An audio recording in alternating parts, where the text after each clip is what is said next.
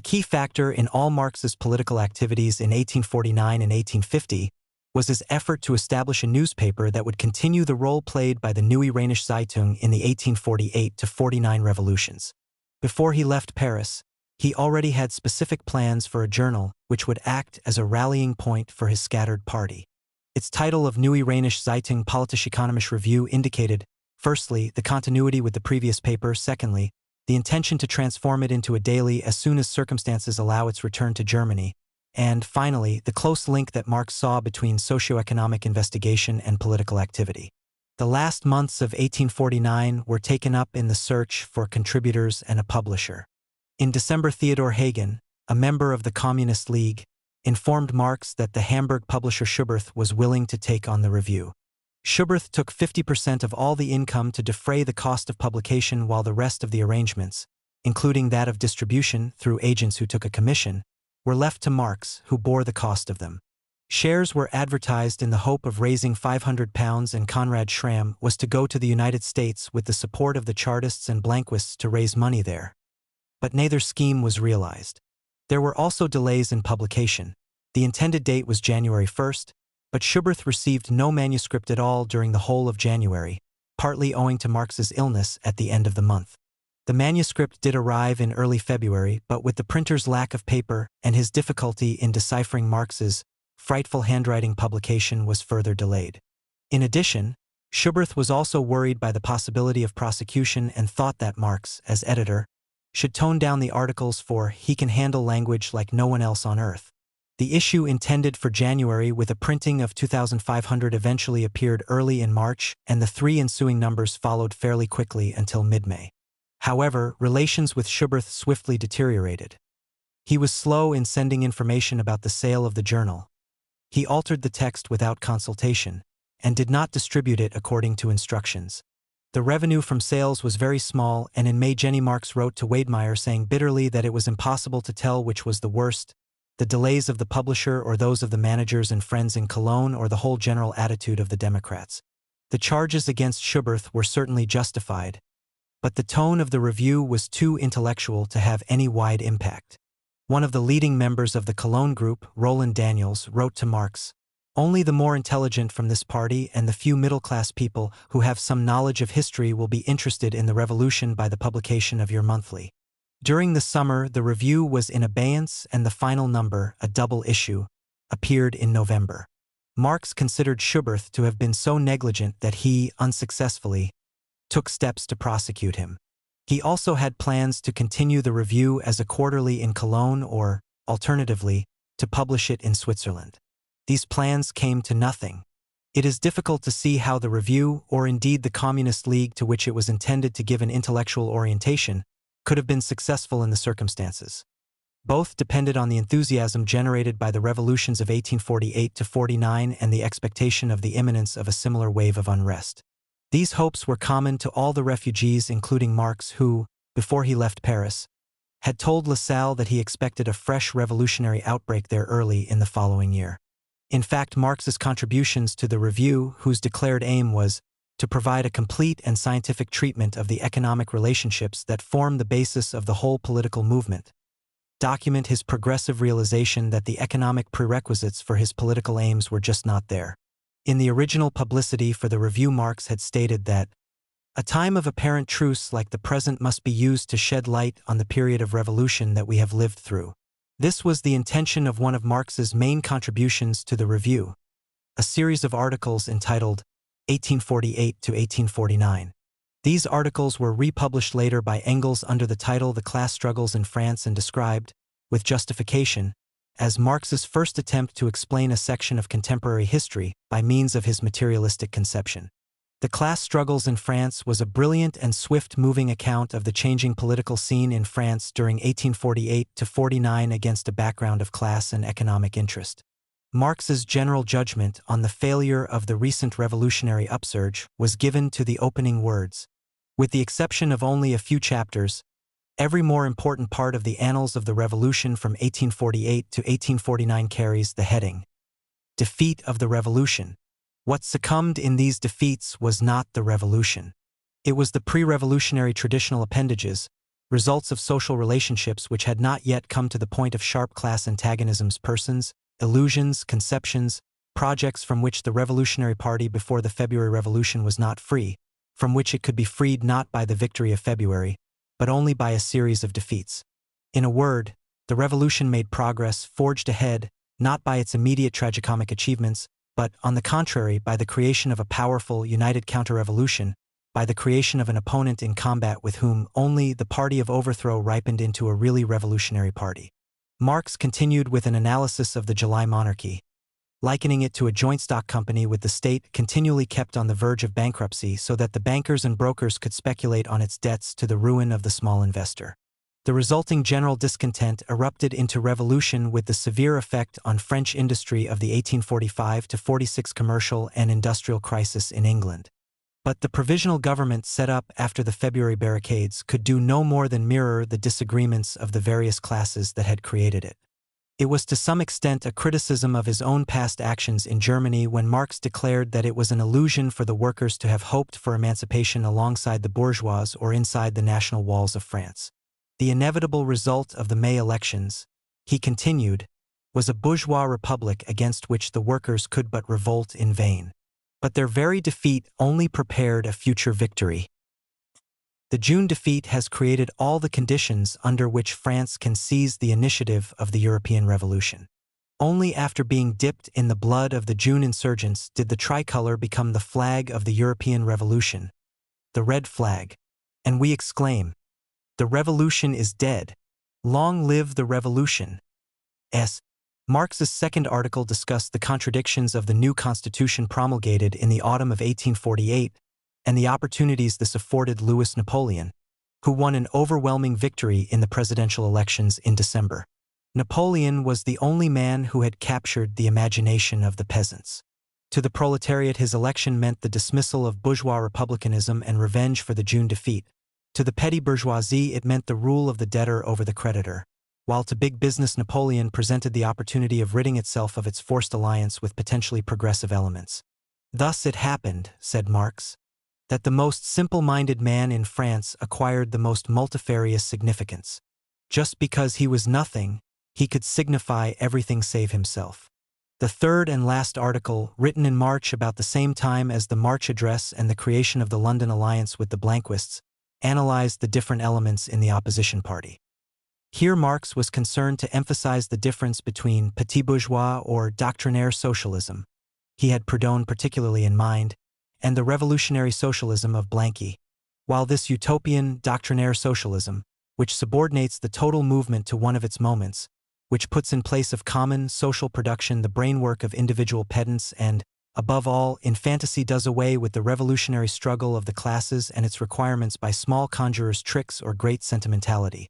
While this doctrinaire socialism, which at bottom only idealises present society, takes a picture of it without shadows and wants to achieve its ideal, athwart the realities of present society, while the proletariat surrenders this socialism to the petty bourgeoisie, while the struggle of the different socialist leaders among themselves sets forth each of the so-called systems as a pretentious adherence to one of the transit points of the social revolution as against another, the proletariat rallies more and more round revolutionary socialism, round communism, for which the bourgeoisie has itself invented the name of Blanqui.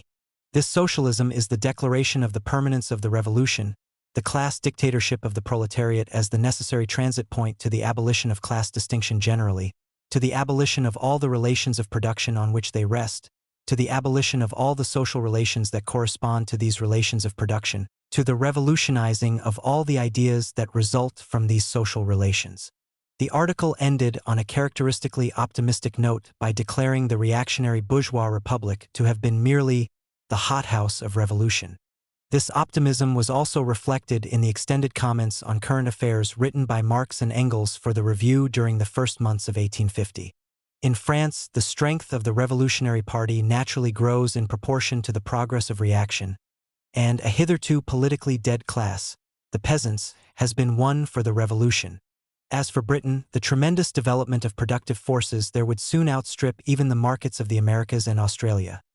A panic would ensue at the latest in July or August, bringing with it a crisis which, because it must coincide with great clashes on the continent, will produce results quite different from all previous ones. Marx was insistent, now as later, that the industrial crisis would bring revolution, not the other way round. He wrote to Wedemeyer in December 1849 that the outbreak of a revolution before the next crisis would, in my opinion, be a misfortune because just now, when business is still expanding, the working masses in France, Germany, etc., are perhaps revolutionary in word but certainly not in reality. There followed far-sighted comment on the industrial potential of the United States inspired by an event more important than the February Revolution, the discovery of gold in California. The flow of population westwards and the incredible growth of the railway system showed that New York and San Francisco were usurping the place in world trade hitherto held by London and Liverpool. Marx continued, "The fulcrum of world commerce, in the Middle Ages Italy, more recently England, is now the southern half of the North American continent. Thanks to the gold of California and to the tireless energy of the Yankees, both coasts of the Pacific will soon be as thickly populated, as industrialized and as open to trade as the coast from Boston to New Orleans is now. The Pacific Ocean will then play the same role the Atlantic Ocean is playing now and the role that the Mediterranean played in the days of classical antiquity and in the Middle Ages, the role of the great water highway of world commerce, and the Atlantic Ocean will sink to the level of a great lake such as the Mediterranean is today. The only hope for Europe of avoiding industrial, commercial, and political dependence on the United States was a revolution which would transform the mode of production and intercourse in accordance with the needs of production arising from the nature of modern productive forces, thus making possible the development of new forces of production which would maintain the superiority of European industry and counteract the disadvantages of geographical situation." Marx finished the article with a remark on the recent beginning of Chinese socialism and the social upheaval brought about by contact with the West, an upheaval that must have the most important results for civilization. The second article on current affairs comment, written in April, dealt more specifically with the possibilities of revolution in Europe. Marx thought he saw an approaching crisis in Britain due to overinvestment, particularly in the key wool industry. The interaction of this crisis with the imminent upheavals on the continent would give to the latter a pronounced socialist character.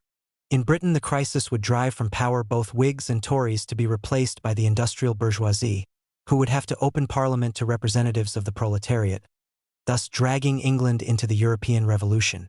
A note added later, just as the review was going to press, admitted that there had been a slight betterment in the economic situation in the early 1850s but declared, nevertheless, that the coincidence of commercial crisis and revolution is becoming ever more unavoidable.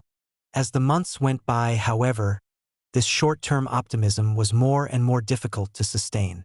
It was to be entirely dispelled by the systematic study of the economic history of the previous 10 years that Marx undertook in the summer of 1850. In June of that year, Marx obtained the ticket to the reading room of the British Museum that he was to use so often in the years ahead. His reading there in July, August, and September consisted mainly in back numbers of the London Economist.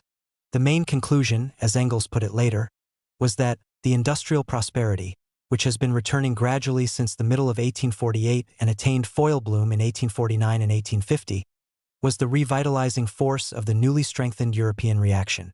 The results of this study were set down in detail in the long current affairs comment written in October for the last number of the review. Marx declared bluntly, "The political agitation of the last 6 months is essentially different from that which immediately preceded it. The real basis for this change was the period of prosperity that had begun in Britain in 1848. The crisis of 1845 to 46 had been due to overproduction and the accompanying overspeculation in railways, corn, potatoes, and cotton.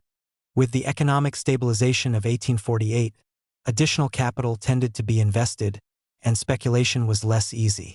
The most striking evidence of this temporary prosperity was the plans for the Pantheon in the modern Rome, the Great Exhibition of 1851. This prosperity was paralleled in the United States, which had profited from the European depression and the expanding market in California. Newly prosperous Britain and America had in turn influenced France and Germany, both of which were dependent on the economic situation in Britain, the demiurge of the bourgeois universe.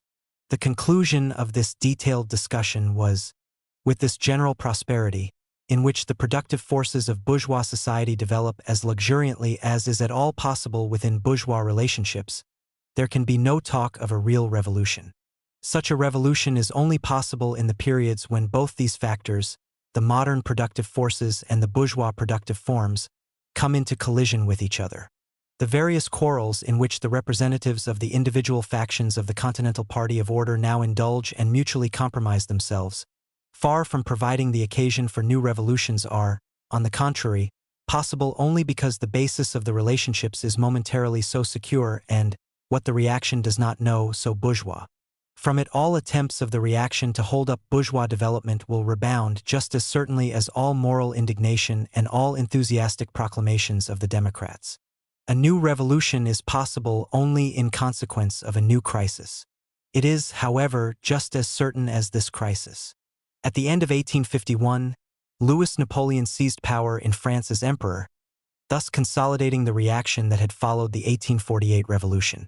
Marx immediately composed a series of articles which were published by his friend Wedemeyer in a short-lived New York journal under the title The 18th Brumaire of Louis Bonaparte.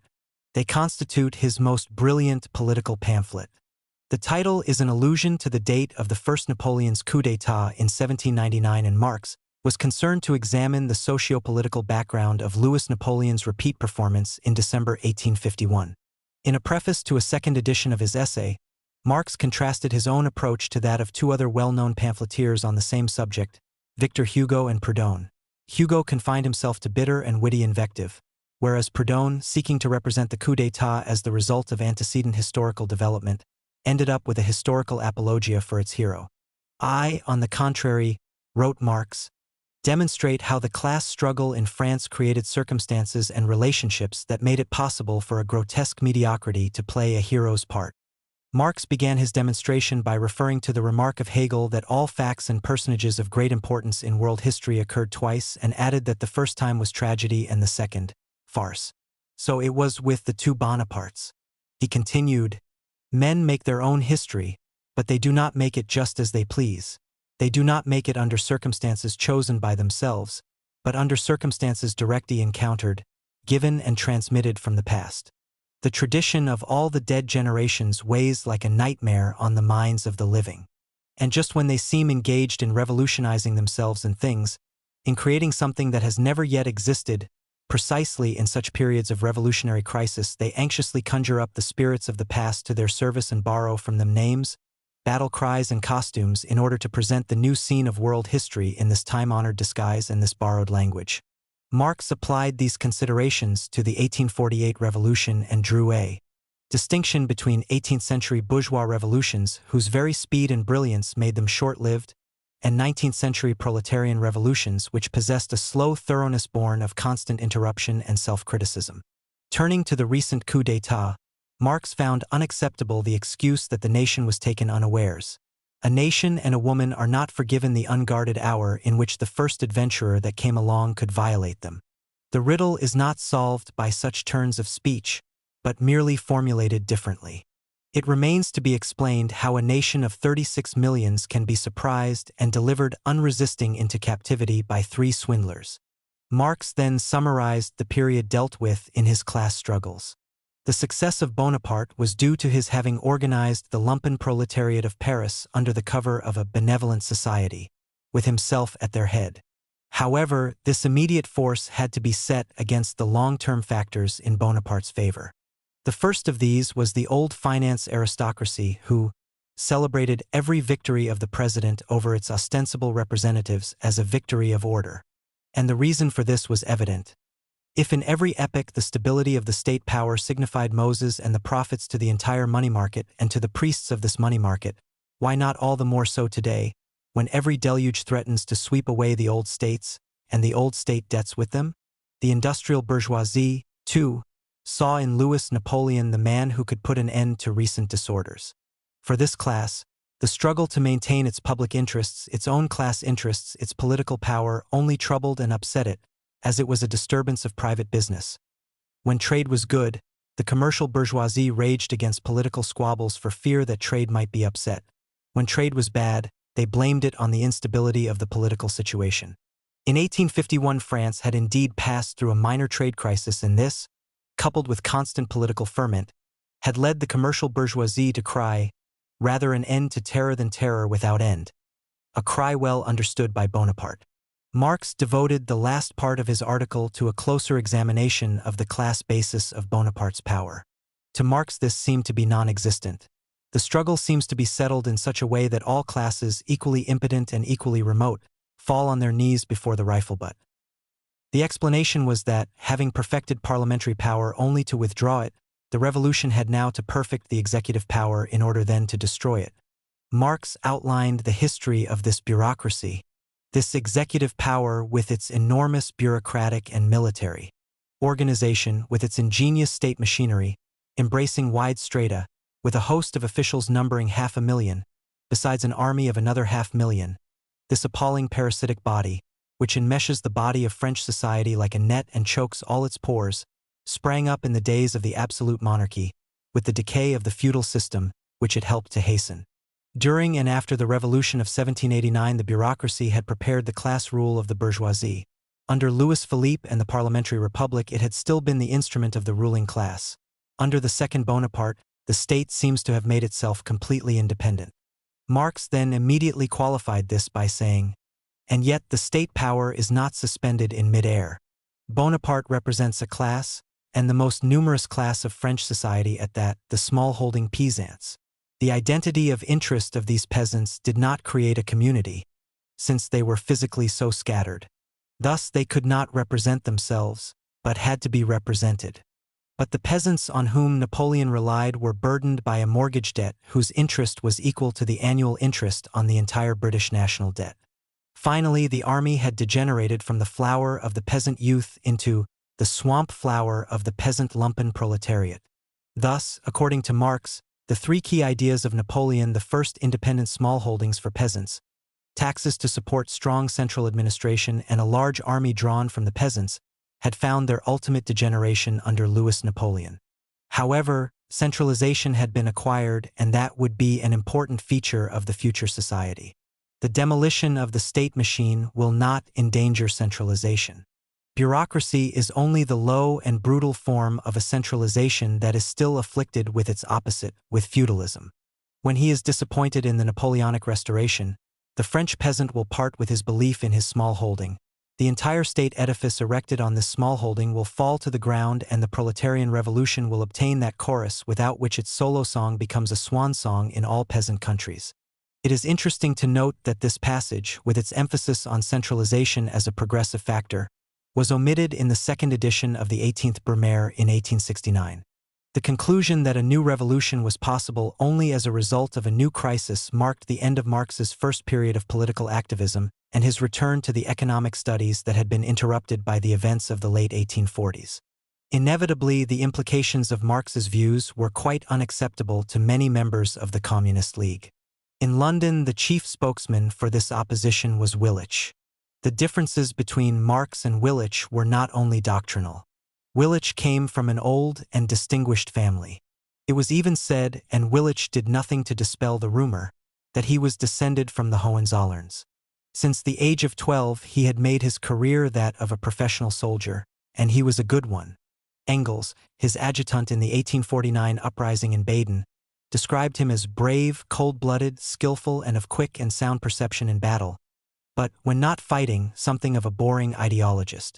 Willich seems to have made an unfortunate impression on the Marx household on his arrival in London by bursting in on them very early in the morning with colorful attire and excessive bonhomie. Jenny even thought that Willich was out to seduce her. "He would come to visit me," she wrote later, "because he wanted to pursue the worm that lives in every marriage and lure it out."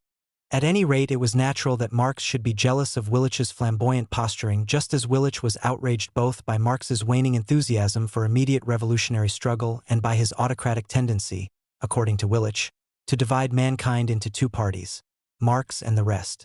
There was also an increasingly unfavorable contrast made by Willich's friends between intellectuals such as Marx, who lived with his family, studied in the British Museum and lectured on economic theory, and practical men like Willich, who lived a bachelor among the refugee workers, shared their hardships and thought that all problems were really so simple. Marx might command the distant respect of the workers, but it was Willich who won their devotion. These differences soon caused dissension in the Central Committee of the Communist League, of which Willich had become a member on the suggestion of Marx himself. In the spring of 1850, Willich quarreled violently with Engels and refused attempts by the Central Committee to mediate between them. In August, Marx opposed Willich's suggestion to the Central Committee that they form a united front with other democratic refugee organizations. The same divergence of opinion occurred in the Committee for Refugees. Here, when Willich found himself in a minority of one, he resigned and took the dispute to a general meeting of the association where he gained the support of the majority.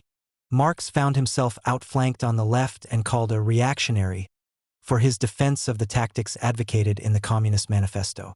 Thus fortified, Willich returned to the attack in the Central Committee on September 1st, and passions were so roused that Willich challenged Marx to a duel. Marx had moved a long way since his student days in Bonn and disdained the suggestion, but Konrad Schramm, whom Marx described as the Percy Hotspur of his group, challenged Willich in turn, despite Marx's dissuasions. Dueling was outlawed in England, so they took the night boat to Ostend, Willich being accompanied by Barthélemy. Liebknecht has left an account of what followed. In the evening of the following day, the door of Marx's house was opened. He was not at home, only Mrs. Marx and Lenchen, and Barthélemy entered bowing stiffly and replying with a sepulchral voice to the anxious question, "What news?" Schramm a une balle dans la tête. Schramm has a bullet in his head, whereupon bowing stiffly once more he turned and withdrew. You may imagine the fright of the half-insensible lady. She knew now that her instinctive dislike had not deceived her. 1 hour later she related the sad news to us. Of course, we gave up Schramm for lost. The next day, while we were just talking about him sadly, the door was opened and in came with a bandaged head but gaily laughing the sadly mourned one, and related that he had received a glancing shot which had stunned him. When he recovered consciousness, he was alone on the sea coast with his second and his physician. Willich and Barthélemy had returned from Ostend on the steamer, which they had just been able to reach. With the next boat Schramm followed. A split was unavoidable, particularly as Willich had, on his own authority, summoned a general meeting of the London members of the League. Marx therefore resigned from the Refugee Committee and opened the final meeting of the Central Committee, held on September 15th, with a long speech from the chair containing 3 proposals. Firstly, he suggested that the Central Committee be transferred to Cologne. He had opposed the suggestion made previously by Schopper that Cologne be made responsible for Germany, but now the division in London was so great that effective leadership could no longer be given from Britain. Secondly, the new Central Committee should make new statutes, since the original statutes of 1847 and the weakened ones of 1848 were neither up to date nor respected by large sections of the League. Thirdly, there should be 2 completely separate groups in London, both linked directly to the Central Committee in Cologne. This was necessary to preserve the unity of the League, for the views recently expressed by the minority showed that there were important differences of principle between the 2 groups. Marx continued, "A German national approach pandering to the nationalism of the German manual workers has replaced the universal approach of the Manifesto. Will is put forward as the chief factor in revolution instead of real relationships. We say to the workers, you have 15, 20, 50 years of civil war to go through to change the circumstances and fit yourselves for power. You say instead, we must gain power immediately or we can go to sleep. The word proletariat is now used as an empty word, as is the word people by the Democrats. To give this phrase any reality, all petty bourgeois had to be declared proletarians, which meant in fact that we were representing the petty bourgeois and not the proletariat." Marx concluded by saying that the majority would be within its rights in expelling the minority from the League, but that this would be detrimental to the interests of the party, whose unity he had found a way of preserving while at the same time separating the 2 factions. There were at most 12 people he would like to see in his group, and he would naturally resign from the association. Schopper followed with an impassioned and rather inarticulate speech. He declared himself in favor of Marx's first 2 proposals but disagreed with the third, which he regarded as far too subtle. They should split into 2 leagues, one for those who work with the pen, the other for those who work differently. Finally, he could not accept that the bourgeoisie would come to power in Germany, as this robbed the proletarian movement of its whole purpose. Marx replied by insisting that his proposal ensured a complete separation while preserving the unity of the League. He then took up Schopper's point about the next revolution. If the proletariat came to power, It would employ measures that were petty bourgeois, not directly proletarian. Our party can only become the governing one when circumstances allow it to carry out its own views. Louis Blanc gives the best example of coming to power too soon. Moreover, in France, it is not the proletariat alone but also the peasants and petty bourgeois who will come to power, and the measures taken will have to be common to them all, not those of the proletariat alone. After Icarius had supported Marx, Willich left the room without a word, and Marx's proposals were adopted, being supported by 6 out of the 10 possible votes. The Cologne group, having now achieved, with Marx's agreement, its ambition of being in charge of the League, was spurred to fresh activities, though the Willich-Schopper group probably commanded the loyalty of most of the League members in Germany. Marx duly got the new statutes accepted by a General Assembly of the London members.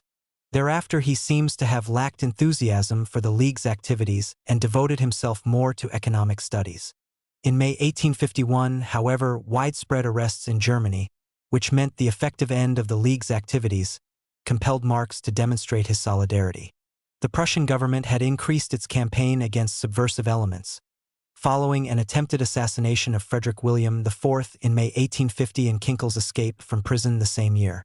Peter Nothjung, a journeyman tailor and a member of the Cologne Central Committee, was arrested in Leipzig while traveling on League business. On his person were found copies of the Communist Manifesto, Marx's March Address, the Cologne Address of December, the new statutes, and a list of addresses which enabled the authorities to arrest the 10 other members of the Cologne Committee. The prosecution was not at first successful. Following the arrests, 6 months of investigation revealed no more than that the accused were members of a propaganda society and failed to show any conspiracy or plot to overthrow the regime, and the judicial authorities in the Rhineland, who retained from the French occupation a more liberal legal system and an antipathy to Prussia, duly declared that there was not enough evidence to justify a trial.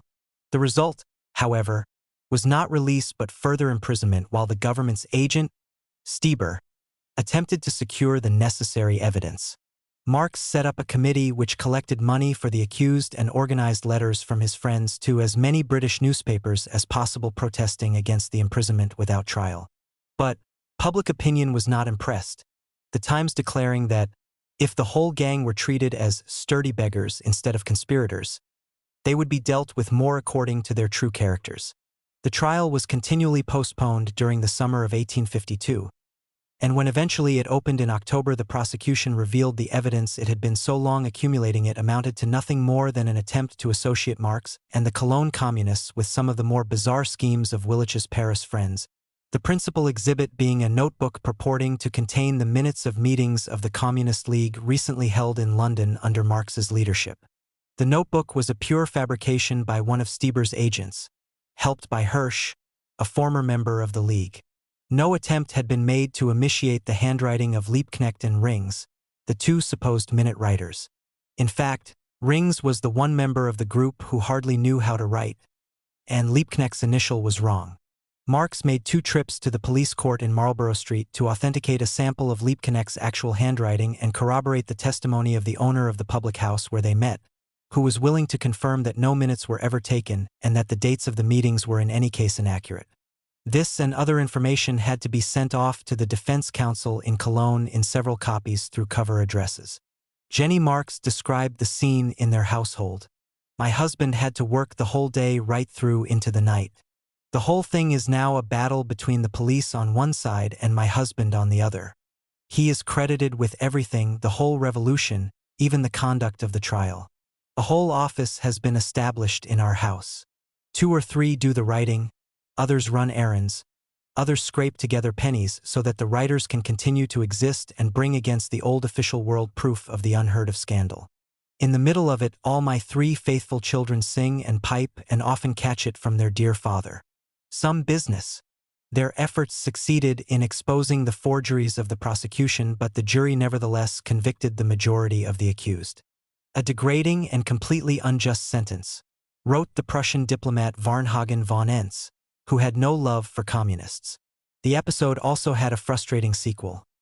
During the trial, Marx had begun to write an article putting the main facts of the case before the public. Typical of Marx's drafts, this had grown into a small book to which he gave the title Revelations about the communist trial in Cologne. As well as extensively documenting Prussian police methods, he publicized the split in the Communist League. For Marx felt compelled to dissociate himself from the plots and conspiracies of the Willitschapper faction. He explained that his group intended to build the opposition party of the future, and would thus not have any part in conspiracies to produce immediate revolutionary overthrows. 2,000 copies, printed in Switzerland, were smuggled across the border into Prussia and stocked in a small village. But they were soon discovered and all confiscated by the police. With the arrest of the Cologne Committee, the League ceased to exist in Germany in an organized form.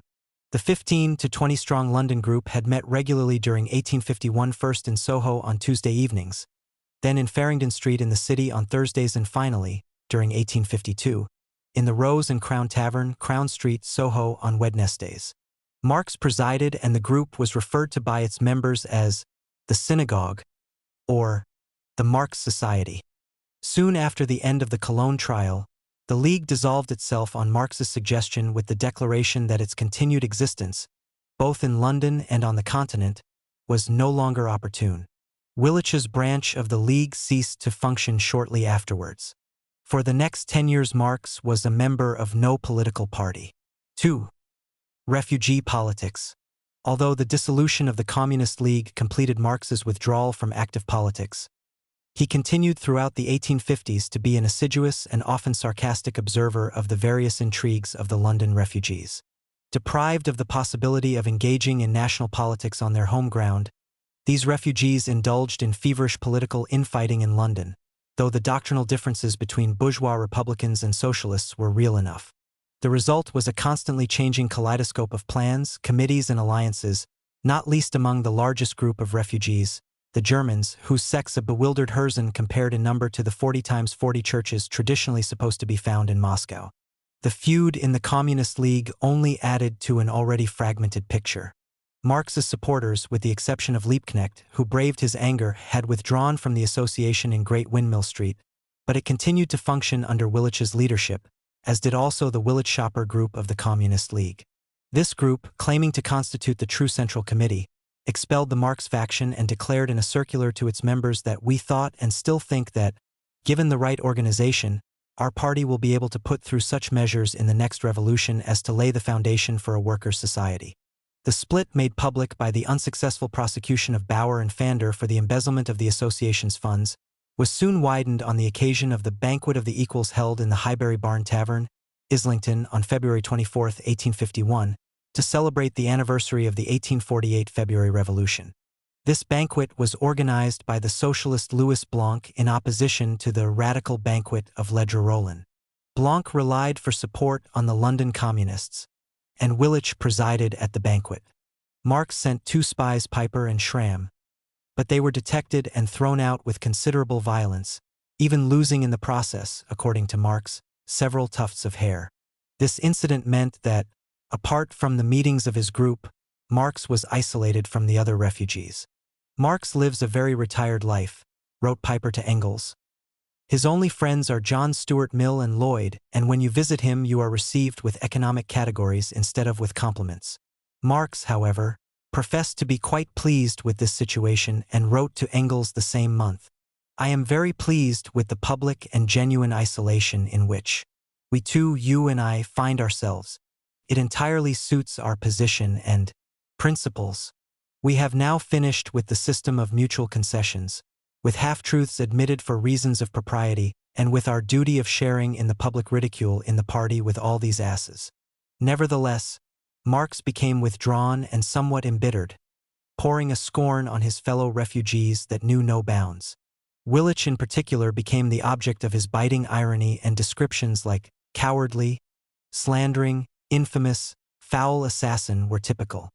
At the same time, Marx could not help seizing on every scrap of information concerning the refugees' activities, and even occasionally personally indulging in the intrigues he so much despised. Late in 1850, for example, Schramm had written Willitsch a letter containing fantastic plans for revolution in Germany and inviting Willitsch to take charge. He signed it with the name of Hermann Becker of the Cologne Group. Willitsch fell into the trap and replied with bold plans for immediate revolution. Marx foresaw an excellent opportunity to ridicule Willich and attempted to get the letters from Willich, but without success. Marx's bitterness was increased by Willich's alliance with Jesus Christ Kinkel, as Marx liked to call him, who had arrived in London at the end of 1850, his prestige as a young revolutionary writer even further enhanced by a remarkable escape from his Prussian jail. Kinkel frequented the smart colony of German refugees in St. John's Wood, gave public lectures at a guinea a head, and soon earned enough money to present his wife with an Everard grand piano. More grandiose plans followed. In late 1851, Willich and Kinkel produced a scheme, inspired by Mazzini's highly successful Schilling Fund for European Democracy, for a German revolutionary loan to further the coming Republican Revolution, and Kinkel departed for America to publicize it. The target was $2 million, but only a few thousands were actually lent which, after causing yet more dissension among the refugees, found their way into the vaults of the Westminster Bank in London, to be used, years later, to help found the German Social Democrat Party. A brief attempt made in August 1851 to unite the refugees was unsuccessful, and the split remained between the two main factions, the radical Republicans led by Marx's old enemy Rouge, and the Socialists led by Kinkel and Willich. At the end of 1851, the arrival of more refugees from Germany coincided with a growing dissatisfaction within the association over Willich's policies. The arrest of his Paris supporters and Napoleon's coup d'état made his revolutionary plans less and less plausible. Dissatisfaction was increased by Marx who, through Liebknecht, spread the rumor that Willich was concealing money destined for the refugees. In December, some workers who, with Marx's approval, had formed an opposition group in the Great Windmill Street Association, seceded and set up a new association with statutes drawn up by Marx.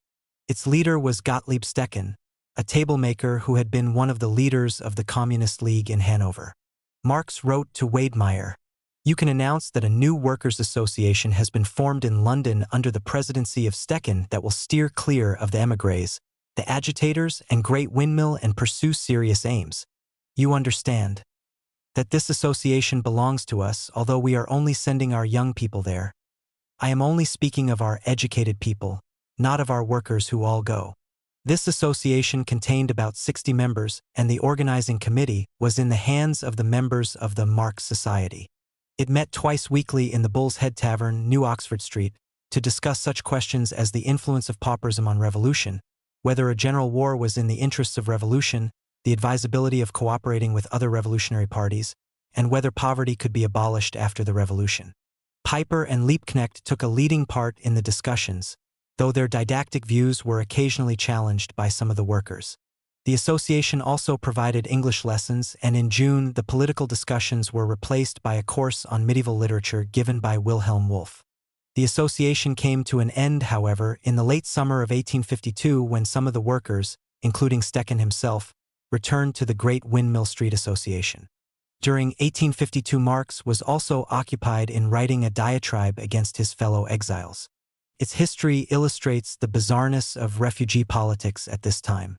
In February 1852, Marx was approached by a Hungarian colonel named Banya, whose acquaintance he had made 2 years previously when the Communist League was trying to enter into alliance with other revolutionary bodies.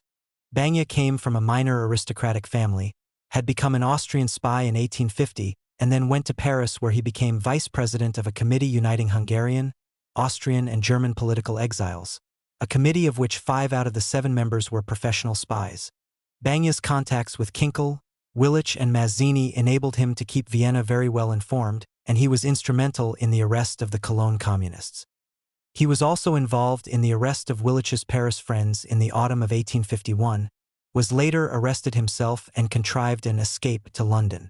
At his meeting with Marx there in February, Banya avoided party politics and promised Hungarian help for Wedemeyer's paper. Marx was impressed and agreed to Banya's request for some short biographical sketches of the German refugee leaders to be used by the Hungarians in Paris. At the end of May, Banya informed Marx that he had found a German publisher willing to pay £25 for extended versions of the sketches. Marx did not suspect any trap. Banya had recently refused his invitation to attend a meeting of the Communist League, and set to work. At first he was helped by Ernst Dronk, a former member of the staff of the Neue Rheinische Zeitung, and later by Engels. Marx spent a month with Engels in Manchester in May when the final draft was composed. "We are crying with laughter at the pickling of these blockheads," Marx wrote to Jenny. Once the manuscript had been delivered, however, the publication date was repeatedly delayed. Banya's excuses sounded more and more implausible, and inquiries revealed that the publisher Banya had mentioned did not exist. Finally, Marx came to the conclusion that the manuscript had been sold to the authorities in Germany. In August 1852, a further episode occurred which showed to what lengths Marx was prepared to go in his vendettas against the refugees. The rumor had reached Marx that on his American trip Kinkel had referred to Engels and himself as two down-and-outs who had been thrown out of the London pubs by the workers. He wrote to Kinkel, "I await your explanation by return. Silence will be treated as an admission of guilt." Kinkel did reply by return that he wanted nothing more to do with Marx in view of Marx's article in the Review attacking him while still in jail. Marx should not, he continued, trust hearsay, but if he chose to do so, the due processes of law were open to him. Convinced that Kinkel would not look at anything with a Soho postmark, Marx got Lupus in Windsor to post a letter to him, written on paper in the shape of a billet doux with a bunch of roses and forget-me-nots printed on it in color. The letter named Marx's sources of information for the American venture and claimed that Kinkel's letter provided a new and striking proof that the said Kinkel is a common and cowardly priest. By the end of 1852, the feuds among the refugees began to cool off. Engels wrote that when he was with Marx at Christmas, "We made a point of going without any fuss into the middle of the crowds in the Kinkel-Willitruge pubs, which we would not have been able to risk without a brawl 6 months previously." Kinkel's popularity was on the decline since the relative failure of his American trip and the squabbles over the money. Willich's reputation was destroyed more swiftly. Baroness von Breinink, who held a salon for the German refugee leaders in St. John's Wood, alleged that Willich had made improper advances to her. He left for America very soon afterwards. His quarrel with Marx did not immediately cease, for Willich felt compelled to reply to the accusations against him in Marx's Revelations with a long article entitled, "Dr. Marx and His Revelations," to which Marx responded with a sarcastic pamphlet, "The Night of the Noble Mind." There the quarrel stopped. Willich became a journalist in Cincinnati, reviewed Marx's later writings favorably, and studied Hegel. He was decorated during the Civil War, marched with Sherman to Atlanta, and left with the rank of Major General. He finally settled in St. Mary's, Ohio, where he became one of its most active and respected citizens, his funeral being attended by more than 2,500 people. Marx was not a man to pursue a quarrel interminably. He hesitated before including the section on the Willitschopper faction in the second edition of the Revelations in 1875, and wrote in the preface that, in the American Civil War, Willich demonstrated that he was something more than a weaver of fantastic projects. Although the leaders of the different national refugee groups did, in contrast with the rank and file, mix quite freely with each other, Marx's contacts with them were very sparse. He had been in close touch with the Blanquists in 1850, but they sided with Willich when the Communist League split. Louis Blanc, whom Marx considered more or less an ally after 1843, had also gone over to Willich on the occasion of the February banquet. Marx did receive an invitation to a similar banquet the following year, but sent Jenny in his place. He was not impressed by her report of the dry meeting with the trappings of tea and sandwiches. The Italian refugee leader Mazzini was dubbed by Marx the Pope of the Democratic Church in Party Bus, and he criticized his policies in a letter to Engels as follows: "Mazzini knows only the towns with their liberal aristocracy and their enlightened citizens. The material needs of the Italian agricultural population, as exploited and as systematically emasculated and held in stupidity as the Irish, are naturally too low for the phraseological heaven of his cosmopolitan, neo-Catholic ideological manifestos. It needs courage, however, to inform the bourgeoisie and the aristocracy that the first step towards the independence of Italy is the complete emancipation of the peasants and the transformation of their semi-tenant system into free bourgeois property." As for the other prominent refugee leader, the Hungarian Kossuth, Marx considered him a representative of an obscure and semi-barbarous people still stuck in the semi-civilization of the 16th century. The only national group with which Marx had any prolonged contact were the Chartists. By 1850, the slow process of disintegration that had affected the Chartist movement after its climax and failure in 1848 was already well advanced. At the same time, repressive government measures had radicalized Chartism, and among the two most influential of its radical leaders in the early 1850s were George Julian Harney and Ernest Jones. Harney was the orphaned son of a Kentish sailor and had been in Chartist journalism all his life. Engels had met him as early as 1843 when Harney was editing the Northern Star. He was the most internationally minded of the Chartist leaders, and this, together with his republicanism, led to his forced resignation from the Star in 1850. He then started his own paper, the Red Republican, later renamed the Friend of the People, which in November 1850 published the first English translation of the Communist Manifesto of citizens Karl Marx and Friedrich Engels. A similarity in outlook, combined with the fact that Harney had a mass following and a newspaper, induced Marx to attempt a close collaboration with him. But Harney was above all a pragmatist and, while willing to join Marx and the Blanquists in the World Society of Communist Revolutionaries, he was at the same time embarking on a course that was bound to estrange him from Marx. By the summer of 1850, Harney had become convinced of the necessity of allying the National Charter Association with the expanding, but not so radical, cooperatives and trade unions. The immediate cause of their estrangement was Harney's indiscriminate enthusiasm for the various refugee groups in London who could all rely on getting their views published in the Friend of the People.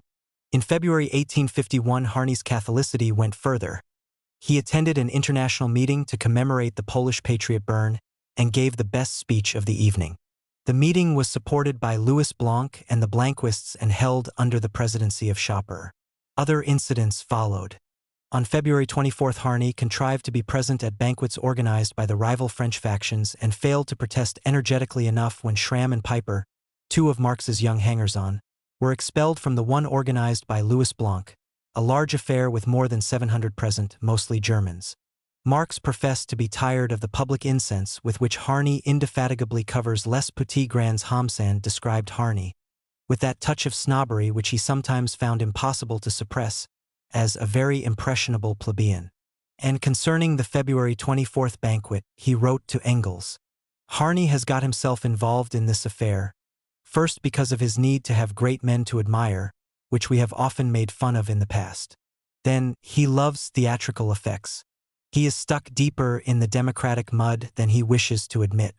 He has a double spirit, one which Friedrich Engels made for him and another which is his."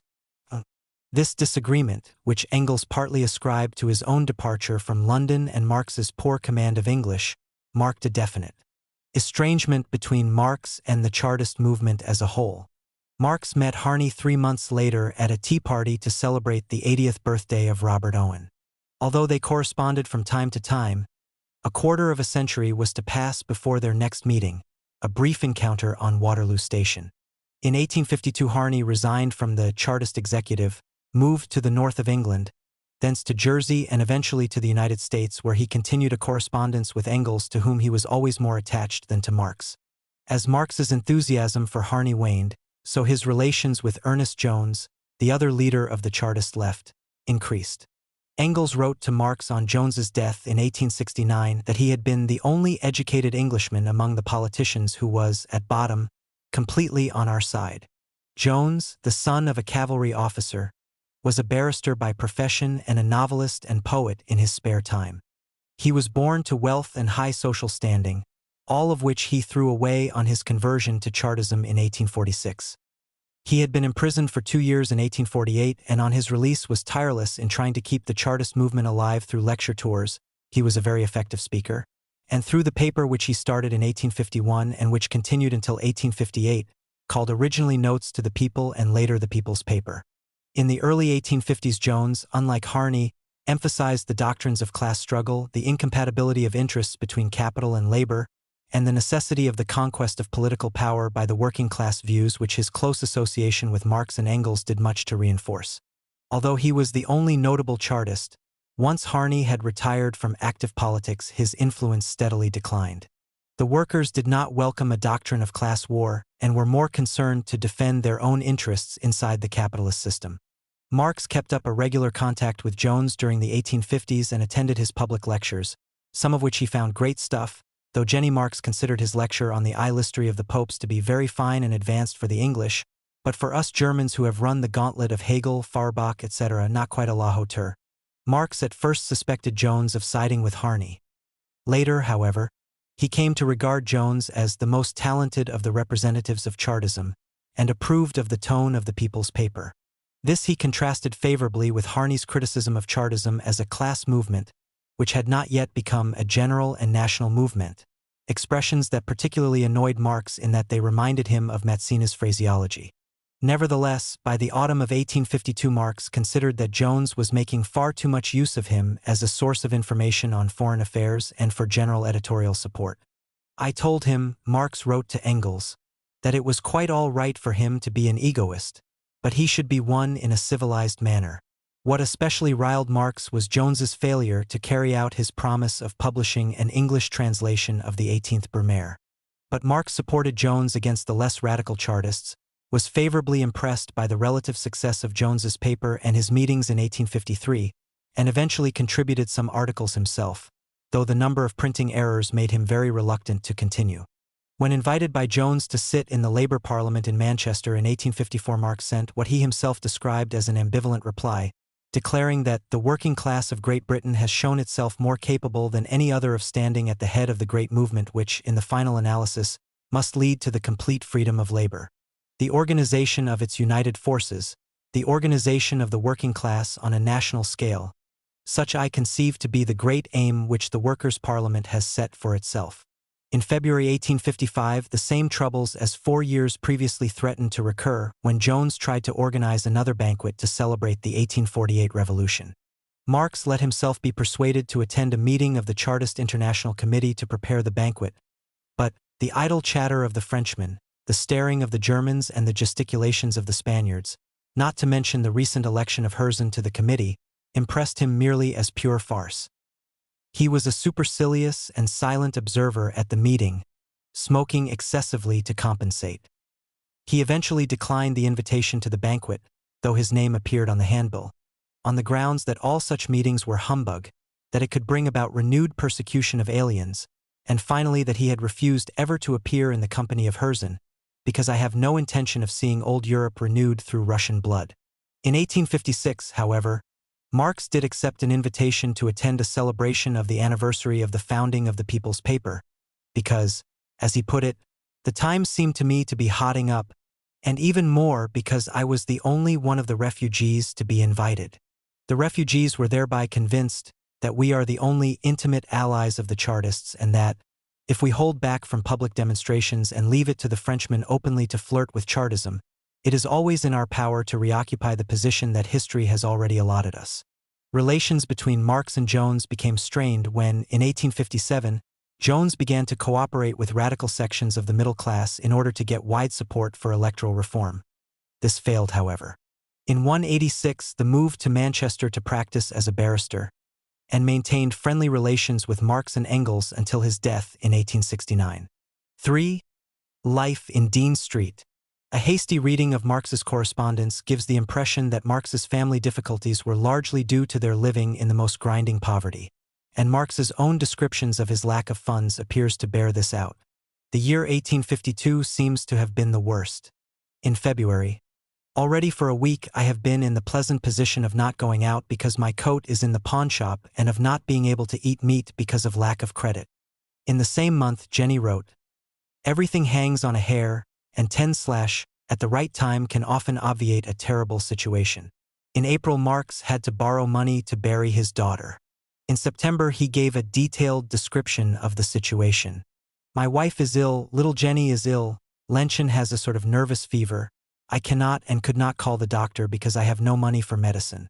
For 8 to 10 days I have fed the family on bread and potatoes of which it is still questionable whether I can rustle up any today."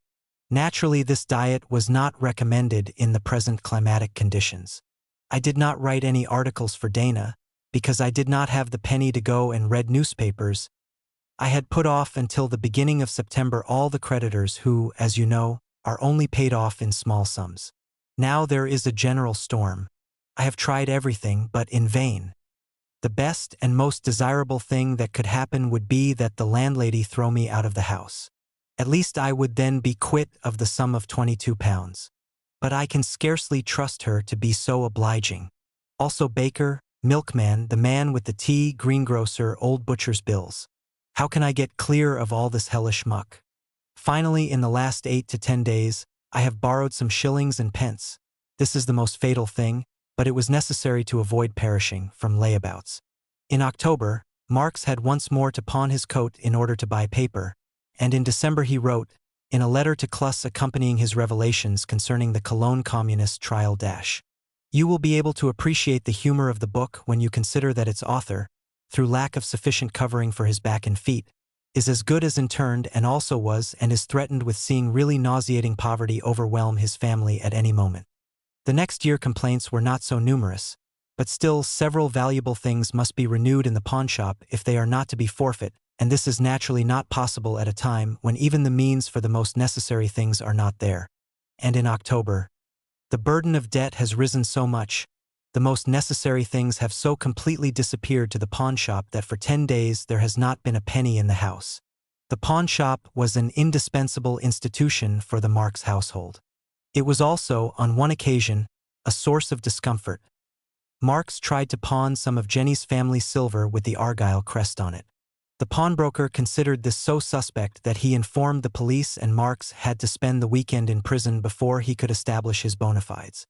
In the summer of 1855 more drastic measures were required, and Marx retired with his family to a manse house in Camberwell, partly to avoid Dr. Freund, who was prosecuting him for non-payment of a bill. He spent from September to December incognito with Engels in Manchester for the same reason. However, a closer examination of Marx's revenues gives the strong impression that his difficulties resulted less from real poverty than from a desire to preserve appearances, coupled with an inability to husband his financial resources. This is certainly what one would expect from Marx's incapacity to manage the large sums of money that he had previously received and was again to receive in the 1860s. On his arrival in London, Marx was quite prepared to rent a flat in Chelsea that was very expensive. More than twice the rent Marx eventually paid for a house when he moved out of Dean Street. It was the failure of the Neue Rheinische Zeitung Review that finally reduced his income to nothing. He put a lot of his own money into the production of this journal, got virtually none of it back, and in October 1850 was obliged to ask Wedemeyer to sell all the silver, apart from a few items belonging to little Jenny, that his wife had pawned a year previously in order to buy her ticket to Paris. Luckily, he had some generous friends, and a simple calculation seems to show that in the year previous to the arrival of the first check from the New York Daily Tribune, presumably the year in which his income was at its lowest, Marx received at least £150 in gifts. Since this is only the money mentioned in surviving correspondence, the total sum was probably considerably more. It came from various sources. Engels and Marx's Cologne friends through Daniels were the chief contributors. Worth and LaSalle also gave sums. One of Jenny's cousins sent Marx £15, and Freilagrath gave Marx £30, which he had obtained on the pretense of urgent party needs from some friends who willingly aid our cause. Marx was insistent that this help should come only from his close friends. As Jenny said, "My husband is very sensitive in these matters and would sooner sacrifice his last penny than be compelled to take to democratic beggary." In the early 1850s, the cost of living was in fact falling, and £150 was considered quite an adequate income for a lower middle-class family with 3 children. Freilagrath, whose family circumstances were similar to those of Marx, earned less than £200 a year and yet boasted that he had never been without the luscious beefsteak of exile. By 1852, Marx's financial position improved in that he had a regular income as London correspondent of the New York Daily Tribune. Although small in 1852, this amounted to £80 in 1853 and more than £160 in 1854. The revenue from the New York Daily Tribune dropped during 1855 and 1856, but Marx began corresponding for the Neue Oder Zeitung at the end of 1854 for about £50 a year. This was, of course, supplemented by Engels and Wood, until the arrival of large sums in 1856, have been a tolerable income, had it been carefully managed. But Marx was incapable of such management.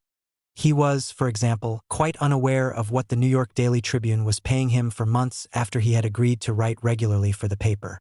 And for his biggest literary success in these years, his anti-Palmerston broadsheets, which initially sold 15,000 copies and went into a second edition, he did not manage to get a single penny.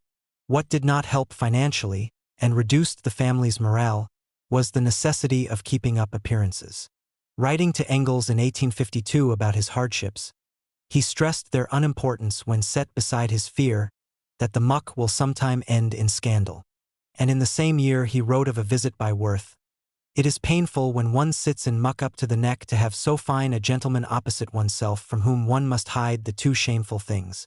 Marx's creditors were quite naturally angry in 1854, when he spent considerable sums on Jenny's trip to Trier, which necessitated all sorts of new outfits because naturally she could not go to Trier in tatters. In May 1856, Jenny inherited about £150 from an uncle in Scotland and went with her children to Trier to see her ailing mother, who died in July. She returned to London in September with an inheritance of about £120, which allowed the family to leave the evil, frightful rooms which encompassed all our joy and all our pain, and move with joyful heart into a small house at the foot of romantic Hampstead Heath, not far from lovely Primrose Hill. When we slept in our own beds for the first time, sat on our own chairs, and even had a parlor with second-hand furniture of a Rococo style, or rather bric-a-brac, then we really thought that we were living in a magic castle. The house, 9 Grafton Laris, which Marx rented for £363 a year, was a narrow, terraced building with 3 stories and a basement, making for 8 rooms in all. It was 3 miles from the city center in a brand new development area that was in a few years to be built right over. All the money went to paying off old debts and setting up the house. Typically, Marx did not even have enough money to pay the first quarter's rent, a presage of difficulties to come.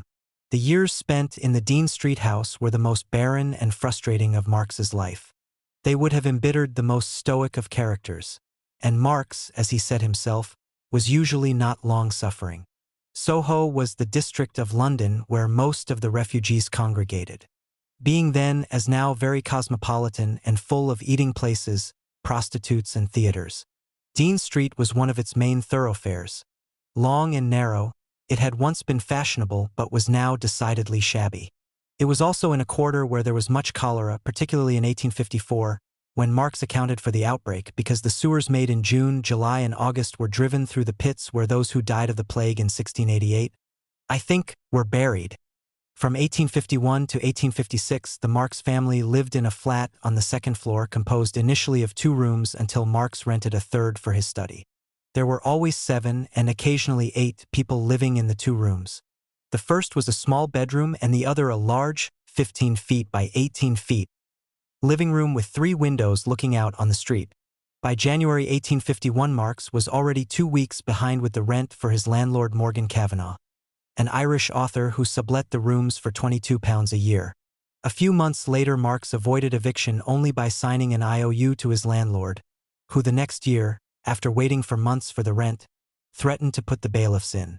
There were no holidays until 1854, when Jenny and the children went to Seiler's villa in Edmonton for a fortnight before going on to Trier. Jenny did write, but without success, to one of the editors of the New York Daily Tribune in the hope that they might be able to provide a house for Marx, their London correspondent. It was only the death of Edgar, combined with the inheritance from Jenny's uncle, that enabled them eventually to move in 1856. The family regularly managed to get out to Hampstead Heath on Sundays, a very popular excursion with Londoners at that time. The Heath, then still in its natural state, was about 1.5 hours' walk from Dean Street, and they aimed to arrive there by lunchtime. Liebknecht has described the outing, the lunch basket of a volume unknown in London, which Lenchen had saved from their sojourn in Trier, contained the centerpiece, a mighty roast veal. Tea and fruit they brought with them. Bread, cheese, and beer could be bought on the Heath. The march itself was generally accomplished in the following order. Head the van with the 2 girls, now telling stories, now executing calisthenics, now on the hunt after field flowers that were not so scarce then as they are now. Behind us some friends. Then the main body of the army.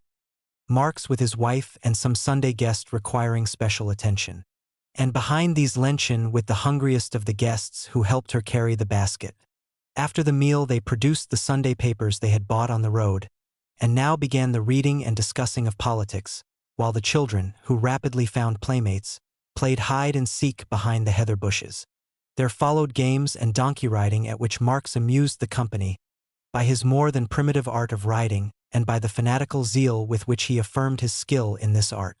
They returned, with the children and Lenchen bringing up the rear, singing patriotic German songs and reciting Dante or Shakespeare. Marx also liked to go out occasionally in the evenings. Sometimes, wrote Liebknecht, it even happened that we relapsed into our old students' pranks. One evening Edgar Bauer, acquainted with Marx from their Berlin time and then not yet his personal enemy in spite of the Holy Family, had come to town from his hermitage in Highgate for the purpose of making a beer trip. The problem was to take something in every saloon between Oxford Street and Hampstead Road, making the something a very difficult task, even by confining yourself to a minimum considering the enormous number of saloons in that part of the city. But we went to work undaunted and managed to reach the end of Tottenham Court Road without accident. There loud singing issued from a public house. We entered and learned that a club of odd fellows were celebrating a festival. Many toasts were exchanged, but when Liebknecht began to claim superior political intelligence for the Germans and Bauer alluded to English cant, fists were brandished in the air and we were sensible enough to choose the better part of valor and manage to effect, not wholly without difficulty, a passably dignified retreat. However, the evening was not finished. In order to cool our heated blood, we started on a double quick march, until Edgar Bauer stumbled over a heap of paving stones. Hurrah! An idea! And in memory of mad students' pranks he picked up a stone, and clash, clatter, a gas lantern went flying into splinters. Nonsense is contagious, Marx and I did not stay behind, and we broke 4 or 5 street lamps. It was, perhaps, 2 o'clock in the morning and the streets were deserted in consequence. But the noise nevertheless attracted the attention of a policeman who with quick resolution gave the signal to his colleagues on the same beat. And immediately countersignals were given. The position became critical. Happily we took in the situation at a glance, and happily we knew the locality. We raced ahead, 3 or 4 policemen some distance behind us. Marx showed an activity that I should not have attributed to him. And after the wild chase had lasted some minutes, we succeeded in turning into a side street and there running through an alley, a backyard between 2 streets, whence we came behind the policeman who lost the trail. Now we were safe. When Engels was in London staying with Marx, the 2 of them used to go out together. Once Engels wrote to Jenny apologizing for having led her husband astray, and was informed that Marx's nocturnal wanderings had brought him such a chill that he had had to stay in bed for a week. Life in the 3 rooms in Dean Street was extremely irregular. The following vivid description, which seems to be largely accurate, was written by a Prussian government spy in 1852. As father and husband, Marx, in spite of his wild and restless character, is the gentlest and mildest of men. Marx lives in one of the worst, therefore one of the cheapest quarters of London. He occupies 2 rooms. The one looking out on the street is the salon, and the bedroom is at the back. In the whole apartment there is not one clean and solid piece of furniture. Everything is broken, tattered and torn, with a half-inch of dust over everything and the greatest disorder everywhere. In the middle of the salon there is a large old-fashioned table covered with an oilcloth, and on it there lie manuscripts, books and newspapers, as well as the children's toys, the rags and tatters of his wife's sewing basket, several cups with broken rims, knives, forks, lamps, an inkpot, tumblers, Dutch clay pipes, tobacco ash, in a word, everything topsy-turvy, and all on the same table. A seller of second-hand goods would be ashamed to give away such a remarkable collection of odds and ends. When you enter Marx's room, smoke and tobacco fumes make your eyes water so much that for a moment you seem to be groping about in a cavern. But gradually, as you grow accustomed to the fog, you can make out certain objects which distinguish themselves from the surrounding haze. Everything is dirty and covered with dust, so that to sit down becomes a thoroughly dangerous business. Here is a chair with only 3 legs. On another chair the children are playing at cooking. This chair happens to have 4 legs.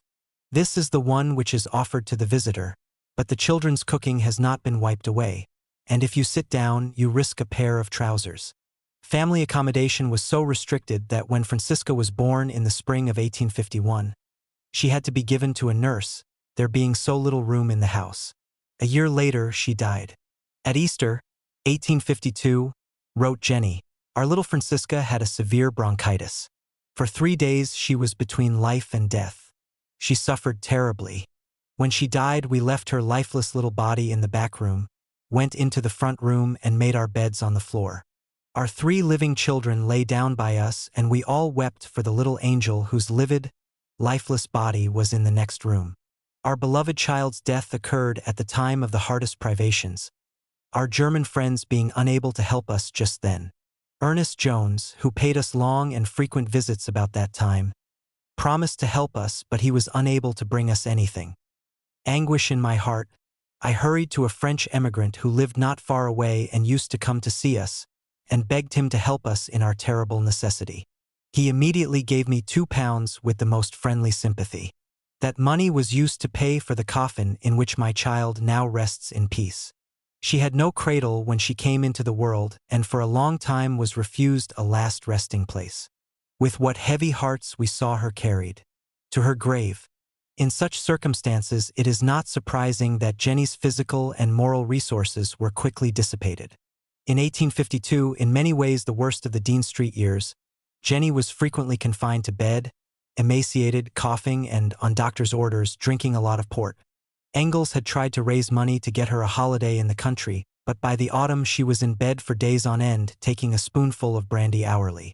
2 years later she was again ill, but cared for herself on the grounds that the doctor's prescription had only served to make her worse. Since Jenny acted as his secretary, these illnesses hindered Marx in his work. Indeed, she participated to the full in all of Marx's activities. She attended meetings as an observer for him, picked out newspaper articles that she thought might interest him, and looked after publishing details when he was away. She was at her most useful when acting as his secretary, writing letters, producing fair copies of his articles for newspapers, his handwriting being illegible, and keeping careful records of the dispatch of his journalism. She was proud of her role as secretary and wrote later, "The memory of the days I spent in his little study copying his scrawled articles is among the happiest of my life." In financial matters, too, Jenny was active. She wrote innumerable begging letters, dealt with the creditors who besieged the house, and even, in August 1850, desperate at the prospect of a 5th child and the future, undertook a trip alone to Marx's uncle, a businessman in Holland. However, the recent revolutionary upheavals had not been good for trade, and the old man was in no mood to help his eccentric nephew, so Jenny returned empty-handed. Temperamentally, she was very unpredictable and liable to go to extremes. Marx wrote to her, "I know how infinitely mercurial you are and how the least bit of good news gives you new life." Mercurial was his favorite word in describing Jenny's character. But with the passage of years she found it increasingly difficult not to be submerged by her oppressive surroundings. In the summer of 1850 Marx wrote to Wedemeyer, "You must not take amiss the excited letters of my wife. She is suckling, and our situation here is so extraordinarily miserable that it is pardonable to lose one's patience." At the death of her first child in November 1850, Jenny was quite beside herself and dangerously overwrought. The following year Marx described her as being ill more from bourgeois than physical causes. A few months later he wrote to Engels, "Floods of tears the whole night long tire my patience and make me angry. I feel pity for my wife. Most of the pressure falls on her, and basically she is right. Industry must be more productive than marriage. In spite of everything, you remember that by nature I am not at all patient and even a little hard, so that from time to time my equanimity disappears." In 1854 Marx spoke of the dangerous condition of my wife. The same year she retreated to bed, partly from anger because good Dr. Freund bombarded us once again with dunning letters. The following year, for a week my wife has been more ill with nervous excitement than ever before. Of course, much of the housework was taken over by Helene Demuth.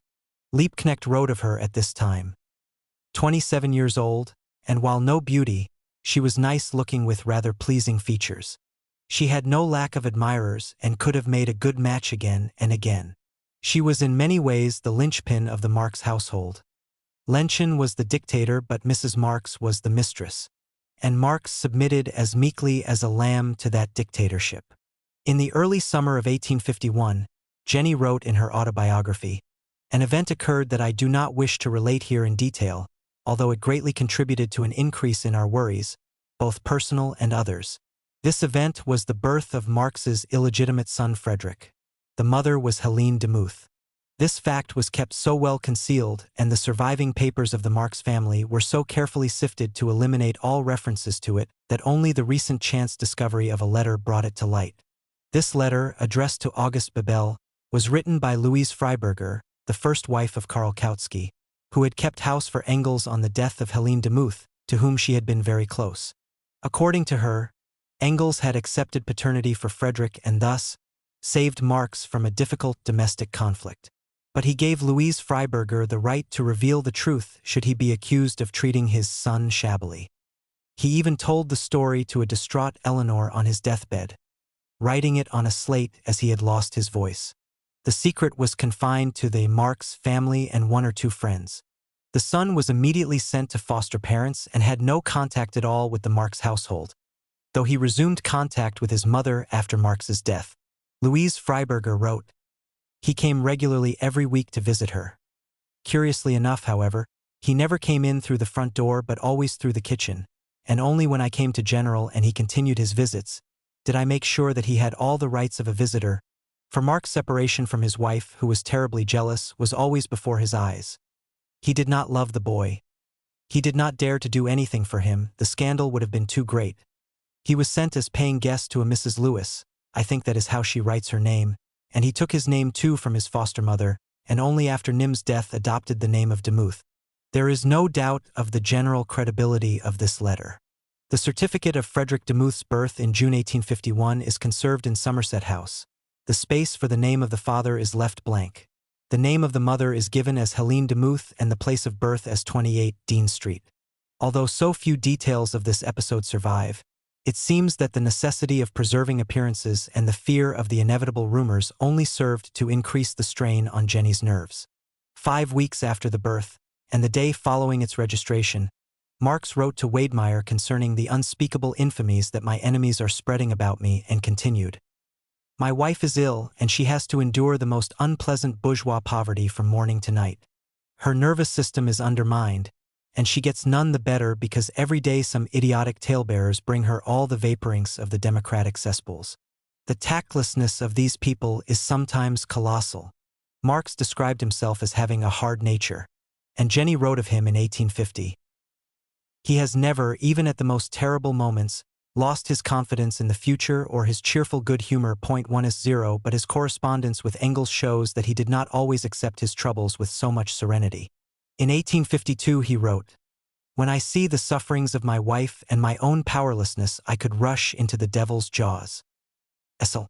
And 2 years later, "I became wild from time to time that there is no end to the muck."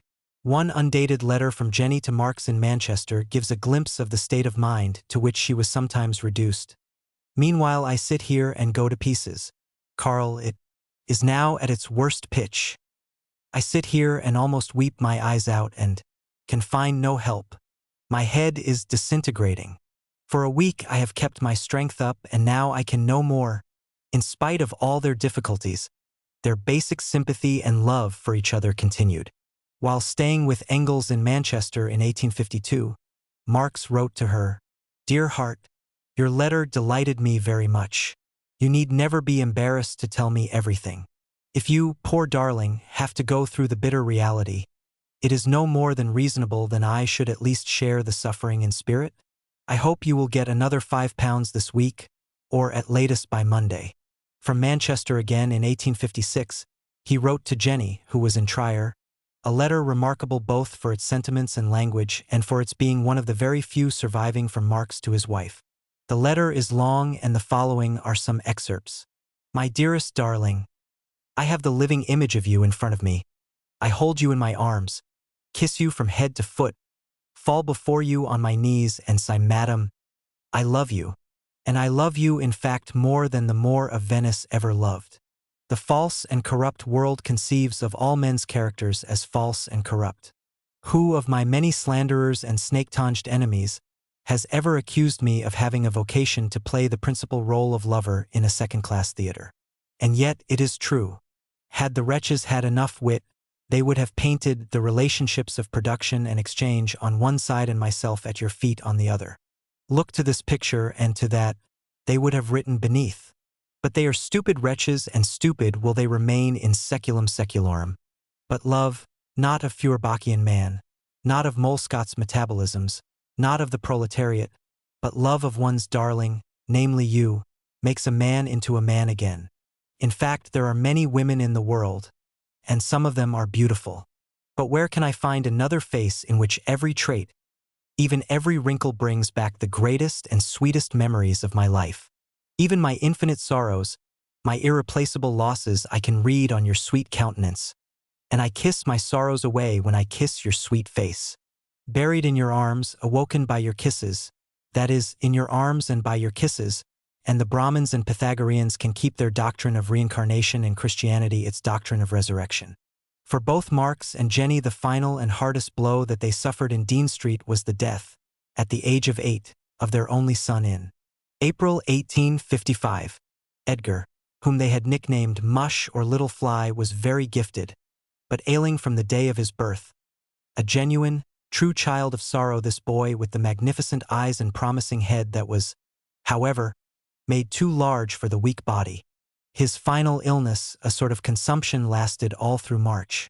By the beginning of April, it seemed to be fatal, and Marx wrote on the 6th to Engels, "Poor Mush is no more. He went to sleep, literally, in my arms today between 5 and 6. Liebknecht described the scene. The mother silently weeping, bent over the dead child, Lenchen sobbing beside her, Marx in a terrible agitation vehemently, almost angrily, rejecting all consolation, the two girls clinging to their mother crying Queedy, the mother clasping them convulsively as if to hold them and defend them against death that had robbed her of her boy. In spite of a holiday in Manchester and the new prospects opened up by Jenny's inheritance, the sorrow remained. At the end of July, Marx wrote to Lassalle, "Bacon says that really important men have so many relations with nature and the world that they recover easily from every loss. I do not belong to these important men. The death of my child has deeply shaken my heart and mind, and I still feel the loss as freshly as on the first day. My poor wife is also completely broken down." Years later, Marx still found a visit to the Soho area a shattering experience. Difficulties did not prevent Marx from holding what amounted to an open house. "You are received in the most friendly way," wrote one visitor, and cordially offered pipes and tobacco and whatever else there may happen to be. And eventually a spirited and agreeable conversation arises to make amends for all the domestic deficiencies, and this makes the discomfort tolerable. Finally, you grow accustomed to the company and find it interesting and original. No relations of either family seem to have come to the rooms in Dean Street, with the exception of Marx's sister Louise, together with the Dutchman she had just married in Trier. But there was a constant stream of other visitors. Harney and his wife, Ernest Jones, Freilagrath and his wife, and Wilhelm Wolff were all regular visitors. The most frequent was a group of young men whose company Marx liked and encouraged. One of this group was Ernst Dronk, a founder member of the Communist League who had also worked on the Neue Rheinische Zeitung. He occasionally helped Marx with his secretarial work, but later went into commerce and retired from active politics. Another was Konrad Schramm, who fought a duel with Willich, though Marx quarreled with him in 1851 over Schramm's unwillingness to hand over the Communist League's papers and lost touch when he emigrated to America soon afterwards. A more frequent, at Rheims almost daily visitor, was Wilhelm Liebknecht, the young philology student who had fought in the Baden Uprising of 1849 and escaped to England via Switzerland. He had a profound, if timid, admiration for Jenny. His own mother had died when he was 3, and loved to run errands for her, look after the children, and generally absorb Marx's ideas with much greater docility than he was later to show in the 1860s and 1870s as leader of the German Social Democrats. Finally, there was Wilhelm Peiper, a young man in his middle 20s who had studied languages in Germany and in the early 1850s stayed with Marx sometimes for weeks on end, when he was not consorting with prostitutes or being employed as a tutor. He acted as Marx's secretary for a time and translated The Poverty of Philosophy into execrable English. He was tactless enough to get on Jenny's nerves, and even to reduce Karl Blind's wife to tears during a discussion on Feuerbach in Marx's room.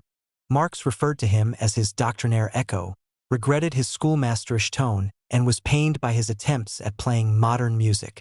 In spite of all this, he fed Peiper, housed him, helped him recover from illness, got Engels to lend him money, and on several occasions even lent him some himself.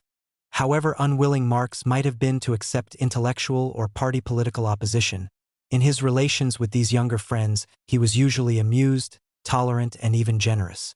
In his personal relationships, Marx could exercise great tact and generosity. He would excuse the shortcomings of his friends to Engels and advise Wedemeyer on how to handle Freilagrath or Wolff. He showed great consideration for the wife of his friend Roland Daniels, one of the defendants in the Cologne trial, organized letters to her from Daniels's friends in England, and on his death in 1855 wrote her a most moving tribute. He even pawned Jenny's last coat to help Icarius when he was ill. The man whose friendship Marx valued most was, of course, Friedrich Engels. For the 20 years following his departure from London in late 1850, Marx and Engels kept up a regular correspondence, writing on the average every other day. Although this correspondence constitutes by far the most important source for any account of Marx's life during these years, it is not complete. The letters were sifted after Engels' death to remove any, for example those concerning Frederick Demuth, which might embarrass family or friends. Thus, the almost total absence in the surviving Marx-Engels correspondence of anything indicating a warm friendship between the two men may be attributable partly to this later sifting and partly also to the fact that both correspondents, particularly in the early 1850s, suspected that the authorities were intercepting their letters. Engels' move to Manchester in 1850 meant taking up where he had left off 8 years previously. The split in the Communist League and the failure of the Neue Rheinische Zeitung review removed his chief reason for remaining in London. He had to earn his living, and his mother, to whom he was very attached, urged on him at least an outward reconciliation with his father. There was no representative of the Engels family in the Manchester branch of the firm of Ehrman and Engels, and his father agreed to his acting in the family's interests there. The father's consent was reluctant at first, but it turned to enthusiasm after plans to send his son either to Calcutta or to America had failed, and after Engels had demonstrated in his reports back to Barman his capacity to handle business. Early in 1851, his situation became more permanent, though some difficulties still remained. The problem is, he wrote to Marx, to have an official position as representative of my father vis-a-vis the Ehrmans, and yet have no official position inside the firm here entailing an obligation to work and a salary from the firm. However, I hope to achieve it. My business letters have enchanted my father, and he considers my remaining here a great sacrifice on my part. When his father came over to Britain in July 1851, the matter was settled to the satisfaction of both. Engels was to stay in Manchester for at least 3 years. He later reckoned to have made more than £230 in his first year there. His father, during his annual inspection the following year, drew up a new contract with his partners that provided his son with an increasing proportion of the profits, and by the end of the decade Engels' income was over £1,000 a year. Engels was, as Marx remarked, very exact in matters of money, and this money enabled him to act as Dutch uncle to the entire Marx party. Dronk received money from him, so did Piper. Liebknecht was fitted out, at Engels' expense, with a new set of clothes in which to apply for a tutorship. But the lion's share went to Marx. In some years Engels seems to have given him more than he spent on himself. These sums of money, sometimes sent in postal orders, sometimes in £1 or £5 notes cut in half and sent in separate letters, often saved the unworldly Marx from complete disaster. Karl was frightfully happy, wrote Jenny on one occasion, when he heard the fateful double knock of the postman. "There's Frederick, £2, saved," he cried out. As a result, Engels found it difficult to make ends meet and wrote to Marx in 1853, "Reorganization of my personal expenses becomes urgent, and in a week or 2 I will move into cheaper lodgings and take to weaker drinks." In the previous year, thank God, I got through half of my father's profits in the firm here. As soon as the arrival of my old man approaches, I will move into fine lodgings, produce fine cigars, wine, etc., so that we can create an impression. That's life. Although, as Engels had found previously, the center of English free trade afforded a good vantage point from which to view economic developments, he would have preferred to be elsewhere. Harney declared that he would sooner be hanged in London than live in Manchester, and Engels often complained of his loneliness and boredom. In spite of a plan early in 1852 to move to New Brighton with the entire Marx family, and another scheme in 1854 to move to London as military correspondent of the Daily News, he remained a prisoner in Manchester for 20 years. Several communist friends came to visit him. Worth, who traveled widely for his firm, Dronk, who established himself in Bradford, and above all Marx, who came once or even twice a year, sometimes for weeks on end. He was also able to renew his life with Mary Burns, though concern for respectability prevented his living with her. His work for the Ehrman and Engels business did not keep him from matters of more importance to himself. After a full day's work in his office, he would regularly study languages, military science, hence his nickname General, and write articles in Marx's stead. Engels had a character that was in many ways the exact opposite of Marx's. He was warm, optimistic, well-balanced, full of joie de vivre, and enjoyed the reputation of having a fine taste in all that concerned wine and women. Towards his friends he was loyal, patient, and unselfish.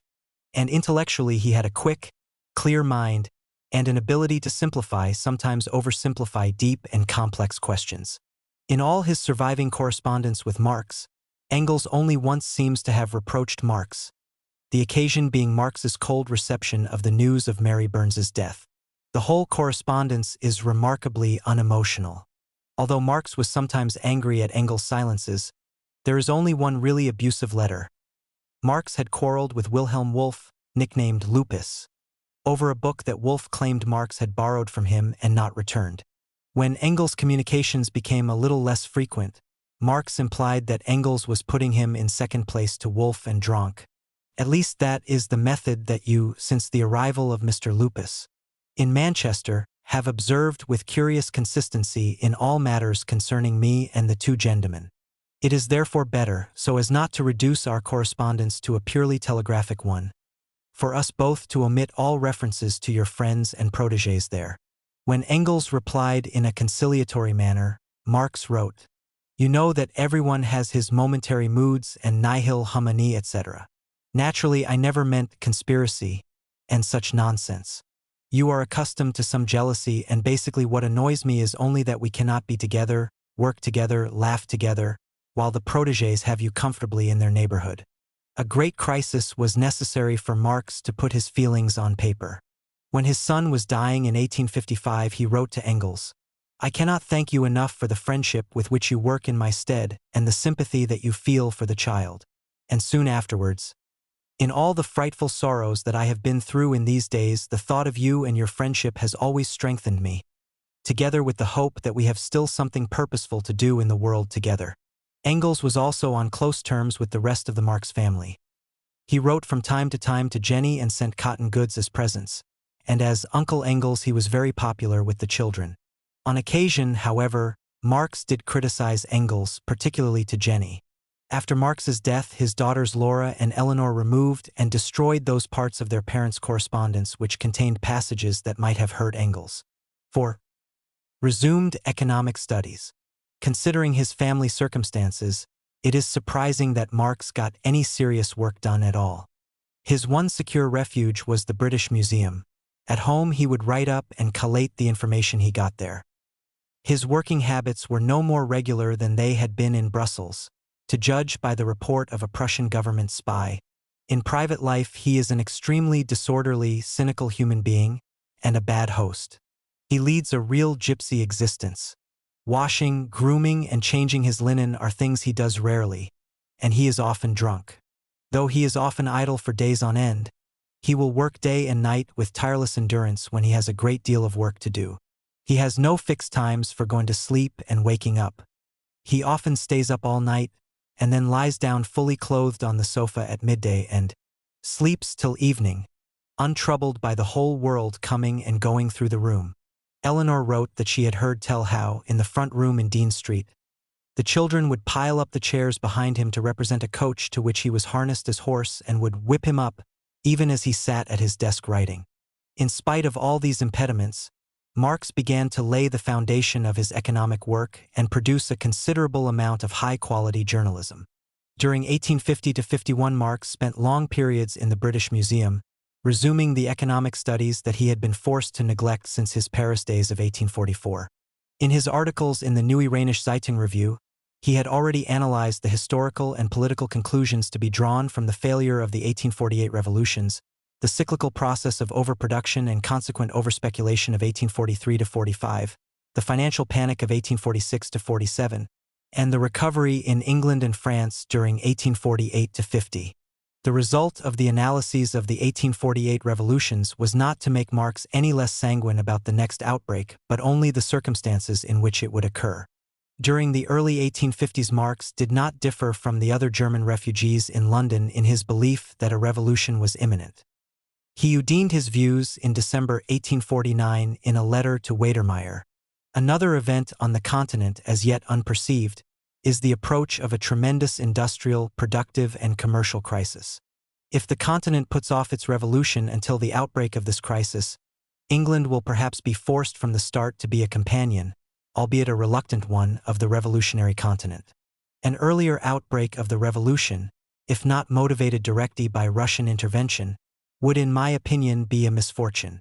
What Marx did become convinced of in late 1850 was that a commercial and financial crisis would be the inevitable precondition of any revolution.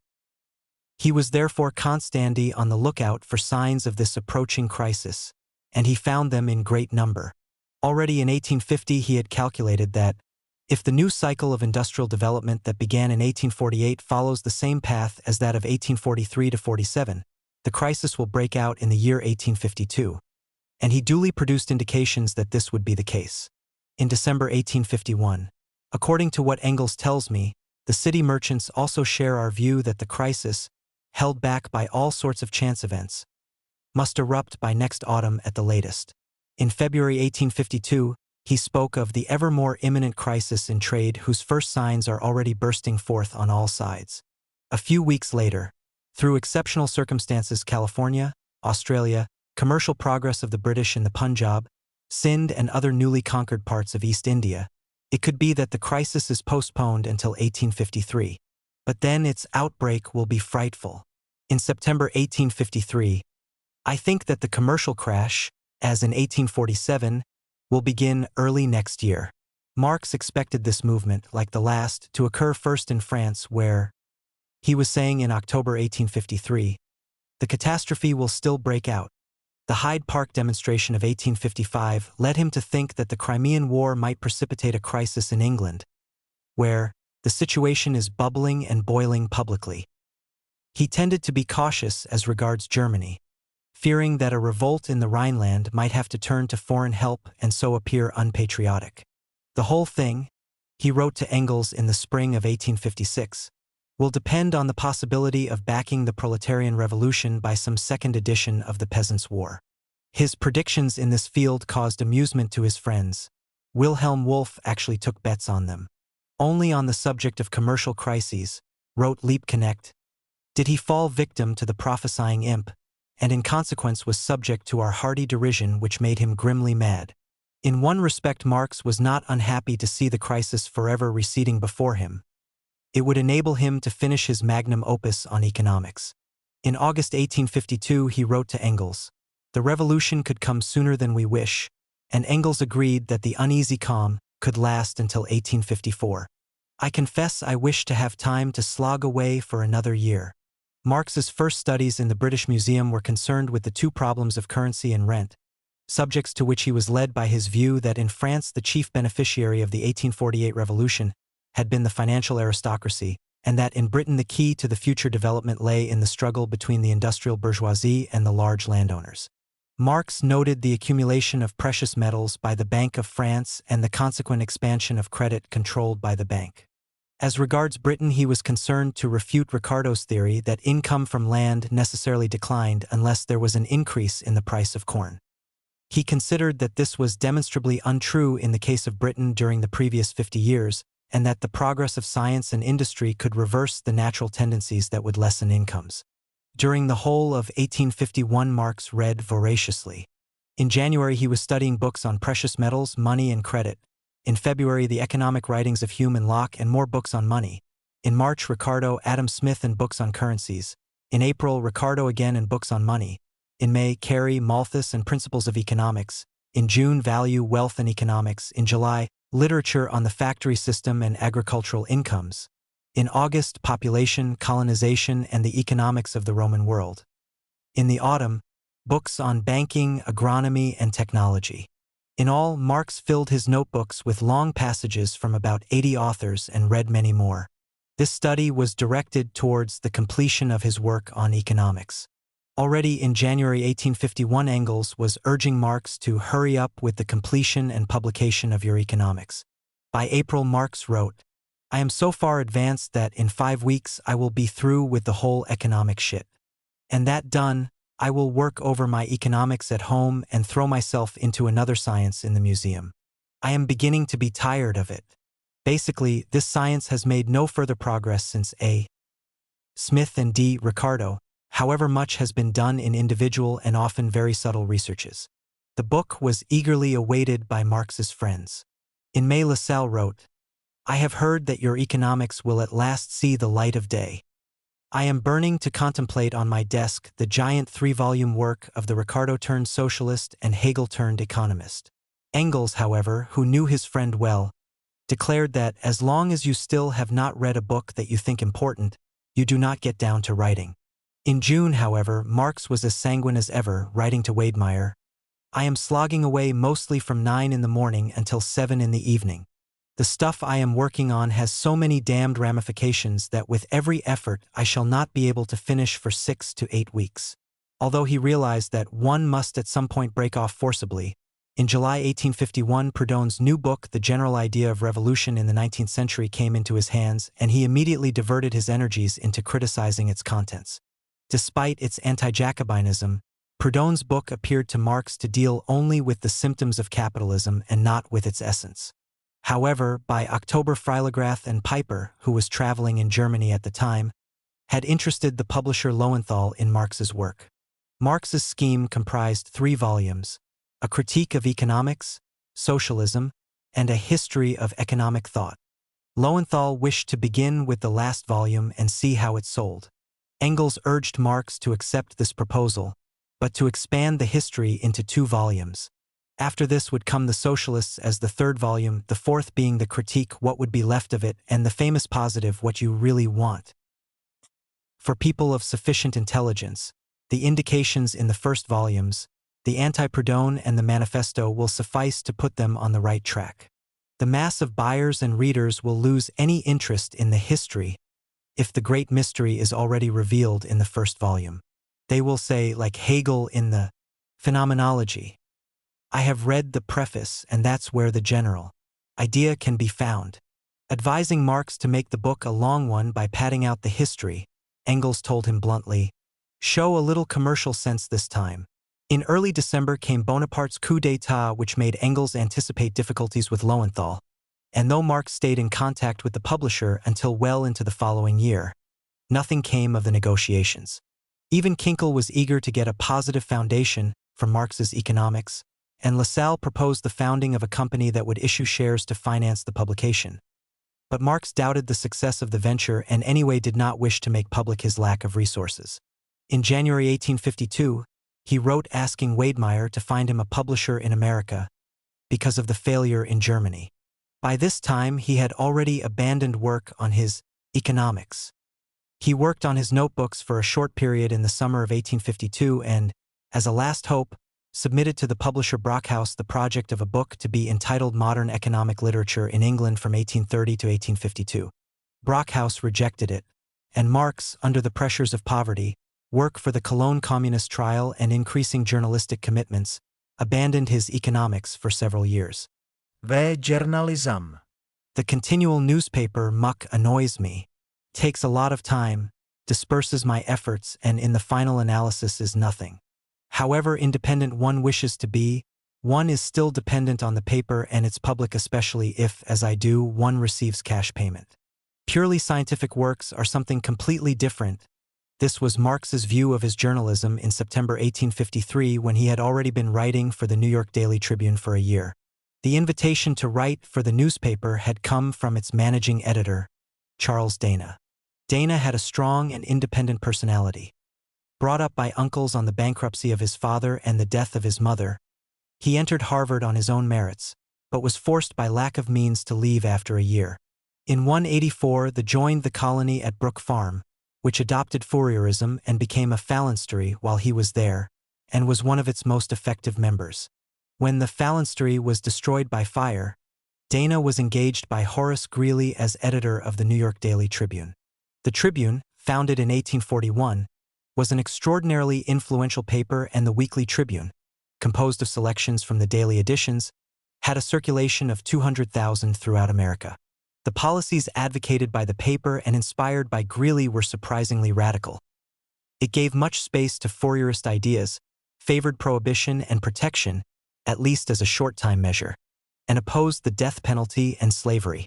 This rather curious mixture of causes often aroused Marx's contempt. The Tribune is of course trumpeting Carey's book with all its might. Both indeed have this in common, that under the guise of Sismondian philanthropic socialistic anti-industrialism they represent the protectionists, i.e., the industrial bourgeoisie of America. This also explains the secret of why the Tribune, in spite of all its isms and socialistic humbug, can be the leading journal in the United States. Dana had met Marx in Cologne in 1848 and been very impressed. In August 1885, they asked Marx to become one of the Tribune's 18 foreign correspondents and write a series of articles on contemporary events in Germany. Marx, who was still thinking of finishing his economics and could not yet write good English, wrote to Engels in the same letter that told him of the Tribune's offer. "If you can manage to let me have an article on the German situation written in English by Friday morning, that would be a great beginning." A week later he wrote, "In the matter of the New York Tribune, you must help me now as I have my hands full with my economics. Write a series of articles on Germany from 1848 onwards. Witty and straightforward. The gentlemen in the foreign department are very outspoken."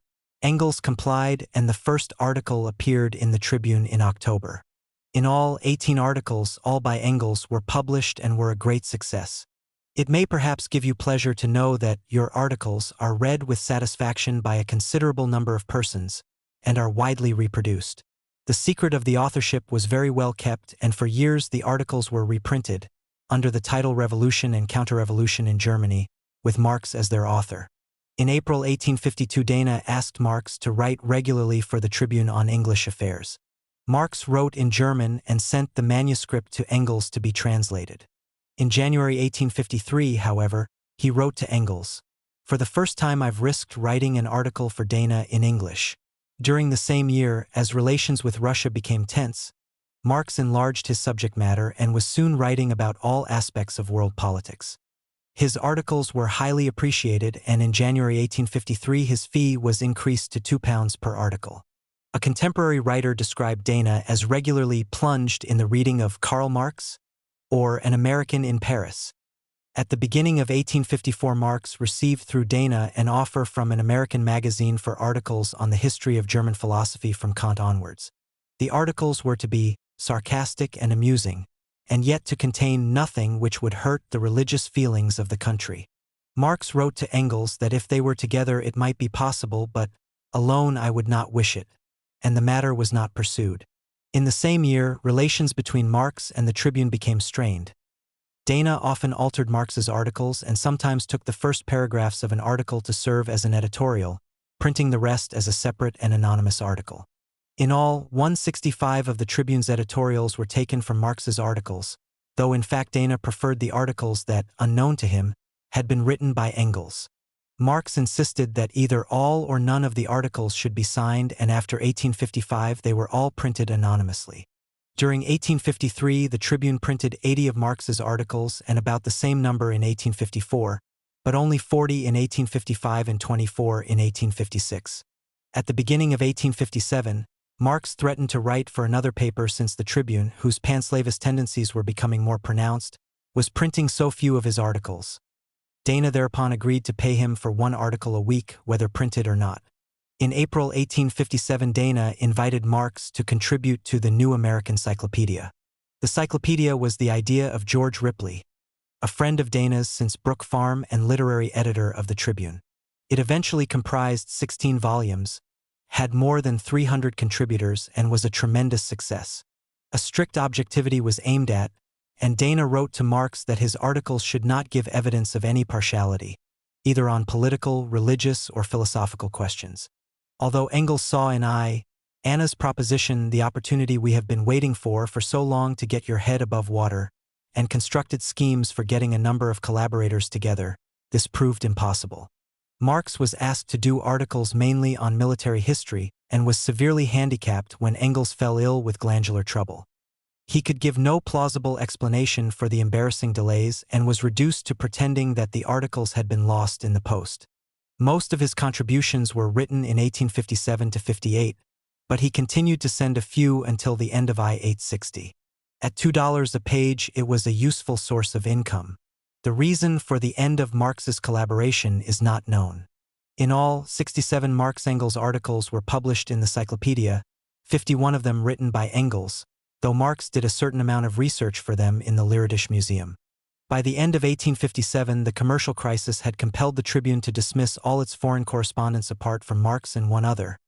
And in 1861, Greeley, disturbed by Marx's views, asked Dana to sack him also. Dana refused, but the publication of further articles by him was suspended for several months. A few were published at the end of 1861 and the beginning of 1862. But in March 1862, Dana wrote to Marx that the Civil War had come to occupy all the space in the newspaper and asked him to send no more articles. In all, the Tribune published 487 articles from Marx, 350 written by him, 125 written by Engels, mostly on military matters, and 12 written in collaboration. Marx's articles were not merely a means of earning his living.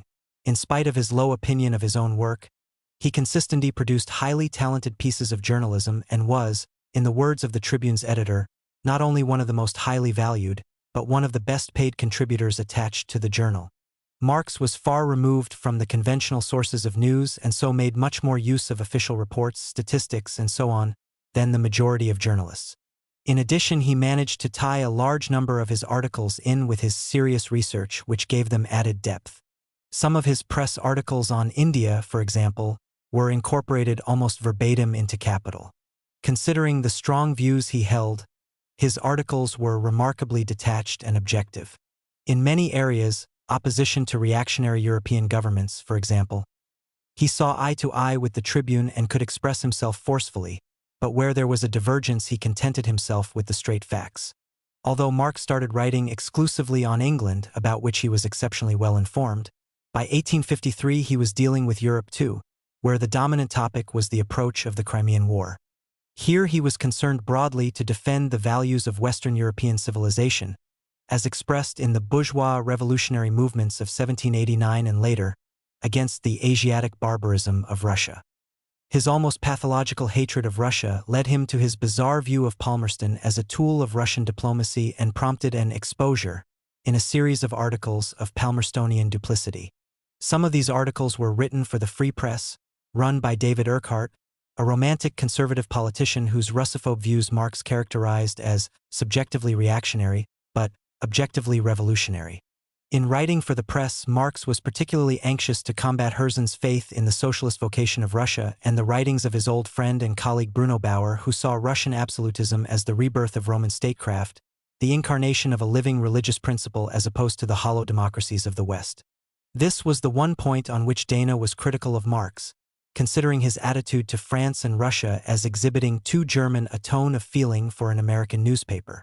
Marx also devoted a considerable number of articles to the Far East and particularly India. In general, he regarded the phenomenon of colonialism as inevitable since capitalism had to encompass the whole world before it could be overthrown. Like industrialization in the West, it was both progressive and immensely destructive. He wrote, "Britain has to fulfill a double mission in India, one destructive, the other regenerating, the annihilation of old Asiatic society, and the laying of the material foundation of Western society in Asia." This was particularly so since, in Marx's view, Asia had no history of its own. The reason for this lay in a leaven mode of production different to that of the West. The necessity of providing vast public works to achieve satisfactory irrigation had led to a highly centralized government built on a substructure of self-contained villages and the entire absence of private property in land. The only changes brought about in India were those caused by invaders, the most recent and fundamental changes being those wrought by British capital, and these, although of no benefit to Britain, would bring India under the general laws of capitalist development. The economics. You can believe me that seldom has a book been written under more difficult circumstances, and I could write a secret history that would uncover an infinite amount of worry, trouble, and anxiety. Jenny Marx to Kugelmann Andreas Brief. 1. The Grundriss and Critique of Political Economy. In 1857, the economic crisis that Marx had so often predicted did in fact occur, and moved him to a frantic attempt to bring his economic studies to some sort of conclusion. The first mention of this in his correspondence is in a letter to Engels of December 1857, where he says, "I am working madly through the nights on a synthesis of my economic studies so that, before the deluge, I shall at least have the outlines clear." A month later, he was driven to taking a long course of medicine and admitted that I had overdone my nighttime labors, which were accompanied on the one side only by a glass of lemonade but on the other by an immense amount of tobacco. He was also composing an extremely detailed day-to-day diary on events during the crisis. In fact, the synthesis that Marx speaks of had already been begun in August 1857 with the composition of a general introduction.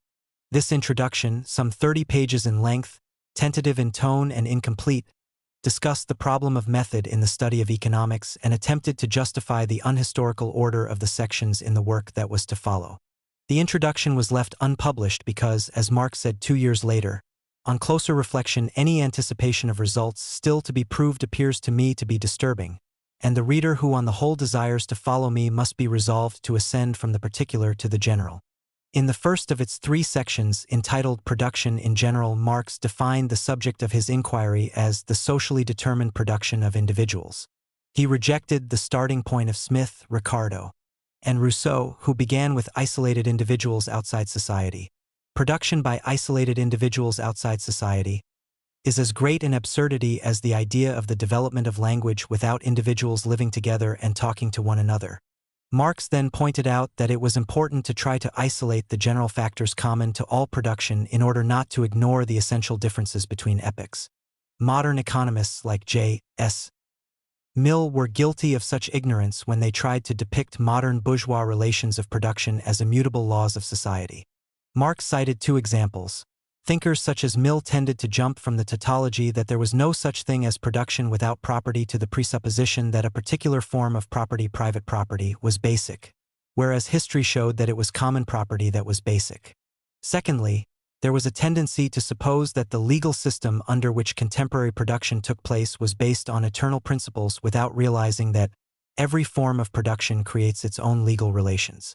Marx summed up his first section with the words, "All the stages of production have certain characteristics in common which we generalize in thought, but the so-called general conditions of production are nothing but abstract conceptions which do not go to make up any real stage in the history of production." The second section bore the title, "The General Relation of Production to Distribution, Exchange, and Consumption."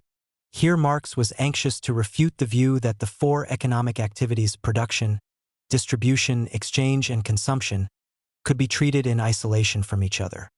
He began by claiming that production was, in a sense, identical to consumption, in that one talked of productive consumption and consumptive production, that each was in fact a means of bringing the other about, and that each molded the forms of existence of its counterpart. Marx similarly denied that distribution formed an independent sphere standing alongside and outside production. This view could not be maintained since distribution, as far as the individual is concerned, naturally appears as a law established by society determining his position in the sphere of production within which he produces, and thus antedating production. External aggression or internal revolution also seemed, by their distribution of property, to antedate and determine production. Similarly with exchange, which seemed to Marx to be a constituent part of production. The result we arrive at, Marx concluded, is not that production, distribution, exchange, and consumption are identical, but that they are all members of one entity, different aspects of one unit. The third section, entitled The Method of Political Economy, is even more abstract, yet very important for understanding Marx's approach. He wished to establish that the correct method of discussing economics was to start from simple theoretical concepts like value and labor, and then to proceed from them to the more complex but observable entities such as population or classes. The reverse was the characteristic approach of the 17th century. But 18th century thinkers had followed the method of advancing from the abstract to the concrete, which was manifestly the scientifically correct method. Marx then took money and labor as examples of the simple, abstract concepts with which he wished to start his analysis. He claimed that both these only attained their full complexity in bourgeois society, and thus only someone thinking in the context of bourgeois society could hope fully to understand pre-capitalist economics, just as the anatomy of the human being is the key to the anatomy of the ape. Marx continued, "It would thus be impracticable and wrong to arrange the economic categories in the order in which they were the determining factors in the course of history. Their order of sequence is rather determined by the relations which they bear to one another in modern bourgeois society." He then outlined in 5 sections the provisional plan for an extensive work on economics, and concluded with a fascinating discussion of an apparent difficulty in the materialist approach to history. Why was Greek art so much appreciated in the 19th century when the socio-economic background which produced it was so different? Marx produced no direct answer. The manuscript breaks off by simply posing the following question: why should the childhood of human society, where it has obtained its most beautiful development, not exert an eternal charm as an age that will never return? The plan of the proposed book was outlined at the end of the introduction. 1. The general abstract characterizations that can more or less be applied to all types of society. 2. The categories that constitute the internal structure of bourgeois society and which serve as a basis for the fundamental classes: capital, wage labor, landed property, their relationship to each other, town and country, the 3 large social classes, the exchange between them, Circulation. credit, private. 3. Synthesis of bourgeois society in the shape of the state considered in itself, unproductive classes, taxes, public debt, public credit, population, colonies, emigration. 4. The international relations of production, international division of labor, international exchange, exports and imports, exchange rates. 5. The world market and crises. The same plan, in a simpler form, was reiterated in the preface, published in 1859, to his critique of political economy. Capital, landed property, wage labor, state, foreign trade, world market. The surviving manuscripts, written in the 6 months from October 1857 to March 1858, have become known as the Grundrisse from the first word of their German title Grundrisse der Kritik der politischen Ökonomie, outlines of a critique of political economy. They do not cover at all equally the sections of the above table of contents.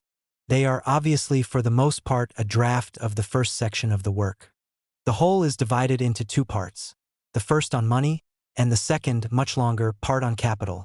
The latter is divided into 3 sections on the production of capital, circulation, and conversion of surplus value into profit. However, these economic discussions are intertwined with wide-ranging digressions on such subjects as the individual and society, the nature of labor, the influence of automation on society, problems of increasing leisure and the abolition of the division of labor, the nature of alienation in the higher stages of capitalist society, the revolutionary nature of capitalism and its inherent universality, and so on. It is these digressions that give the Grundrisse its primary importance by showing that it is a rough draft for a work of enormous proportions. What Marx later presented to the world in his volume Capital covered only a fraction of the ground that had been marked out in the Grundrisse. Sections devoted to such topics as foreign trade and the world market show that Marx was led to sketch out to some extent the fundamental themes of the other 5 books of his economics. In Marx's own words, in the manuscript, which would make a thick book if printed, everything is topsy-turvy and there is much that is intended for later parts. Like virtually all of Marx's major writings, the Grundrisse begins with a critique of someone else's ideas. He evidently found it easier to work out his own views by attacking those of others. Thus, the first few pages contain a critique of the reformist economists, Carey and Bastiat, brilliantly portrayed as respectively embodying the vices and virtues of the mid-19th century Yankees and the disciples of Proudhon. After 10 pages or so, there was no further discussion of the theories of Carey and Bastiat. Marx commenting acidly, "It is impossible to pursue this nonsense further." Having sharpened his critical faculties by these attacks on minor theorists, he then proceeded to carve out his own path. The jumbled nature of these manuscript notes, the variety of subjects discussed, and the tremendous compression of style, all make it difficult to give a satisfactory brief account of their contents and virtually impossible to paraphrase them. The Grundrisse is a vast, uncharted terrain. As yet, the explorers have been few and even they have only penetrated the periphery. However, some things stand out at first glance. Firstly, There is in both thought and style a continuity with the 1844 manuscripts, most noticeable in the influence of Hegel on both writings. The concepts of alienation, objectification, appropriation, man's dialectical relationship to nature and his generic or social nature all recur in the Grundrisse. Early in these 1858 manuscripts, Marx offered the following comments on the economic ideas of his day, comments entirely reminiscent of his remarks on the reification of money in 1844. The economists themselves say that men accord to the object, money, a trust that they would not accord to each other as persons. Money can only possess a social property because individuals have alienated their own social relationships by embodying them in a thing. Or later and more generally, but if capital appears as the product of labor also appears as capital, no more as a simple product, not as exchangeable goods, but as capital. Objectified labor becomes mastery, has command over living labor. It appears equally to be the result of labor, that its product appears as alien property, an independent mode of existence opposed to living labor, an equally autonomous value, that the product of labor, objectified labor, has acquired its own soul from living labor and has established itself opposite living labor as an alien force. In this respect, the most striking passage of the Grundrisse is the draft plan for Marx's projected economics, which is couched in language that might have come straight out of Hegel's logic. Yet, there is also a striking difference. In 1844, Marx had read some classical economists but had not yet integrated this knowledge into his critique of Hegel. As a result, the 1844 manuscripts, otherwise known as the Paris manuscripts, fall into two separate halves as illustrated by the tide given them by their first editors, the economic and philosophical manuscripts. By 1857–58, Marx had assimilated both Ricardo and Hegel. There are, interestingly, no references to Feuerbach in the Grundrisse, and he was in a position to make his own synthesis. In Lassalle's words, he was a Hegel-turned-economist, a Ricardo-turned-socialist. The much richer content in terms of economic history means that the Grundrisse, while continuing the themes central to the 1844 manuscripts, treats them in a much more sophisticated way than was possible before Marx had achieved a synthesis of his ideas on philosophy and economics. Thus, to take the 1844 manuscripts as his central work, as many interpreters have done, is to exaggerate their significance. As regards economics, the Grundrisse contains the first elaboration of Marx's mature theory. There are two key changes of emphasis. Firstly, instead of analyzing the market mechanisms of exchange, as he had done in 1844, he now started from a consideration of production. Secondly, he now said that what the worker sold is not his labor, but his labor power. It was a combination of these two views that gave rise to the doctrine of surplus value. For, according to Marx, surplus value was not created by exchange but by the fact that the development of the means of production under capitalism enabled the capitalist to enjoy the use value of the worker's labor power, and with it to make products that far exceeded the mere exchange value of labor power, which amounted to no more than what was minimal for the worker's subsistence. In fact, virtually all the elements of Marx's economic theory were elaborated in the Grundrisse. Since, however, these elements were to be dealt with at greater length in Capital, the Grundrisse is more interesting for the discussions that were not taken up again in the completed fragments of his vast enterprise. These discussions took place around the central theme of man's alienation in capitalist society and the possibilities of creating an unalienated communist society. What was new in Marx's picture of alienation in the Grundrisse was that it attempted to be firmly rooted in history. Capital, as well as being obviously an alienating force, had fulfilled a very positive function. Within a short space of time, it had developed the productive forces enormously, had replaced natural needs by ones historically created, and had given birth to a world market. After the limitations of the past, capital was the turning point to untold riches in the future. The universal nature of this production with its generality creates an estrangement of the individual from himself and others, but also for the first time the general and universal nature of his relationships and capacities. At early stages of development, the single individual appears to be more complete, since he has not yet elaborated the wealth of his relationships, and has not established them as powers and autonomous social relationships that are opposed to himself. It is as ridiculous to wish to return to that primitive abundance as it is to believe in the necessity of its complete depletion. The bourgeois view has never got beyond opposition to this romantic outlook and thus will be accompanied by it, as a legitimate antithesis, right up to its blessed end. The ideas produced by capitalism were as transitory as capitalism itself. Here Marx formulated his most succinct critique of classical liberal principles, pointing out that free competition was bound eventually to hamper the development of capitalism, however necessary it might have been at the outset. Marx alluded to the absurdity of considering free competition as being the final development of human liberty. The development of what free competition is the only rational answer to the deification of it by the middle-class prophets, or its bedevilment by the socialists. If it is said that, within the limits of free competition, individuals by following their pure self-interest realize their social or rather their general interest, this means merely that they exert pressure upon one another under the conditions of capitalist production, and that collision between them can only again give rise to the conditions under which their interaction took place. Moreover, once the illusion that competition is the ostensible absolute form of free individuality disappears, this proves that the conditions of competition, i.e. production founded on capital, are already felt and thought of as a barrier, as indeed they already are and will increasingly become so. The assertion that free competition is the final form of the development of productive forces, and thus of human freedom, means only that the domination of the middle class is the end of the world's history, of course quite a pleasant thought for yesterday's parvenus. The key to the understanding of this ambivalent nature of capitalism, and the possibilities it contained for an unalienated society, was the notion of time. All economics, said Marx, can be reduced in the last analysis to the economics of time. The profits of capitalism were built on the creation of surplus work time, yet on the other hand the wealth of capitalism emancipated man from manual labor and gave him increasing access to free time. Capital was itself a permanent revolution. Pursuing this tendency, capital has pushed beyond national boundaries and prejudices, beyond deification of nature and the inherited, self-sufficient satisfaction of existing needs confined within well-defined bounds, and the reproduction of the traditional way of life.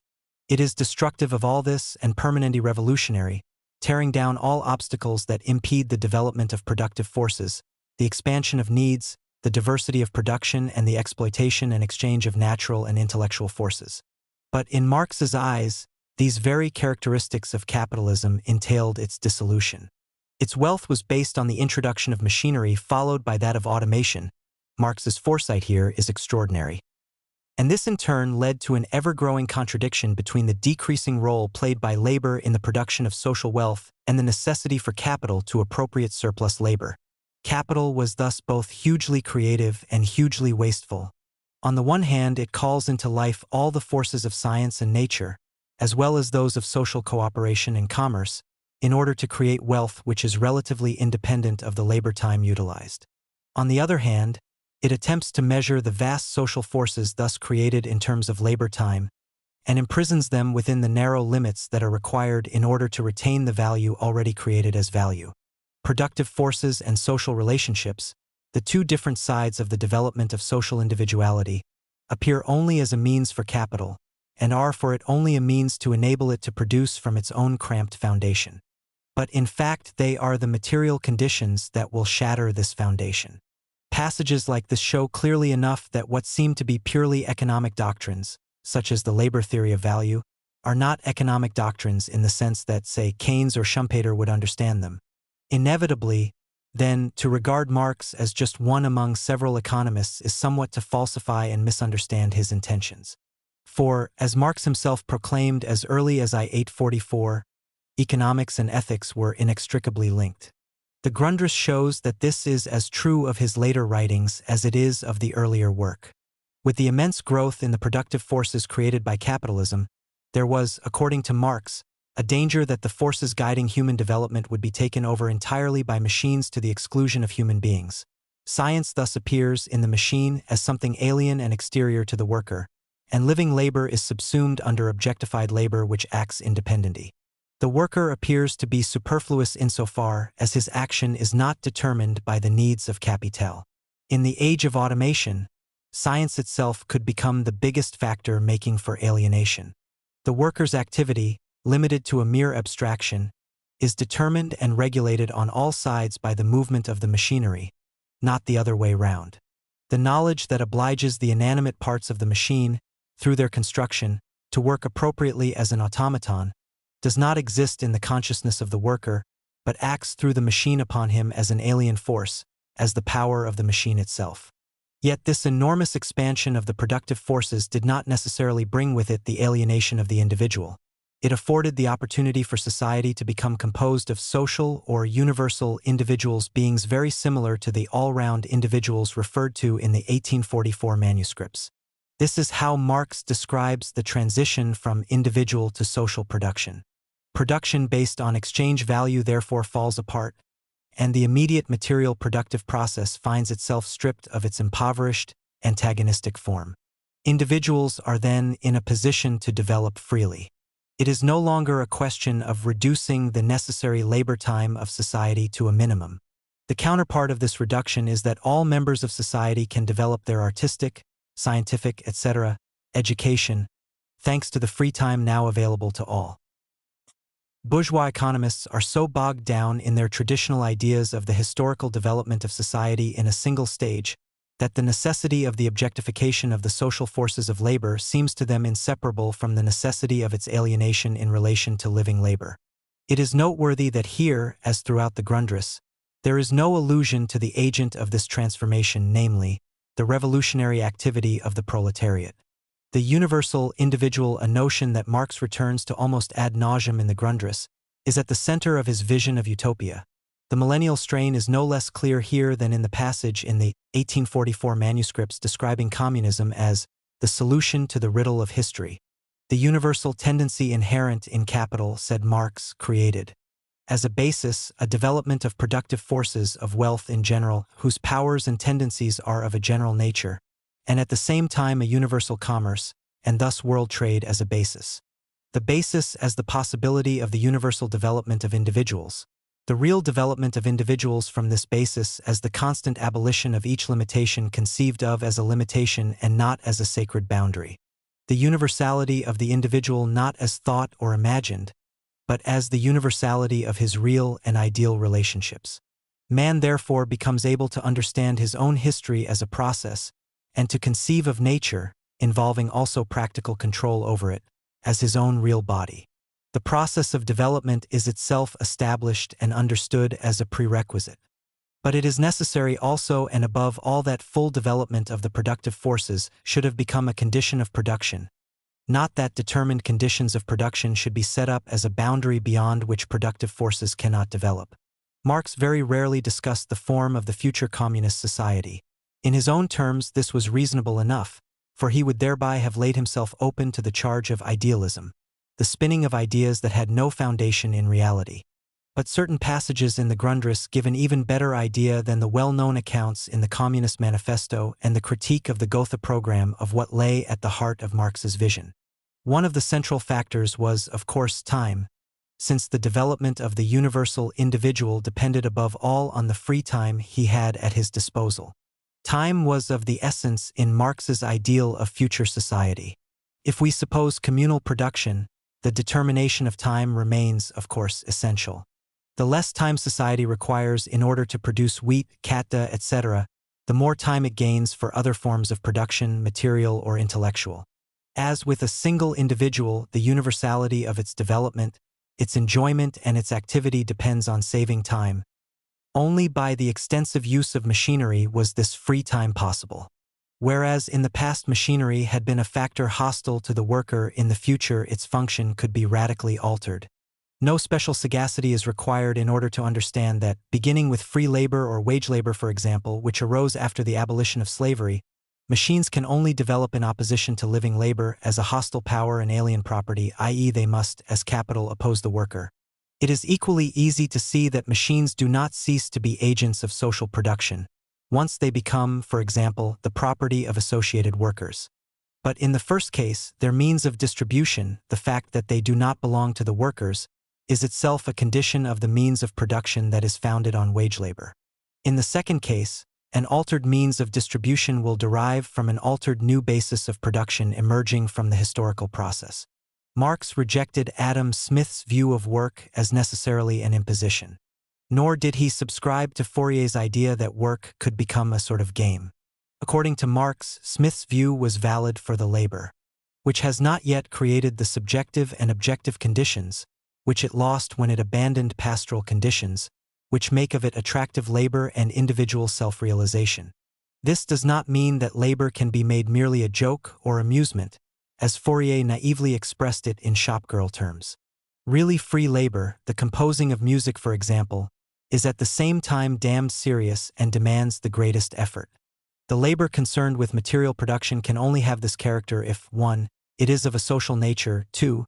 It has a scientific character and at the same time is general work, i.e. if it becomes the activity of a subject controlling all the forces of nature in the production process. Marx envisaged a time when production would depend not on the amount of labor employed but on the general level of science and technology, when wealth would be measured by an increase in production quite disproportionate to the labor time employed, and when man behaves as the supervisor and regulator of the process of production. Then the true emancipation of mankind would take place. In this reorientation, what appears as the mainstay of production and wealth is neither the immediate labor performed by the worker nor the time that he works, but the appropriation of his general productive force, his understanding of nature and the mastery of it as a special force. In a word, the development of the social individual. The theft of others' labor time upon which wealth depends today seems to be a miserable basis compared with the newly developed foundation that has been created by heavy industry itself. As soon as labor, in its direct form, has ceased to be the main source of wealth, then labor time ceases and must cease to be its standard of measurement, and thus exchange value must cease to be the measurement of use value. The surplus labor of the masses has ceased to be a condition for the development of wealth in general, in the same way that the non-labor of the few has ceased to be a condition for the development of the powers of the human mind in general. These extracts obviously cannot give a full picture of the contents of the Grundrisse, but they do give a clear impression of Marx's thought at its richest. The nature of the vision that inspired Marx is at least adumbrated. Communal production in which the quality of work determined its value, the disappearance of money along with that of exchange value, and an increase in free time affording opportunities for the universal development of the individual. The Grundrisse is important not only as a vital element for the understanding and interpretation of Marx's thought. The contemporary relevance of Marx's views on the ambivalent nature of technology is sufficiently obvious. Thus Marx's thought is best viewed as a continuing meditation on central themes first explored in 1844, this process culminating in his writings of 1857 to 58. The continuity between the manuscripts and the Grundrisse is evident. In correspondence, Marx himself wrote of the Grundrisse as the result of 15 years of research, the best period of my life. This particular letter was written in November 1858, exactly 15 years after Marx's arrival in Paris in November 1843. He also said in the preface in 1859, "The total materia thess before me in the form of monographs, which were written at widely separated periods, for self-clarification, not for publication, and whose coherent elaboration according to the plan indicated will be dependent on external circumstances. This can only refer to the Paris manuscripts of 1844, and the London notebooks of 1850 to 52. Marx constantly used, and at the same time revised, material from an earlier date, Capital, for instance, was written with the aid of his 1843 to 45 notebooks. The beginning of the Grundrisse chapter on Capital reproduces almost word for word the passages in the manuscripts on human need, man as a species being, the individual as a social being, the idea of nature as, in a sense, man's body, the parallels between religious alienation and economic alienation, and so on. The two works also have in common a utopian and almost millennial strain. One point in particular emphasizes this continuity. The Grundrisse is as Hegelian as the 1844 manuscripts. This is sometimes said to have been a superficial Hegelianism, and a letter from Marx to Engels in January 1858 has often been quoted to justify this.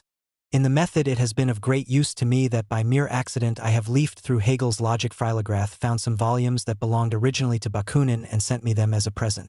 Marx's reading of Hegel may have been accidental, but certainly Hegel's influence on him was profound.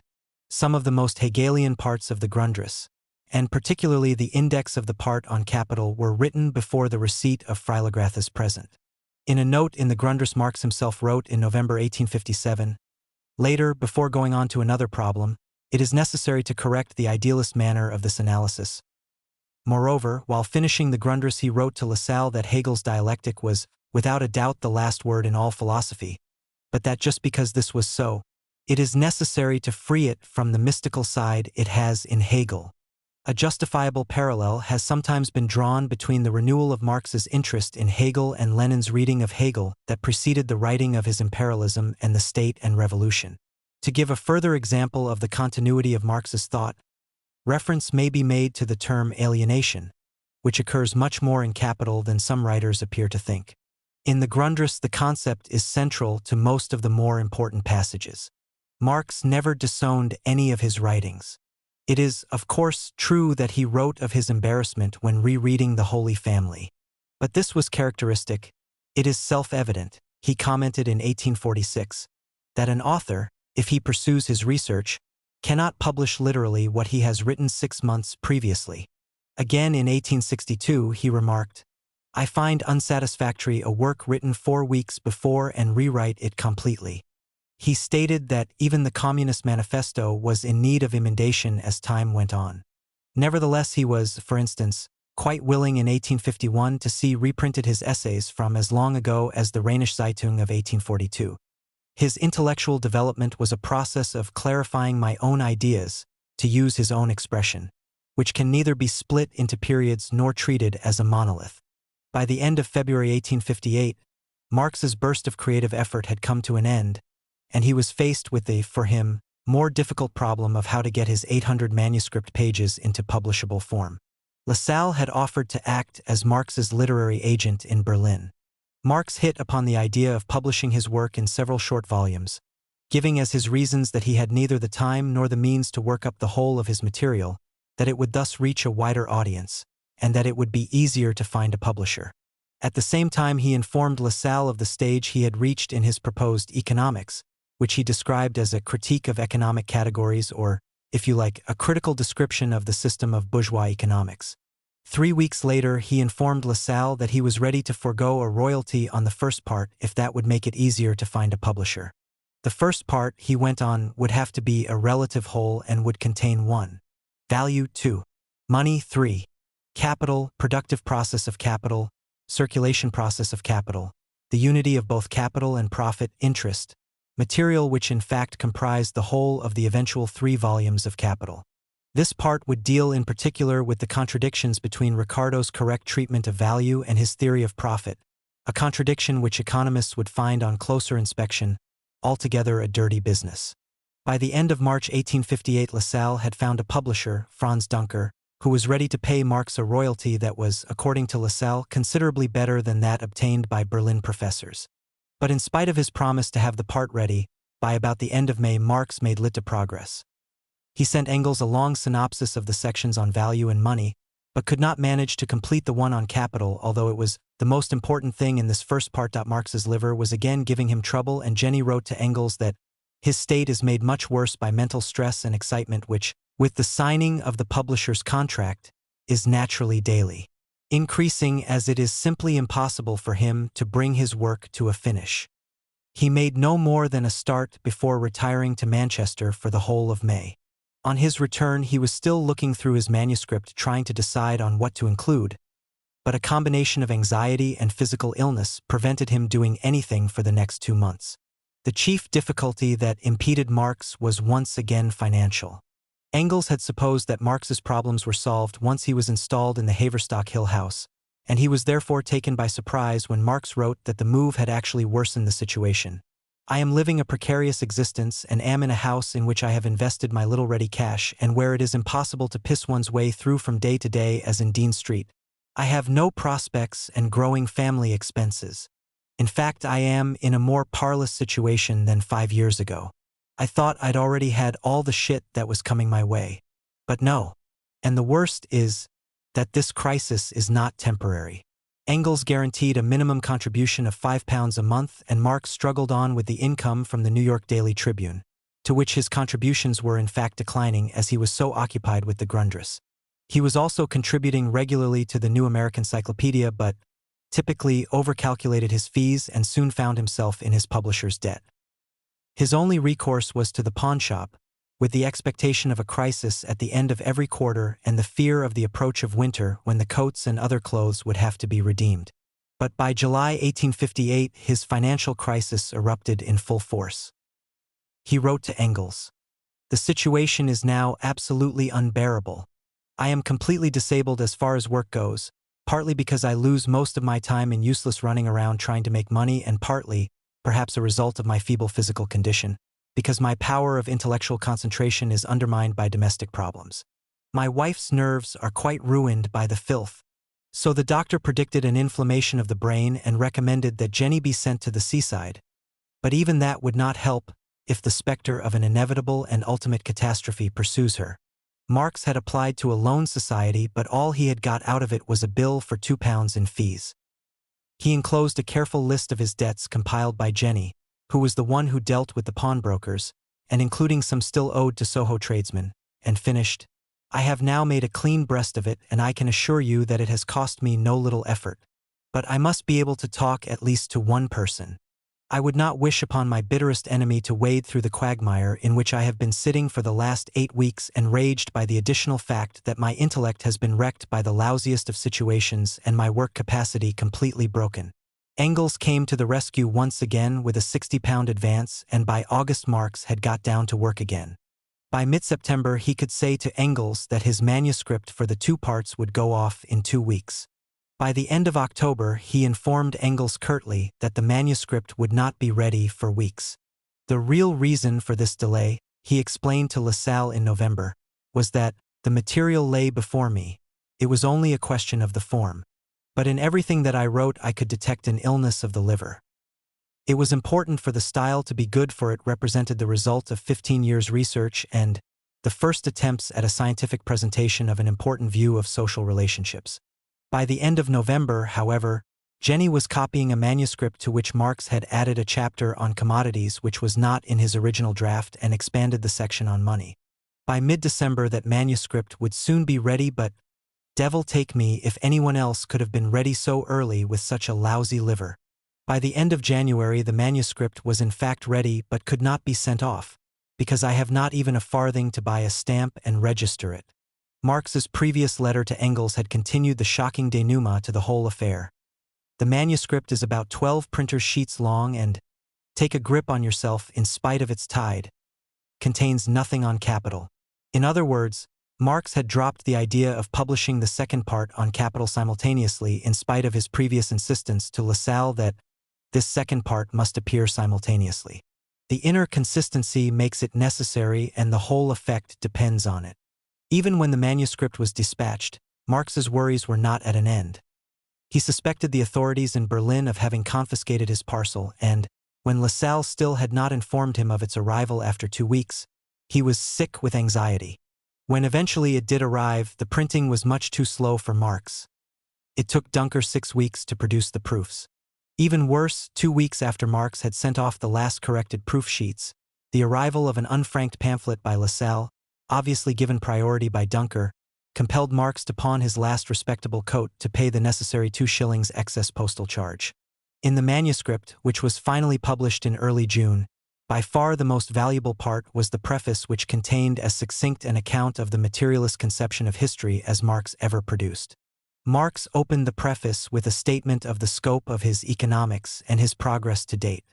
There followed a short piece of intellectual autobiography in which Marx stressed the importance of his journalistic work for the Rheinische Zeitung in giving him an insight into the importance of material interests and economic questions. He then withdrew into his study to examine Hegel's political philosophy. The conclusion of this retreat was that legal relations as well as forms of state are to be grasped neither from themselves nor from the so-called general development of the human mind, but rather have their roots in the material conditions of life, the sum total of which Hegel, following the example of the Englishmen and Frenchmen of the 18th century, combines under the name of civil society.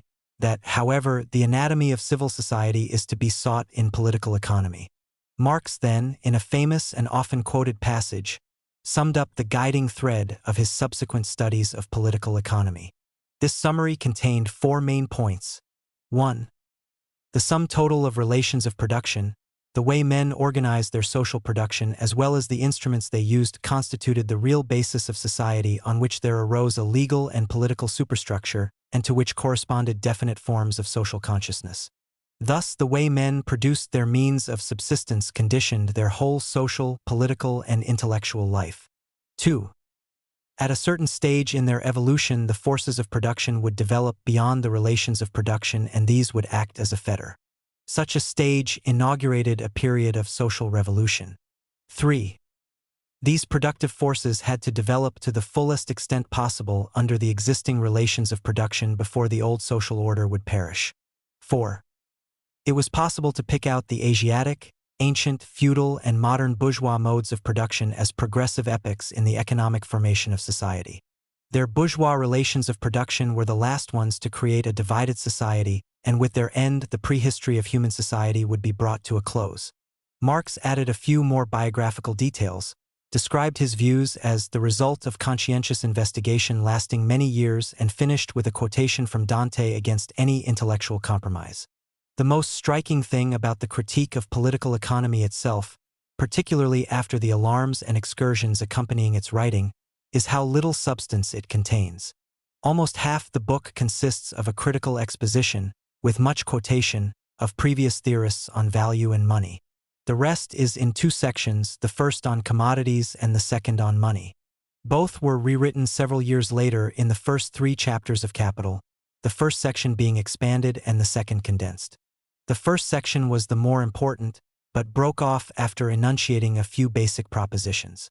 Marx began by defining a commodity as a means of existence in the broadest sense of the word, and, quoting Aristotle, explained that a commodity had both a use value and an exchange value. The concept of use value was not difficult, but there was a problem as to how objects could be made equivalent to each other as exchange values.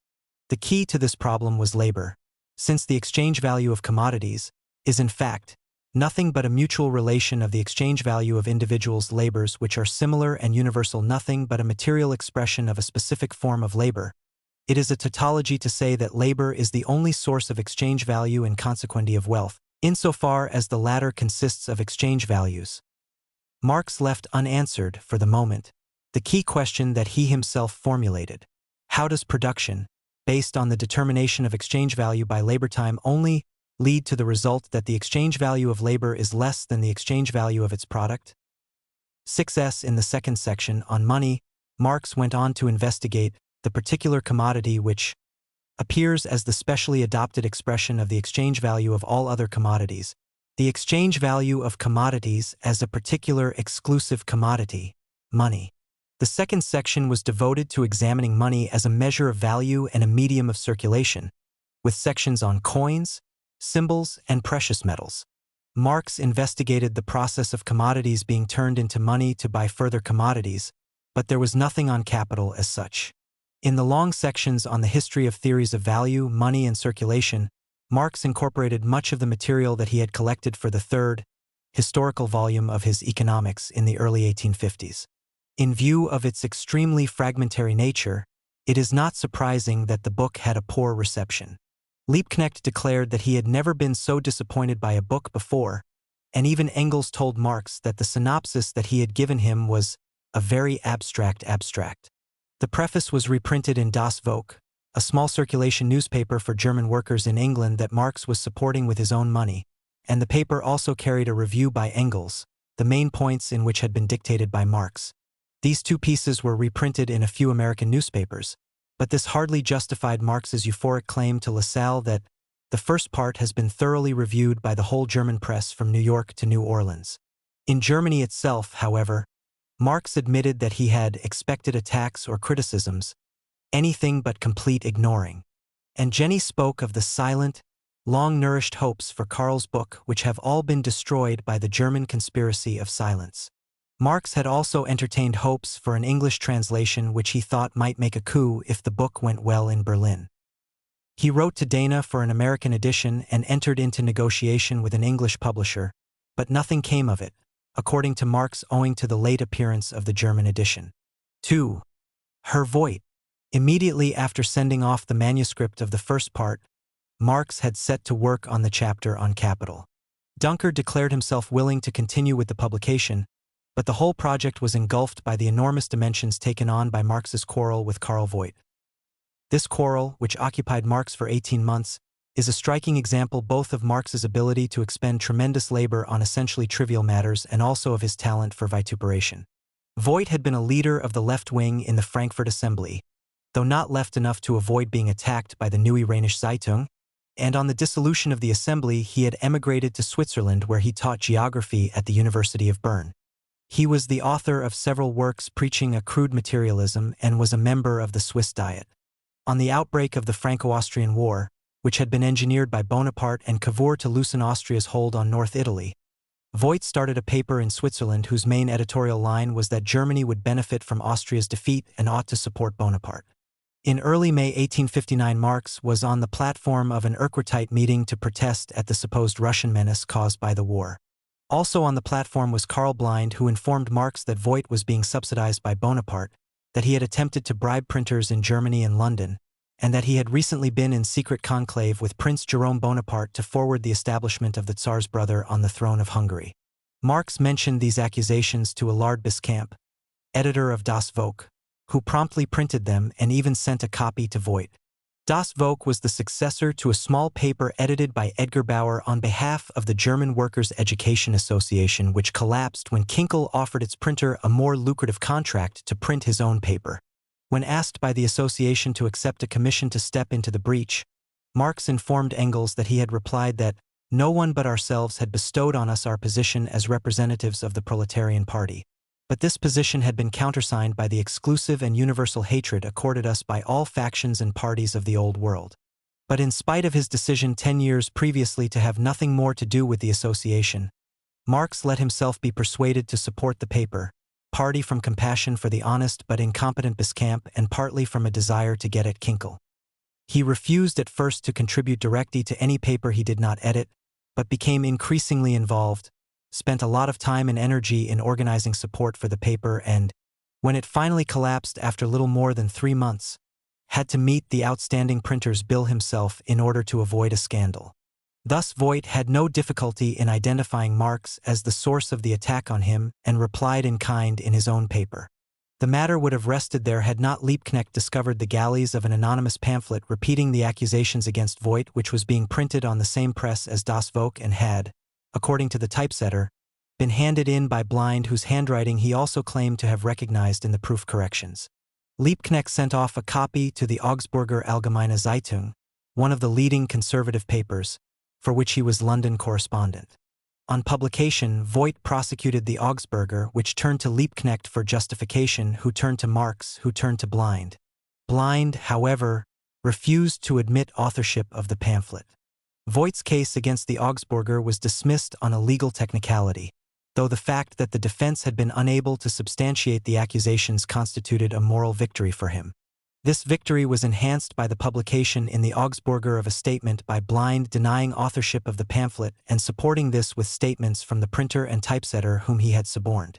Marx managed to secure an affidavit from the typesetter to the effect that the pamphlet really was in Blind's handwriting, and threatened Blind with prosecution. This produced a declaration in the Daily Telegraph that a friend of Blind's family, named Scheibli, had been the author of the pamphlet, and at least Marx was exonerated. There, too, the matter might have rested had not Voigt produced a book entitled My Action Against the Allgemeine Zeitung. This included all the proceedings and documents of the trial, followed by a commentary that branded Marx as a forger and a blackmailer who lived off the contributions of the proletariat while only having respect for purebred aristocrats like his brother-in-law Ferdinand von Westphalen. The book sold all its first printing of 3,000 copies and immediately went into a second edition. The Berlin National Zeitung published 2 long leading articles drawn from Voigt's assertions, the arrival of which in London towards the end of January 860 sent Marx into a panic. He tried to keep the news from Jenny, but of course she found out and was in a truly shattering state. Marx also quarreled violently with Freiligrath, with whom his relations had become increasingly strained. Freiligrath had refused to heed his warning not to participate in the Schiller Festival organized by Kinkel in November 1859. And he had dissociated himself abruptly from Das Volk when Liebknecht had mistakenly alleged that he was one of its collaborators. Marx's rage boiled over when he was informed, again mistakenly, that Voigt's book reprinted letters from Freiligrath that showed his intimacy with Voigt. When Marx realized how mistaken he was, he wrote to Freiligrath one of his most attractive letters. He claimed that his struggle against Voigt was decisive for the historical vindication of the party and its subsequent position in Germany, and continued, I tell you frankly that I cannot decide to let irrelevant misunderstandings lose me one of the few men whom I have loved as a friend in the eminent sense of the word. If I am guilty of anything towards you, I am willing to make amends. Nihil humani a me alienum puto. We both know that each of us in his own way, putting aside all private interest and from the purest motives, has held aloft for years over the heads of the Philistines the banner of the class law plus laborious et law plus miserable dash, and I would consider it a petty crime against history if we were to break up because of trifles that are all explainable as misunderstandings. Freilagrath accepted Marx's explanations, but replied, "My nature, like the nature of any poet, needs freedom. The party is also a cage, and it is easier to sing outside it, even for the party, than inside it." Marx was pleased with Freilagrath's reply. "Your letter pleased me a lot, for I give my friendship to only a very few men, but then I hold fast to it. My friends of 1844 are still the same." But he thought Freilagrath's interpretation of the party was much too narrow. After the League was dissolved in November 1852 on my proposition, I no longer belong to any society whether secret or public, nor do I. Thus the party in this completely ephemeral sense ceased to exist for me 8 years ago. Thus I know nothing of the party in the sense of your letter since 1852. If you are a poet, then I am a critic and had more than enough with the experiences of 1849 to 1852. The League, like 100 other societies, was only an episode in the history of the part, which grows everywhere spontaneously from the soil of modern society. Thus Marx and Freilagrath repaired their friendship. But it never became as intimate as previously, and all contact between the families was broken off by Jenny, who was, as Marx admitted, of an energetic nature. Meanwhile, Marx had begun a forlorn prosecution of the National Zeitung in Berlin and the Daily Telegraph in London, both dismissed for lack of evidence, and began to collect material for a refutation of Voigt. Voigt's attack, thought Marx, had been on a large scale, and a large-scale reply was needed, a reply which Marx also saw as a revenge for the Cologne trial of 1853. In March, he went to Manchester for 6 weeks to check the archives of the Communist League in Engels' possession, as Voigt had stirred up all the foggy gossip of the refugees. He caused affidavits to be made left, right, and center, fired off at least 50 letters, that to his lawyer in Berlin alone is 20 printed pages, and entered into a secret and confidential correspondence with the Daily Telegraph to try to get them to make amends. He started on the book in August but did not finish it until mid-November. Both Jenny and Engels disapproved of the delay and considered Marx's approach much too thorough. It proved impossible to find a publisher in Germany and, despite Engels' warnings, Marx decided on a London publisher for whom Marx's book was his first commercial enterprise. Marx even optimistically persuaded him to agree to share the profits. What with the cost of the lawsuits, gathering material, and printing, Marx found that he had spent about £100, to which Engels and Lassalle had to contribute heavily. It took Marx a long time to decide on the title. He himself, supported by Jenny, favored Dat of Voigt, apparently on the grounds that it would puzzle the Philistines, but Engels persuaded him to settle for the simpler Herr Voigt. The book was very long and described by Marx himself as a system of mockery and contempt. Voigt, pilloried as a reincarnation of Sir John Falstaff, was pursued through 200 closely printed pages, whose style was so elusive that Engels recommended a resume after each chapter, in order to present the general impression clearly to the Philistines. Marx was at his most vituperative. By means of an artificially hidden sewer system, all the lavatories of London spew their physical filth into the Thames. By means of the systematic pushing of goose quills, the world capital spews out all its social filth into the great papered central sewer called the Daily Telegraph.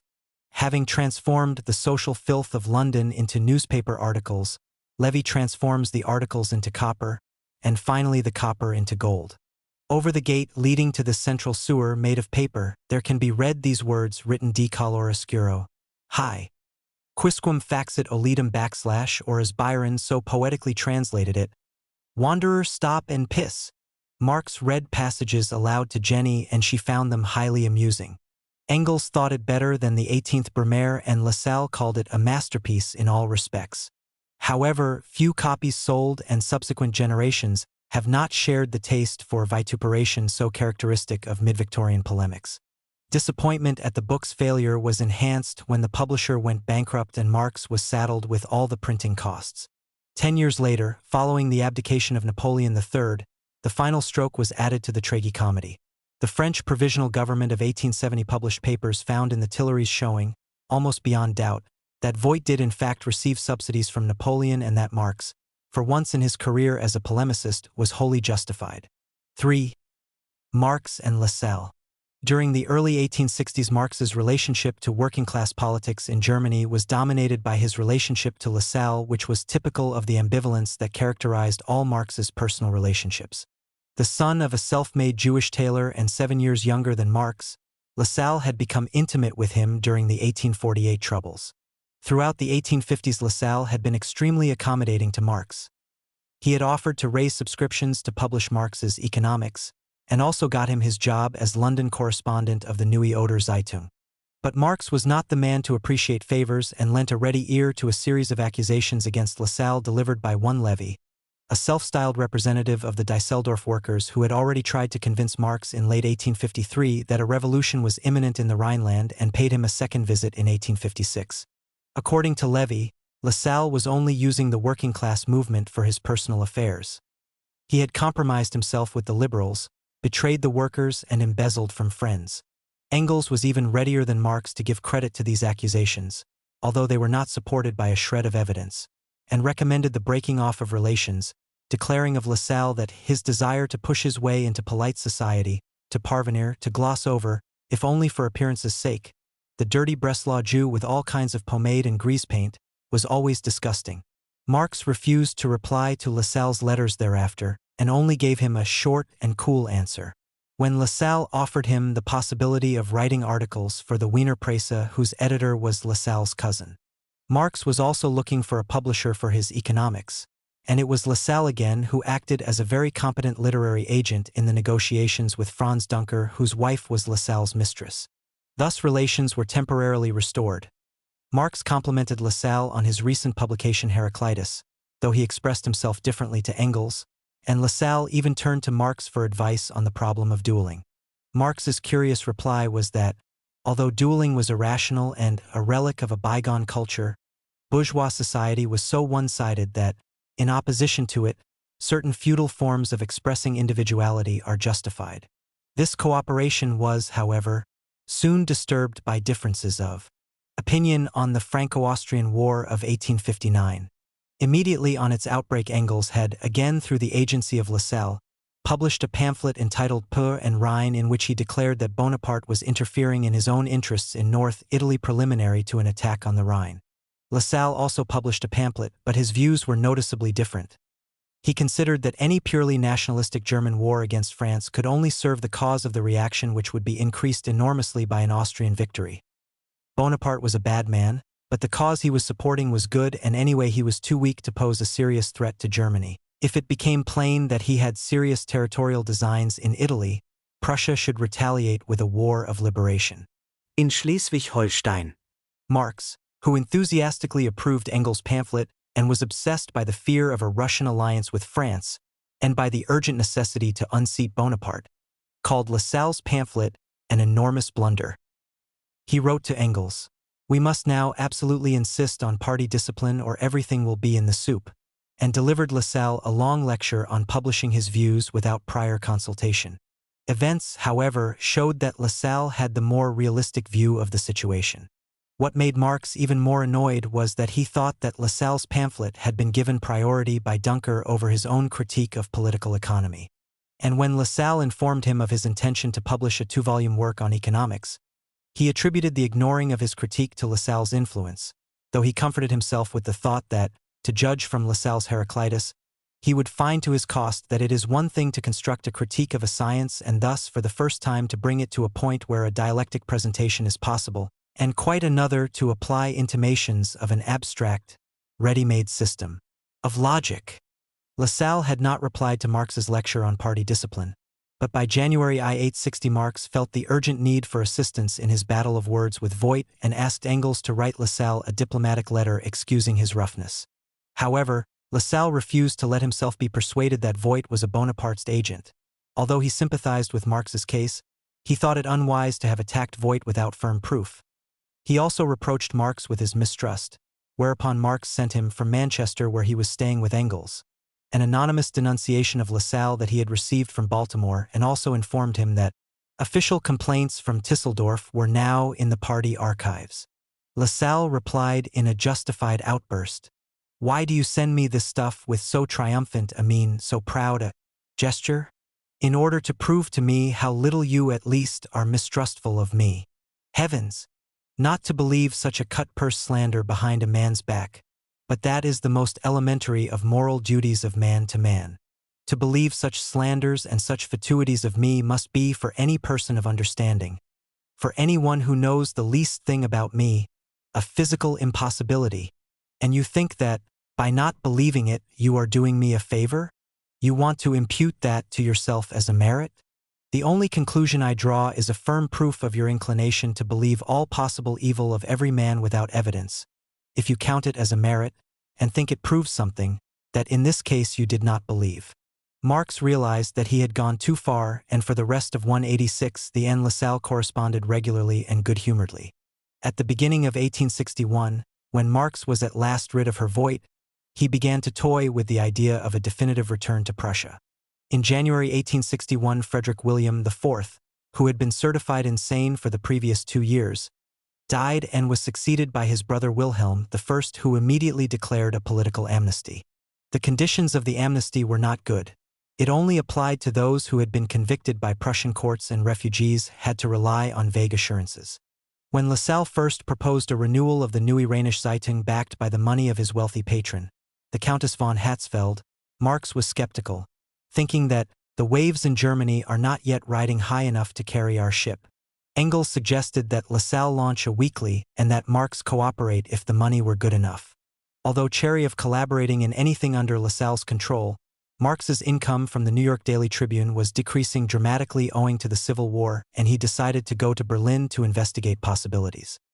His financial straits obliged him in any case to go to Holland to see his uncle.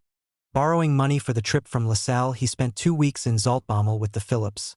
"I have never known a better family in my life," he wrote afterwards to his uncle, and managed to borrow £160 as an advance on his mother's estate. His uncle was, according to Marx, stubborn but very proud of my being an author, and Marx got LaSalle to write him the sort of letter that he could confidentially show to his uncle to increase his reputation. On his proceeding to Berlin, he was magnificently entertained for 3 weeks by LaSalle. He lived in a very beautiful house on one of the most beautiful streets of Berlin, and the Countess, too, made a favorable impression on Marx. She is a very distinguished lady, no blue stocking, 3'8" of great natural intellect, much vivacity, deeply interested in the revolutionary movement, and of an aristocratic laissez-aller very superior to the pedantic grimaces of professional femmes d'esprit. There were visits to the theater and the ballet, which bored Marx to death, and a dinner in Marx's honor where he was placed between the Countess and the niece of Varnhagen von Entz. "This Fräulein," he wrote to Antoinette Phillips, "is the most ugly creature I ever saw in my life. A nastily Jewish physiognomy, a sharply protruding thin nose, eternally smiling and grinning, always speaking poetical prose, playing at false enthusiasm, and spitting at her auditory during the trances of her ecstasis." Marx did, however, manage to persuade the Countess to start a press campaign against Blanca's ill-treatment by the French police. The visit was prolonged since Marx was applying, with LaSalle's active assistance, for the recovery of his Prussian citizenship, and the bureaucracy moved slowly. But Marx began to tire of Berlin society very quickly. "I am treated as a sort of lion and compelled to meet many professionally intellectual ladies and gentlemen." He found the whole of Berlin engulfed in ennui. Bickering with the police and the antipathy between civil and military authorities constituted the sum of Berlin politics. Marx attended a session in the Prussian Chamber of Deputies and found it a curious mixture of bureaucracy and the schoolroom. There was a general spirit of dissolution in the city. People of every rank thought a catastrophe inevitable, and the next elections would yield a parliament in opposition to the king. In these circumstances, Marx considered the time ripe for the foundation of a new paper, but he and LaSalle could not agree upon terms. LaSalle insisted that if Engels joined the editorial board in addition to himself and Marx, then Marx and Engels should have only one vote against his own. But, although Lassalle was supplying the money, Marx considered that he could only supply a useful service if he were kept under strong discipline. He wrote to Engels, dazzled by the reputation that he has gained in certain learned circles through his Heraclitus, and in another circle of spongers through wine and cuisine, Lassalle is naturally unaware that he is discredited in the public at large. There is also his dogmatism, his obsession with the speculative concept. The fellow even dreams of his writing a new Hegelian philosophy, raised to the second power. His infection with old French liberalism, his arrogant pen, importunity, tactlessness, etc. In the end, Marx left Berlin without receiving his Prussian nationality, in spite of a personal interview with the Prussian chief of police, again arranged by Lassalle, and without a definite decision one way or another on the paper. Marx at least had the satisfaction of finding his old friend, Koppen, unchanged. The drinking session with Koppen did him a power of good, and Koppen presented him with his 2-volume study on the Buddha. Marx also visited old friends in the Rhineland and spent 2 days with his mother. She interested him with her subtle esprit and indestructible stability of character, and she cancelled some of his old debts into the bargain. Marx defined his attitude towards a return to Germany as follows. Germany is so fine a country that one is better living outside its boundaries. I, for my part, if I were quite free and not burdened with something that you might call political conscience, would never leave England for Germany, still less for Prussia, and least of all for this frightful Berlin with its dust and culture and over-clever people. And Jenny's views were even sharper. My wife is particularly against a move to Berlin, Marx informed his uncle, since she does not wish our daughters to be introduced to the Hatzfeld circle, and it would be difficult to keep them away from it. The whole family was, however, enchanted by the gifts from Lassalle that Marx brought back with him. There was an atlas for Engels and cloaks for the girls and for Jenny, who strutted up and down so proudly in hers that Eleanor called after her, "Just like a peacock." Jenny was grateful for other reasons, too, as anything like this makes an impression on the Philistines of the neighborhood and earns us respect and credit. On his return to London, Marx failed to pursue any cooperation with Lassalle. He was too busy working on his economics and trying to spin out his meager earnings from journalism.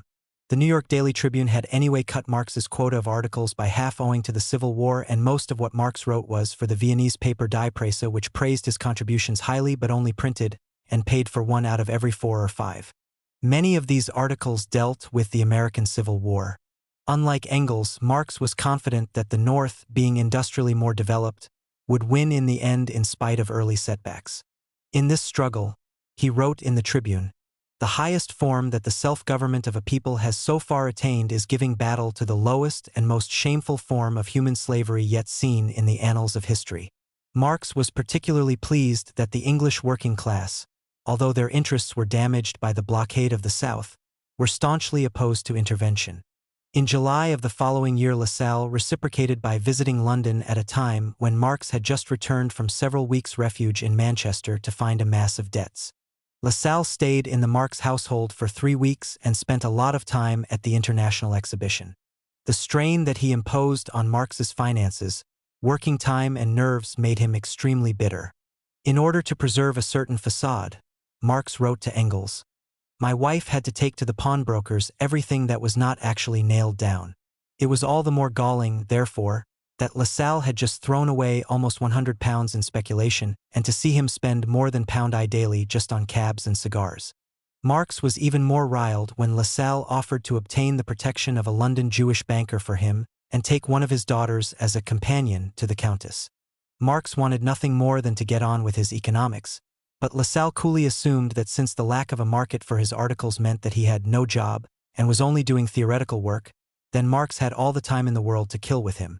As annoying as Lassalle's flamboyant display of wealth was his boastfulness. In Marx's view, he had changed much since the previous year in Berlin.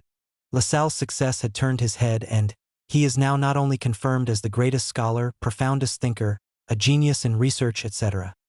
He is also Don Juan and a revolutionary Cardinal Richelieu. And there is also his continual chatter in an unnatural falsetto voice, his ugly demonstrative gestures and didactic tone. And it must indeed have been difficult for Marx to tolerate long the company of a man who could, with complete self-assurance, begin a speech with the words, Working men, before heave for the spas of Switzerland. After 3 weeks of this, Marx gave vent to his pent-up frustration in a letter to Engels. It is now quite clear to me that, as shown by the shape of his head and the growth of his hair, that he is descended from the Negroes who joined the flight of Moses from Egypt, unless his mother or grandmother on his father's side were crossed with a nigger. This union of Jew and German on a Negro foundation was bound to produce something out of the ordinary. The importunity of the fellow is also Negroid. Jenny's comment on Lassalle's visit is also worth quoting, as her touch is a little lighter than Marx's. In July 1862 we had a visit from Ferdinand Lassalle. He was almost crushed under the weight of the fame he had achieved as a scholar, thinker, poet, and politician. The laurel wreath was fresh on his Olympian brow and Ambrosian head, or rather on his stiff, bristling Negro hair. He had just victoriously ended the Italian campaign.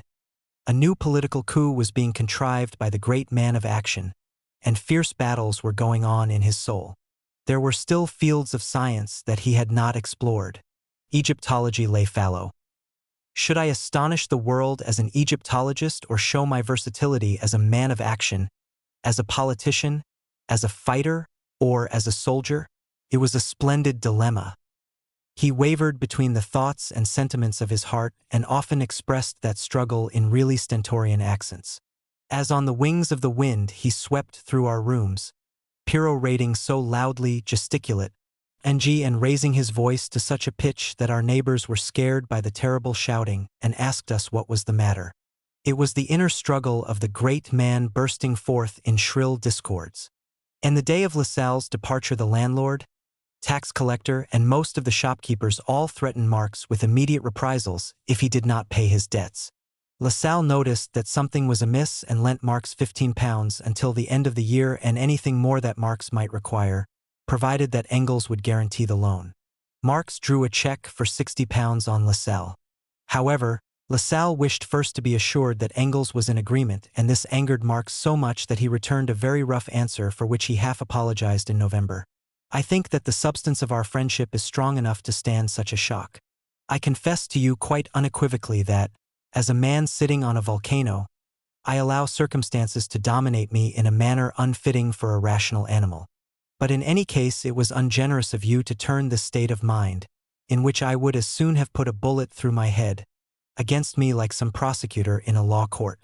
So I hope that, in spite of everything, our old relationship can continue untroubled. Thereafter the correspondence ceased, though Lassalle continued to send Marx his numerous publications. In April 1864 Lassalle stated that he had not written to Marx for 2 years as their relationship was strained for financial reasons. Marx, however, attributed the break to Lassalle's political views with greater reason. In the early 1860s, the prosperity of Germany produced strong liberal forces that considerably diminished the strength of the reaction that had dominated the country throughout the 1850s. This opposition was brought to a head by the refusal of the Landtag to vote the budget necessary for a reform of the army, a refusal which led to elections in May 1862. Lassalle campaigned hard, and the radicals had considerable success. During his stay in London, Lassalle wished to obtain Marx's backing for his program of universal suffrage and state aid to workers' cooperatives. Combined with his radicalism, Lassalle remained in many respects an old Hegelian with an old Hegelian's view of the state. He had never been through the traumatically secularizing experience of the young Hegelians. Thus his proposals could never be acceptable to Marx, who summed up his attitude to them in 2 letters written after Lassalle's death. Most importantly, Marx considered that any reliance on state aid would enfeeble the proletariat's struggle for political supremacy. Lassalle's ideas, according to Marx, were not based on any coherent economic theory and involved a compromise with feudalism, whereas in the nature of things, the working class must be genuinely revolutionary. Lassalle, however, who was in many ways in closer contact with the situation in Germany than was Marx, might with justice have claimed that Marx overestimated the revolutionary potential of the Prussian bourgeoisie and that his own program represented the only way forward for the working class movement. Marx was equally opposed to the idea of universal suffrage in Germany. Lassalle had learnt none of the lessons of the manipulation of this political device in France by Louis Napoleon. He also claimed that Lassalle did not base himself enough on previous working-class movements in Germany, though in fact many of his collaborators were former members of the Communist League. and that LaSalle had no international dimension to his political agitation. This last observation was certainly justified. LaSalle had never lived outside Germany, and both his theory and his practice were strictly limited to German conditions. Even after his visit to London, LaSalle still hankered after the idea of editing a newspaper in cooperation with Marx. But Marx's criticisms became even more pronounced during LaSalle's last year of feverish political activity. In May 1863, LaSalle's agitation culminated in a request from the Leipzig workers to attend a conference where the Allgemeine Deutsche Arbeiterverein, General Union of German Workers, the first effective German Socialist Party, was formed. 11 days before the conference, LaSalle had had an interview with Bismarck, with whom he had already been in secret negotiation. Although LaSalle claimed that he was eating cherries with Bismarck, but Bismarck was getting only the stones, LaSalle did not live long enough for it to be clear whether he was right. Marx himself very quickly came to the conclusion that LaSalle had sold out to Bismarck and complained even more strongly of his plagiarizing the Communist Manifesto and Wage Labor and Capital. But LaSalle's sudden death intervened. On August 28, 1864, he was mortally wounded in a duel by a Wallachian count, the fiancée of Helen von Donages, a 17-year-old girl to whom LaSalle had got himself engaged barely 4 weeks before. Engels received the news fairly coolly. Marx showed more humanity. He wrote, "LaSalle's misfortune has been going damnably round in my head these last days. He was after all one of the old stock and the enemy of our enemies. Also the thing came so surprisingly that it is difficult to believe that so noisy, stirring, pushing a man is now as dead as a mouse and must shut his mouth altogether. About the cause of his death you are quite right. It is one of the many tactlessnesses which he performed in his life. For all that, I'm sorry that our relationship was troubled during the last years, of course through his fault. The devil knows. The crowd is getting ever smaller and no new blood is being added." And to the Countess, he wrote, "You will understand how the quite unforeseen news of LaSalle's death has astonished, shocked, and shattered me. He was one of those for whom I had a great affection. Be convinced that no one can feel deeper grief than I at his being torn away. And above all I feel for you. I know what the departed was to you, what his loss means to you. Rejoice over one thing. He died young, in triumph, like Achilles." Although Marx was obviously overgenerous here to his own past sentiments, yet his relationship to LaSalle was ambivalent, resentment and hate always being tempered by a grudging admiration. 4. Life in Grafton Terrace. The years 1860 to 63 had marked a fresh but final low in Marx's domestic affairs. He touched the depth of bourgeois misery, and could manage no more in 3 years than research on the historical portions of his Economics. In 1864, however, the situation changed. 2 legacies gave the Marx household enough security for Marx to be able to devote himself to the spread of the First International, which had been founded just 4 weeks after LaSalle's death, and also to start drafting the vital chapters of his Economics on Capital. As Marx had foreseen, the poverty that the family experienced in Grafton Terrace was in many ways worse than that of Dean Street. The building had, according to Jenny, the 4 characteristics the English like in a house: airy, sunny, dry, and built in gravelly soil. And on a fine day there was a clear view right down to St. Paul's. But the Marxes lived a very isolated life, as their house was, initially, very difficult of access. Building was going on all round, there was no made-up road leading to it, and in rainy weather the sticky red soil turned into a quagmire. This particularly affected Jenny, who wrote that, "It was a long time before I could get used to the complete solitude. I often missed the long walks I had been in the habit of making in the crowded West End streets, the meetings, the clubs, and our favorite public house, and homely conversations which had so often helped me to forget the worries of life for a time. Luckily, I still had the article for the Tribune to copy out twice a week, and that kept me in touch with world events. Even worse, there were more appearances to be kept up and expenditure much increased, particularly with the elder children going to school, a ladies' seminary, and having private lessons in French, Italian, drawing, and music. Piano, too, had to be rented. From 1857 there was a second servant, Helene de Muth's younger sister, Marianne, who stayed until her death in 1862. Marx was as resolved as ever to pursue my aim through thick and thin and not let bourgeois society turn me into a money-making machine, but was often rather naively surprised at the financial difficulties that his attitude entailed. In 1859, he hoped to double his revenue by an offer that Lassalle had negotiated on his behalf to write for the Wiener Presse and announced to Engels that he would bother him no more for money. Jenny, who was always much more hard-headed about money, warned him that he could count on £2 a week maximum and should not believe Engels with his airy talk of £10. The following September, his affairs were in a crisis. Engels, who was being prosecuted for assaulting someone in a pub with his umbrella, had to find about £50 to settle the case, and Marx turned to Lassalle, assuring him that he would be able to recoup from the royalties of the Critique of Political Economy.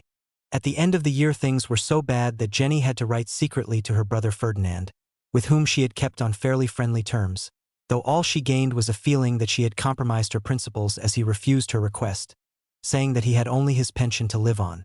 The year 1860 was slightly better, as Engels' financial position was improving and he was able to send Marx £100 in a lump sum.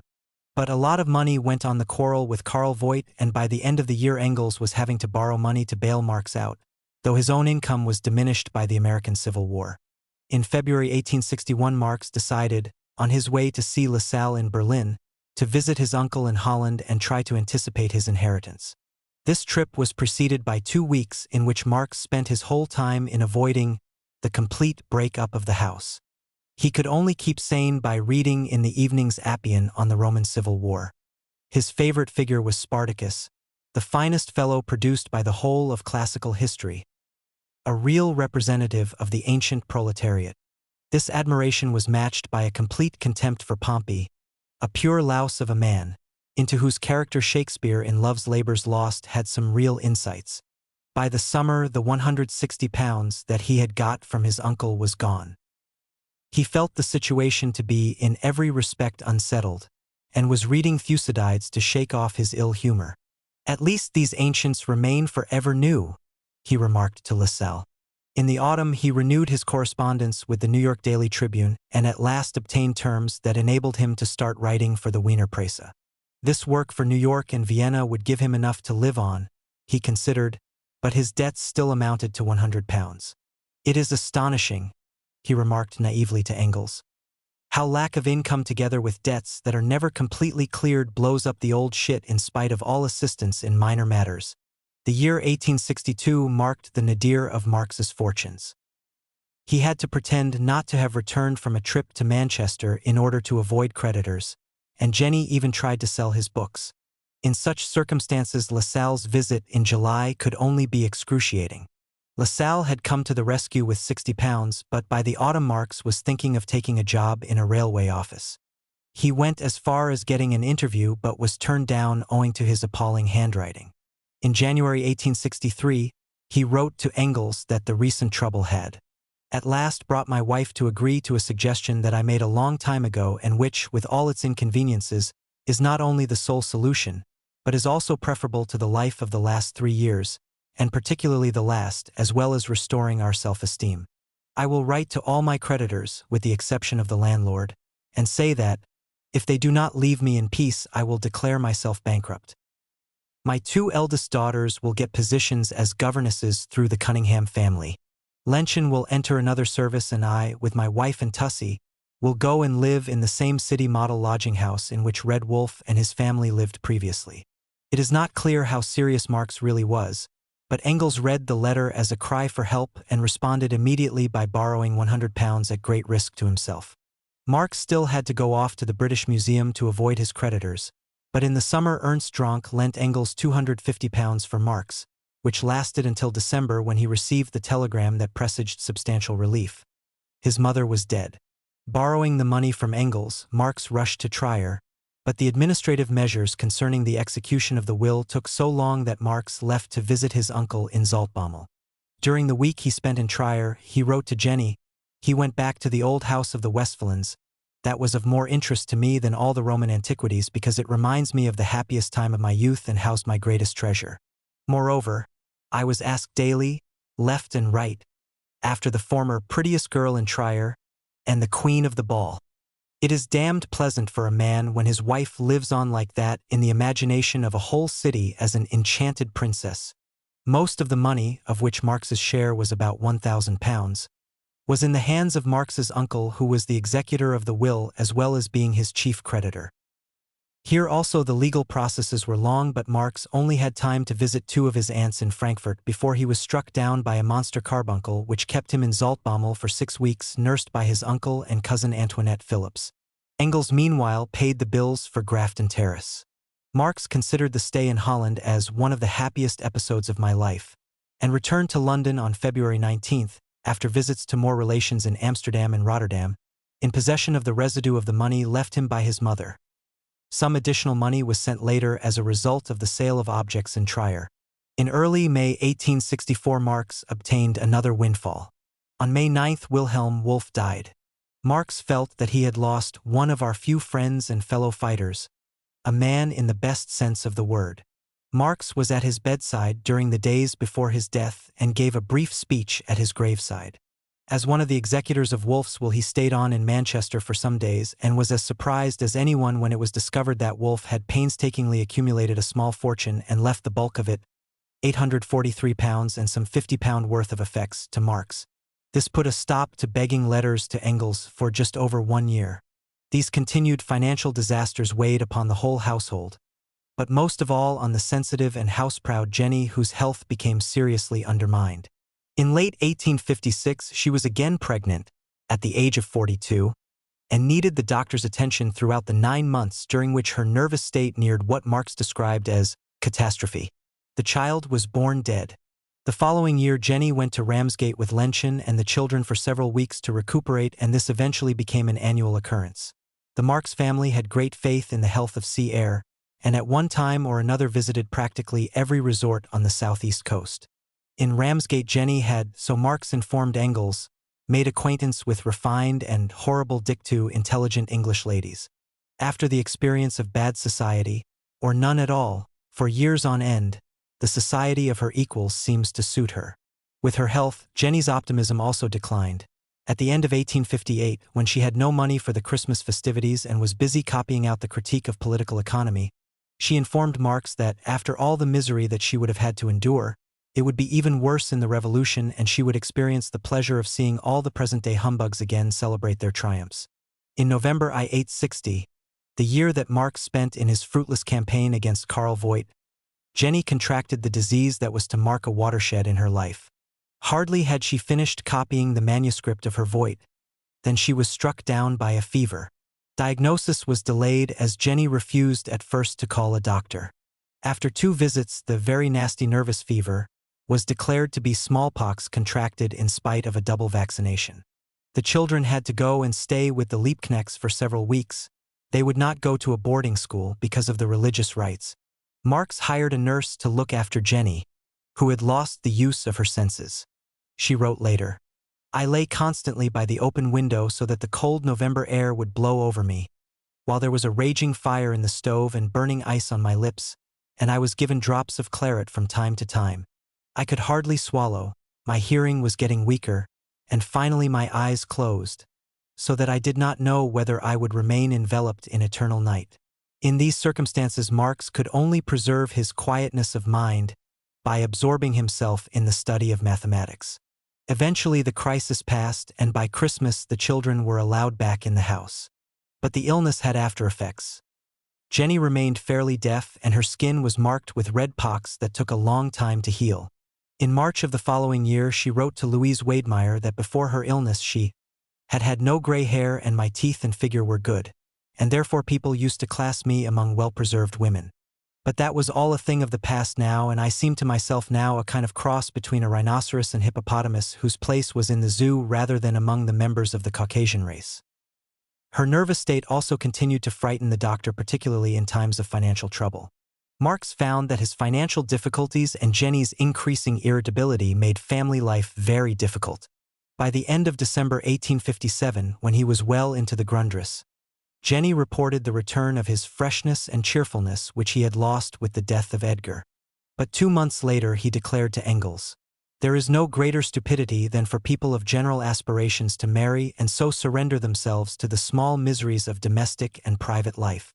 The life in Grafton Terrace was a very isolated one, with only the Freilagraths as close friends and very few family visitors, and Marx felt that Engels was the only person he could talk to frankly, as at home he had to play the role of a silent stoic. This was necessary to combat Jenny's increasing pessimism. Marx's own health was seriously suffering. He continually complained to Engels that his liver bothered him for weeks on end. His father had died from a liver complaint, and he consumed enormous quantities of medicine to heal the toothache, headaches, and disorders of his eyes and nerves. The boils were to follow shortly. After Jenny's illness, domestic troubles were aggravated.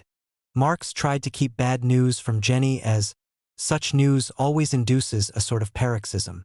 The year 1862, he could only wish to the devil, since such a lousy life is not worth while living. Jenny's feelings were much the same. My wife tells me every day that she wishes she were in the grave with the children, and I really cannot blame her. In January 1863, as a result of pressing money problems and Jenny's reaction to them, there occurred the only serious quarrel between Marx and Engels.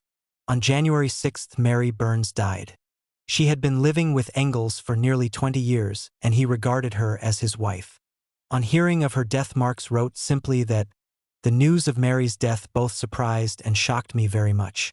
She was very good-natured, witty, and devoted to you, and then continued immediately to give Engels a lengthy description of his financial troubles. Engels replied after a few days, "You will find it natural that my own trouble and your frosty reception of it made it positively impossible for me to answer you earlier. All my friends, including Philistine acquaintances, have shown me on this occasion, which was bound to touch me very nearly, more sympathy and friendship than I could expect. You found the moment suitable to enforce the superiority of your cold thought processes." Marx waited 10 days before replying. "I thought it good to let some time pass before I answered you. Your situation on the one hand and mine on the other made it difficult to take a cool look at the situation. It was very wrong of me to write you the letter, and I regretted it as soon as it was posted. But it did not happen out of heartlessness. My wife and children will bear me witness that when your letter came, it was early in the morning. I was as much shattered as by the death of one of those nearest to me. But when I wrote to you in the evening, it was under the impression of very desperate conditions. I had the landlord's broker in the house, the butcher protesting at my check, shortage of coals and food, and little Jenny in bed. In such circumstances, I can generally save myself only by cynicism." This in turn led to a quarrel between Marx and Jenny. Marx had written in the same letter of excuse to Engels that what made me particularly wild was the fact that my wife believed that I had not sufficiently accurately communicated the true state of affairs to you. Marx considered that Jenny had forced him into a false position with regard to Engels. "I can now tell you without further ceremony," he wrote to Engels, "that, in spite of all the pressure I have endured during the last weeks, nothing burdened me, even relatively speaking, as much as this fear that our friendship should now break up. I repeatedly told my wife that nothing in the whole mess was important to me compared with the fact that, owing to our lousy bourgeois situation and her eccentric excitement, I was not in a position to comfort you at such a time, but only to burden you with my private needs. Consequently, domestic peace was much disturbed, and the poor woman had to face the music, although it was no fault of hers, in as much as women are accustomed to demand the impossible. Naturally, she had no idea of what I wrote, but her own reflection could have told her what the outcome would be.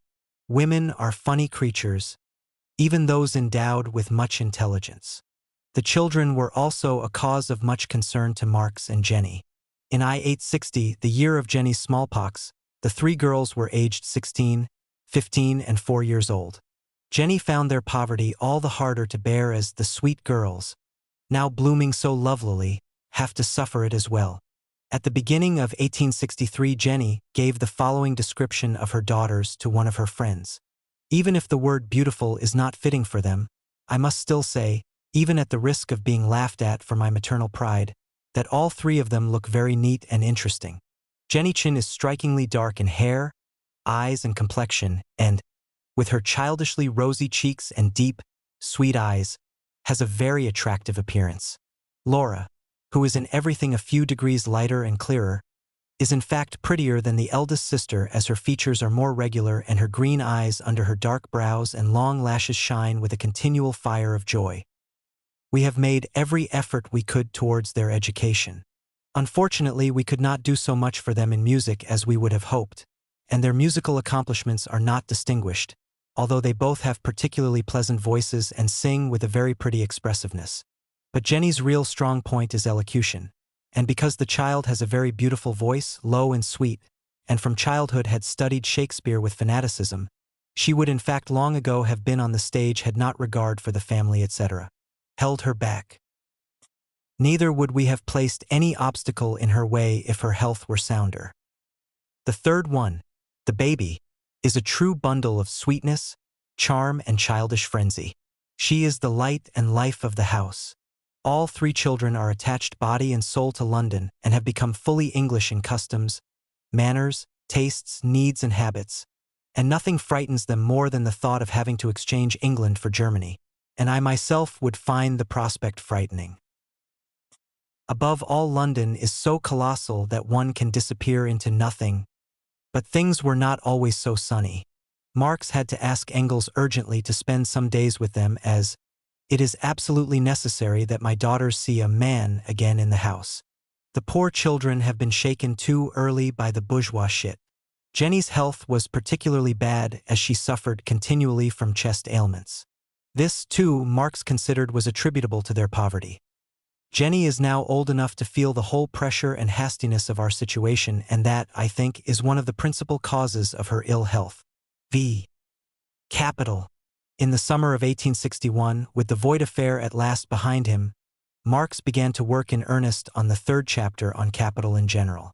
For a year progress was very slow, though Marx considered that he had managed to popularize his style. By April 1862, he felt in a position to tell Lassalle that his book would not be ready for 2 months and added revealingly, "I have the peculiar characteristic that when I see something that I have written out 4 weeks later, I find it unsatisfactory and rework the whole thing. In any case, the work doesn't lose anything thereby." 2 months later, he was working like the devil, not on the third chapter, but on the history of economic theory, and particularly theories of surplus value, that he wished to add to the chapter on capital, just as he had added a historical account of theories of money and circulation to the critique of political economy. He was padding his work out as the German wretches measure the value of a book by its cubic content. It was Marx's usual practice when domestic worries disturbed his concentration, and 1862 and 1863 were among the most troubled years of Marx's life, to turn to the historical part of his work. By the end of the summer he was getting depressed and expressed the wish to Engels to engage in some line of business. "Gray, dear friend, is all theory and only business is green. Unfortunately, I have come too late to this insight." He reread Engels' condition of the working classes in England and was filled with nostalgia for the past. How freshly, passionately, and boldly is the matter dealt with here, without learned and scientific considerations. And even the illusion that tomorrow or the day after history will bring to light the result gives the whole a warmth and lively humor, compared with which the later Gray in Gray is damned unpleasant. A few years later he told one of his daughters that he felt himself to be a machine condemned to devour books and then throw them, in a changed form, on the dunghill of history. By the end of 1862, he told Kugelmann that the second part is now at last finished, though with the inevitable qualification that this was apart from the copying out and final polishing for the printer. It would contain, he continued, only what was intended. As the third chapter of the first part, i.e. capital in general, underscore it is, together with the first bit, the quintessence, and the development of what follows would be easy to complete, even by others, on the basis of what exists, with the exception perhaps of the relationship of different forms of the state to the different economic structures of society. But illness prevented any creative work for 3 months during the spring of 1863, and Marx concentrated on trying to give the historical part its final shape. He was, however, still confident that he could copy out the remainder very quickly. The possibility of competition from Lassalle spurred him on, and by the summer he was regularly working 10 hours a day and doing differential calculus in his spare time.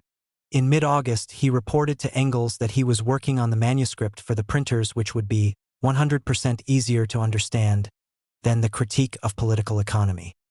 He added that the ease with which Lassalle produced his works on economics made him laugh. "When I look at my colossal work and see how I have had to shift everything round and even construct the historical part from material that was in part totally unknown. A certain number of the manuscripts from this period have either been lost or are inaccessible, so it is not possible to determine exactly how far Marx had got with his second part. Some of this contained material later incorporated into the 3 volumes of Capital, but the major part was the historical section later published by Kautsky as the 4th volume of Capital under the title Theories of Surplus Value. The Theories of Surplus Value comprises 3 large printed volumes of which a large part is simply extracts from previous theorists.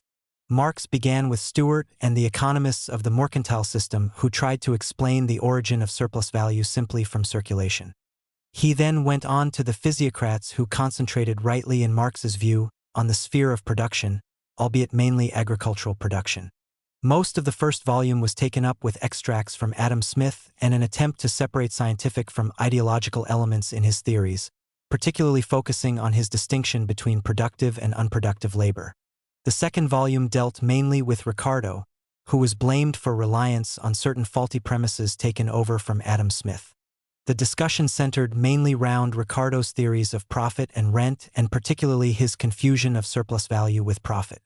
The third volume dealt with the Ricardian school and particularly the English socialists whom Marx called the proletarian opposition based on Ricardo. He also attacked Malthus as a shameless sycophant of the ruling classes for advocating extravagant expenditure by them as a remedy for overproduction. Marx regarded Ricardo as the high point of bourgeois economic theory. Thereafter, as the class struggle sharpened, in place of disinterested inquirers, there were hired prize-fighters. In place of genuine scientific research, the bad conscience and evil intent of apologetic.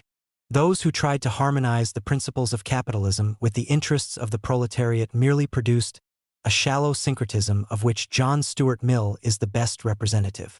The English socialists, Ravenstone, Hodgkin, and others, at least had the merit of drawing from Ricardo's labor theory of value the correct notion of capitalist exploitation.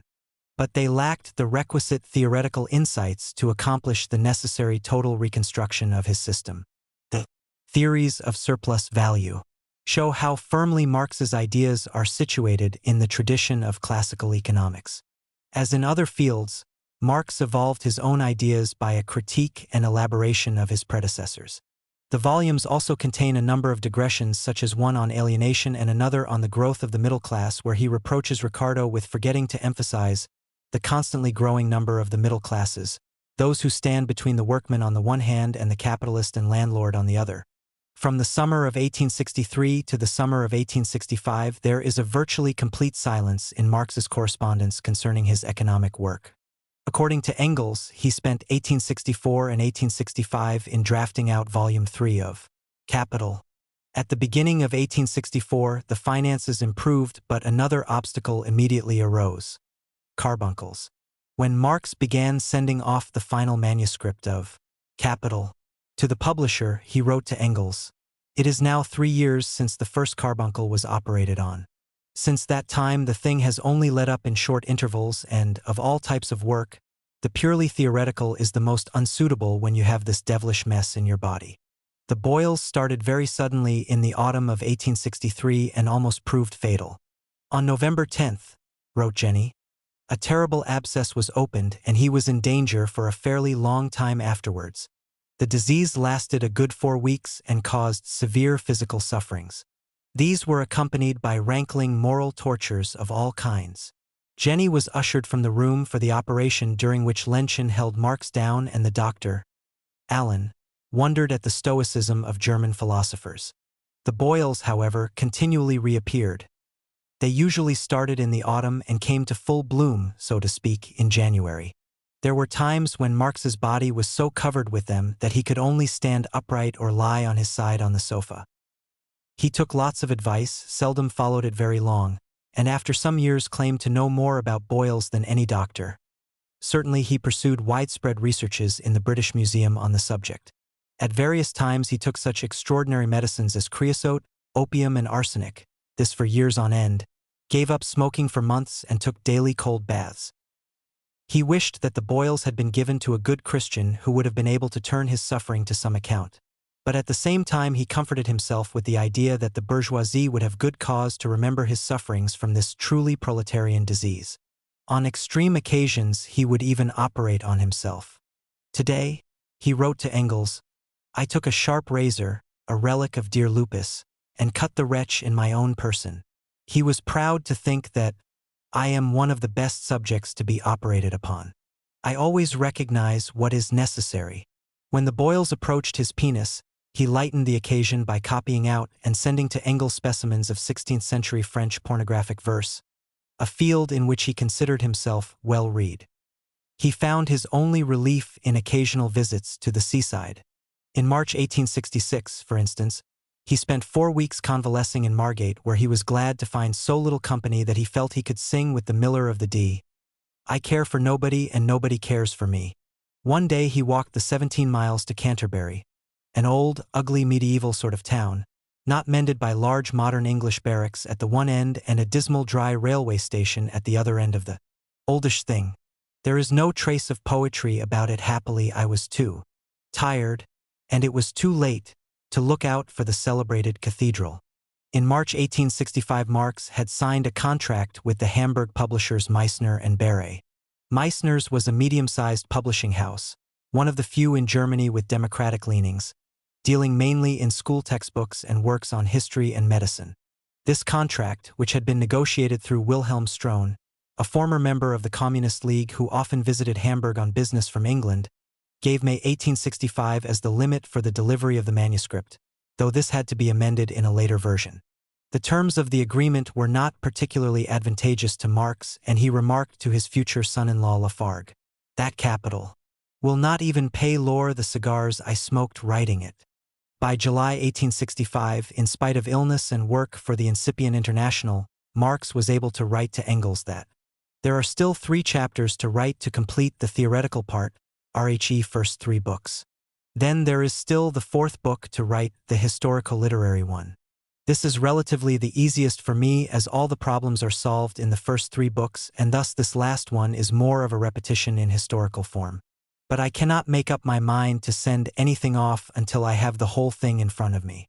Whatever shortcomings they may have, my writings do have this advantage that they are an artistic whole, and that is only attainable through my habit of not letting them be printed until they lie before me complete. Marx was in a particular hurry to finish, as the thing weighs on me like a mountain. Also, his friends Liebknecht, for example, were spreading oversimplified versions of his ideas. And, as ever, Marx was haunted by the idea of not being able to complete his work before a revolutionary outbreak. In February 1866, being seriously ill and under pressure from Engels, Marx at last agreed to complete Volume 1 before drafting out the others. If I had enough money, that is more-0, for my family, and if my book were ready, it would be a matter of complete indifference to me whether I was thrown on the scrap heap today or tomorrow. And he continued with the following report on his progress. As far as this damned book goes, this is the situation. It was ready at the end of December. The discussion of ground rent alone is, in its present form, almost book length. I went to the museum in the day and wrote at night. I had to work through the new agricultural chemistry in Germany, especially Liebig and Skonbein, who are more important for this thing than all the economists put together, and also the enormous material that the French have given us since I was last occupied. With this point underscore, although ready, the manuscript is gigantic in its present form, and no one else apart from me can edit it. Not even you. I began the copying out and stylizing on the 1st of January, and the thing went on very briskly, since I was naturally delighted to lick the child smooth after so many birth pangs. But then once again the carbuncle broke it off. By November 1866, he was able to send off the first batch of manuscript, and the following April the whole was at last completed. Marx insisted on going to Germany himself with the manuscript and tactfully informed Engels of his clothes and watch that needed to be redeemed from the pawnshop before his trip. Engels sent by return the halves of 7 5-pound notes.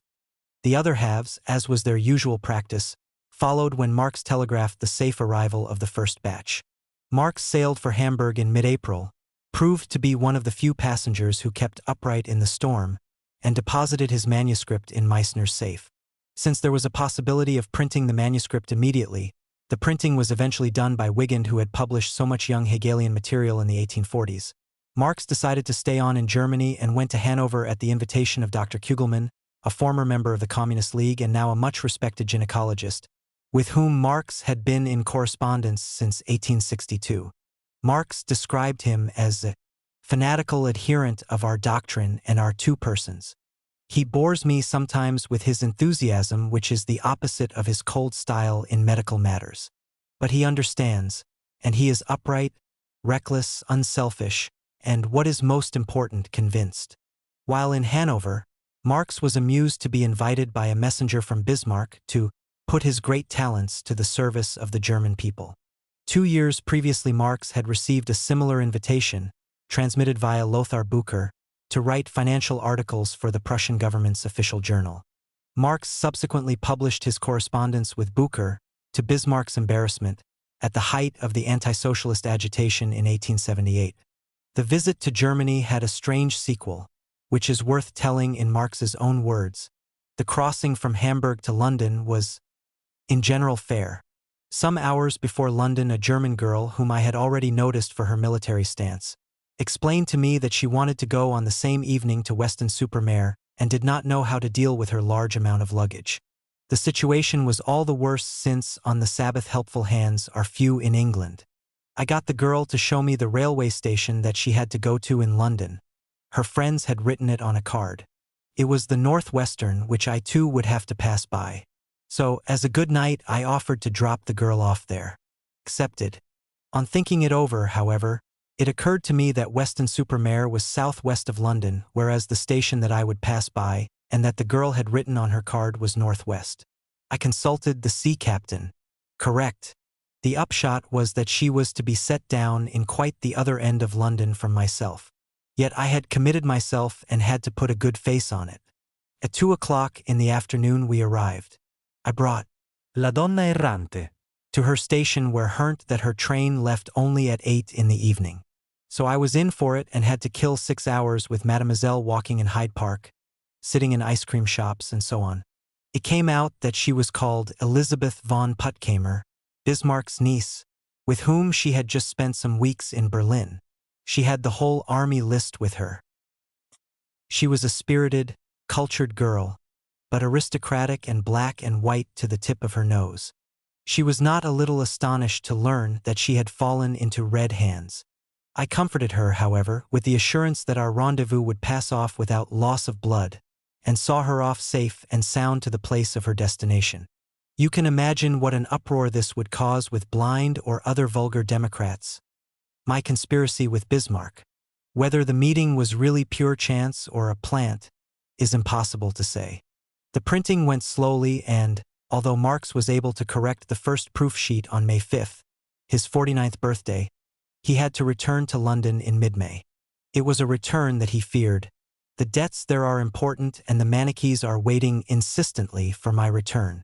Then there is the family moaning, the inner collisions, the rush, instead of being able to approach my work fresh and untroubled. Throughout the summer, Marx continued to be worried by his creditors and only had time to correct the proof sheets sent to him by Meissner. He forwarded them regularly to Engels for his opinion. It is interesting to note that Marx had not shown any of his drafts to Engels before they were sent to press.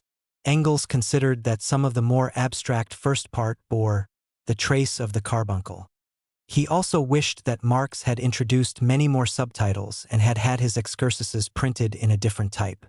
Although the sharpness of the dialectical development was improved in Capital, Engels found the Critique of Political Economy easier to grasp. Marx's letter to Engels on completing Capital, Volume 1. The text reads, Translation, August 16, 1867, 2 o'clock in the night. Dear Fred, I've just finished correcting the last galley proof, 49th, of the book. The appendix on the form of value is in small print and takes up I/4 galleys. The preface likewise was corrected and sent back yesterday. So this volume is finished. It is you alone that I have to thank for this being possible. Without your self-sacrifice for me, I could never possibly have accomplished the enormous labor for the 3 volumes. I embrace you. Full of thanks. Enclosed are 2 corrected galley proofs. I got the £15. Many thanks. Greetings, my dear, beloved friend. Yours K. Marx. His opinion must have improved, For Marx wrote soon after that, "Your satisfaction up till now is more important to me than anything that the rest of the world may say of it." By the end of August, the last galley was sent off, and Marx wrote jubilantly to Engels, "To you alone I owe it that this was possible. Without your sacrifice for me, I could not have got through the enormous labors of the 3 volumes. I embrace you, full of thanks." In the 3rd week of September 1867, Capital, Critique of Political Economy, Volume 1, Book 1, The Production Process of Capital, appeared in an edition of 1,000 copies. Volume 1 of Capital is by no means the indigestible and virtually unreadable book that it has the reputation of being. Consists of 2 very distinct parts. The first 9 chapters are, indeed, of an extremely abstract theoretical nature, whereas the reset of the book contains a description of the historical genesis of capitalism which is at times extremely vivid and readable. The first 9 chapters contain what Marx called in his 1857 introduction the general abstract definitions which are more or less applicable to all forms of society. It is not only this abstract method that makes these chapters difficult. There is also the Hegelian cast of the book. In his afterword to the second German edition of the book, Marx explained that he was employing the Hegelian dialectic of which he had discovered the rational kernel inside the mystical shell by turning it right side up again. He even, as he said in the same afterword, went as far as coquetting with modes of expression peculiar to Hegel. A third factor which makes the beginning of Capital difficult is the fact that the concepts used by Marx are ones quite familiar to economists in the mid-19th century but thereafter abandoned by the orthodox schools of economics. Since the 3rd quarter of the 19th century, economists in Western Europe and America have tended to look at the capitalist system as given, construct models of it, assuming private property, profit, and a more or less free market, and to discuss the functionings of this model, concentrating particularly on prices. This marginalist school of economics has no concept of value apart from price. To Marx, this procedure seems superficial for 2 reasons. Firstly, he considered it superficial in a literal sense, in that it was only a description of phenomena lying on the surface of capitalist society without an analysis of the mode of production that gave rise to these phenomena. Secondly, this approach took the capitalist system for granted, whereas Marx wished to analyze the birth, life, and death of a given social organism and its replacement by another, superior order.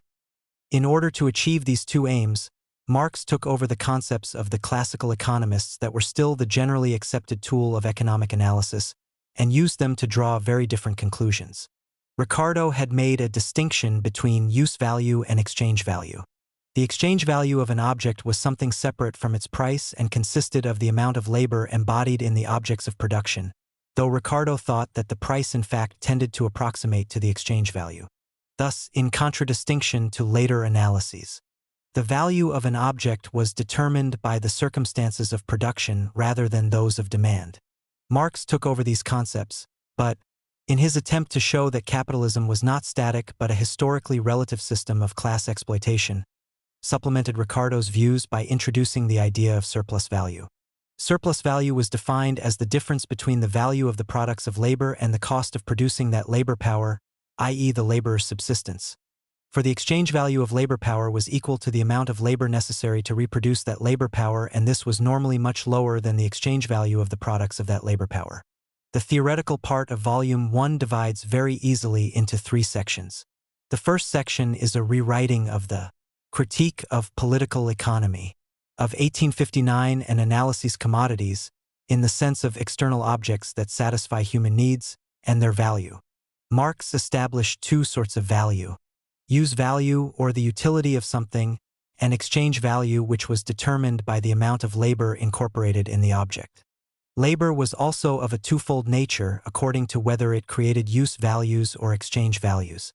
Since the exchange values of commodities must be capable of being expressed in terms of something common to them all, and the only thing they shared was labor, then labor must be the source of value.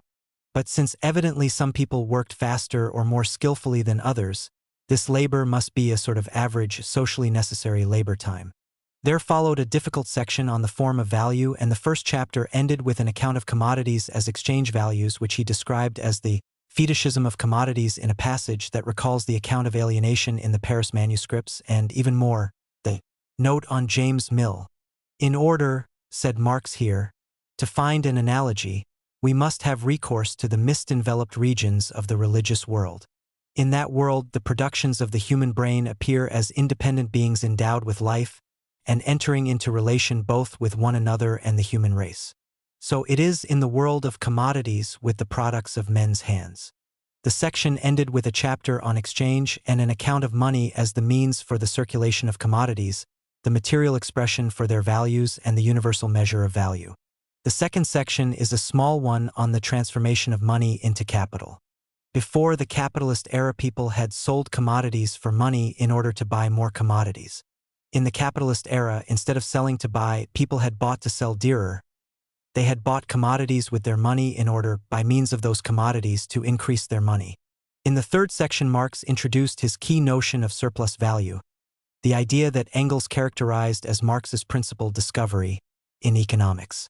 Marx made a distinction between constant capital, which was that part of capital which is represented by the means of production, by the raw material, auxiliary material, and instruments of labor, and does not, in the process of production, undergo any quantitative alteration of value, and variable capital. Of this, Marx said, that part of capital represented by labor power does, in the process of production, undergo an alteration of value. It both reproduces the equivalent of its own value and also produces an excess, a surplus value, which may itself vary, may be more or less according to the circumstances. This variation was the rate of surplus value around which the struggle between workers and capitalists centered.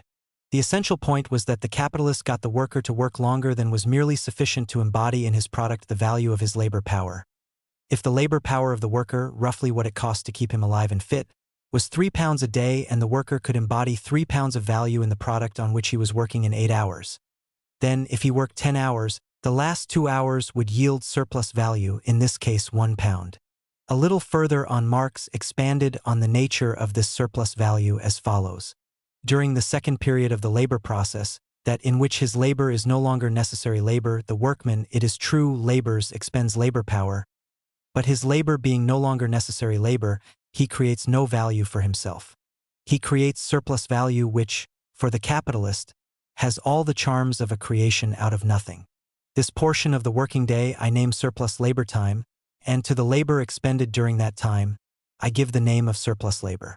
It is every bit as important, for a correct understanding of surplus value, to conceive it as a mere congelation of surplus labor time, as nothing but materialized surplus labor, as it is, for a proper comprehension of value, to conceive it as a mere congelation of so many hours of labor, as nothing but materialized labor.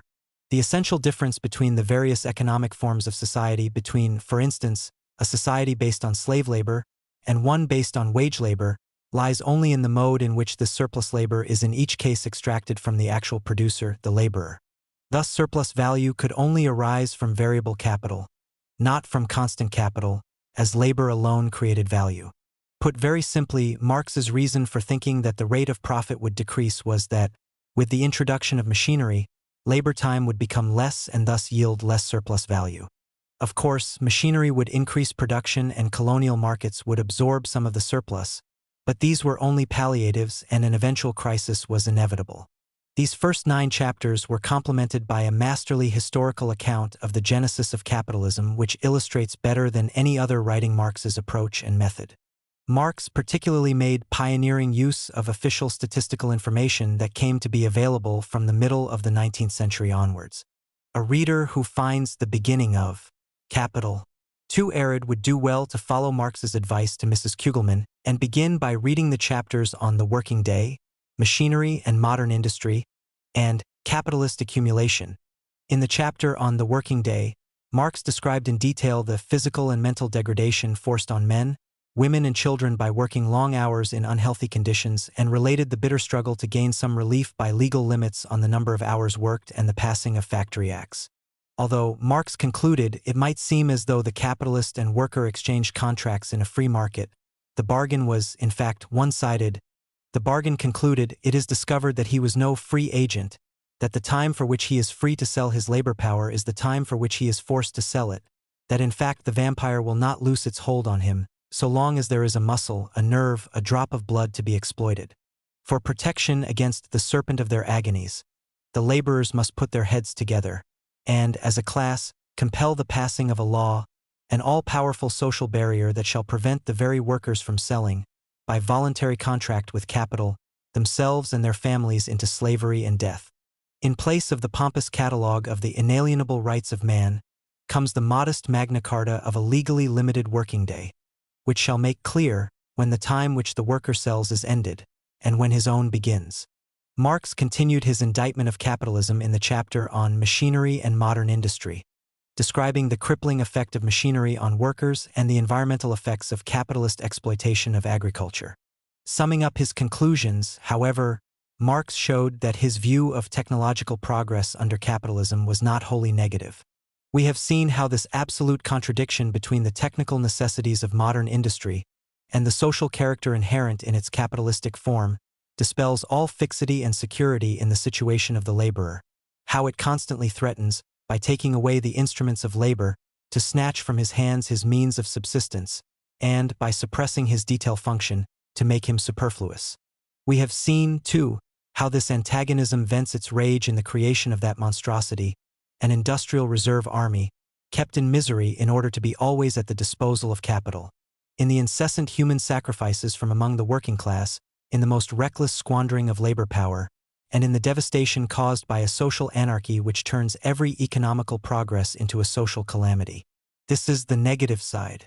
But if, on the one hand, variation of work at present imposes itself after the manner of an overpowering natural law, and with the blindly destructive action of a natural law that meets with resistance at all points, modern industry, on the other hand, through its catastrophes imposes the necessity of recognizing, as a fundamental law of production, variation of work, consequently fitness of the laborer for varied work, consequently the greatest possible development of his varied aptitudes.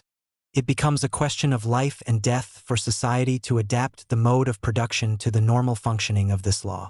Modern industry, indeed, compels society, under penalty of death, to replace the detail worker of today, crippled by lifelong repetition of one and the same trivial operation, and thus reduced to the mere fragment of a man, by the fully developed individual, fit for a variety of labors, ready to face any change of production, and to whom the different social functions he performs are but so many modes of giving free scope to his own natural and acquired powers. Volume 1 ended with a long section on capitalist accumulation, the finest chapter in the book. The capitalist, being a prey to a Faustian conflict between the passion for accumulation and the desire for enjoyment, was forced to create an industrial reserve army, or vast pool of temporarily unemployed workers to serve the fluctuations of the market. Marx synthesized his analyses in the thundering denunciation. We saw, when analyzing the production of relative surplus value, within the capitalist system all methods for raising the social productiveness of labor are brought about at the cost of the individual laborer. All means for the development of production transform themselves into means of domination over, and exploitation of, the producers. They mutilate the laborer into a fragment of a man, degrade him to the level of an appendage of a machine, destroy every remnant of charm in his work, and turn it into a hated toil. They estrange from him the intellectual potentialities of the labor process in the same proportion as science is incorporated in it as an independent power. They distort the conditions under which he works, subject him during the labor process to a despotism the more hateful for its meanness. They transform his lifetime into working time, and drag his wife and child beneath the wheels of the juggernaut of capital. But all methods for the production of surplus value are at the same time methods of accumulation, and every extension of accumulation becomes again a means for the development of those methods. It follows therefore that in proportion as capital accumulates, the lot of the laborer, be his payment high or low, must grow worse. The law, finally, that always equilibrates the relative surplus population or industrial reserve army, to the extent and energy of accumulation, this law rivets the laborer to capital more firmly than the wedges of Vulcan did Prometheus to the rock. It establishes an accumulation of misery, corresponding with accumulation of capital. Accumulation of wealth at one pole is, therefore, at the same time accumulation of misery, agony of toil, slavery, ignorance, brutality, mental degradation, at the opposite pole, on the side of the class that produces its own product in the form of capital. This judgment was supported by a series of detailed studies, moving yet objective, on the condition of the British working classes over the previous 20 years, the British agricultural proletariat, and the misery of Ireland. The book was rounded off with the following famous passage. Along with the constantly diminishing number of the magnates of capital, who usurp and monopolize all advantages of this process of transformation, grows the mass of misery, oppression, slavery, degradation, exploitation. But with this too grows the revolt of the working class, a class always increasing in numbers, and disciplined, united, organized by the very mechanism of the process of capitalist production itself. The monopoly of capital becomes a fetter upon the mode of production, which has sprung up and flourished along with and under it. Centralization of the means of production and socialization of labor at last reach a point where they become incompatible with their capitalist integument. This integument is burst asunder. The knell of capitalist private property sounds. The expropriators are expropriated. The subsequent 2 volumes, being only in draft form, have none of the polished verve of Volume 1. There was, however, a long chapter entitled Results of the Immediate Process of Production, that Marx seems to have intended to put at the end of Volume 1 but left out at the last minute. In this chapter, Marx discussed how capitalist production reproduced the relationship of capitalist to worker in the total process. There are particularly interesting comments on the alienation involved in the relationship of capitalist to worker and on the tendency of capitalism to reduce as much as possible the number of those working for a wage in the production sphere and increase the number of workers in purely service industries. Whereas Volume 1 had dealt with production, 2 and 3 investigated what happened outside the factory when the capitalist came to sell his products for cash. In Volume 2, Marx traced the circular movement of sale, profit, and the plowing back of resources for the next cycle of production and the complex factors underlying economic crises. This volume is far less interesting due to its technical, theoretical nature. The first part of Volume 3 appears to be in a more or less final draft, but thereafter the book tails off without any final conclusion. It begins with a discussion of the conversion of surplus value into profit and thus the relationship between values and prices. Many people on reading Volume 1 had asked how it came about that, if values were measured by socially necessary labor, they should be so very different from market prices. The only answer that Marx provided to this problem was to assert that value was the center of gravity around which prices fluctuate and around which their rise and fall tends to an equilibrium. He continued, no matter what may be the way in which prices are regulated, the result always is the following. The law of value dominates the movement of prices, since a reduction or increase of the labor time required for production causes the prices of production to fall or to rise. Marx then enunciated in more detail than in Volume 1 the falling tendency of the rate of profit which forms the centerpiece of the third volume. This law is expressed most succinctly by Marx as follows. It is the nature of the capitalist mode of production, and a logical necessity of its development, to give expression to the average rate of surplus value by a felling rate of average profit. Since the mass of the employed living labor is continually on the decline compared to the mass of materialized labor incorporated in productively consumed means of production, it follows that that portion of living labor which is unpaid and represents surplus value must also be continually on the decrease compared to the volume and value of the invested total capital. Seeing that the proportion of the mass of surplus value to the value of the invested total capital forms the rate of profit, this rate must fall continuously. Marx then went further into the nature of economic crises, which he traced to the basic contradiction between the necessity of a capitalist economy to expand its production without taking into account the level of consumption that alone could make it feasible. The real barrier of capitalist production is capital itself. It is that capital and its self-expansion appear as the starting and the closing point, the motive and the purpose of production. That production is only production for capital, and not vice versa. The means of production are not mere means for a constant expansion of the living process of the society of producers. The limits within which the preservation or self-expansion of the value of capital resting on the expropriation and pauperization of the great mass of producers can alone move. These limits come continually into conflict with the methods of production employed by capital for its purposes, which drive towards unlimited extension of production as an end in itself, towards unconditional development of the social productivity of labor. The means, unconditional development of the productive forces of society, comes continually into conflict with the limited purpose, the self-expansion of the existing capital dash. The conclusion was, the last cause of all real crises always remains the poverty and restricted consumption of the masses as compared to the tendency of capitalist production to develop the productive forces in such a way that only the absolute power of consumption of the entire society would be their limit. Marx then dealt with the factors that could slow down the fall in profits, principally increased production and foreign trade, and attempted to show that they can only be short-term palliatives. There followed 2 sections on interest-bearing capital and ground rent, and the volume ended with the dramatically incomplete section on classes. Even today, Capital, particularly Volume 1, remains a masterpiece. Its historical analyses present an effectively damning picture of at least one aspect of 19th-century England, composed with an attention to detail and a superb style that make it a permanent contribution both to history and to literature. Nor have its theoretical presuppositions or long-term predictions been disproved, if only because they are not susceptible of ultimate refutation. The labor theory of value is not a scientific theory but a theory to be judged by the insights that it gives into the workings of the capitalist system.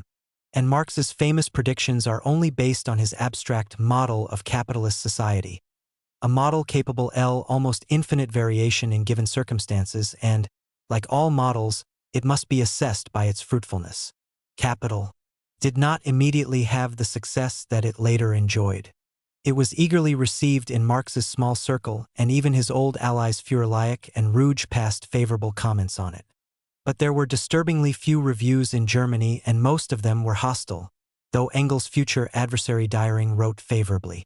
Engels himself was the most assiduous review writer and managed to place 7, each carefully tailored to the nature of the paper in which it appeared. Kugelmann AISO acted as a very effective public relations officer in Germany.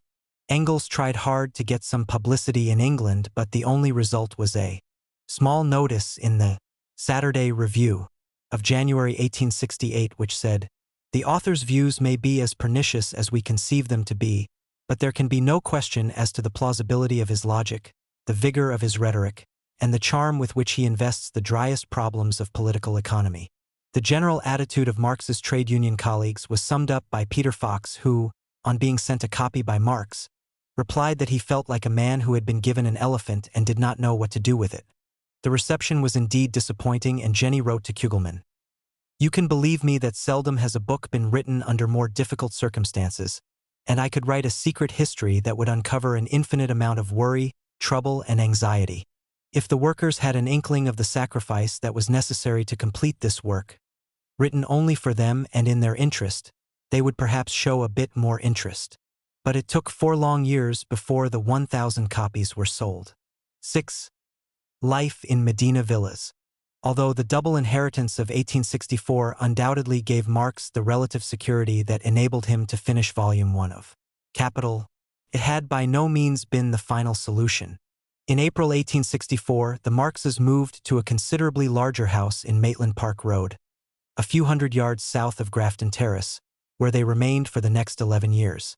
To Jenny in her memoirs 1 Medina Villas, the postal address was changed to 1 Maitland Park Road in 1868, was a very attractive and healthy dwelling which we fitted out very comfortably and relatively smartly. A new, sunnily placed, friendly house with airy light rooms. Indeed, later it seemed to her to be a veritable palace and, to my mind, far too large and expensive a house. It was one of 2 detached houses at the entrance to the park with a flower garden in front, a well-stocked conservatory and plenty of space for their 2 dogs, 3 cats and 2 birds. Each of the girls had her own room, and Marx himself had a fine study overlooking the park, the room in which Marx wrote Volume 1 of Capital, and which served as a focal point for the First International. Paul Lafargue has left the following description of Marx's study. It was on the first floor, flooded by light from a broad window that looked out onto the park. Opposite the window and on either side of the fireplace, the walls were lined with bookcases filled with books and stacked up to the ceiling with newspapers and manuscripts. Opposite the fireplace on one side of the window were 2 tables piled up with papers, books, and newspapers. In the middle of the room, well in the light, stood a small, plain desk 3 foot by 2 and a wooden armchair, Between the armchair and the bookcase opposite the window was a leather sofa on which Marx used to lie down for a rest from time to time. On the mantelpiece were more books, cigars, matches, tobacco boxes, paperweights, and photographs of Marx's daughters and wife, Wilhelm Wolff and Friedrich Engels. The books were arranged according to their contents, not their size, and were full of pages with corners turned down, marginal comments and underlinings. "They are my slaves," Marx would say, "and they must serve me as I will." Two features of the study that were added later were gifts from his friend and admirer, Dr. Kugelmann. One was a bust of Zeus of Tricoli, which had arrived, to the great consternation of the household, while the Christmas pudding was being prepared at the end of 1867. The other was a piece of tapestry that Leibniz, for whom Marx had a great admiration, had had in his study. The money spent on furnishings, together with the repayment of debts, amounted to £500. Its rent and rates were almost double those of Grafton Terrace, and, in general, it was a house whose inhabitants would be expected to have an income of around £500 pa, which is, in fact, about the sum of money that Marx did get through annually.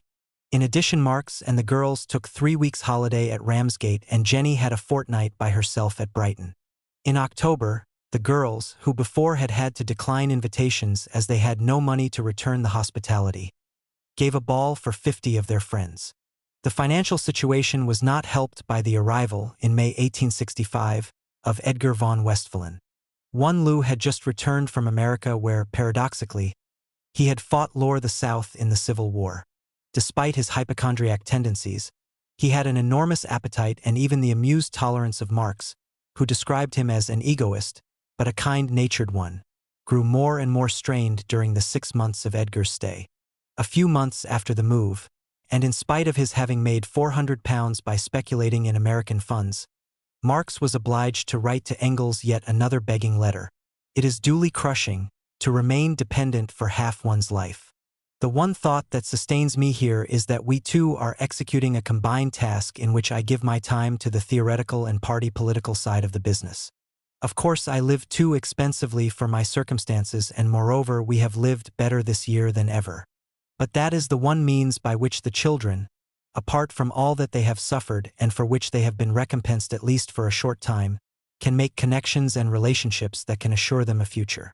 I believe that you yourself will be of the opinion that, even looked at commercially, a purely proletarian setup would be unsuitable here, however fine it might have been when my wife and I were alone or when the children were young."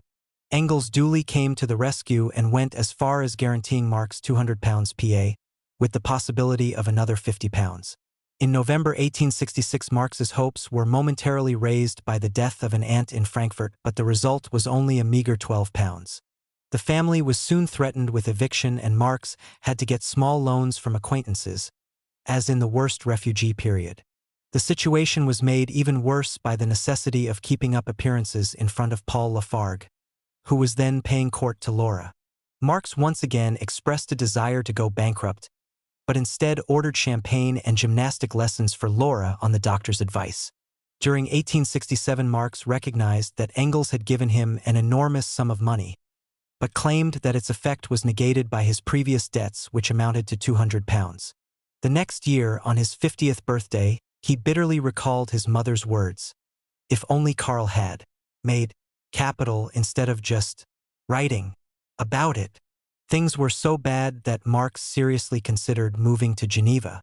The poverty was all the more glaring as Marx had become a respected figure in the neighborhood, culminating in his election to the prestigious sinecure of Constable of the Vestry of St. Pancras. Marx would not accept the office, agreeing with one of his neighbors that I should tell them that I was a foreigner and that they should kiss me on the arse. In November 1868, the financial situation became intolerable, and Engels asked Marx to let him know firstly how much he needed to clear his debts, and secondly whether he could live thereafter on £350 pa. Engels himself enjoyed an income from I-860 onwards of never less than £9. Marx described himself as quite knocked down, asked Jenny to calculate their total debts, and discovered that they were much larger than he had imagined. Engels let himself be bought out of Ehrman and Engels earlier than he had anticipated and left the firm, to his immense jubilation and the popping of champagne corks, on July 1, 1869. 3 weeks later, however, Marx noticed that Jenny was still not managing with the weekly allowance that he gave her. On pressing her about it, the stupidity of women emerged. In the list of debts that she had drawn up for you, she had suppressed about £75, which she was now trying to pay off little by little from the house allowance. When I asked why, she replied that she was frightened to come out with the vast total. Women plainly always need to be controlled. Engels accepted this with good grace, and Marx's financial troubles were, at last, finished. It has been calculated from their correspondence that from 1865 to 1869 Engels gave Marx no less than £862. The period of the composition of Capital, Volume 1 also saw Marx take on the role of father-in-law and eventually grandfather. The chief event of the late 1860s was Laura's courtship and marriage. As early as 1865, at Jenny's 21st birthday party, she had received a passionate proposal of marriage from Charles Manning, a rich South American with an English father. However, according to Marx, Laura didn't care a pin for him and was well experienced in dampening down Southern pasiones. The same year she met Paul Lafargue, then aged 23, the only son of a well-to-do planter in Cuba whose parents had returned to France to enter the wine trade in Bordeaux. Paul was a not very enthusiastic medical student. As a follower of Proudhon, he was active in student politics and had been sent as a French delegate to the General Council of the International in London, where he remained owing to his exclusion from the French university on political grounds. By August 1866, he was half engaged to Laura. Marx was not entirely happy. Laura seemed to have little real affection for Lafargue, whom he described to Engels as handsome, intelligent, energetic, and gymnastically developed lad. Nevertheless, he went very carefully into his prospective son-in-law's position. He wrote to Lafargue's old professor in Paris for a reference and sent Lafargue himself a rather heavy letter, of which the first paragraph read, "If you wish to continue your relations with my daughter, you will have to discard your manner of paying court to her. You are well aware that no engagement has been entered into, that as yet everything is provisional. And even if she were formally your betrothed, you should not forget that this concerns a long-term affair. An all too intimate deportment is the more unbecoming insofar as the two lovers will be living in the same place for a necessarily prolonged period of purgatory and of severe test. I have observed with dismay your change of conduct from day to day over the geologic epoch of a single week. To my mind, true love expresses itself in the lover's restraint, modest bearing, even diffidence regarding the adored one, and certainly not in unconstrained passion and manifestations of premature familiarity. Should you plead in defense your Creole temperament, it becomes my duty to interpose my sound sense between your temperament and my daughter. If in her presence you are unable to love her in a manner that conforms with the latitude of London, you will have to resign yourself to loving her from a distance. I am sure you take my meaning." Marx went on to explain that he himself had sacrificed all my fortune the revolutionary struggle. This he did not regret, but had he the choice again he would not have married. "As far as it is in my power, I intend to save my daughter from the rocks on which her mother's life has been wrecked." He finished by insisting on economic guarantees for Lafargue's future as, "Observation has convinced me that you are not by nature very diligent. For all your bouts of feverish activity and goodwill." Jenny, too, was rather dubious of French medical students, but Lafargue must have been able to allay their fears, for the engagement was announced in September 1866 on Laura's 21st birthday. Jenny Marx became enthusiastic. His parents had promised Paul around £4,000 on marriage, and she admired his fine character, his kind-heartedness, generosity, and his devotion to Laura. Particularly fortunate was the fact that Paul and Laura shared the same views on religion.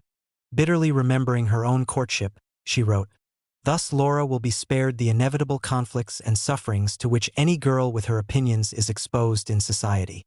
For how rare it is nowadays to find a man who shares such views and at the same time has culture and a social position."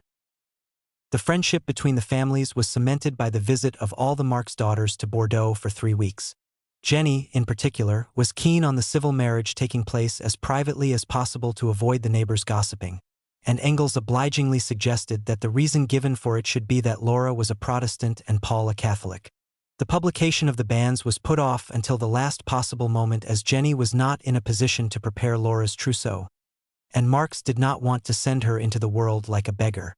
Jenny was still preparing an extensive wardrobe for Laura 4 months after her marriage.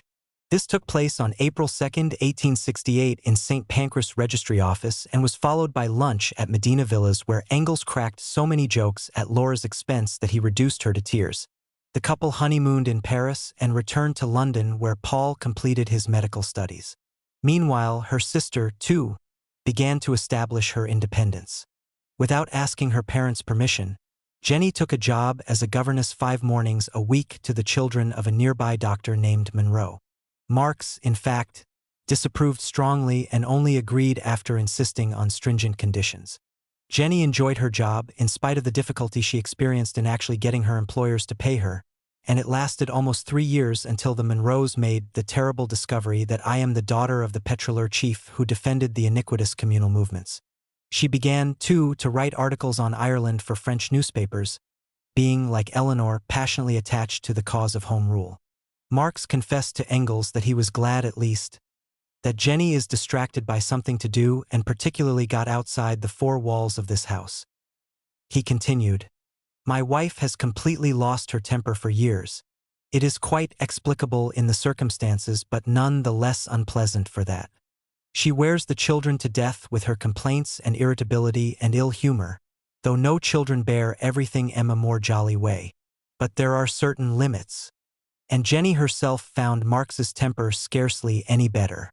The situation only improved with the move of Engels to London and the galvanizing effect of the Paris Commune. The International belonged to the period of the Second Empire during which the oppression reigning throughout Europe prescribed unity and abstention from all internal polemics to the workers' movement, then just reawakening.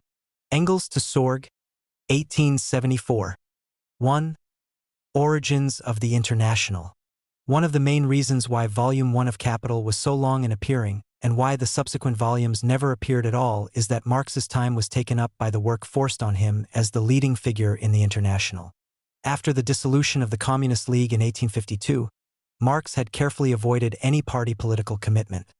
For one thing, the 1850s were a period of reaction and left-wing activism was inopportune. But by the early 1860s, political and economic conditions were encouraging a revival of working-class activity in Europe. In England, the successful struggle of the building workers for a 9-hour day encouraged the growth of organized trade unions and the establishment in I-860 of the London Trades Council. In France, Napoleon III had begun to relax the anti-trade union laws in the hope of using the workers as a counterweight to the increasing liberal opposition. As for Central Europe, Lassalle, who died just a few weeks before the founding of the International, had reawakened the working-class movement in Germany after a sleep of 15 years. This revival coincided with a growing spirit of internationalism, particularly strong in England. The cause of Italian independence had long been popular among the British working class. Garibaldi was feted when he came to London, and Mazzini was personally known to many of the working-class leaders. Lincoln's proclamation abolishing slavery rallied trade unionists to the side of the North in the Civil War, and Marx was very impressed by the monster meeting organized by the trade unions in March 1863, which, exceptionally, he attended. However, the event which directly gave rise to the founding of the International was the Iolish insurrection of 1863.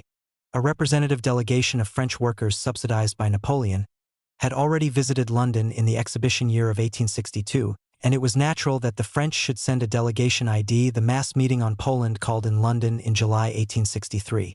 These links were further strengthened by French and English workers contributing to 1 other strike funds. Following the Polish meeting, George Auger, secretary of the London Trades Council, was deputed to draw up an address to the workmen of France from the working men of England, which proposed the foundation of an international association to promote peace and foster the common interests of the working classes of all countries. The French drafted a reply, and a meeting was called at St. Martin's Hall near Covent Garden on September 28, 1864, to hear the exchange of addresses. It was at this meeting that the International was founded. Although Marx was in no way instrumental in summoning this meeting, he had a long-standing interest in the Polish cause. In 1856, He had taken up the study of Polish history since the intensity and vitality of all revolutions since 1789 can be measured more or less accurately by their attitude to Poland. The insurrection of 1863 filled Marx with great hope. "This much at least is certain," he wrote to Engels, "that the era of revolution has once more fairly opened in Europe. Let us hope that the time the lava will flow from east to west and not the other way, so to him we will be spared the honor of a French initiative." To give vent in views, Marx conceived the idea of a pamphlet, the military half written by Engels, the political by himself, to be published by the One Lehrman Workers' Educational Association. The dimension of the project grew and Marx worked steadily at it from February to May 1863, when liver forced him to stop. These manuscripts, which remained unpublished until 1961, form an integrated whole. Curiously enough, these historical tracts are of an exclusively political nature with no mention of economic influences, and their mainspring is Marx's Russophobia. According to him, the partition of Poland led to the dependence of the rest of Germany on Prussia, and Prussia's anti-Polish policy led in turn to Prussia's complete dominance by Russia. Thus, the restoration of Poland means the thwarting of Russia's bid to dominate the world. In spite of his inability to finish this pamphlet, Marx took an active part in discussions with a Colonel Lipinski on the formation of a German legion to fight against Russia in Poland. In October 1863, the German Workers' Educational Association did in fact publish a short pamphlet of which Marx was probably author. Marx was thus actively interested in the immediate occasion for the St. Martin's Hall meeting. His own account of his being invited, written some weeks later to Engels, is as follows. A public meeting was summoned for September 28, 1864 in St. Martin's Hall by Auger, shoemaker, president of the Council of all London Trades Unions, and Kramer, a mason and secretary of the Masons' Union. I supplied Acarius, who was a great success, and I was also there as a silent figure on the platform. I knew that this time the real powers, from both the London and Paris sides, were present, and so decided to waive my otherwise standing rule to decline any such invitations. In fact, Marx's invitation seems to have been a very hurried affair, for he only received the formal note from Kramer asking him to attend a few hours before the meeting. The French, largely followers of Proudhon, believed that workers should run their own organizations, and Acarius was an obvious choice, having been one of the signatories of the German Workers' Educational Association's manifesto in October 1863. The meeting was packed to suffocation, with some 2,000 present. Beasley, professor of history at London University and a leading positivist, made a brief speech from the chair, the German Workers' Choir sang, and Auger read out the address he had written the previous December. Henri Tolaine, the most influential socialist in France, and a member of the delegations that visited London in 1862 and 1863, read the French reply, which was almost exclusively confined to advocating, in Proudhonist terms, a reform of the relation between capital and labor that would ensure the worker a fair return for his work. Lulubez then outlined the French plan for a central committee in London which was to correspond with subcommittees in the European capitals with a view to drawing up a common policy. George Wheeler and William Dell, two British trade unionists, proposed the formation of an international association and the immediate formation of a committee to draw up its rules. After a debate in which Acarius spoke for the Germans, the meeting closed with the election of a committee comprising 34 members, 27 Englishmen, 11 of them from the building trade, 3 Frenchmen, 2 Italians and 2 Germans, Acarius and Marx. This General Committee, soon to be called General Council, met on October 5 and elected Auger as president and Kramer, on the proposal of Marx, as secretary. Corresponding secretaries were elected for France and Poland. Marx suggested that the secretary for Germany be chosen by the German Workers' Educational Association, and he was himself elected by them shortly afterwards. Turning to its main business, after a very long and animated discussion, the committee could not agree on a program. Not surprisingly in view of its size, over 50 when the co-options had been completed. Marx had already left the meeting when he was elected to a subcommittee of 9 to draw up a declaration of principles.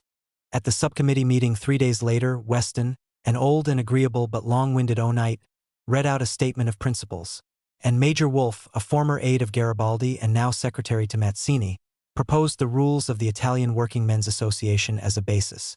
Marx missed this meeting owing to illness and also the subsequent meeting of the General Committee at which the proposals of Weston and Wolff were referred back to the subcommittee. Icarius anxiously wrote to Marx, "You absolutely must impress the stamp of your terse yet pregnant style upon the firstborn child of the European Workmen's Organization." Auger and others, continued Icarius, were very dissatisfied with the proposed drafts and had remarked that the right man in the right place would be Dr. Marx. Kramer himself wrote urging Marx to attend. However, Marx also missed the next meeting of the subcommittee, claiming that he was not informed of the rendezvous in time. At this meeting, Lulubez was deputed to synthesize the drafts made by Wolff and Weston. Marx finally put in an appearance at the General Committee, which met on October 18 to consider this synthesis. Marx wrote that he was really shocked when I heard the worthy Lulubez read out an appallingly verbose, badly written and completely crude preamble pretending to be a declaration of principles in which Mazzini was everywhere evident, crusted over with the vaguest tags of French socialism. Marx managed to get the drafting once more referred back to the subcommittee, which met 2 days later in his own house. His aim was, if possible, not to let one single line of the thing stand, and, in order to buy time, he suggested that they begin by discussing the rules. The strategy worked. By 1 o'clock in the morning they were still on the first rule, and were forced to postpone the meeting of the General Committee until they had had time for a further subcommittee meeting. The papers were left for Marx to work on. His brief was merely to give expression to the sentiments of Lulubez's draft, which the General Committee had already approved, to justify what he himself admitted to be the extremely peculiar way in which he went about this. He wrote an address to the working classes which he described as a sort of review of the fortunes of the working classes since 1845. He also reduced the number of rules to 10. At the subcommittee meeting, Marx's draft was approved, except that, as he wrote to Engels, "I was obliged to accept into the preamble of the statutes 2 phrases on duty and right, and also on truth, morality, and justice, but they are so placed that they cannot do harm." The General Committee then approved the preamble, address, and rules, though not without amendment. That Marx was not able to get his way completely is shown by the passage of a motion that his term "profitmongers" be deleted. The address, a piece of writing skillfully adapted to his audience, was produced within a week and included material that later appeared in Capital. Marx wrote to Engels, "It was very difficult to arrange the thing in such a way that our view appeared in a form that made it acceptable to the present standpoint of the workers' movement. It will take time before the reawakening of the movement allows the plain speaking of the past. We must act fortiter in re, suaviter in modo, strong in content, soft in form." Thus, in contrast to the Communist Manifesto, there were no sweeping generalizations or appeals to revolutionary action. The address began with the statement that it is a great fact that the misery of the working masses has not diminished from 1848 to 1864, and proceeded to document this statement with quotations from official British publications describing the poverty that contrasted so glaringly with the optimistic pronouncements of the Chancellor of the Exchequer on the country's increasing wealth. Marx's reason for dwelling on England at length was the apparently rather naive view that, with appropriate changes in local color and scale, the English facts reproduce themselves in all the industrial and progressive countries of the continent. Although, he admitted, a minority of the working class have obtained increases in their real wages, yet, since 1848 the great mass of the working classes have been sinking down to a lower depth at the same rate at least as those above them have been rising in the social scale. His conclusion was, "In all countries of Europe it has become a truth demonstrable to every unprejudiced mind, and only denied by those whose interest it is to hedge other people in a fool's paradise, that no improvement of machinery, no application of science to production, no contrivance of communication, no new colonies, no emigration, no opening of markets, no free trade, nor all these things put together, will do away with the miseries of the industrial masses. But that, on the present false basis, every fresh development of the productive powers of labor must tend to sharpen social contrasts and accentuate social antagonisms." This is one of the clearest formulations of Marx's doctrine of relative pauperization. It is paradoxical that in England the International chiefly helped to benefit the better-off workers and thus served to increase the very disparity Marx mentioned. Learning to more political aspects, Marx noted the failure of working-ahis movements in Europe since 1848. This failure had, however, been relieved by two important events: the passing of the 10 Hours Bill, the last time that in broad daylight the political economy of the middle class succumbed to the political economy of the working class, and the cooperative movement. But, and Marx had in mind here the French disciples of Proudhon, this movement could only succeed against the power of capital if developed to national dimensions. Thus, to conquer political power has therefore become the great duty of the working lasses.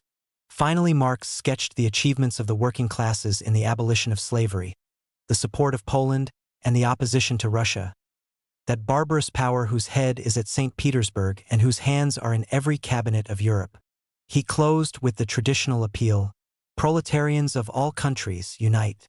In the preamble to the rules, Marx started from the principle that the emancipation of the working classes must be achieved by the working lasses themselves, and that this struggle would eventually involve the abolition of all class rule. Since economic subjection was at the bottom of all social and political ills, it followed that the economical emancipation of the working classes is therefore the great end to which every political movement ought to be subordinate as a means.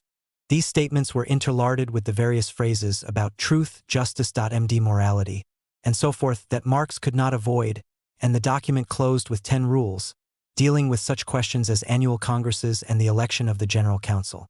His address shows the extent to which Marx was prepared to take the working class movement as it was without imposing any blueprint. He artfully avoided anything that might jar on the susceptibilities of the English or French.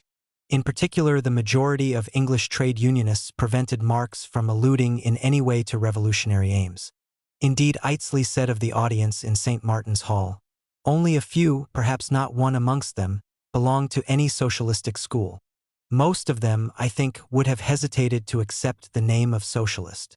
Equally, in spite of his guarded criticism of the cooperative movement, Marx had to avoid any mention of state centralization, a policy anathema to the French.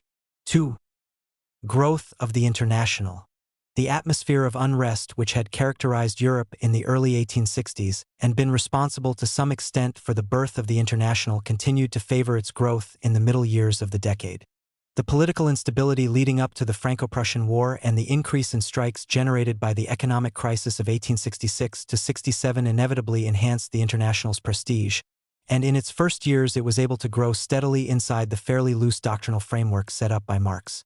In England, the International made good progress for the first few years. It secured the affiliation of, among other organizations, the important Union of Bricklayers and Cordwainers. Its activities were regularly reported in the most influential working-class newspaper, the Beehive. One of the first acts of the General Council was to send a bombastic address, drawn up by Marx, to Lincoln, the single-minded son of the working class. In April 1865, Edmund Beals and other middle-class radicals joined 6 workers to create the Reform League to agitate for manhood suffrage. Marx, renewing contact with his old friend Ernest Jones, was active in getting the League formed. All 6 workers were members of the General Council, and Marx wrote enthusiastically to Engels, "The great success of the International Association is this: the Reform League is our doing." In reality, however, the League merely weakened the International, whose work many of its members considered of less immediate importance than the League's own program. Marx put into the International a tremendous amount of work, much of it evidently against his will. In March 1865, for instance, he explained to Engels how he had spent the previous week. On February 28, there had been a sitting of the General Council until midnight, which had been followed by a further session in a public house where he had to sign more than 200 membership cards. The following day, he had attended a public meeting to commemorate the Polish uprising. On the 4th and 6th of March, there had been subcommittee meetings into the small hours, and on the 7th again, a meeting of the General Council until midnight. A few months later, Marx had to pretend to be absent on a journey in order to snatch some time to work on Capital, and by the end of the year he complained that the International and everything to do with it haunts me like a nightmare. During 1866, the progress of the previous year was maintained, and the International displayed for the first time what the English viewed as its chief asset: its ability to prevent the introduction of blackleg labor from the continent. Marx emphasized to Liebknecht that this demonstration of the International's direct effectiveness has not failed to impress itself on the practical spirit of the English. The strike of the London Amalgamated Tailors was a success owing to the International's efforts in this field, and they immediately applied for affiliation. Several small societies joined, and in August there was a major breakthrough. The Sheffield Conference of Trades delegates recommended that its members join the International. By the time the first Congress was held in Geneva in September 1866, it could be reported that 17 unions had joined the International and 13 were negotiating. In November, the National Reform League, the sole surviving Chartist organization, applied to join. If only the London Trades Council could be persuaded to affiliate, Marx felt, the control of the working class here will in a certain sense be transferred to us and we will really be able to push the movement forward. Engels, however, did not allow himself to be influenced by Marx's enthusiasm and for several years was distinctly reticent about the achievements of the International. He failed to form a 6-member section in Manchester and refused even to become a correspondent. During this period there was occasional friction on the General Council between Marx and the English over, for example, admiration for Mazzini or their dislike of Icarius, a staunch but tactless supporter of Marx. But Marx had no difficulty in establishing his ascendancy. This was in part due to the role of mediator between England and the continent that he was able to play. As he explained to Engels concerning Mazzini's opposition, Lulubez had tried to make them. The English believe that I dominated other continental groups thanks to my position as leader of the English group. The English gentlemen have now understood that, on the contrary, it is themselves whom I control completely, thanks to the continental groups, as soon as they begin to be stupid. Marx also attributed his dominance to German ideological superiority, and the fact that the rest of the General Council felt German science to be very useful and even indispensable. Marx's interventions when the General Council discussed Poland in January 1865 provoked an unusually enthusiastic response. The normally matter-of-fact minutes record that the address of Dr. Marx was pregnant with important historical facts which would be very valuable in a published form. In the summer of 1865, the General Council discussed the views of John Weston, which he had already set out in the Beehive, that wage increases would only result in higher prices and that producers' cooperatives were therefore the only method of raising the workers' standard of living. Marx considered this view extremely superficial and, despite his opinion that you can't compress a course of political economy into 1 hour, adopted the model of his previous addresses to working-class audiences and lectured the General Council through 2 long sessions. He attempted to show that rises in wages did not, in general, affect the prices of commodities and, since the tendency of capitalist production was to lower the average standard of wages, trade union pressure was necessary to resist these encroachments. Of course, trade unions should always have in mind the final emancipation of the working class, i.e. the ultimate abolition of the wages system. In his arguments, Marx incorporated a great deal of material from his drafts of Capital and in particular his theory of surplus value, there stated publicly for the first time. Although some members of the council wanted the lecture published, Marx hesitated, considering it not flattering to have Weston as an opponent and not wishing to detract from the impression that the publication of his magnum opus would eventually make. The first real threat to Marx's position on the General Council came at the end of 1865 from the followers of Mazzini, who had never forgiven Marx for altering so drastically their first version of the inaugural address and who particularly objected to the class character of Marx's ideas.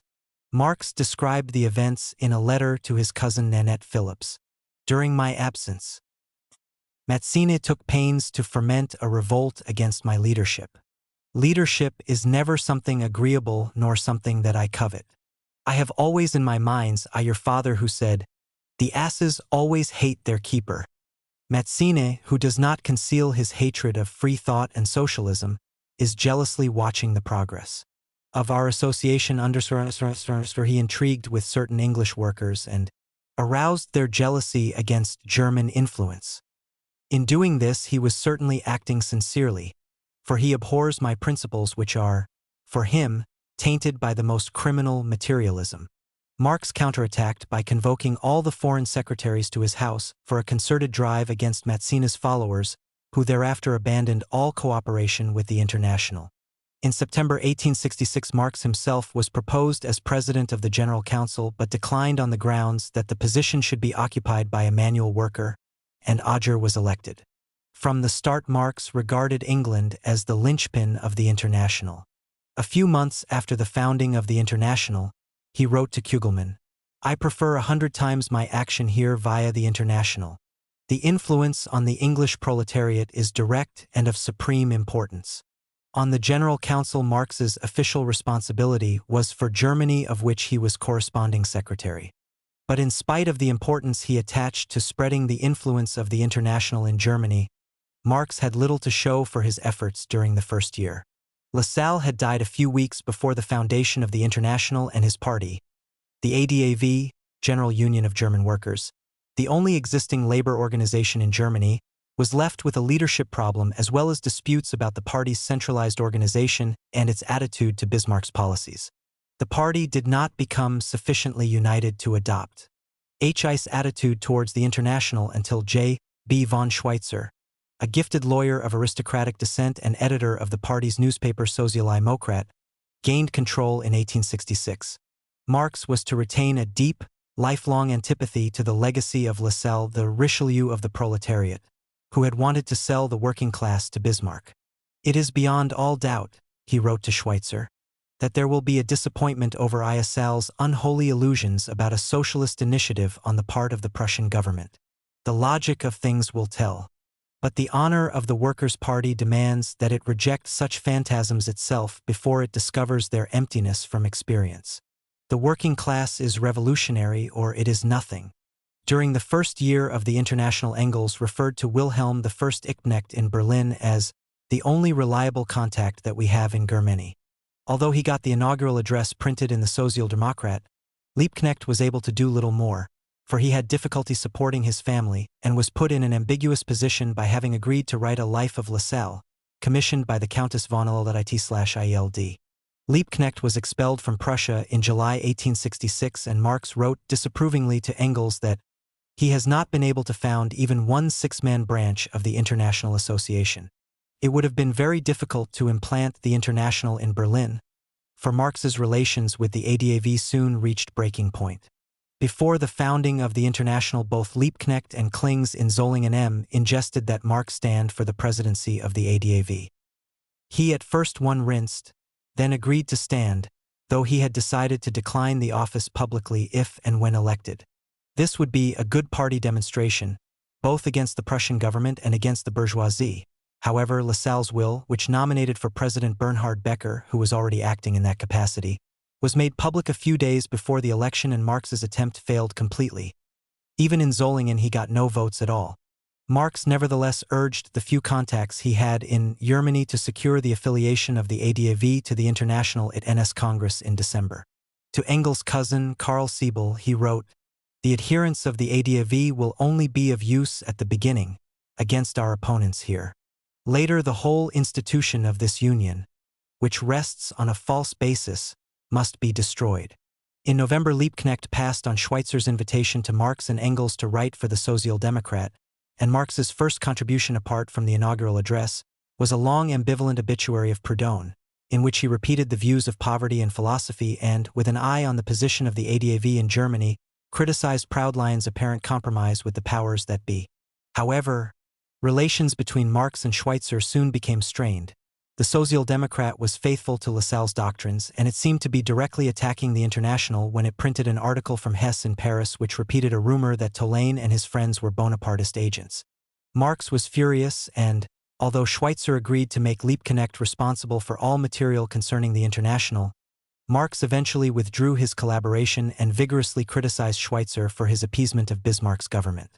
It would have been surprising if Marx's designs on the ADAV had come to anything.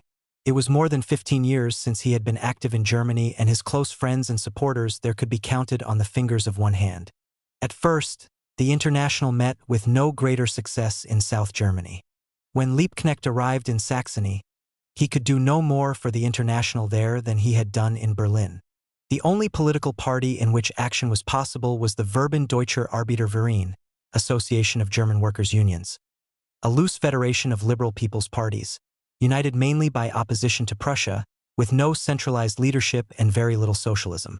Moreover, the political atmosphere was dominated by the approaching Austro-Prussian War. Liebknecht, to whom both Marx and Engels referred in their letters with the most scathing epithets, was willing to help the International and, indeed, was obviously intimidated by Marx's personality, But the political situation just would not permit it.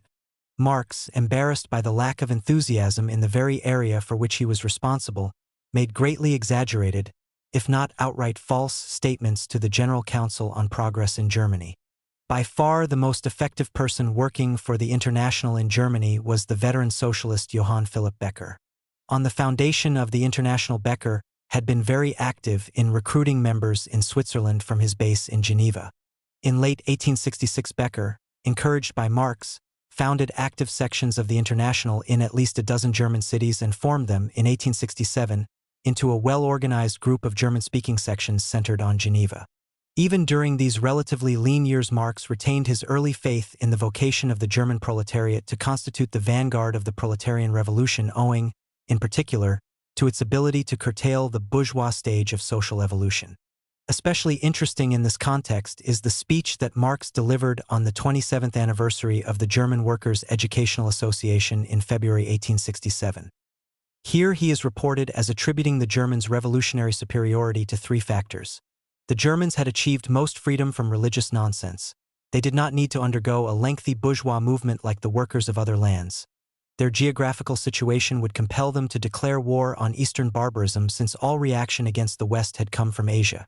In France, still the center of European socialism, the International made fair progress, but was hampered by ideological disputes, both internal and with the General Council. There were two separate groups which had been represented at the International's foundation meeting: the followers of Proudhon led by Tolaine, and the radical Republicans led by Lefort and Lulubez. The Proudhonists wished to build up a purely trade union movement overwhelmingly working class, whereas the radical Republicans were mainly middle class and had political objectives. Since the followers of the Proudhonists were mainly shopkeepers, peasants and artisans, they attached most importance to the institution of cooperatives, credit facilities and protective tariffs, and were extremely suspicious of all centralizing tendencies and strike action. Dissensions began with the very translation of the rules by the Proudhonists, who, in the key sentence declaring that the economical emancipation of the working classes is therefore the great end to which every political movement ought to be subordinate as a means, cut out the words as a means, thus giving the impression that political activity was something of quite secondary importance. The Republicans regarded this as tantamount to compromise with Bonapartism.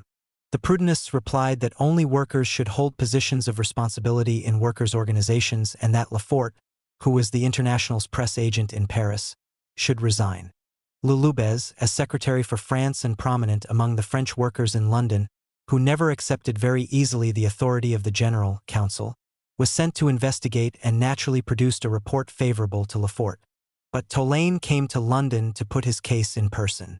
The English members of the General Council were bewildered and bored by the ideological quarrels of the French, and Marx wished to keep both parties inside the International, seeing on the one side Lefort, a literary man and also wealthy and thus bourgeois, but with a spotless reputation and, as far as La Belle France is concerned, the real founder of our society, and on the other side Tolaine, Fribourg, Lemausen, the workers. However, when Tolaine forced the issue, the General Council was compelled to come down on the side of the workers after a long and stormy discussion which, according to Marx, created, particularly on the English, the impression that the Frenchmen really do stand in need of a Bonaparte. Lefort was removed from his post, Lulubez resigned, and Maslach.Zini's followers, who were sympathetic to the French Republicans, also eventually withdrew. It was these same French followers of Proudhon who were to be the main opponents of Marx and the General Council at the London Conference of 1865 and the Geneva and Lausanne Conferences of 1866 and 1867. It had been planned to hold the first Congress of the International in Brussels in the autumn of 1865. At this conference, the only two countries represented, other than England and France, were Belgium and Switzerland.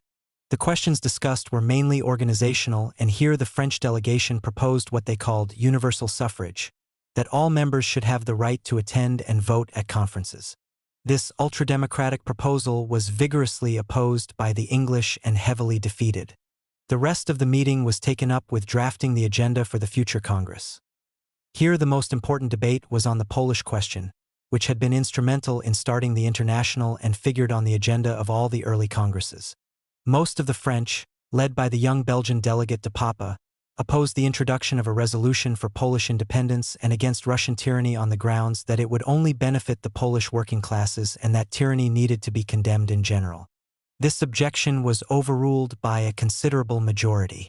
The French, however, did manage to ensure that the agenda included resolutions on the formation of international credit societies and the religious idea.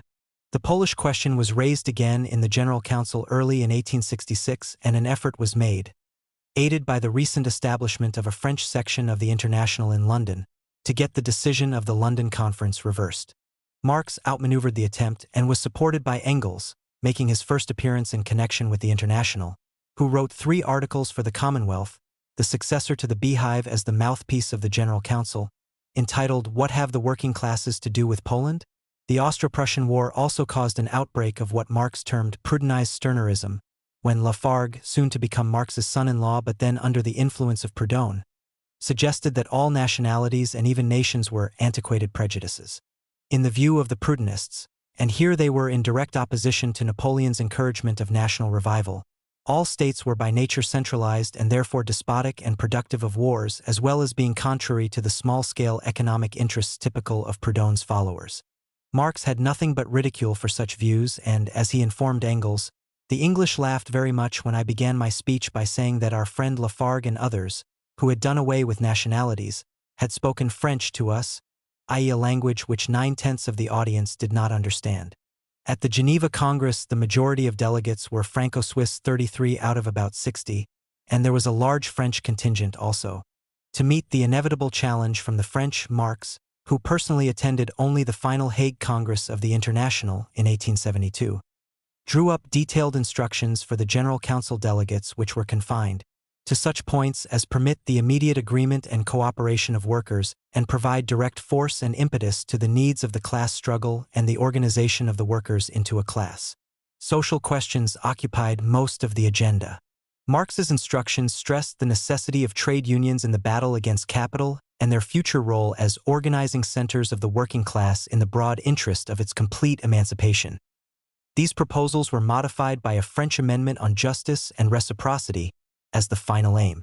The French also opposed unsuccessfully the General Council's resolution on the legal enactment of the 8-hour working day, as they did not believe in using the state as a reforming agency.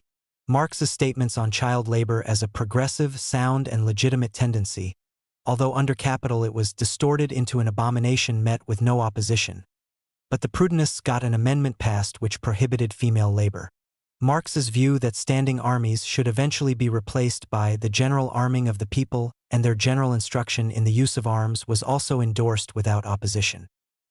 He had instructed that the problems of international credit and religious ideas should be left to the initiative of the French. Inevitably, the Polish question figured again, and Marx's views met with strong opposition as the French produced a remarkable counter-resolution which read, "We, partisans of freedom, protest against all despotisms. We emphatically condemn and denounce the organization and social tendencies of Russian despotism, as leading inevitably to the most brutalizing form of communism. But, being delegates at an economic congress, we consider that we have nothing to say concerning the political reconstruction of Poland." The Proudhonists did not share what they considered to be Marx's Russophobia, and did not see why Russian despotism should be more specifically condemned than any other. The Congress eventually adopted a compromise resolution, proposed by Becker, which was nearer to the French proposal and implied a defeat for Marx. In the debate on organization, Tolaine again proposed that only workers should be admitted as delegates to congresses. Kramer, in reply, said that in Britain much was owed to middle-class members. Among those members, he added, I will mention only one, Citizen Marx, who has devoted all his life to the triumph of the working class. Marx had entertained great fears for the Geneva Congress, but, as he wrote to Kugelmann, on the whole, its outcome has been better than my expectations. 3. The International at its zenith. During the years 1867 to 69, with its 3 congresses at Lausanne, Brussels, and Bâle, the International moved to the height of its power and influence. The Lausanne Congress was once more a Franco-Swiss gathering. Marx was too absorbed in finishing Capital, Volume 1, to give much time to the preparations, and the large French delegation made a considerable impact. They succeeded in forcing a compromise resolution on state responsibility for education, and would only agree to the words social ownership in connection with the Belgian resolution urging nationalization of railways and other monopolies. The Prudentists supported peasant ownership, and the discussion on the nationalization of land had to be adjourned until the following year. Resolutions on cooperatives and credit schemes were also French-inspired. The one question that united Marx and the French was how to reply to an invitation from the League of Peace and Freedom, an international semi-pacifist organization supported by such varied people as John Stuart Mill, Victor Hugo, Bright, Herzen, Garibaldi, and Bakunin. The League was holding a conference in Switzerland at the same time as the International and had invited the attendance of representatives. In the General Council, Marx had strongly opposed having anything to do with this group of impotent bourgeois ideologists. The majority of delegates at Lausanne were in favor of cooperating with the League, but Tolaine managed to have included in the statement of acceptance the view that war could only be stopped by a new social system created by a just redistribution of wealth. So far from finding this unpalatable, the League accepted the statement with enthusiasm, but did not pursue cooperation with the International any further. The current industrial unrest and the passage of the 1867 Reform Bill in Britain focused public attention on working-class movements, and the Lausanne Congress was widely reported in the British press. Marx wrote optimistically to Engels, "Things are moving forward, and in the next revolution, which is perhaps nearer than it seems, we, i.e. you and I, have this powerful machine in our hands." Compare this with the results of the activities of Mazzini and others over the past 30 years. All accomplished without financial support and despite the intrigues of the Prudentists in Paris, Mazzini in Italy and the ambitious Auger, Kramer and Potter in London, with Schultz-Delitzsch and the Lassalleans in Germany. We can be very content. On the General Council, however, things were far from smooth. Marx had once again to defend Icarius against the English, who objected strongly to the condescending tone of his reports in the Times on the Lausanne Congress. Difficulties with Auger persisted until Marx eliminated his influence by abolishing the office of president.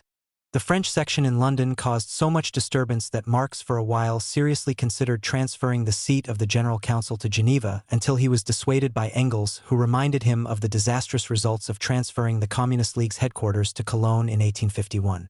In England, the progress of the International lost momentum and, after 1867, was almost non-existent. There were few new trade union affiliations and no breakthrough into the workers in heavy industry.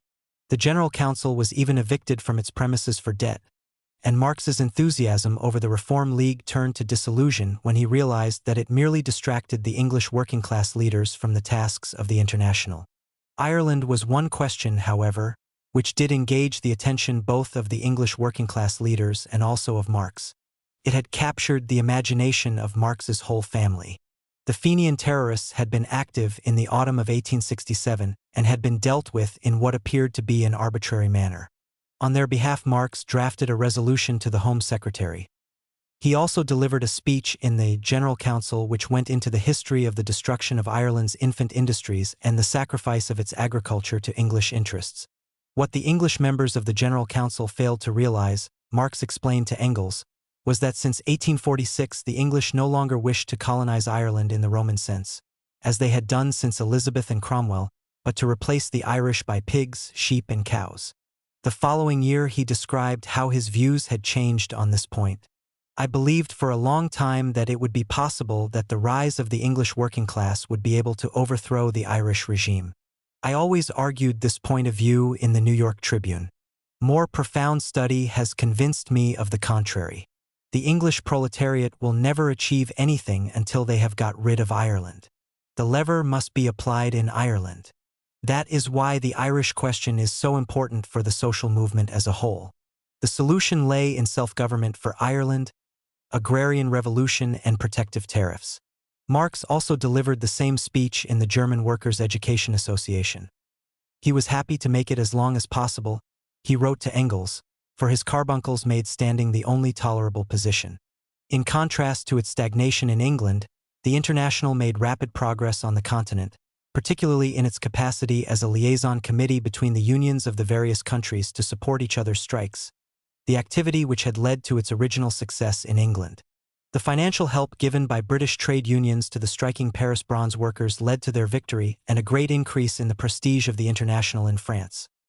A little later, a Parisian group calling themselves Positivist Proletarians applied for affiliation and were admitted on the condition, proposed by Marx to the General Council, that they call themselves simply proletarian. For the principles of positivism are directly opposed to our statutes. The International was also instrumental in arranging help for the Geneva builders and the Ball silk weavers. And since this was a period of great strike activity, it gained publicity far beyond its actual effectiveness. In Germany, Liebknecht was still unable to further the International's aims until the end of 1867. For apart from his lack of organizational ability, the Verband was not ready to accept socialist ideas, and anti-Prussianism was still its and Liebknecht's main concern. But by the beginning of 1868, things were already moving in the International's favor. Bebel, the Verband's president and a gifted organizer, felt the need of a more solid program, and Liebknecht saw himself threatened by Schweitzer's renewed overtures to Marx, made easier by the fact that the Lassallean AUDIOBOOK was moving leftwards in the face of Bismarck's alliance with the liberals. Becker had laid a grassroots foundation with his network of German-speaking groups. The International was steadily gaining in size, success and prestige throughout the continent of Europe during 1867. The result of the Lausanne Congress had convinced Marx that there had to be a showdown with the Proudhonists at Brussels. He wrote to Engels, "I will personally make hay out of the asses of Proudhonists at the next Congress. I have managed the whole thing diplomatically and did not want to come out personally until my book was published and our society had struck roots." The Brussels Congress, the longest and best-attended Congress held by the International, did indeed mark the eclipse of Proudhonist ideas. The opening debate endorsed the proposal of a general strike in case of war, though Marx dismissed the idea as a piece of Belgian stupidity, as the working class is not sufficiently organized to throw any decisive weight into the scales. To a further approach by the League of Peace and Freedom, the Congress replied that its members would do better to disband their association and join the International. I.e., Congress accepted strikes as a legitimate weapon of working-class pressure and also adopted a resolution concerning the impact of machinery, proposed on behalf of the General Council by Acarius with the help of a long quotation from Capital. The proposal was drafted by Marx and summarized the views on the ambivalent nature of machinery that he had already published in Capital. Marx had previously defended these views at length in the General Council when the Brussels agenda was being drawn up. Proudhonist resolutions on free credit and exchange banks were referred back to individual sections for study. Most importantly, the Congress adopted a resolution calling for the collective ownership of land, railways, mines, and forests. Marx was especially pleased with the results of the Congress. A resolution had been passed paying particular tribute to capital, saying that Karl Marx has the inestimable merit of being the first economist to have subjected capital to a scientific analysis, i.e. instructions that Marx had given both before and during the Congress to the General Council delegates, Acarius and Lessner, had set the tone, heightened by considerable support from the massive Belgian delegation. The two main points for which Marx had been striving, the common ownership of the means of production and the necessity for political action by the working class, had both become part of the program of the International. The Times published two lengthy reports from Acarius, and Marx, in spite of his annoyance that Acarius had omitted the references to capital in the debate on machinery, wrote enthusiastically to Meyer in America that it's the first time that the paper has abandoned its mocking tone concerning the working class and now takes it very seriously. The Ball Congress of 1869 saw the International at its zenith. It confirmed the defeat of the Proudhonists and that the influence of Bakunin's anarchism was not yet dangerous. It was also the most representative, greater than 1 ton congresses. For the first time, there was a delegation from Germany. Schweitzer had renewed his correspondence with Marx, and the International and Marx had been warmly praised at the ADOS Congress in Eilamberg in the autumn of 1868. Thus forced to declare himself, Liebknecht persuaded the Verband at its Congress in September 1868 to adopt the first 4 paragraphs of the preamble to the International Statutes. Liasing himself on this, Liebknecht then tried to get Marx to declare in his favor and condemn Schweitzer. Marx refused, still regarding Liebknecht as unenthusiastic about the International. In fact, Becker's Group 1 greater than 1, German-speaking sections was much more active on the International's behalf. Marx summed up his attitude to both Liebknecht and Schweitzer as follows. The role of the General Council is to act impartially. Would it not therefore be better to wait until 1. The nullity of the results of Schweitzer's game have become apparent, and 2. Liebknecht and company have really organized something? This ambiguous situation was brought to an end when Schweitzer found himself compelled, in order to safeguard his leadership, to reunite with the Hatzfeld faction, a move which provoked the exodus of the more liberal-minded members of the ADAV. These members joined with the Verband at a congress at Eisenach in August 1869 to found the Social Democratic Workers' Party and sent a 12-man delegation, including Liebknecht, to the Ball Congress. The Congress reaffirmed the Brussels Resolution on the nationalization of land, this time by a decisive majority. This point was vital to Marx as land nationalization was the prime condition of the Irish emancipation to which he attached particular importance. The resolution was supported by Bakunin, making his first appearance at a Congress, who also supported a proposal of the General Council, soon to be used against himself, that the General Council should have power, pending a decision by the next Congress, to suspend any section which acted against the interests of the International. He also tried to persuade the General Council to abolish the right of inheritance. Marx's view, as expressed in the General Council, was that the first task was to change the economic organization of society of which the inheritance laws were a product and not the cause. A measure of the general support for Bakunin's ideas was the majority which he had on his side against the General Council on this specific question, although this did not amount to the necessary two-thirds. The right of inheritance was only one of the many views for which Bakunin had been agitating in Italy and Switzerland, where he had been working for the last few years following his romantic escape from Siberia in 1861. Bakunin did not have a very orderly mind, but when he did formulate his ideas, they were usually the opposite of Marx's. He was opposed to any and all manifestations of state power, Marx's views he referred to as authoritarian communism. He was against any centralization of the International, and he opposed all cooperation with bourgeois political parties. Whereas Marx believed that the new society was being nurtured in the womb of the old, and that there was thus a certain continuity between them, Bakunin believed in the thorough destruction of every facet of contemporary society. Marx saw the history of the International as a continual struggle against sects, the chief of these being the Proudhonists, the Lassalleans, and eventually the followers of Bakunin. The development of socialist sects, he declared, and that of the real workers' movement are in inverse relationship. As long as the sects are historically justified, the working class is not yet ripe to develop as an independent historical movement. Here the history of the International has merely repeated the general lesson of history that the obsolete tries to reinstate and confirm itself inside the newly achieved form. It is significant that Bakunin evolved his ideas against the background of Russia and Italy, where no organized working-class movement was possible, whereas Marx was thinking primarily of Germany, Britain, and Ivans. At the beginning of the International, nevertheless, relations between Marx and Bakunin were amicable. Bakunin had visited Marx in Oyalin in 1864 and Marx had found him very agreeable and better than before.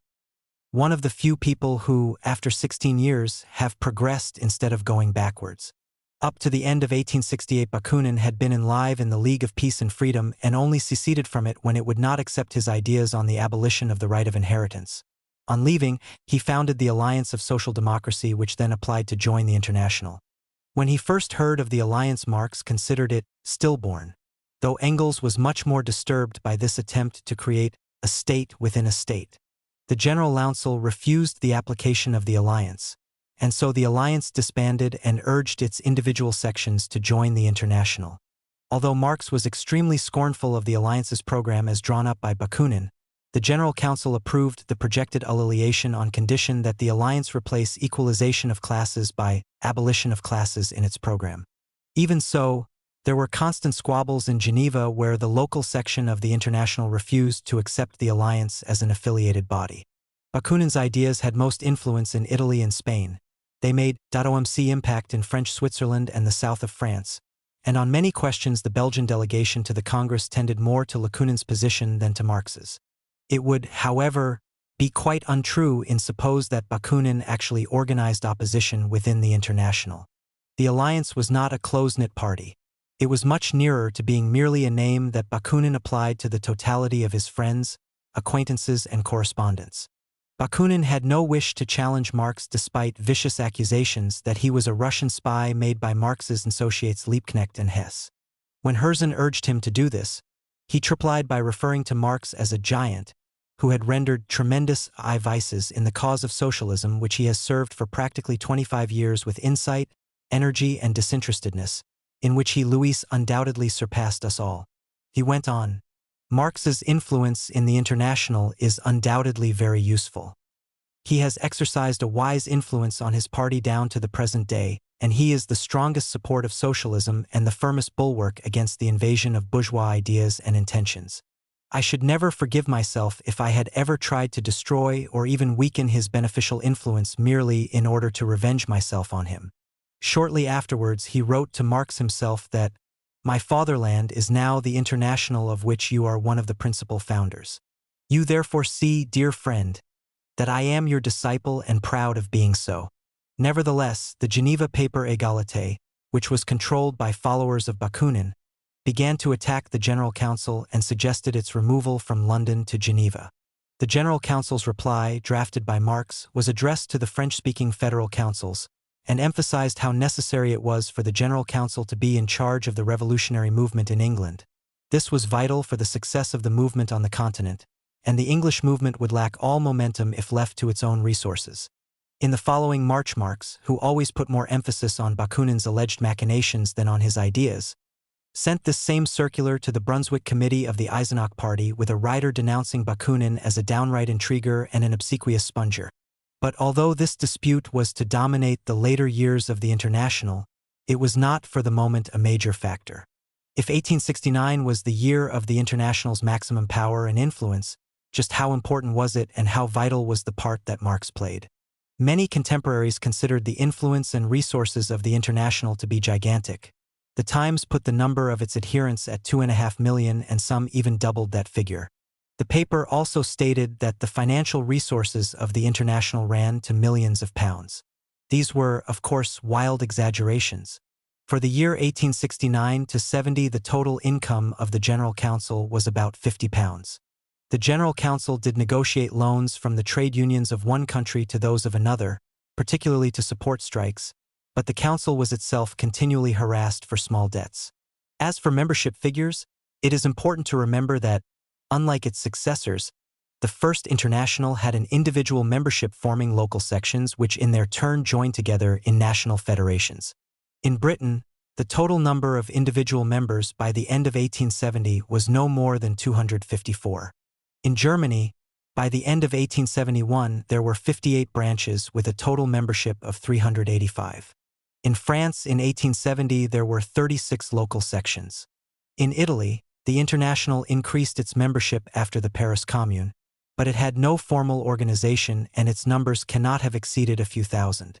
The Spanish delegate at Ball claimed 20,000 members, and there were said to be 30 sections in America with 500 members.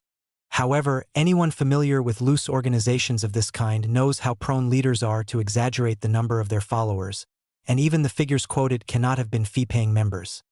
Otherwise, the General Council would have been saved all financial embarrassment.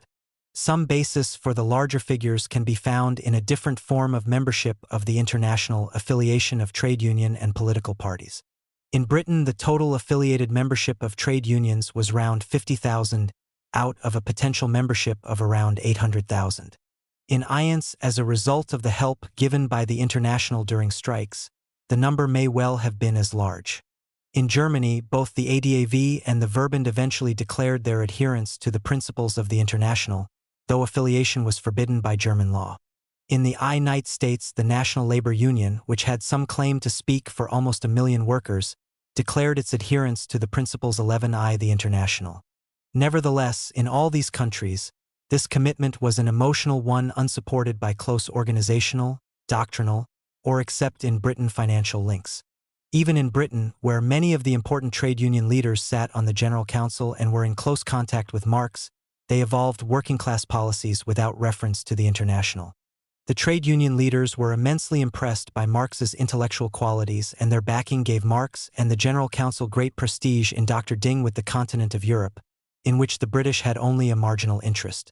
But when it came to home affairs, the influence of the International was peripheral.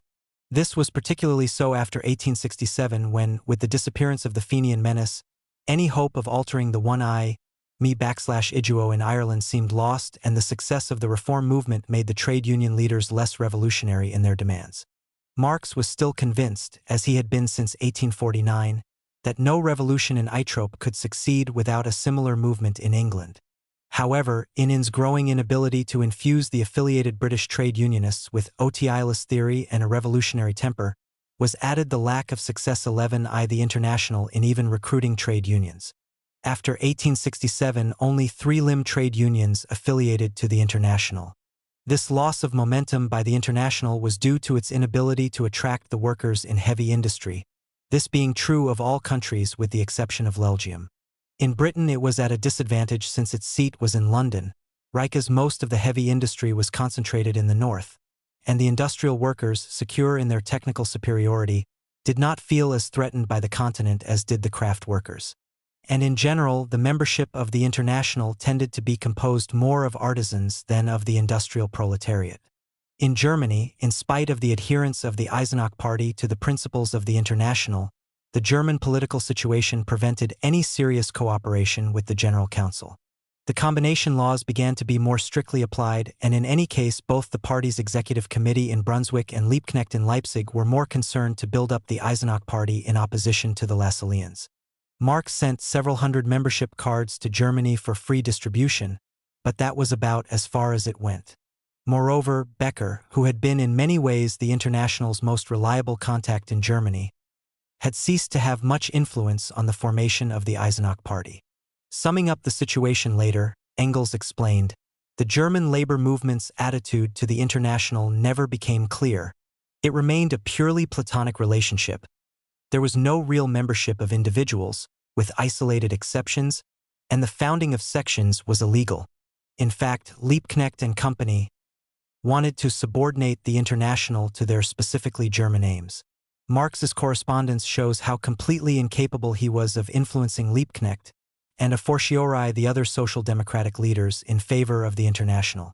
Certainly his advice on tactics was valued and his approval sought, particularly when his prestige increased following the publication of Capital and the demand for a second edition of some of his earlier works, but his specific ideas made very little impact in Germany until well after his death.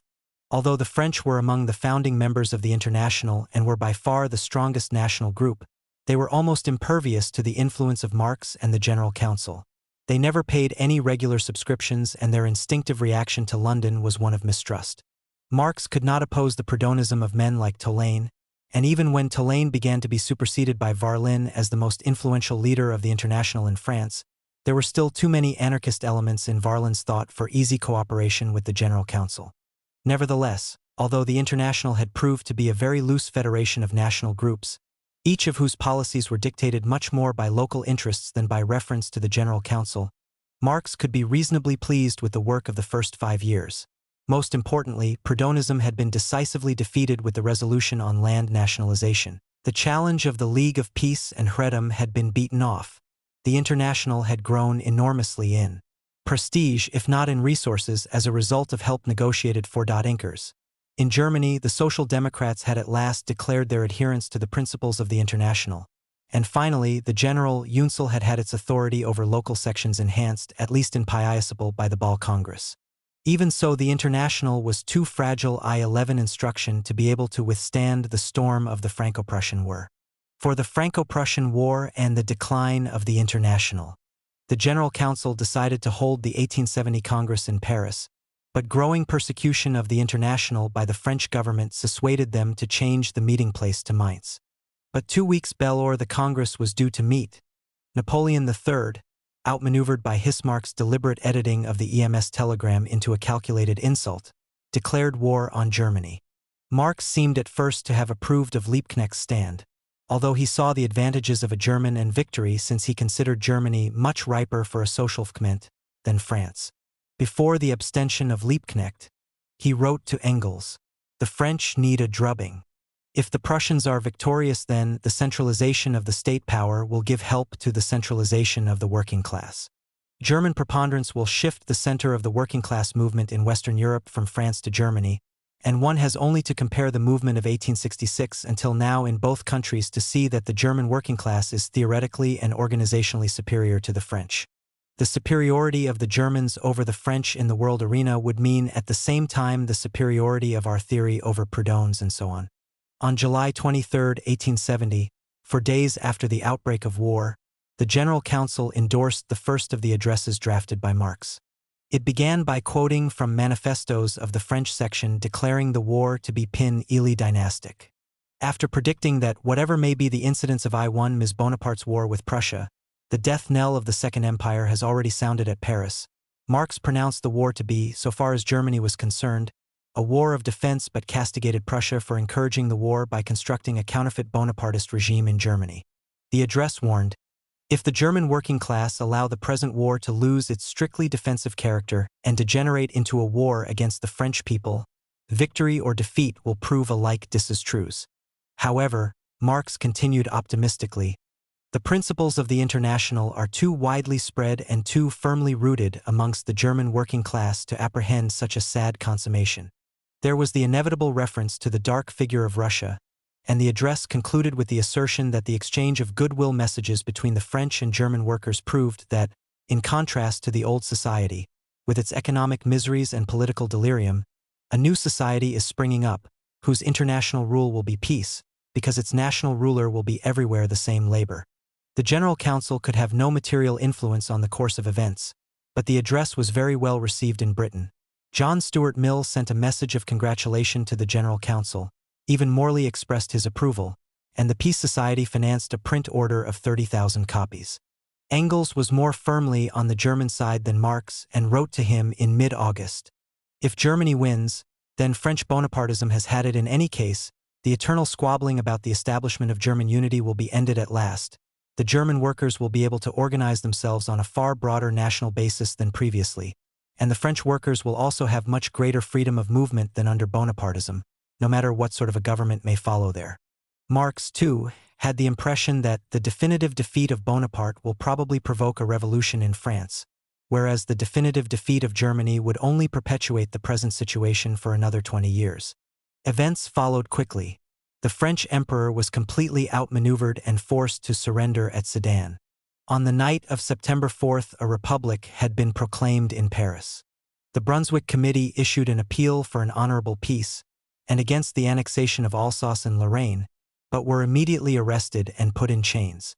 With Germany's adopting a less defensive military posture, the General Council issued a second address, also drafted by Marx.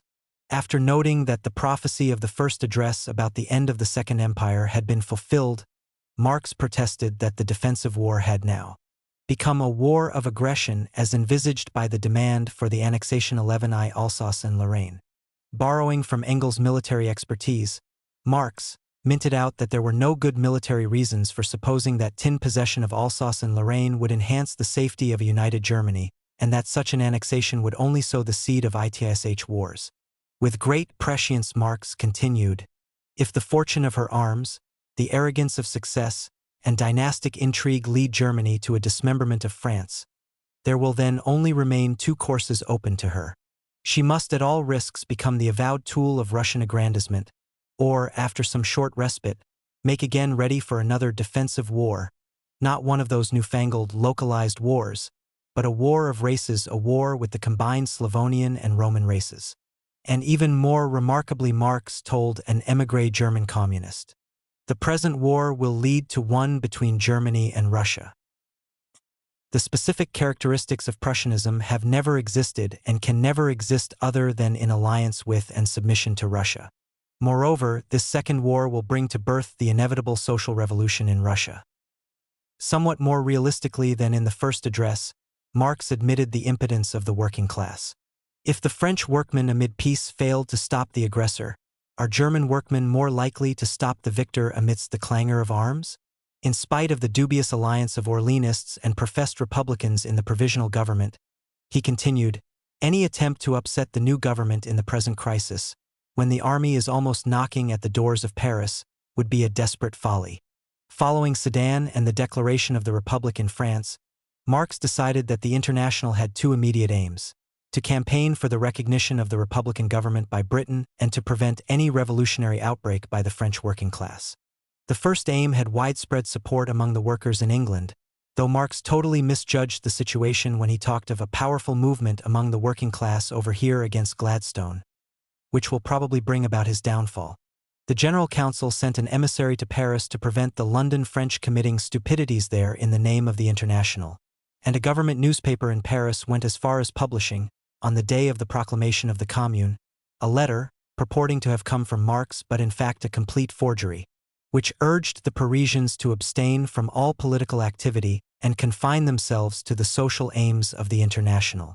Marx was exceedingly scornful of Bakunin's short-lived coup in Lyons when he seized the town hall and immediately proclaimed the abolition of the state.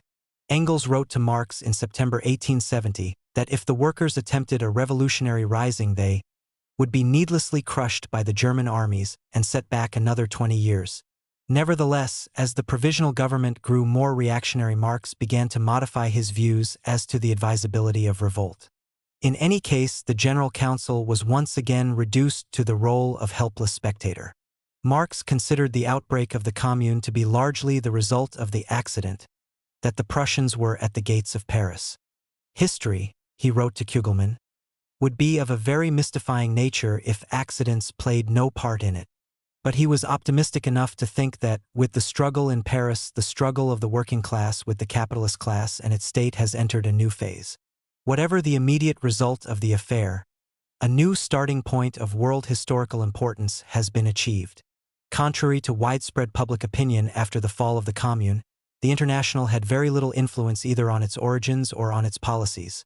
And when Marx referred to the Commune as the greatest achievement of our party since the June Revolt, he was using the word party very loosely, and Engels was speaking even more loosely when he called the Commune the child of the International intellectually, and also referred to it as the dictatorship of the proletariat. The establishment of the Commune was not the result of any preconceived plan, but of the void left in Paris when Thiers withdrew all government officials, local and central, to Versailles. This left the Central Committee of the National Guard as the only body capable of exercising effective control. The Central Committee immediately instituted direct elections by manhood suffrage to create a popular assembly which on March 28, 1871 assumed the title Commune de Paris after the title of the council set up during the French Revolution in 1792. The Paris section of the International could not play a great part in the Commune. It had been crushed by Napoleon's police shortly before the outbreak of the Franco-Prussian War and was only just beginning to reorganize itself. Of the 92 members on the Council of the Commune, only 17 were members of the International. Contact between Paris and the General Council was difficult, though Marx received letters from some of the leaders of the Commune. Lafargue even suggested that Engels go over to help. Nor was the social and political structure of the Commune of a nature to favor the policies of the International. Two-thirds of its members were of petit bourgeois origins, and the key positions went either to Blanquists or to old-style Jacobins. The actual measures passed by the Commune were reformist rather than revolutionary, with no attack on private property. Employers were forbidden on the penalty of fines to reduce wages. There was to be no more night working in bakeries, rents were suspended, and all abandoned businesses were transferred to cooperative associations. These measures were far from being socialist. In fact, the Commune had such a short life, was composed of such disparate elements and operated under such exceptional circumstances that it is difficult to ascribe any coherent policy to it. Virtually from the outset, Marx was pessimistic about the success of the Commune. According to the Austrian socialist Oberwinder, 2 days after the beginning of the insurrection, Marx wrote to Vienna that it had no chance of success. "It looks as though the Parisians are succumbing," he wrote to Liebknecht on April 6. "It is their own fault, that in fact comes from their being too decent, by their unwillingness to start a civil war and by their taking time to elect and organize the Commune." He considered that they had allowed Thiers to regain the initiative and concentrate his forces. A few days later, Marx expressed to Kugelmann his admiration for the boldness of the communards. What resilience, what historic initiative, and what self-sacrifice these Parisians are showing. After 6 months of starvation and ruin brought about more by internal treachery than by external enemies, they rise in revolt under Prussian bayonets as though there had never been a war between France and Germany, as though the enemy were not still at the gates. History can show no similar example of such magnificence. But he repeated his views that they should have marched on Versailles immediately, and that the Central Committee of the National Guard gave up its power too soon. And in 188 the declared that, with a modicum of common sense, the Commune could have reached a compromise with Versailles useful to the whole mass of the people. The only thing that could have been reached at the time. There are only 2 surviving letters from Marx to the leaders of the Commune. He had been asked for specific advice by Fraenkel, who was in charge of labor and commerce, but his reply has been lost. In the letters that survive, Marx offered no specific advice, confining himself to the observation that the Commune seems to me to waste too much of its time with trivialities and personal rivalries. Marx's personal ambivalence to the Commune goes a long way to explaining the otherwise curious fact that, throughout the 2 months of the Commune's existence, the General Council remained absolutely silent. On March 28, the day after the establishment of the Commune, Marx himself had proposed that an address to the people of Paris be drawn up, and the Council had charged him with the drafting. A week later he stated in the Council that an address would now be out of place. On April 18 he declared that an address to the International about the struggle in France might be appropriate. But the members of the General Council agreed that since the only information to date was based on false newspaper reports, no detailed comment was possible. Marx was very assiduous in collating different press reports, though it is a pity that he does not seem to have used the Times correspondent, who was, in fact, the best placed. Marx wrote to Fraenkel at the end of April, "The General Council will publish shortly an address on the Commune. It has till now postponed the publication of this because it counted from day to day on receiving more precise information from the Paris section." Marx had to apologize to the 3 subsequent meetings for not having completed the address. At the last 2 sessions Engels explained Marx's absence on the grounds of ill health.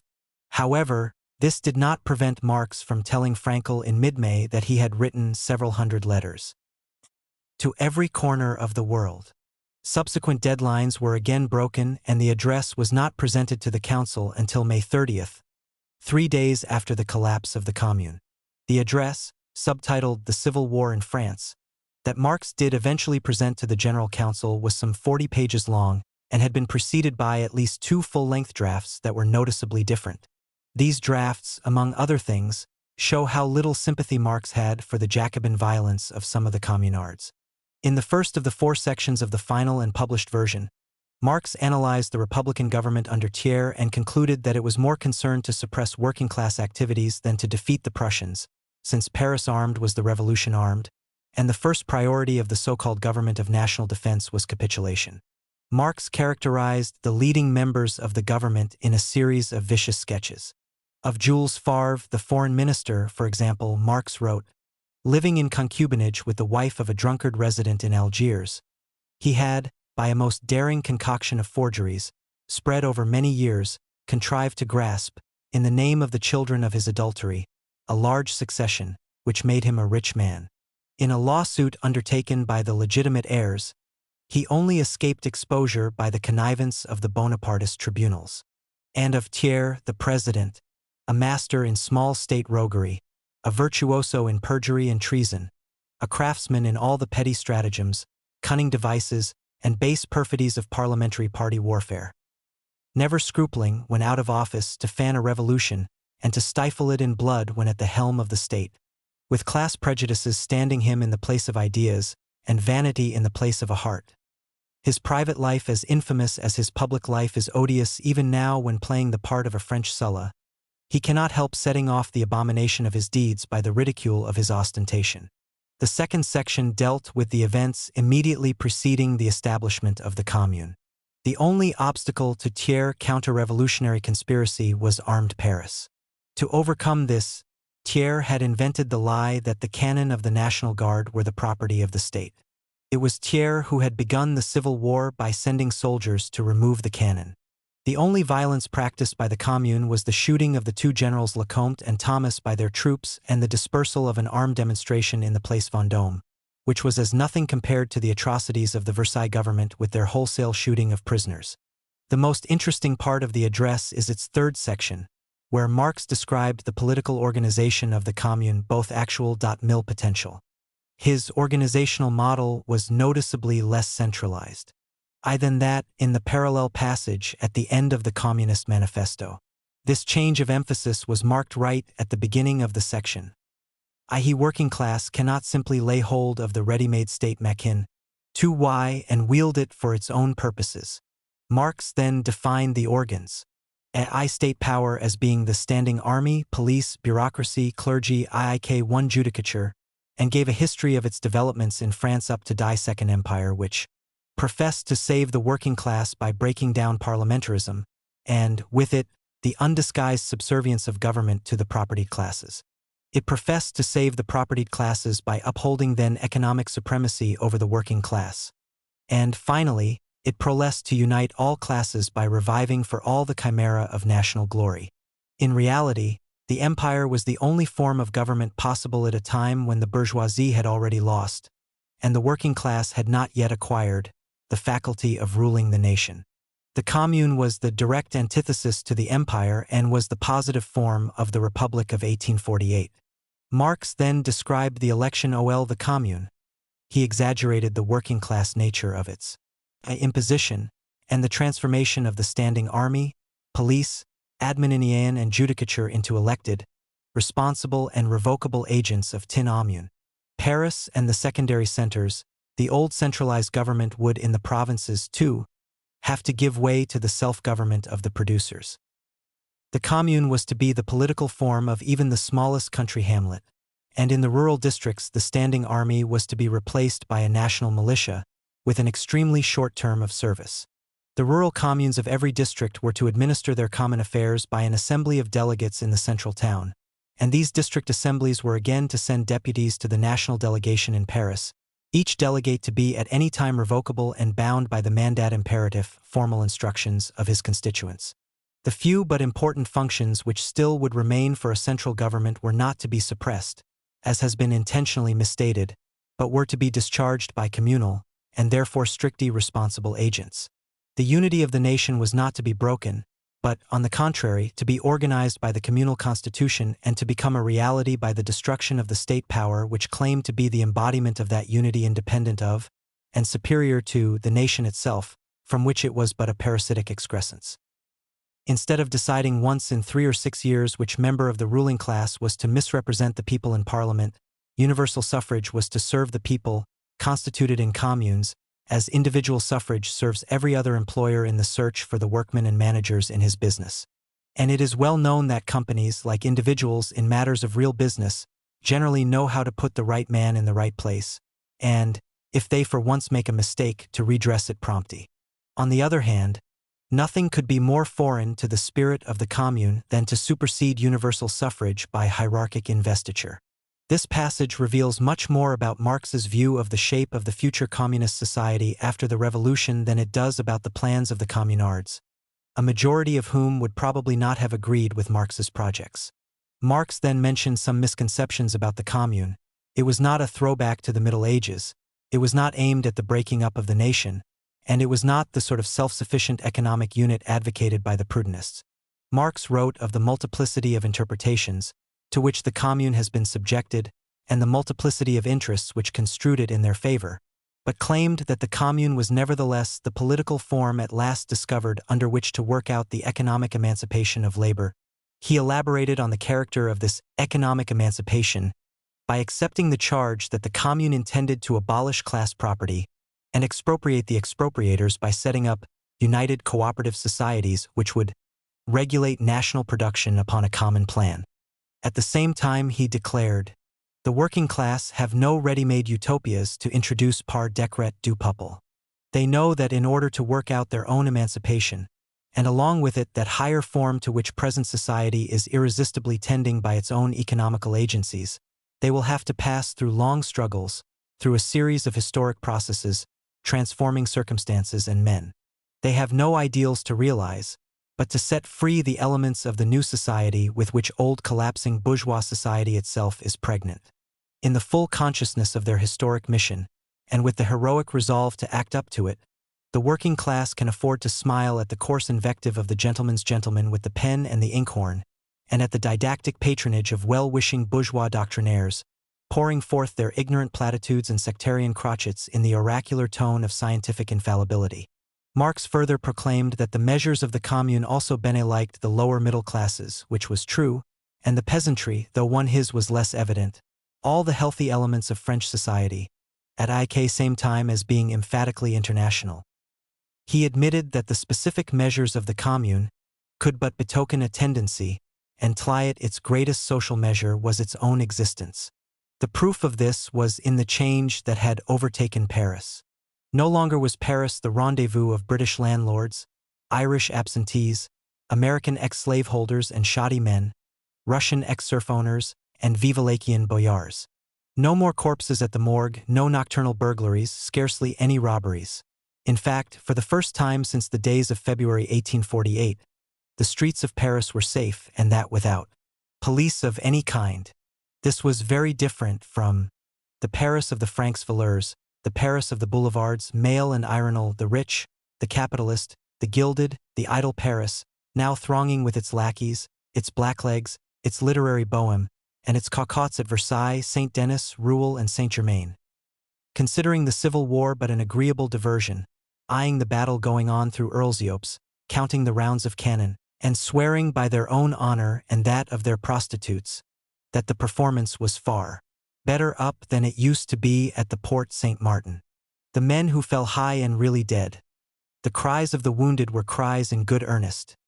Besides, the whole thing was so intensely historical. In the fourth and final section, Marx described Thiers' feeble attempts in use an army against Paris and his reliance on prisoners released by Bismarck once the peace was signed. When eventually the final battle for Paris began, the atrocities of the Versailles government were monstrous. To find a parallel for the conduct of Thiers and his bloodhounds, we must go back to the times of Sulla and the two triumvirates of Rome. The same wholesale slaughter in cold blood, the same disregard in massacre of age and sex, the same system of torturing prisoners, the same prescriptions, but this time of a whole class, the same savage hunt after concealed leaders, lest one might escape, the same denunciations of political and private enemies, the same indifference for the butchery of entire strangers to the feud. There is but this difference, that the Romans had no mitrailleuses for the dispatch, in the lump of the prescribed, and that they had not the law in their hands nor on their lips the cry of civilization.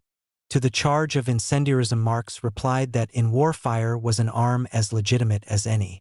A few hostages had also been killed, but their lives had also been forfeit many times by the shooting of prisoners by the Versailles government. The result of the Commune was that class antagonisms had been sharpened, but the battle must break out again and in ever-growing dimensions, and there can be no doubt as to who will be the victor in the end, the appropriating few or the immense working majority. And the French working class is only the advance guard of the modern proletariat wherever, in whatever shape and under whatever conditions the class struggle obtains any consistency. It is but natural that members of our association should stand in the foreground. The soil out of which it grows is modern society itself. It cannot be stamped out by any amount of carnage. To stamp it out, the governments would have to stamp out the despotism of capital over labor, the condition of their own parasitical existence.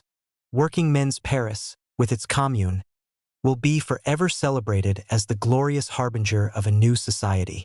The martyrs are enshrined in the great heart of the working class. Its exterminator's history has already nailed to that eternal pillory from which all the prayers of their priests will not avail to redeem them. The Civil War in France, the title given to the address, was the most brilliant of Marx's polemics, and had an immediate success unknown to any of the previous pronouncements of the General Council. It ran through 3 editions in 2 months, sold 8,000 copies in the second edition, and was translated into most European languages. In an overall study of Marx's views, it is important for its emphasis on decentralization as a goal of future socialist society. In the general context of socialist thought, it is important in providing Lenin with a basis for the Bolshevik view of the dictatorship of the proletariat. In the 3rd chapter of his State and Revolution, Lenin put great emphasis on Marx's remark that the proletariat cannot simply lay hold of the ready-made state machinery and use it for its own purposes, though in fact Lenin's view of the party is the vanguard of the proletariat is more akin to Blanky's conceptions, and Lenin strained the facts of the Commune even further than Marx. The Civil War in France is only one interpretation of the Commune. There were Proudhonist, Blanquist, and anarchist interpretations that were as instified as Marx's in that their views were similarly represented to the Commune. It must also be remembered that the Civil War was an obituary and scarcely the place to offer a critical assessment. Marx's letters show him much more reticent about the achievements of the Commune, and later he even went as far as to say, in a letter to the Dutch socialist Omila Nieuwenhuis, that the Commune was not socialist, nor could it have been. Nevertheless, amid the reaction that swept over Europe following the defeat of the Commune, the very success of the Civil War, with its somewhat inaccurate claim that wherever the class struggle obtains any consistency, it is but natural that members of our association should stand in the foreground, helped to brand the International as the greatest threat to society and civilization. The most incredible rumors were published as fact in the press. The International had conspired with Napoleon. It had conspired with Bismarck. Marx had even been Bismarck's private secretary and was now dead. The charge of incendiarism was so often repeated that even the Great Chicago Fire of 1871 was attributed to the International. Favre, foreign minister in the Thiers government, not content with stifling the remnants of the Commune in France, issued a circular to all European governments declaring the International a menace to established order. This circular was itself a catalogue of inaccuracies. It quoted, for example, a statement put out by Bakunin's alliance as if it had been made by the International. Although European governments tightened their laws, Spain was the only country that agreed to the extradition of the French refugees. In spite of the almost universal condemnation of the Commune in the British press, complete with the wildest inaccuracies which Marx spent a lot of tune trying to rebut, the British government refused to cooperate with Favre. In reply to a Spanish request for extradition, the foreign minister, Eranville, said the British government had no right to expel refugees who had not contravened any British law or committed any of the crimes specified in the Treaty of Extradition. It soon became known that Marx was the author of the infamous address. From being virtually unknown in England except to a very small circle, he quickly became notorious. He wrote to Kugelmann on June 28, 1871 that his address is making the devil of a noise and I have the honor to be at this moment the most abused and threatened man in London. That really does me good after the tedious 20-year idle in my den. The New York World sent a correspondent to interview him at the beginning of July. In the interview, Marx refuted convincingly the more lurid of the rumors about the Commune. He said that the International does not impose any particular form on political movements. It only demands that these movements respect its aims. On the Marx household, the Commune had a profoundly depressing effect. Many of their closest friends were involved in the slaughter, and soon they had to cope with floods of refugees and all the nameless misery and unending suffering that they brought with them. Inevitably, the burden of relief fell on the International. The refugees, wrote Jenny, were literally starving in the streets and, for more than 5 months, the International supported, that is to say, held between life and death, the great mass of the exiles. In addition to all the business of the International, Marx found that he not only had to fight against all the governments of the ruling classes, but also wage hand-to-hand battles with fat, 40-year-old landladies who attacked him when one or other communard would be late with his rent. For all its notoriety, the International after the Commune was a spent force. With the arrival of an apparently durable peace and the tendency of European nations to become more interested in their internal affairs, the impetus towards internationalism declined. Reaction could only be met by better political organization, and this could only be carried on within national boundaries. The hope of revolution in France had been destroyed and, with it, all chance of revolution in Europe. Moreover, although men like Varlin had helped defeat Prudentist views in the International, their syndicalist opposition to political action was soon to bring them into conflict with the General Council. The General Council itself was much weakened by co-opting a large number of French refugees who soon began to bicker among themselves in the same way as after 1848. All 3 Marx daughters were intimately involved in the aftermath of the Commune. Laura and Paul had just got out of Paris before it was encircled by the Prussians. They went to Bordeaux where their 3rd child, a boy, was born in February 1871. Paul was active in the cause of the Commune and both Jenny and Eleanor set off to help Laura, arriving on May 1st. On the fall of the Commune, the 4 adults and 2 children, Laura's 2nd child had died the previous year, retired to the small resort of Bagnères de Luchen, suitably near the Spanish frontier. The baby died at the end of July and Paul, fearing imminent arrest, crossed into Spain. Laura joined him there, her only remaining child ill with dysentery. Jenny and Eleanor left to return to London but were arrested on the frontier, submitted to a lengthy interrogation, and spent the night in jail. Jenny only just managed to get rid of an incriminating letter from Flowerens, one of the commune leaders. They were deported to Spain, and after further difficulties with the Spanish police managed to sail from Saint Sebastian, with Laura, at the end of August. In Germany, now the main center of European socialism, the Eisenach Party could not associate itself publicly with the International and anyway no longer needed its support against the ADAV, with whom the old rivalry was beginning to decline. Although the Eisenach leaders were still loyal to Marx and Engels, appeals from London showed that, unlike the pre-1871 years, the General Council needed the support of the Germans more than they needed it. In fact, Lassalleanism continued to be the main force in German socialism, and though Marx's prestige remained high, it was more for personal than doctrinal reasons. In Britain, the publication of the Civil War occasioned the resignation of Odger and Luckraft from the General Council, but no trade union disaffiliated and the General Council continued to be active in assisting strikers. Nevertheless, British trade unions generally were becoming less radical. Since the Reform Bill of 1867 and the failure of their candidates in 1868, they were looking to an alliance with the Liberals as the most effective means of securing their ends, and their support for Gladstone's pro-Russian policy made them even less congenial to Marx. Apart from Belgium, the only areas where the International made progress after the Commune were strongholds of anarchism: Spain and Italy. But this situation was only slowly perceived by Marx, who, for almost a year after the Commune, was imbued with a thoroughgoing revolutionary optimism and saw a parallel between the harassment of the International and the persecutions suffered by the first Christians which had failed to save the Roman Empire. By the autumn of 1871, there had been no Congress of the International for 2 years. On the General Council, Marx was instrumental in changing a proposal to hold a Congress in Amsterdam into a decision to convene a private conference in London similar to the one held in 1865. The conference was to concern itself solely with organizational questions, and Marx's intention was that it should check the growing influence of Bakunin. Indeed, he had already proposed a conference to this end a year earlier, in August 1870.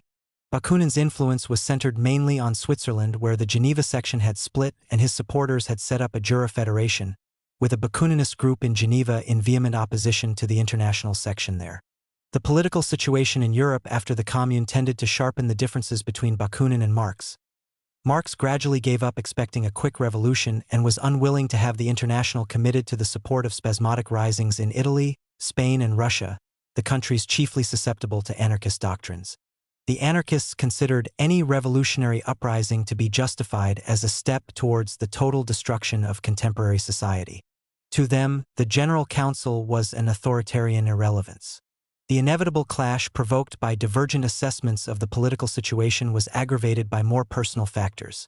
Extraordinary though it seems, Bakunin had undertaken in 1869 to translate Capital into Russian.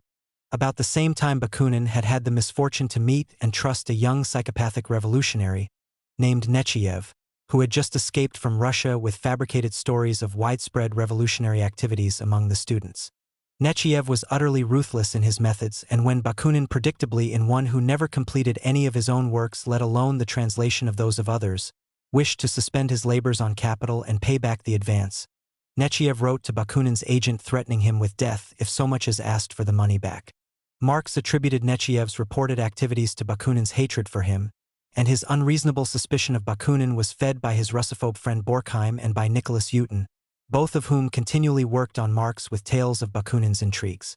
Eutin, a Russian exile who had collaborated and then quarreled with Bakunin in Switzerland, had started a Russian section of the International in Geneva in opposition to Bakunin. This section, which numbered only half a dozen members and was purely ephemeral, asked Marx to represent them on the General Council, a tribute which Marx accepted, remarking to Engels, "A funny position for me, functioning as a representative of young Russia. A man can never tell what he is capable of and what strange bedfellows he may have to accept." In the official reply, I praised Florovsky and emphasized that the main task of the Russian branch is to work for Poland, i.e. help Europe dispense with having Russia as a neighbor. I considered it safer to say no word about Bakunin, either in the official or in the confidential reply. The London Conference, held in an inn just off Tottenham Court Road in mid-September 1871, was not a very representative gathering. No Germans, only 2 Britishers, from France only refugees, and from Switzerland simply 2 ex-supporters of Bakunin, including Uton. The only strong delegation was the 6-man group from Belgium where the International was flourishing. This group mediated between Marx, strongly supported by the Blanquist refugees on the council, and the pro-Bakunin forces. The conference, in which Marx was the most active and dominant participant, began by recommending the General Council to limit its numbers and not to take its members too exclusively from one nationality. It then forbade the use of the title General Council by national committees, renewed the efforts of the Geneva Congress to obtain comprehensive working-class statistics, discussed ways of attracting peasants to membership of the International, and in general attempted to tighten discipline and make the International more of a political party than a forum for discussion. The London Conference resolutions are the first documents of the International to speak specifically of a workers' party. But the main business was the dispute with the Bakuninists. The conference re-emphasized the commitment to political action by declaring that, in the militant state of the working class, its economic movement and its political action are indissolubly united. This political action might well be within the framework of parliamentary democracy, for Marx declared, "The governments are opposed to us. We must answer them with all the means that are at our disposal. To get workers into parliament is equivalent to a victory over the governments, but one must choose the right man." Yet the onus of deciding whether the revolution would be violent or not lay with those who held power. We must declare to the governments, "We will proceed against you peaceably where it is possible and by force of arms when it may be necessary." The conference dissociated itself from the activities of Nechayev, though Marx did not manage to implicate Bakunin. Marx also wished to get a condemnation of Bakunin's alliance, but Belgian mediation persuaded the conference to consider the matter of the alliance closed by remarking that it appeared to have dissolved itself and that the International would henceforth only admit sections or federations to membership. In Switzerland, the dissident Bakuninists were invited to join the Swiss Federation or, if they found this impossible, to call themselves the Jura Federation. The conference also agreed to set up an English Federal Council. Marx moved this motion himself. He had at last given up his opposition to its establishment, realizing that it was impossible for the General Council to infuse the English workers with internationalism and the revolutionary spirit. Marx also criticized the trade unions for being an aristocratic minority and not involving lower-paid workers, to whom, together with the Irish, Marx increasingly looked for support. In spite of Marx's view that it had achieved more than all the earlier congresses put together, the London Conference rendered more acute the divisions in the International, and there was almost immediate opposition to its decisions, opposition that very soon quenched forever the optimism that Marx enjoyed throughout 1871. The Germans were as apathetic as ever. They had paid no financial contributions since September 1869, and Marx took the unprecedented step of asking all their sections to correspond directly with him. The French section in London opposed the decisions of the conference, as did the followers of Victoria Woodhull in America and the sections in Italy and Spain. This opposition was voiced by the Jura Federation, which in November 1871 issued a circular denouncing authoritarianism and hierarchy in the International, accusing the General Council of being a kind of government and proposing that it be replaced by a correspondence bureau linking a free association of national sections. Marx wrote a reply for the General Council entitled "The Alleged Splits in the International." Here he rightly exposed the futility of many of the anarchist doctrines, but also repeated the charges against Bakunin arising out of the Nechayev affair, made much of the fact that 2 of Bakunin's followers had turned out to be Bonapartist spies, and finally dismissed the followers of both Lassalle and Bakunin as sects which, the Paris Commune was, of course, to serve as a model to all the great industrial centers of France. The communal regime once established in have a justifiable existence at a time when the proletariat is not sufficiently developed to act as a class. Individual thinkers begin to criticize social contradictions and seek to overcome them by fantastic solutions which the masses of the workers have only to accept, propagate, and carry out. By their very nature, the sects which form around such pioneers are exclusive and hold themselves aloof from all practical activities, from politics, strikes, trade unions, in a word, from every form of mass movement. The masses of the workers remain indifferent, or even hostile to their propaganda. Originally one of the levers of the working-class movement, they become a hindrance and reactionary immediately the movement overtakes them. Examples of this are the sects in France and England, and later on the Lassalleans in Germany, who, after having hampered the organization of the proletariat for years, have finally become simply tools in the hands of the police. What finally destroyed Marx's influence in the International were the increasing difficulties he had to face even in the bastion of Britain. At first, the establishment of the English Federal Council created no problems. Hales, its secretary, continued to support Marx, and it managed to create numerous branches. The first sign of revolt came over the groups in America, known as Section 12, founded by Victoria Woodhull and Tenny Claflin, whose membership was middle class, and whose main energies were devoted to such causes as free love and spiritualism, in contrast to the more working class and immigrant groups led by Frederick Sorge and Richard Bolt. Section 12 was supported on the General Council by followers of O'Brien, whom Marx nevertheless wished to see on the council, as they were an often necessary counterweight to the trade unions on the council. They are more revolutionary, firmer on the land question, less nationalistic, and not susceptible to bourgeois bribery in one form or another. Otherwise, they would have been kicked out long ago. However, Marx's position was further undermined by defections in his own ranks.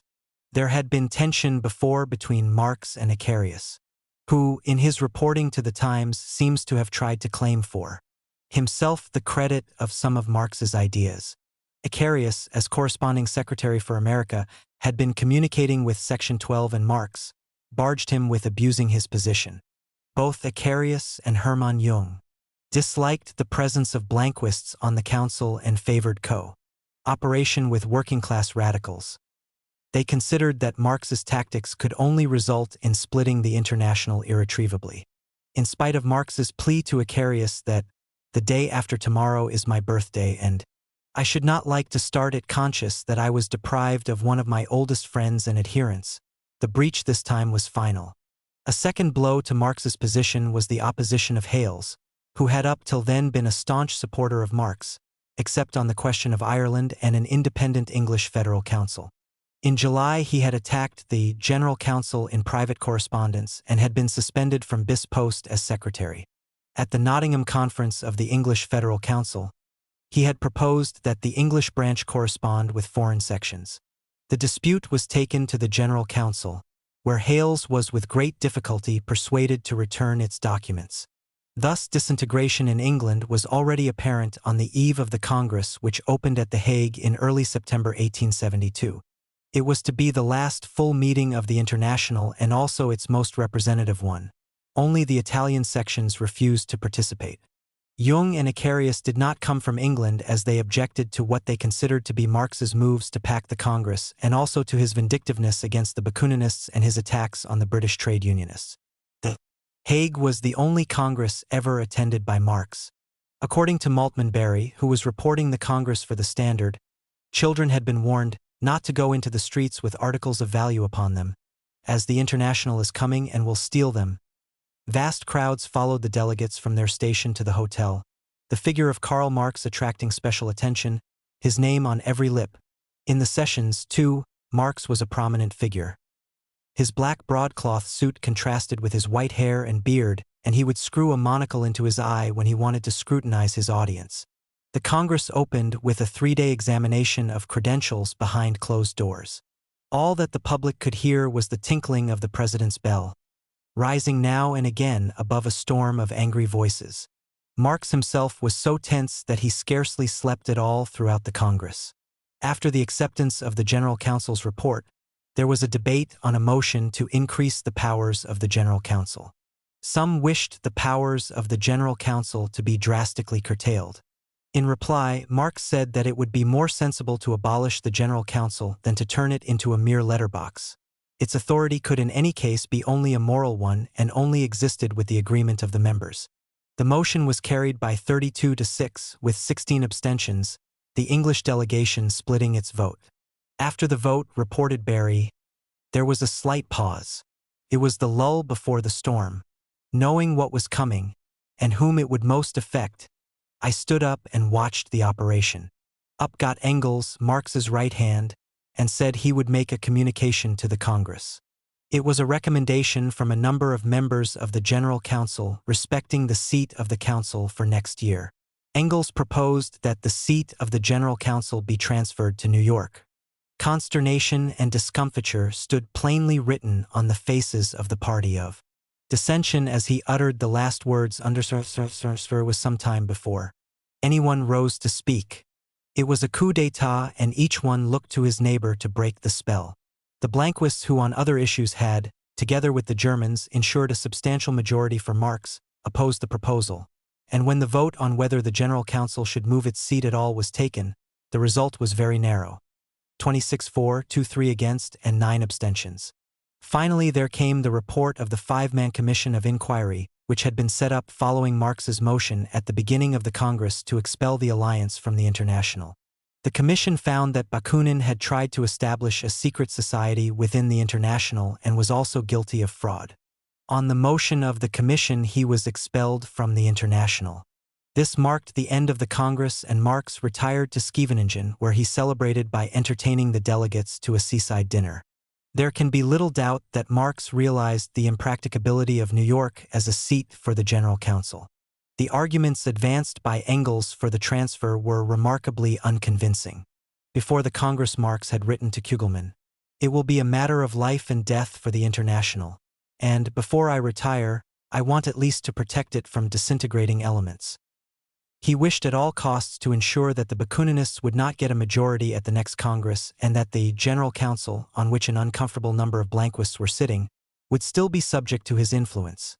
And neither of these was certain if the Council continued to sit in London. Marx felt increasingly frustrated by his inability to spend time on capital, and seemed to have seriously considered retiring as early as September 1871, a decision which he had made definite by May 1872. The International did not die immediately. Marx and Engels were very busy broadcasting the resolutions of the Hague Congress, and for some time kept up a regular correspondence with New York. In the International as a whole, the anti-Marxian forces were now much stronger, and only in Germany did Marx retain substantial personal following. The anarchists held a rival congress immediately following the Hague. The Italians, Spaniards, and Swiss alone were represented, but they soon contacted the Belgians and the Dutch, all of whom were represented at a congress in 1873. There was also a strong contingent from England present. After the Hague, the English branches of the International continued functioning very effectively, but the Federal Council split, with a majority of its members, led by Hales, seceding. Both branches of the Federal Council then declined rapidly, and by 1874 Marx wrote to Sorg, "In England the International is for the time being as good as dead, and the Federal Council in London still exists as such only in name, although some of its members are active individually." The General Council in New York attempted to organize a congress in Geneva in 1873, but it was a fiasco. The council could not send even one representative, and Marx discouraged his supporters from attending. A congress was held in 1874, with Icarius as the only delegate from England. Sorg resigned from the General Council in the same year. In Philadelphia in 1876, the International was formally dissolved. The rival International of the anarchists struggled on for longer. Functioning as a federation of autonomous national branches with no General Council, it held its last Congress in 1877, after which it split into its anarchist and social democratic elements. The last decade. The more one lives, as I do, cut off from the outside world, the more one is involved in the emotions of one's closest circle. Marx to Kugelmann, 1874. 1. Marx at home. During the 1870s, Marx's life became much calmer. His house was no longer the venue for refugees from the Commune or British trade union officials. Although he was increasingly wary of strangers, and any German had to produce written evidence of legitimate business before being let through the door by Helene de Muth, Marx was still interested to receive visits from foreigners sympathetic to socialism. Regular visits, however, were limited to those made by his family and by the small circle of what Marx liked to call his scientific friends. He steadfastly refused the numerous invitations to give public lectures. His temper, too, was much more equable, and his appetite for public controversy considerably dampened.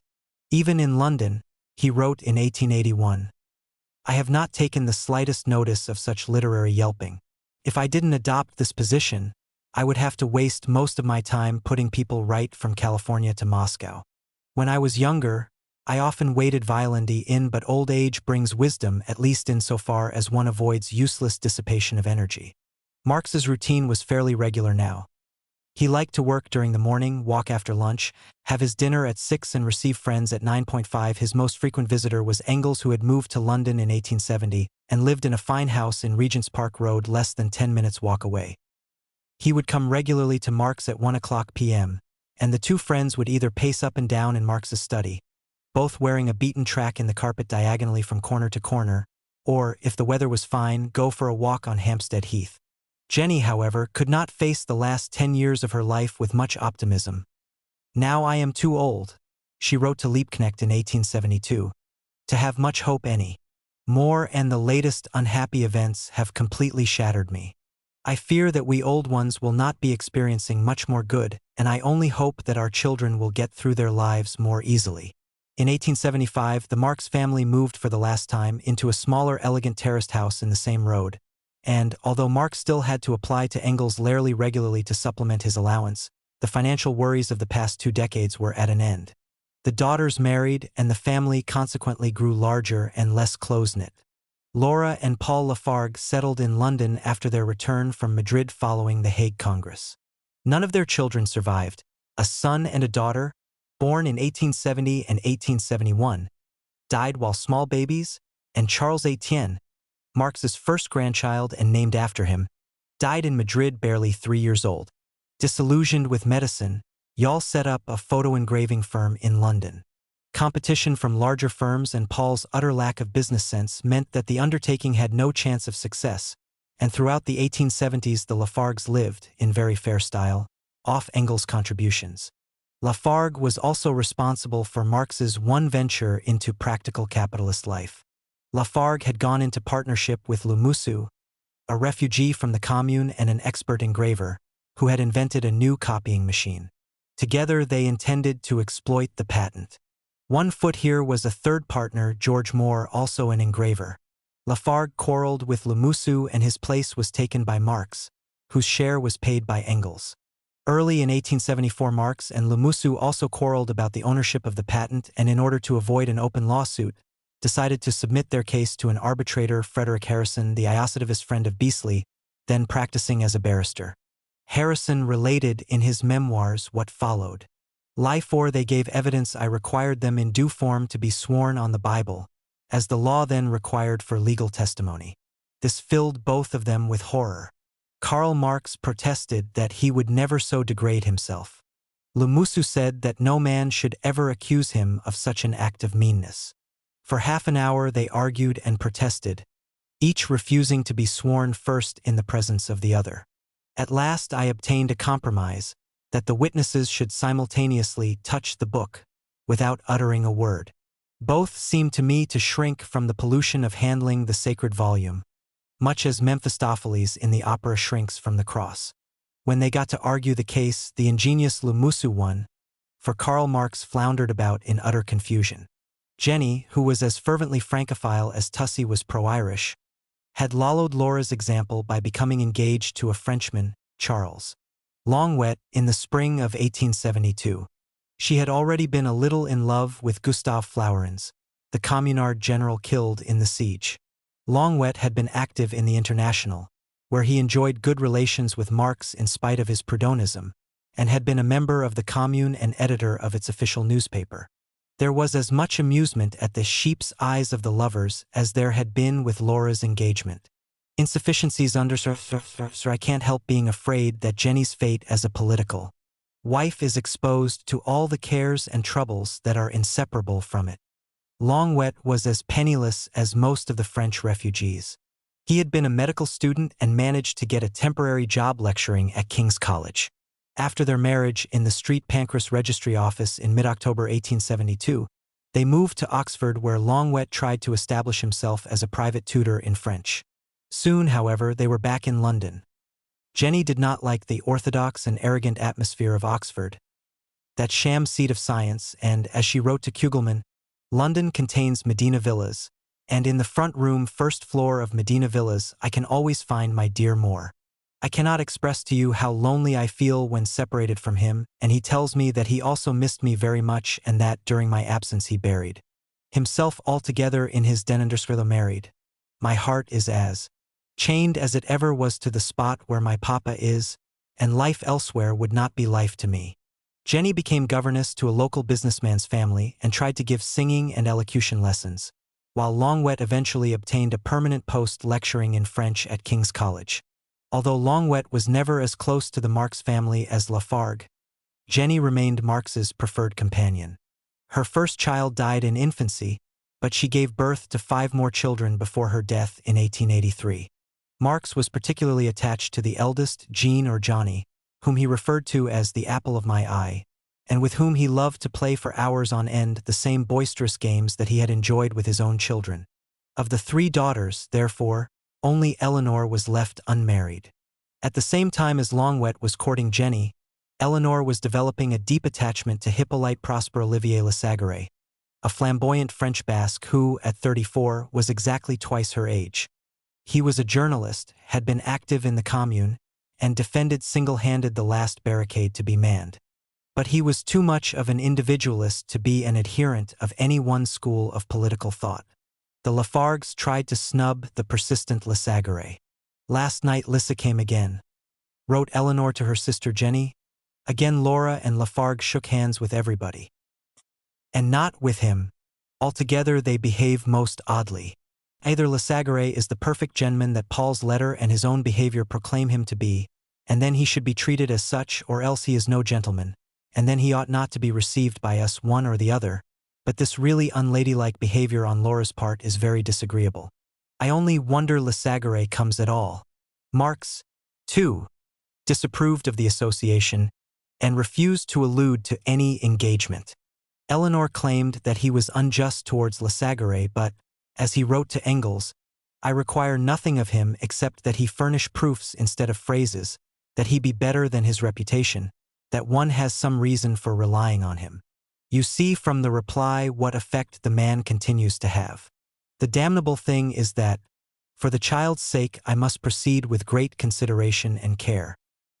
He was sure that his intervention would force Lesagre to put a good face on a bad situation. Jenny Marx, however, strongly disapproved of her husband's attitude when Engels tactlessly showed her Marx's letter. She claimed to be the only one to understand her daughter's position and connived at Lesagre's visits to Eleanor at Brighton, while keeping up .1 continual correspondence with her and sending her hampers of special lud and clothes. Meanwhile, Eleanor was trying to establish her financial independence. In the summer of 1873, aided by 2 clergymen and old Arnold Rouge, Marx's colleague of the 1840s, she got a teaching job in a ladies' boarding school run by the Mrs. Hall in Brighton. But she still pined for Lesagre. Her health broke down and she had to return to London. Throughout 1872 she was the constant companion of her father, both at home and on his journeys to Harrogate and Carlsbad. Marx had forbidden her to see Lesagre and she appealed to him, probably sometime during 1874. I want to know, dear Moore, when I may see L again. It is so very hard never to see him. I have been doing my best to be patient, but it is so difficult, and I don't feel as if I could be much longer. I do not expect you to say that he can come here. I should not even wish it, but could I not, now and then, go for a little walk with him? You let me go out with Outing, with Frankel, why not with him? No one, moreover, will be astonished to see us together, as everybody knows we are engaged. When I was so very ill at Brighton, during the week I fainted 2 or 3 times a day. L came to see me, each time left me stronger and happier, and more able to bear the rather heavy load laid on my shoulders. It is so long since I saw him, and I am beginning to feel so very miserable notwithstanding all my efforts to be merry and cheerful. I cannot much longer. Believe me, dear Moore, if I could see him now and then it could do me more good than all Mrs. Anderson's prescriptions put together. I know that by experience. By the end of the year she had recovered from her ill health, which Marx attributed in large part to hysteria, and continued a lively correspondence with Lesagre, who liked to address her as ma petite femme. Marx seems later to have relaxed his restrictions on Eleanor, for in 1875 and 1876 she was assisting Lesagre with his journalism and publishing projects. She translated into English the whole of Lesagre's classic history of the Commune, which had been published in French in 1876. Marx himself helped considerably in revising the translation. But when an amnesty enabled Lesagre to return to Paris in 1880, Eleanor did not follow him. During these years, The affair estranged Eleanor from her father. With her mother it was even worse. For long miserable years there was a shadow between myself and my father. Yet our love was always the same, and despite everything, our faith and trust in each other. My mother and I loved each other passionately, but she did not know me as father did. One of the bitterest of many bitter sorrows in my life is that my mother died, thinking, despite all our love, that I had been hard and cruel, and never guessing that to save her and father's sorrow I had sacrificed the best, freshest years of my life. But father, though he did not know till just before the end, felt he must trust me. Our natures were so exactly alike. Father was talking of my eldest sister and of me and said, "Jenny is most like me, but Tussie is me." For distraction, Eleanor threw herself into political activities, writing articles particularly on Russia, and canvassing for free-thinking candidates in the London School Board elections. She also undertook translation and précis work and spent long hours in the British Museum where she met George Bernard Shaw. And as her mother moved more and more into the background, Eleanor began to act as hostess to the visitors, several of whom have left admiring accounts of her appearance, vivacity, and political understanding. Hindman, the founder of the Social Democratic Federation, wrote of her that Eleanor herself was the favorite of her father, whom she resembled in appearance as much as a young woman could. A broad, low forehead, dark, bright eyes, with glowing cheeks, and a brisk, humorous smile, she inherited in her nose and mouth the Jewish type from Marx himself, while she possessed a physical energy and determination fully equal to Bis's own, and an intelligence which never achieved the literary or political success, for she was a keen politician as well as sociologist of which she was capable. Possibly, she felt herself somewhat overshadowed by her father's genius, whose defects she was unable to see. In the late 1870s, Eleanor made an effort to build a career on the interest in drama that she had inherited from her parents. The Marx, L. Miley had always been intensely interested in Shakespeare and became invented admirers of the new interpretation given to the tragedies by Henry Lee Ving. Jenny Marx, aided by Eleanor, had a series of articles published in the Frankfurter Zeitung defending Irving and his peculiar, faithful, and original picture of Shakespeare. Eleanor was a keen member of Furnivall's New Shakespeare Society and a friend of actors and actresses like One Nest Radford and Dolly Maitland. She was also a member of a Shakespeare reading club which often met at the Marx's house. One of its members, Mrs. Marion Coman, gave the following description of Marx at one of the meetings. As an audience he was delightful, never criticizing, always entering into the spirit of any fun that was going on, laughing when anything struck him as particularly comic, until the tears ran down his cheeks, the oldest in years, but in spirit as young as any of us. And his friend, the faithful Frederick Engels, was equally spontaneous. But however much he may have enjoyed the club meetings, Marx did not favor acting as a career for his daughter, and Eleanor did not perform publicly until July 1881, when she appeared in 2 one-act French plays. Engels was in the audience and reported to Marx, "Tussie was very good in one-lie passionate scenes, though it was somewhat noticeable that she took then Lurie as a model, as Radford took Irving, but she will soon get out 11I that habit. If she wishes to have an effect on the public, she must absolutely strike out a line of her own, and I'm sure she will." Although line erupted by the illnesses and deaths of her parents, Eleanor persisted iter ambition and eventually, together with her future husband Edward Aveling, made a significant contribution to the theater of the time. 2. Work. Dining the years of the International Marx had little time for pursuing in economic studies. At the end of November 1871, Meissner informed Ian that the first edition of Capital was almost completely sold out and asked him for a royalty of 500 thalers to prepare a second and cheaper edition which he intended to issue in a dozen separate booklets. Marx worked on it for 18 months, and the last installment did not appear until June 1873, mainly because of a long printer's strike in Leipzig.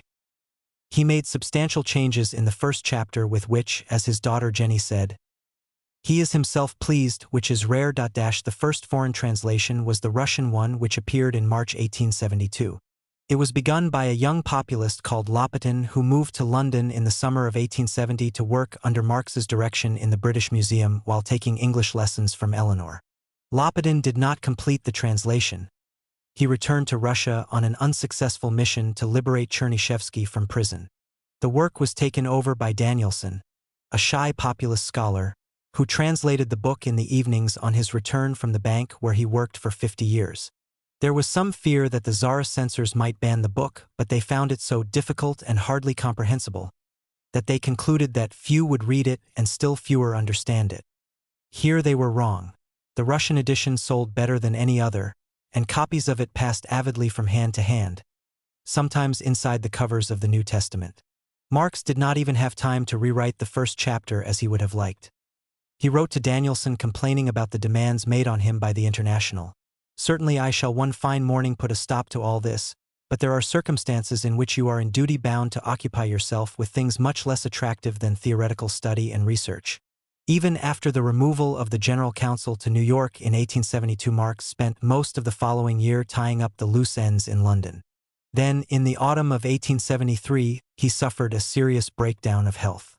What little time he did have during the years 1873 to 75 was spent working on the French edition.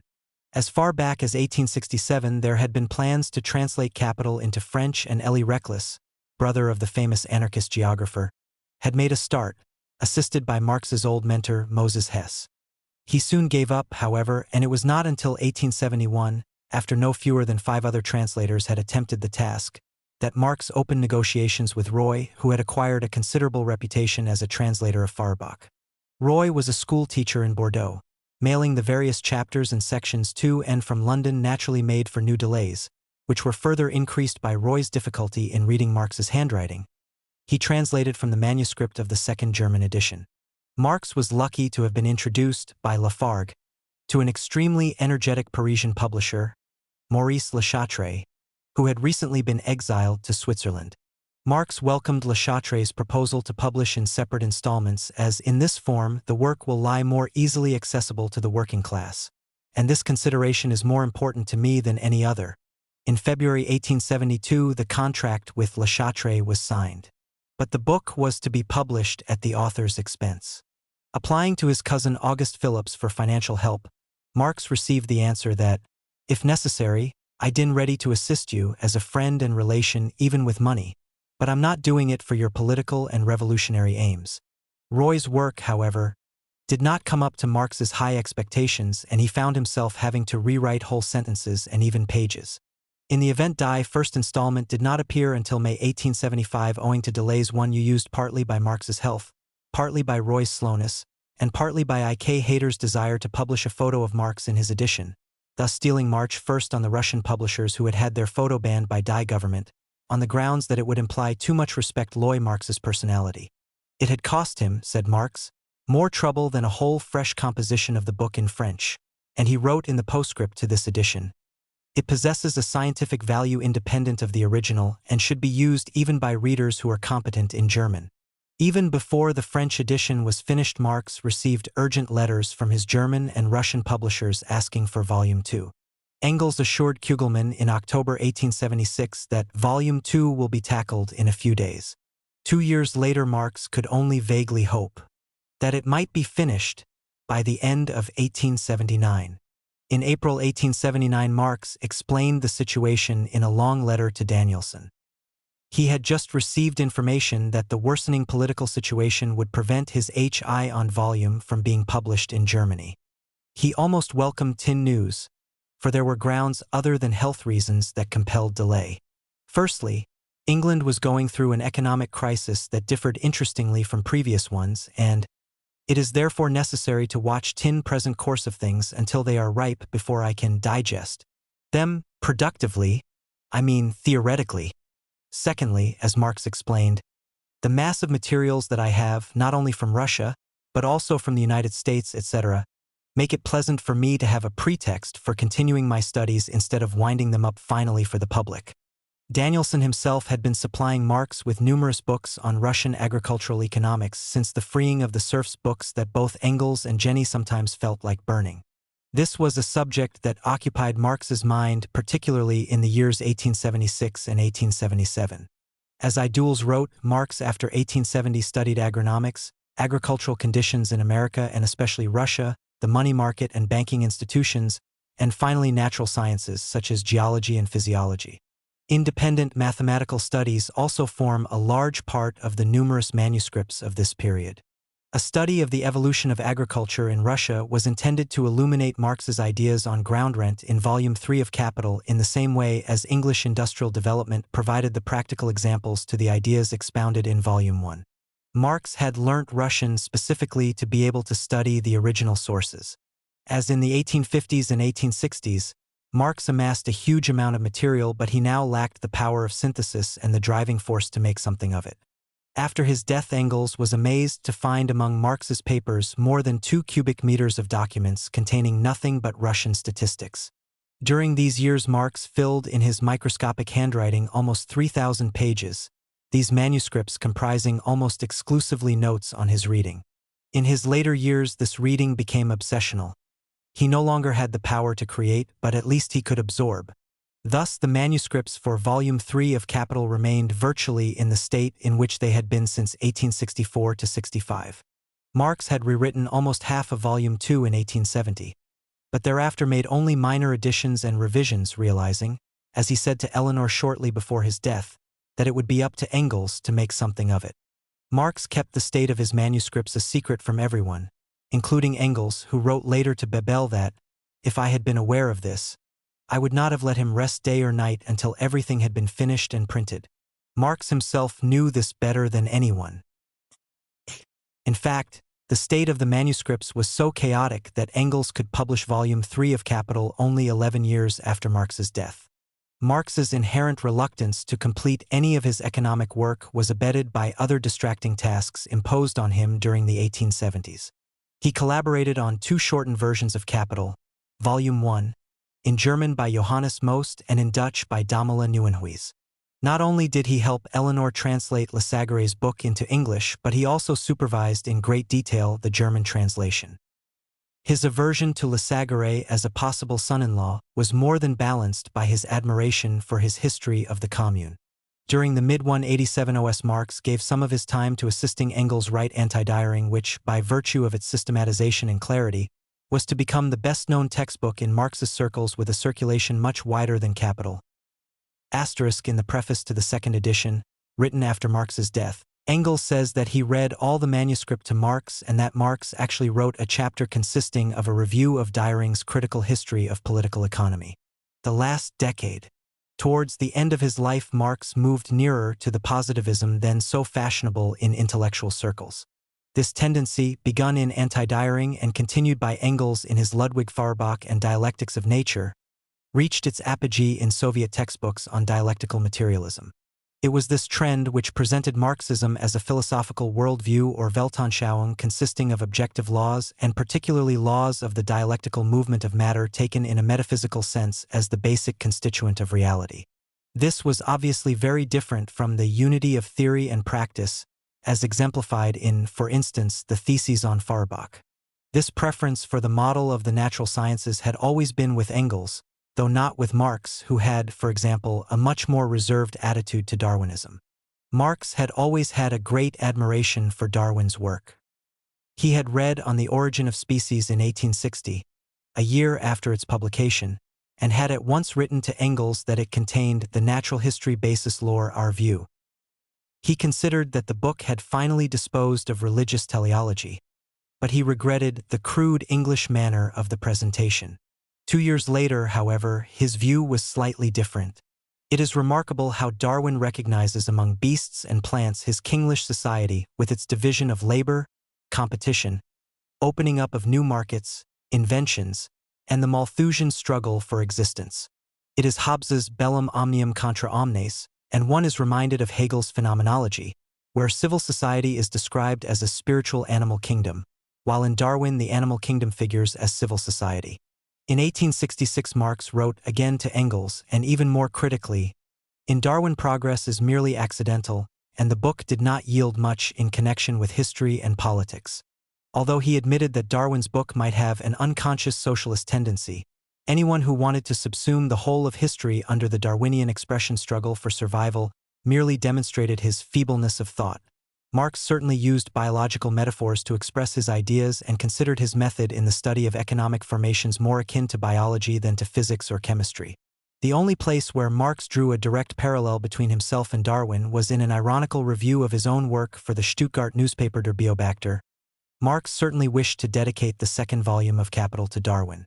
Darwin refused the honor, apparently because he had the impression that it was an overtly atheistic book and did not wish to hurt the feelings of his family. But this suggests no more than that Marx appreciated Darwin's work, and not that he approached history in the same way as Darwin had approached nature.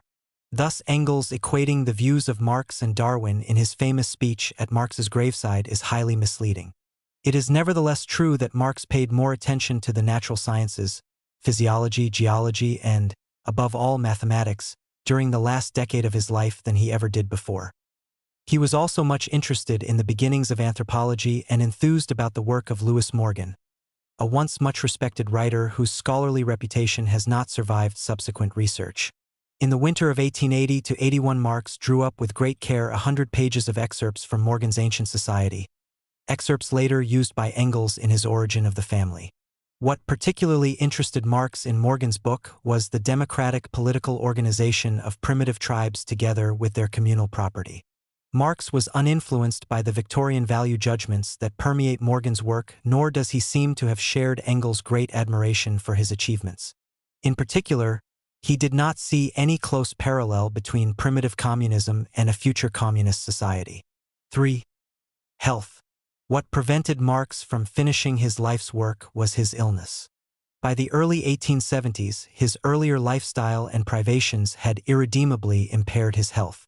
Throughout the last 10 years of his life, the pathetic search for soundness of body, which drove him from one health resort to another, played an increasingly central role. In April 1871, Engels reported to Kugelmann that Marx had begun to live fairly rationally, since giving up his theoretical work with the outbreak of the Franco-Prussian War. He went for 2-hour walks up to Hampstead most days and laid off beer for weeks on end if he felt unwell. But scarcely had he returned to his theoretical work, continuing with the French translation of Volume 1, then he had a serious relapse. There was pressure on the brain with an attendant insomnia that even strong doses of chloral could not relieve. A stroke was feared. Engels persuaded him to go to Manchester at the end of May 1873 to consult Gumpert, Engels' own doctor and the only one in whom Marx had complete confidence. Gumpert gave him a strict regimen to follow and absolutely forbade him to work more than 4 hours a day. This considerably improved his health, but there was a renewal of the headaches in the autumn and Marx again went north to see Gumpert.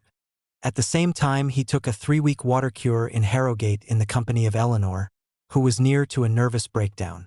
Marx occupied his time reading Sainte-Beuve's Chateaubriand, which he found full of newfangled forms of expression, false profundity, Byzantine exaggerations, sentimental coquetry, garish tints, word painting, theatrical, sublime in a word, a mishmash of lies never before achieved in form and content. Gumpert detected a swollen liver and strongly advised Marx to take the Carlsbad cure. Harrogate certainly brought no relief. Even the carbuncles returned in the winter.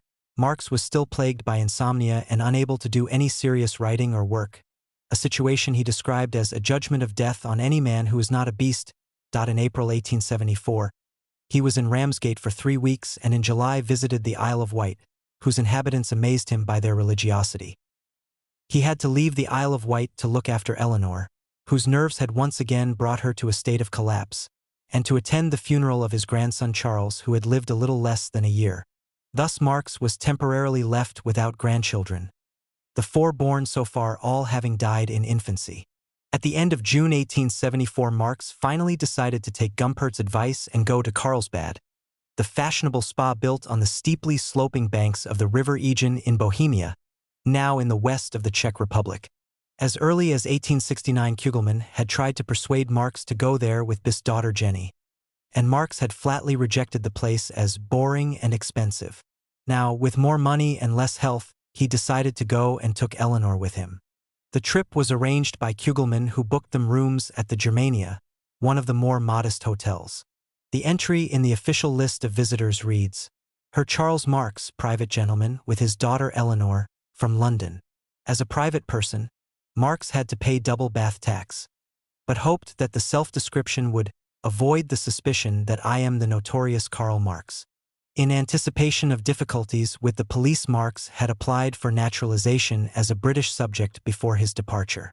At the beginning of August, his solicitor had forwarded the application to the Home Office together with the necessary references from 4 respectable householders. The Ilome office, however, rejected his request and refused to give a reason when pressed. In fact, the information passed from Scotland Yard to the Ilome office was that the applicant was the notorious German agitator and had not been loyal to his own king and country. Nor did Marx escape constant police surveillance in Carlsbad, though it was merely reported that his conduct did not give rise to any suspicion. Marx took his cure very seriously and let himself be turned, as he put it, into a sort of machine. He would be up at 5:30 at the latest and travel round 6 different springs, drinking a glass of water at each at 15-minute intervals. After a breakfast of special medicinal bread, there would be an hour's walk and mid-morning coffee in one of the cafes outside the town. Then a further walking tour among the surrounding hills, then back to the hotel to change and have a nap before lunch, which was preceded every other day by a bath. After lunch there was further walking or longer organized tours followed by a light meal and early bed. All entertainments ending at 9 p.m. Marx enjoyed the life very much, particularly the long walks among the pine-clad granite foothills of the Erzgebirge. He also liked to pursue his habit of conferring witty nicknames on the more conspicuous passers-by. Franziska Kugelmann recalled a visit to a porcelain works at which they observed a man supervising an intricate turning machine. "Is this always your job?" Marx asked him. "Or have you some other?" "No," the man answered. "I have not done anything else for years. It is only by practice that one learns to work the machine so as to get the difficult shape smooth and faultless. Thus division of labor makes man an appendage of the machine," Marx said to my father as we went on. His power of thinking is changed into muscular memory. In the afternoon and evening, in general company, Marx preferred light conversation with such men as Otto Nil, a well-known painter, and Simon Deutsch, an Austrian journalist whom Marx remembered from his Paris days. Father and daughter were inseparable whether on walks or writing letters on the terrace behind their hotel. According to Eleanor, still embarrassingly forthright in her reactions to people and smoking almost continuously, she and her father got on very well in Carlsbad, and his immense knowledge of history made every place we went to more alive and present in the past than in the present itself. For Marx, the only drawback to Carlsbad was Kugelmann. From the start of his stay, he annoyed Marx by his carping criticisms with which he quite needlessly embitters his own life and that of his family. Unfortunately, Kugelmann had chosen for Marx a room between his own and Eleanor's. The upshot was that I had the pleasure of his company not only when I was with him, but also when I was alone. I put up patiently with the continual flow of his solemn chatter uttered in a deep voice. But my patience at last broke down when he began to bore me too utterly with domestic scenes. This arch-pedant, this bourgeois hair-splitting Philistine, imagines that his wife does not understand or comprehend his Faust-like nature, which is struggling to some higher conception of the world, and he torments the poor woman, who is in all respects his superior, in the most revolting manner. It came to an open quarrel between us. I moved to a higher floor and so was completely quit of him. He had seriously spoiled the cure for me. We were only reconciled just before his departure, which took place last Sunday. But I said positively that I would not visit his house in Hanover.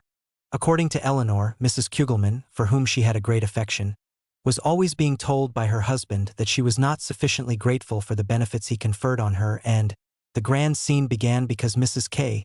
didn't lift up her dress on a dusty day. Franziska wrote later that there was another point at issue. Marx and Kugelmann quarreled violently during a long walk in which Kugelmann tried to persuade Marx to refrain from all political propaganda and complete the 3rd book of Capital before anything else, a subject on which Marx was always touchy. Marx and Eleanor left Carlsbad on September 21st and studiously avoided Hanover. They went first to Leipzig to see Liebknecht, who took them to welcome Wilhelm Bios on his release from prison. Bios, then a social democratic journalist and later Prime Minister of Württemberg, wrote later, "Excited and happy I walked through the prison doors. Outside stood Liebknecht with one of his small sons. And near him there stood, with a beautiful young lady on his arm, a tall, thin man in his 50s with a long white beard, the mustache alone being really black. His complexion was fresh and he could have been taken for a jovial old Englishman. But I recognized him immediately from his photo. They then went on to Berlin to see Marx's brother-in-law Edgar, who earned his living as a minor functionary while still preserving his sympathy for communism. After a trip to Hamburg to see Meissner, they returned to London at the beginning of October. The following year Marx went alone to Carlsbad. His journey out was enlivened by a discussion with a Catholic priest whose reserve Marx managed to break down by the production of a bottle of cognac. On arrival, he announced in letters home that the absence of Kugelmann was a great help to his health, and set about enjoying the long walks and the Ilsener beer. He spent much time in the company of Maxim Kovalevsky, one liberal Russian aristocrat who shared his interest in the history of land ownership in Russia, and was later a frequent visitor in London. Kovalevsky was no socialist but admired Marx profoundly, and came to occupy the position in Marx's life so recently vacated by Kugelmann. The police continued to watch Marx closely but could only report back to Prague that he lives quietly, has very little intercourse with the other guests and frequently goes on long walks alone. The cure was very beneficial. Engels reported in October 1875 that Marx has come back to Carlsbad quite changed, strong, fresh, confident and healthy, and I am now once more take up his work in earnest. In 1876, for the third year in succession, Marx returned to Carlsbad. This time he took Eleanor with him, saying that he had missed her too much the previous year. They stayed the regulation month and moved a little more in society, mostly among German university professors, where the question everyone wished to discuss was, "What do you think of Wagner?" Marx's thoughts were extremely sarcastic ones. Eleanor's health gave Marx much cause for anxiety, and she narrowly avoided serious pneumonia at the end of their stay. On their return, they spent some time in Prague with Kugelmann's brother-in-law, the businessman Max Oppenheim, and then made a detour via Bingen and Kreuznach as Marx wanted to show his daughter the places where he had married and spent his honeymoon. In 1877 Marx did not go to Carlsbad. He went instead to the minor spa of Neuenahr in the Rhineland. In a lengthy justification to Engels, he explained that Carlsbad would be extremely expensive, as Jenny would not agree to be left behind this year, and also that a change of regime might be beneficial. Engels responded by presenting Marx with the detailed maps of the Black Forest he had used in the 1849 campaigns. Bismarck's anti-socialist laws of 1878 deprived Marx of the opportunity of traveling to German or Austrian spas, and that year he had to make do with the English equivalent at Malvern. He went with his wife, his daughter Jenny and his grandson, all of whom were seriously ill. While they were there, Lizzie Burns, with whom Engels had been living since the death of Mary, died of a tumor of the bladder after long suffering. Engels married her on her deathbed according to the rites of the Church of England. The following year Marx went to Jersey, but had to return to Ramsgate to be with his daughter Jenny after the birth of Edgar, his third grandchild. During this time, the family was preoccupied with Jenny Marx's illness, an incurable cancer of the liver. In 1880 Marx took his wife first to Manchester to see Gumpert and then for an extended stay in Ramsgate. Confined to her bed for long periods and mistrustful of doctors, she needed constant family attention. By the turn of the decade, the topics of sickness and climate pervaded Marx's letters to the virtual exclusion of all else, understandably enough, in view of his own illnesses and the tragedies that had occurred within his family. He was now mentally and physically exhausted. In a word, his public career was over. 4. The European scene. The death of the International and the fragmentation of the European working class movement meant that the 1870s saw the growth of autonomous national parties. As often, Marx looked to war as the catalyst of revolution. The general situation of Europe, he wrote to Sorg in 1874, is such that it moves to a general European war. We must go through this war before we can think of any decisive external effectiveness of the European working class. The only country in which there existed a proletarian party was Germany, to which, as Marx had foreseen, the center of gravity of the workers' movement shifted after the Franco-Prussian War. It was Germany that occupied most of Marx's attention during the 1870s. More accurately, there were two proletarian parties in Germany, the Eisenach Party and the followers of Lassalle, and the early 1870s saw attempts to bring about a union between them. This was aided by the unification of Germany under Prussian leadership, the resignation of Schweitzer from the presidency of the Lassallean Party, and the increasing pressure which Bismarck applied to both parties in the aftermath of the Paris Commune. When their first big electoral success showed that the two parties polled an almost identical number of votes, negotiations were opened and agreement reached in principle at the end of 1874. A united program was to be adopted at Gotha, a small town in central Germany, in May 1875. Marx and Engels were somewhat out of touch with the situation inside Germany, and were enraged both with the content of the program and with the fact that they had not been consulted. Engels composed a long letter to Bebel in March 1875 in which he recapitulated the unacceptable Lassallean propositions incorporated in the program: the rejection of all non-proletarian parties as a reactionary mass, the lack of international spirit, the talk of the iron laws of wages, and the lack of consideration given to trade unions. And he predicted that they would have to break with Liebknecht if the program were adopted.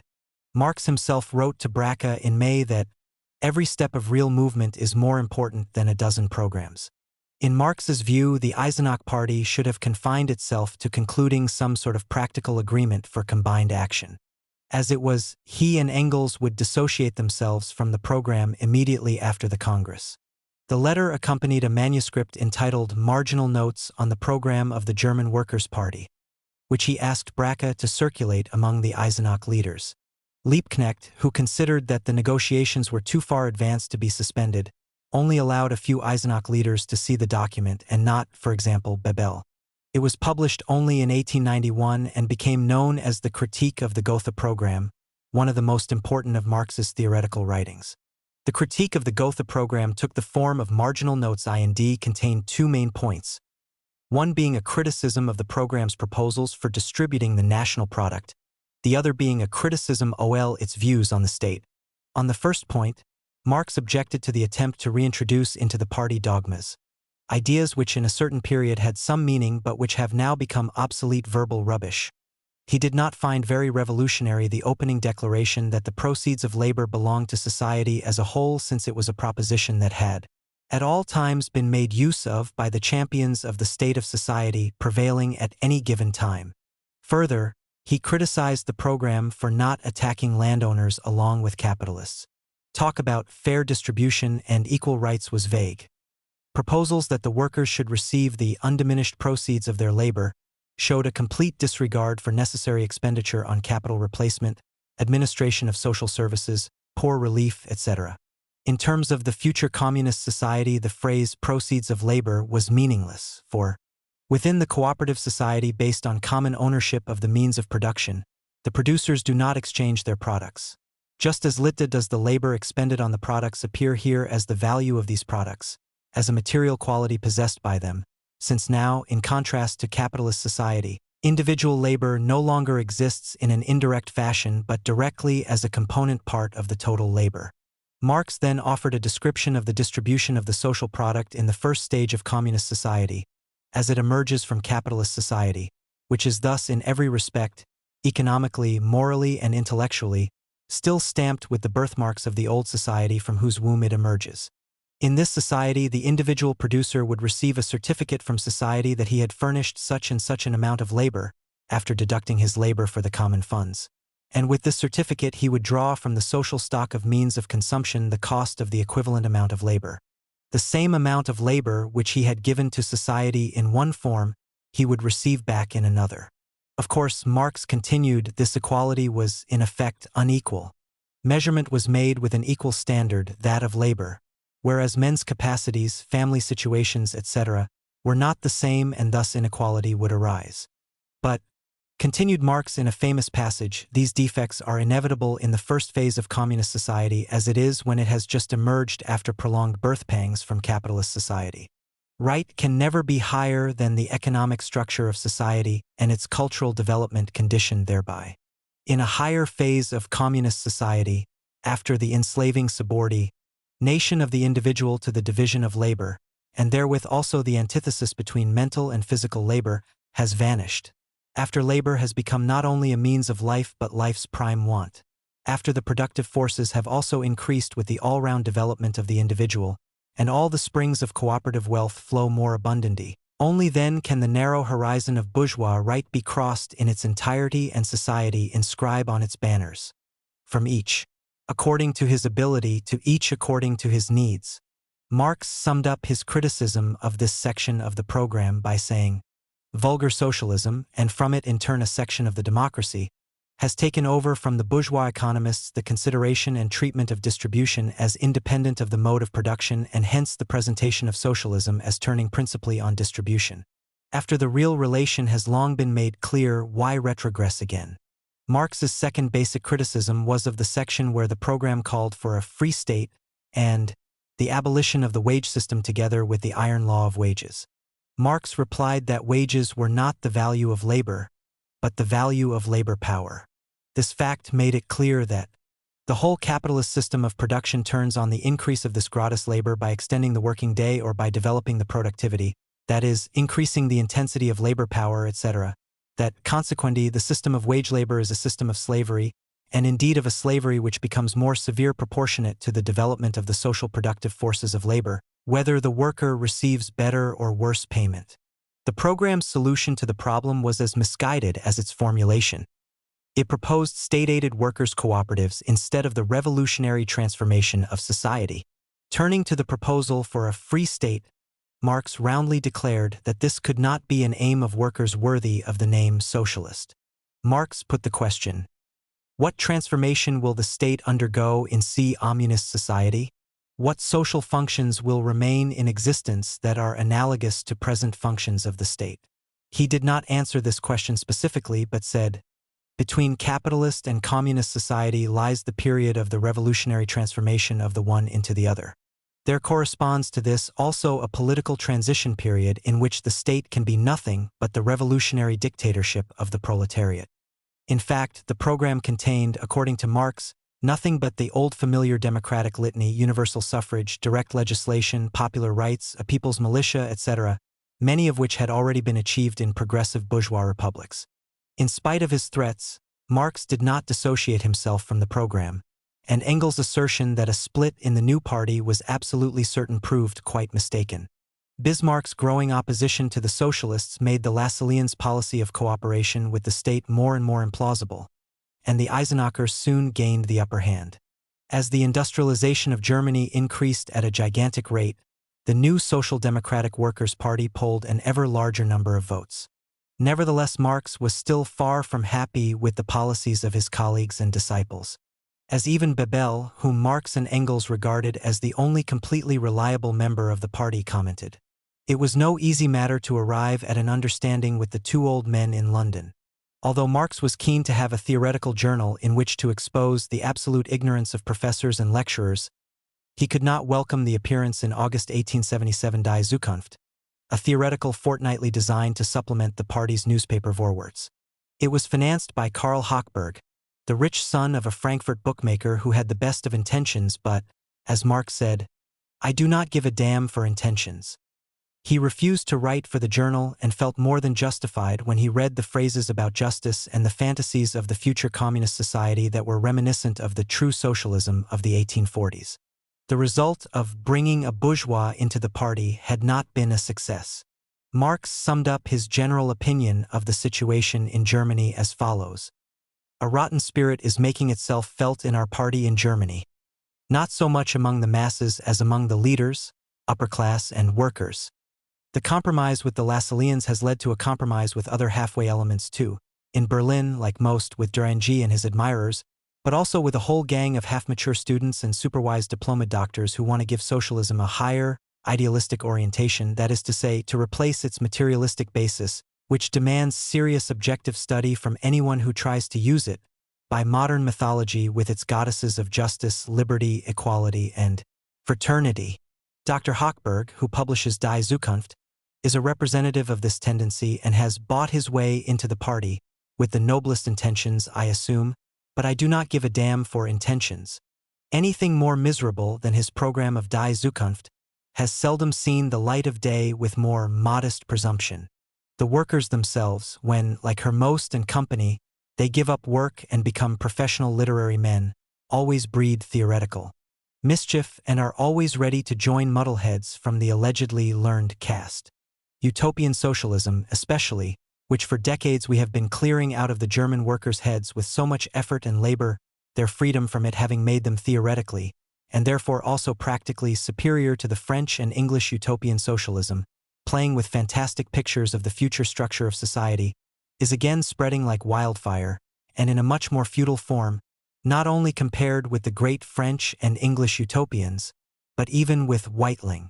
It is natural that utopianism, which before the era of materialistically critical socialism concealed the latter within itself in embryo, can now, coming belatedly, only be silly, stale, and reactionary from the roots up. The Social Democratic Workers' Party set up at the Gotha Congress certainly embraced many different sorts of socialism. Johannes most advocated something very near anarchism, philanthropic socialists were legion, and Thiering's decentralized and highly egalitarian communes were very attractive to the Eisenach wing of the party. Thiering's struggle to overcome the difficulties caused by the disability of his blindness together with his outspoken radicalism in the face of university authority gave him a popularity in Berlin, where he taught, that only later would be tarnished by developing megalomania and violent antisemitism.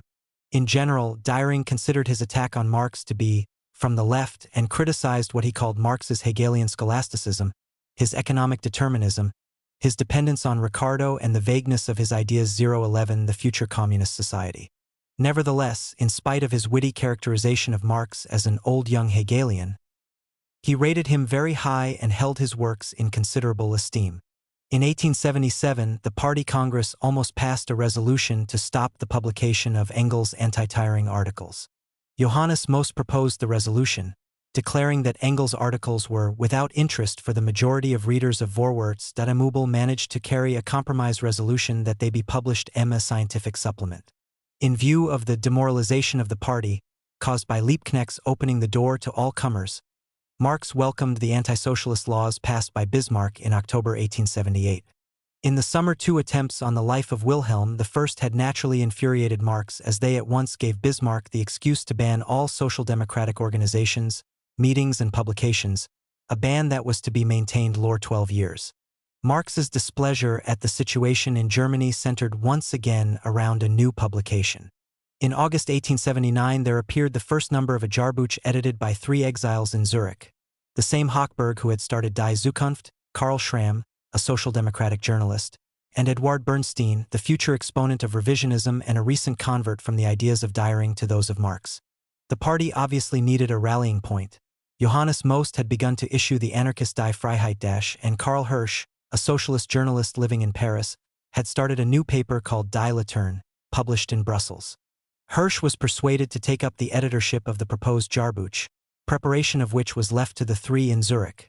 The first issue, however, contained such a quietist and reformist attitude that Marx and Engels felt bound to protest.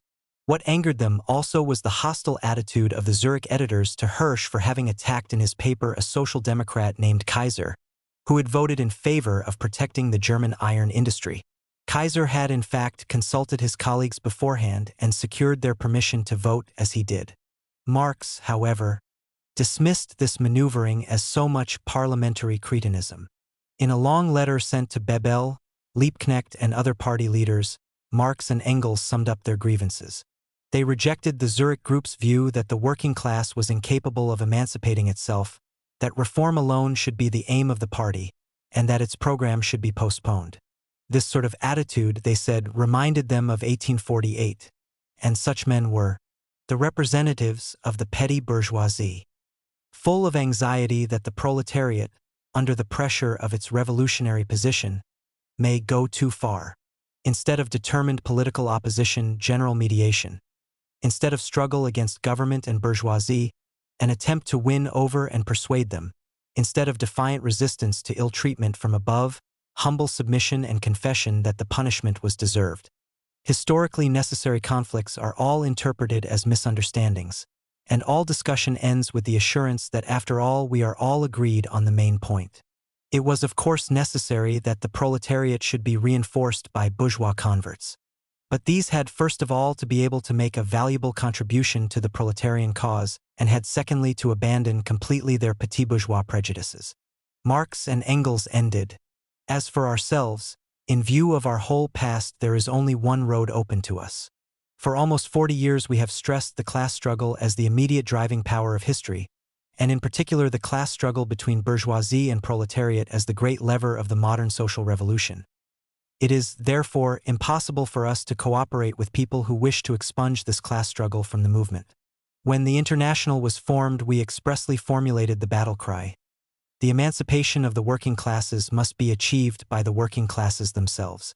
We cannot therefore cooperate with people who openly state that the workers are too uneducated to emancipate themselves and must be freed from above by philanthropic big bourgeois and petit bourgeois.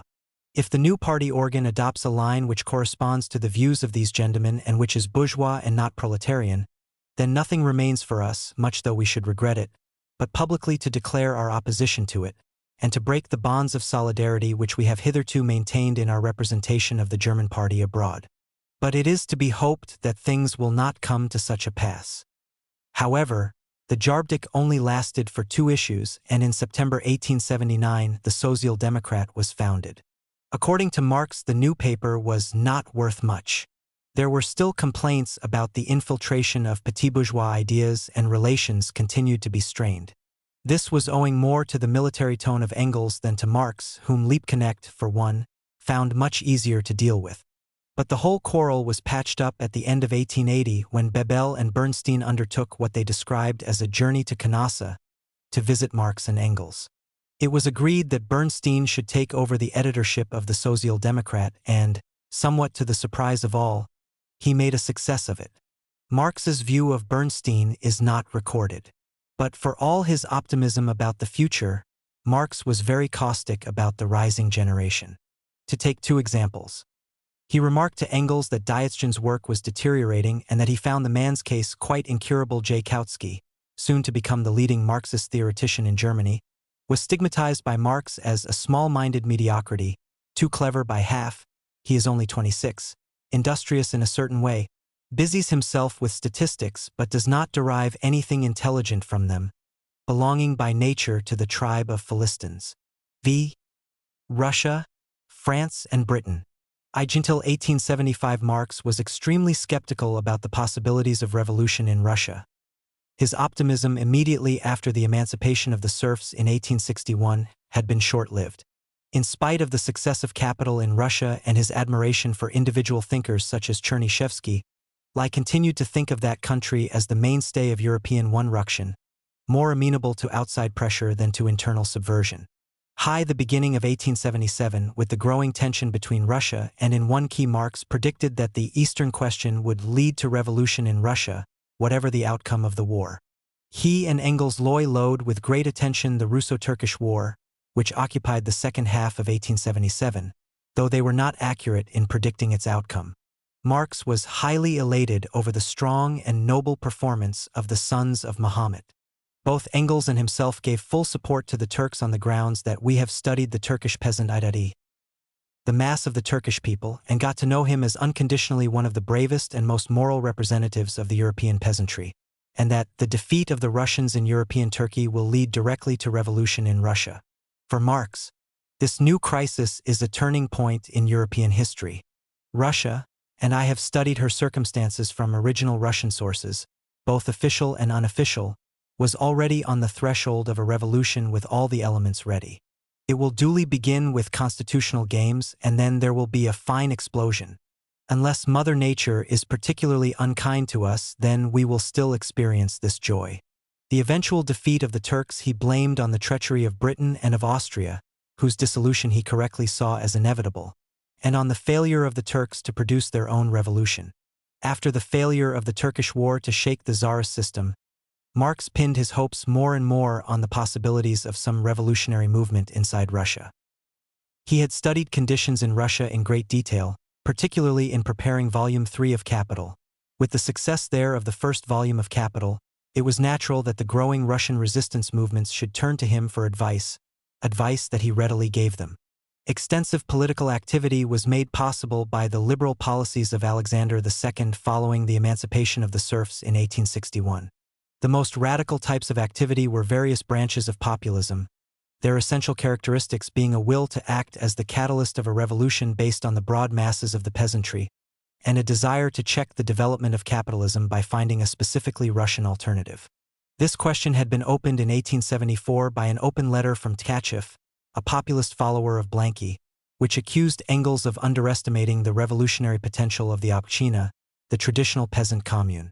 Engels' reply gave the impression that he considered a capitalist stage of development absolutely necessary for Russia. One of the leading populist theoreticians, Mclellan, attacked this position in 1877, claiming that capital involved a condemnation of the efforts of Russians who worked for a development in their country which would bypass the capitalist stage. Marx, whose views were more subtle and more ambivalent than Engels, replied himself in a letter to the journal Notes on the Fatherland. He rejected Mclellan's charge. If Russia continues to move along the path she has followed since 1861, she will lose the finest chance history has ever offered to a people and will undergo all the fatal developments of the capitalist regime. And defending the chapter on primitive accumulation in capital, he continued, if Russia is tending to become a capitalist nation after the example of the West European countries, and during the last few years she has been taking a lot of trouble in this direction, she will not succeed without having first transformed a good part of her peasants into proletarians. And after that, once taken to the bosom of the capitalist regime, she will experience its pitiless laws like other profane peoples. In some marginal notes which he wrote on Bakunin statism and anarchy at the end of 1874, Marx had already come to the conclusion that, where the mass of the peasants are still owners of private property, where they even form a more or less important majority of the population, the following situation arises. Either the peasantry hinders every workers' revolution and causes it to fail, as it has done in France up till now, or the proletariat must as a government inaugurate measures which directly improve the situation of the peasant and which thus win him for the revolution. Measures which in essence facilitate the transition from private to collective property in land so that the peasant himself is converted for economic reasons. The proletariat must not, however, come into open collision with the peasantry by, for example, proclaiming the abolition of inheritance or the abolition of property. Thus Marx did not rule out completely the possibility of Russia's bypassing the capitalist stage of development and expressed great admiration for Narodnaya Volya, the people's will, the terrorist wing of the populist movement, whose express aim this was. Following the assassination of Alexander II in 1881 by the Narodnaya Volya, Marx described the terrorists as brave people with no melodramatic poses, straightforward, realistic, and heroic. They were attempting to teach Europe that their method of operation is specifically Russian and historically unavoidable, and that there is as little point in moralizing argument for or against it as there is in the case of the earthquake in Chios. Marx had much less respect for the populist exiles in Geneva, among them Plekhanov and Axelrod, who were opposed to terrorism and preferred to concentrate on propaganda. In order to make propaganda in Russia, they go away to Geneva. What a quid pro quo / these gentlemen are against all politico-revolutionary action. Russia must leap with a salto mortale into an anarchist communist atheist millennium. Meanwhile they prepare this leap with a boring cult of doctrine. It was one of the members of this group, Vera Sasselich, who wrote to Marx in February 1881, asking him specifically to clarify his attitude to Russian economic development. Lately, she wrote, "We often hear it said that the rural commune is an archaic form condemned to perish by history, scientific socialism, and all that is least subject to debate. The people who preach this call themselves your disciples par excellence - Marxists. The strongest of their arguments is often, Marx has said it. But how do you deduce it from his capital? He does not discuss the agrarian problem nor Russia," was the objection. Your disciples reply, "He would have said it had he talked of our country." Marx's short reply to this cri de cœur was Sibylline. The analysis, brief though Marx's reply was, it was based on 3 very lengthy drafts which thoroughly analyzed the development of the peasant commune and contained the more optimistic conclusion that, to save the Russian commune, a Russian revolution is necessary. Moreover, the Russian government and the new pillars of society are doing their best to prepare the masses for such a catastrophe. If the revolution comes at an opportune moment, if it concentrates all its forces to ensure the free development of the rural commune, this commune will soon develop into an element that regenerates Russian society and guarantees superiority over countries enslaved by the capitalist regime. In his last pronouncement on this question, the preface to the 1882 translation of the Communist Manifesto, Marx reiterated this position. If the Russian Revolution becomes a signal for a proletarian revolution in the West, so that both complement each other, the present Russian common ownership of land may serve as the starting point for a communist development. Thus, Marx's doctrinal legacy on this vital question was fatefully ambivalent. In France, socialism was slow to revive after the shattering experience of the Commune. By 1877, workers' congresses began to reconvene, and the future leaders Gued and Mclellan, both with former anarchist leanings, moved nearer to a sort of Marxism which they proclaimed in their newspaper Égalité. In October 1879, the Fédération du Parti de Travailleurs Socialistes was formed, and the amnesty of 1880 strengthened the socialists by permitting the return of exiles, among them Marx's two sons-in-law. In May 1880, Gued came to London to discuss an electoral program with Marx, Engels, and Lafargue.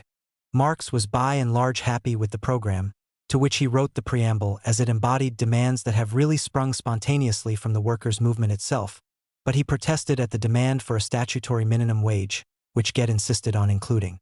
If the French proletariat is still so childish that it needs such bait, then it is not worth while drawing up any program whatever. He also drew up an extended questionnaire to be distributed among French workers, thus reviving an idea broached at the 1866 Geneva Congress of the International.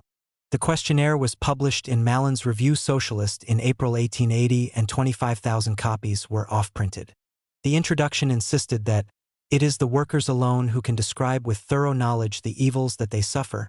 It is they alone, and not some providential saviors, who can energetically apply remedies to the social miseries that they undergo. Marx conceived the enterprise as primarily educative in the sense of inculcating a class consciousness, though there is no evidence of its having achieved any result. He doubted whether the new party could long remain united, and this time he was quite justified. At the Congress of St-Étienne in September 1882, the party split into reformist and revolutionary wings, the latter led by Gued, who found himself under attack on the grounds that he received orders from the Prussian Marx in London. In reality, the relationship between Marx and Gued was a very tenuous one, and Marx's opinion of some of his would-be disciples in France was so low that he declared to Lafargue, "What is certain is that I am no Marxist." Both his sons-in-law in fact disappointed him by their lack of political sense. He contemptuously dismissed Longuet as the last Proudhonist and L. Lafargue as the last Bakuninist. Devil take them! Britain was still the country where Marx's ideas made the least impact. Then the United States gave him more encouragement. He closely followed America's chronic crisis of 1873 to 78 and was particularly interested in the economic progress of the newest states such as California. He considered that there was a good possibility of establishing a serious workers' party, and thought that the government policies of land appropriation would ally the Negroes and farmers with the working class. Even the transfer of the seat of the International to New York might turn out to have been opportune. The British working class, however, had, according to Marx, now sunk so low that they were no more than the tail of the great liberal party, i.e. their enslavers, the capitalists. And Engels, in spite of his temporary enthusiasm for working-class radicals such as Joseph Cowen, had to warn Bernstein that there is here at the moment no real working-class movement in the continental sense. Nevertheless, Marx persisted in his view that in Britain a peaceful transition to socialism was possible. "My party," he wrote in 1880, "considers an English revolution not necessary, but, according to historic precedents, possible. If the unavoidable evolution turn into a revolution, it would not only be the fault of the ruling classes but also of the working class. Every pacific concession of the former has been wrung from them by pressure from without. Their action kept pace with that pressure, and if the latter has more and more weakened, it is only because the English working class know not how to wield their power and use their liberties, both of which they possess legally." Particularly after the Commune, Marx began to be better known in English society.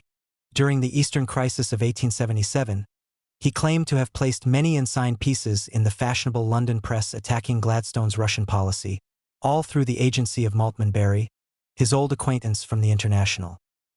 He was also using Barry to work on members of Parliament who would hold up their hands in horror if they knew that it was really the Red Terror doctor, as they like to call me, who was whispering in their ears. In early 1879, the Red Terror doctor attracted the attention of no less a person than Queen Victoria's eldest daughter, who was married to the German Crown Prince. She requested Sir Mountstuart Grant Duff, a Liberal MP who had been Under-Secretary for India, to meet Marx and give her his opinion of him. Accordingly, He arranged a lunch with Marx at the Devonshire Club in St. James's Street. Grant Duff's general impressions, as he related them to the Crown Princess, were as follows. He is a short, rather small man with grey hair and beard which contrasts strangely with a still dark mustache. The face is somewhat round, the forehead well-shaped and filled up, the eye rather hard but the whole expression rather pleasant than not, by no means that of a gentleman who is in the habit of eating babies in their cradles, which is I dare say the view which the police take of him. His talk was that of a well-informed, nay learned man much interested in comparative grammar which had led him into the old Slavonic and other out-of-the-way studies and was varied by many quaint turns and little bits of dry humor, as when speaking of Hezekiel's Life of Prince Bismarck, he always referred to it, by way of contrast to Dr. Bush's book, as the Old Testament.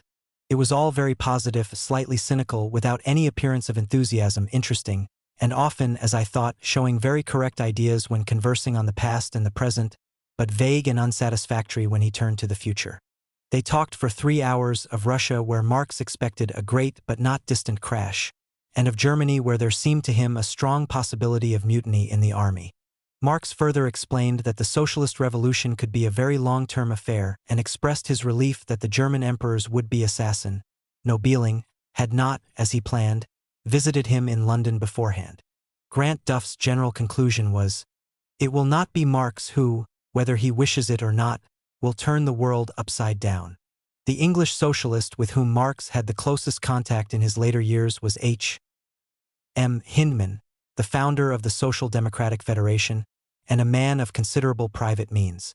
Having read the French version of Capital on a voyage to America, he was eager to meet Marx, to whom he was duly introduced by Karl Hirsch early in 1880. Regularly during the following year Marx, accompanied by Eleanor, would go to dine with Hyndman in his elegant house in Devonshire Place, and Lineman would in turn call on him, revering him as the Aristotle of die 19th century, and talk for hours, both men striding up and down in Marx's study. Hyndman believed in a peaceful revolution in England and some of his views were distinctly jingoistic, but at least he understood, to some extent, the labor theory of value, and he was also violently anti-Russian, which provided one of the most powerful links between the two men. The friendship ended, however, with a violent quarrel in June 1881. Hyndman had just published the textbook of Democracy, England for All, which advocated a decentralized self-governing empire in which reform would preferably be introduced by the rich and the powerful. The 2 chapters in the book dealing with labor and capital drew extensively on capital, and he duly acknowledged in the preface his debt here to the work of a great thinker and original writer, but did not mention Marx by name. The book was distributed at the foundation meeting of the Democratic Federation. Marx was angry that Hyndman bad not made more specific acknowledgement of his work, and was also annoyed that his ideas had appeared in a book with whose general approach he found himself out of sympathy. When Hyndman excused himself on the grounds that many Englishmen would have less sympathy lore the ideas if they knew they were Marx's and that anyway Englishmen did not learn easily from foreigners, Marx was even angrier and wrote, with great pleasure, a stinging rebuke which ended their association. Marx was cheered, however, by the appearance in December 1881 of a pamphlet in the Leaders of Modern Thought series devoted to himself and written by Ernest Belfort Bax, a positivist and journalistic friend of Hyndman's. There were many mistakes in Marx's biography and in the account of his economic ideas, but it was nevertheless the first English publication imbued with real enthusiasm for the new ideas and boldly presenting them to the British Philistines. And he was pleased with the publicity given to it on the placards of London's West End and the joy it brought to Jenny 2 days before her death. Yet, paradoxically, Marx remained little known in the country where he had lived and worked most of his life. His obituary in the Times contained the most ridiculous mistakes, and when the English edition of Capital did eventually appear in 1894, its combined sale in Britain and the United States for the first few years was extremely meager. It is not surprising that Marx's last recorded words on Britain were, "To the devil with the British." With the departure of the Longwet family in February 1881, Marx began the lonely last 2 years of his life. The separation was extremely painful. For Marx, his grandchildren were inexhaustible sources of life and joy L3°, and for weeks after their departure, so he wrote to Jenny, "I often run to the window when I hear the voices of children, unaware, for a moment, that they are the other side of the channel." He had less and less time for outside company and felt that it is awful to be so old that we can only foresee instead of see.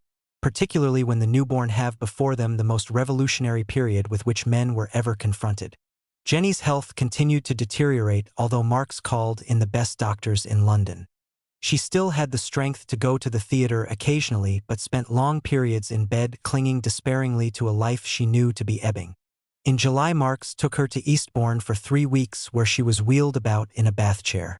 The following month they decided to leave for Argenteuil, a western suburb of Paris, to pay a long visit to Jenny, who was herself suffering from asthma. After 3 weeks, however, news reached Marx that Eleanor was suffering from a serious nervous depression, and he returned immediately to London, followed a few days later by Jenny and Lenchen. 6. The last years. A full 6 months before her death in December 1881, it was clear that Marx's wife was dying. He himself had a serious setback in October. For 2 months he lay in bed with bronchitis. Engels feared he might die, and Eleanor sat by his bedside through many nights. Jenny was in the adjacent room, but for 3 weeks Marx could not visit her. Eleanor wrote later, "It was a terrible time. Our dear mother lay in the big front room, Moore in the small room behind. And the two of them, who were so used to one another, so close to one another, could not even be together in the same room. Our good old Lenchen. And I had to nurse them both. Never shall I forget the morning when he felt strong enough to go into mother's room. When they were together they were young again. She a young girl and he a loving youth, both on the threshold of life, not an old man devastated by illness and an old dying woman parting from each other forever.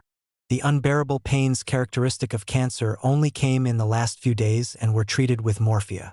When she died on December 2nd, it was a Jend going to sleep, her eyes fuller, more beautiful, lighter than ever. The last word she spoke to her husband was, "Good." His doctor forbade Marx to attend the funeral, but he comforted himself with the fact that the day before her death, Jenny had remarked concerning funeral ceremonies, "We are no such external people." Marx never recovered from Jenny's death. On seeing him immediately afterwards, Engels remarked to Kleiner that Moore is dead too. Marx could only take refuge in the problems of his own health, since the only effective antidote for sorrows of the spirit is bodily pain. Meissner wrote that a 3rd edition of Capital, Volume 1, was necessary, but Marx no longer had the heart to work on it. On partially recovering from his illness, Marx felt himself to be doubly crippled, morally through the loss of my wife, and physically through a thickening of the pleura. He decided to go once more to the seaside, and in January 1882 took Eleanor with him to Ventnor. His coughing and bronchial catarrh continued unabated, and Eleanor proved a poor companion. She had been on the verge of a nervous breakdown since the previous summer following a proposal of marriage from the Russian populist Leo Hartmann. She was in the throes of breaking off her engagement to Lesagre and despairing of ever having the chance to establish herself on the stage. When her friends in London learnt of her state, Dolly Maitland rushed to Ventnor to assist. It was not a success.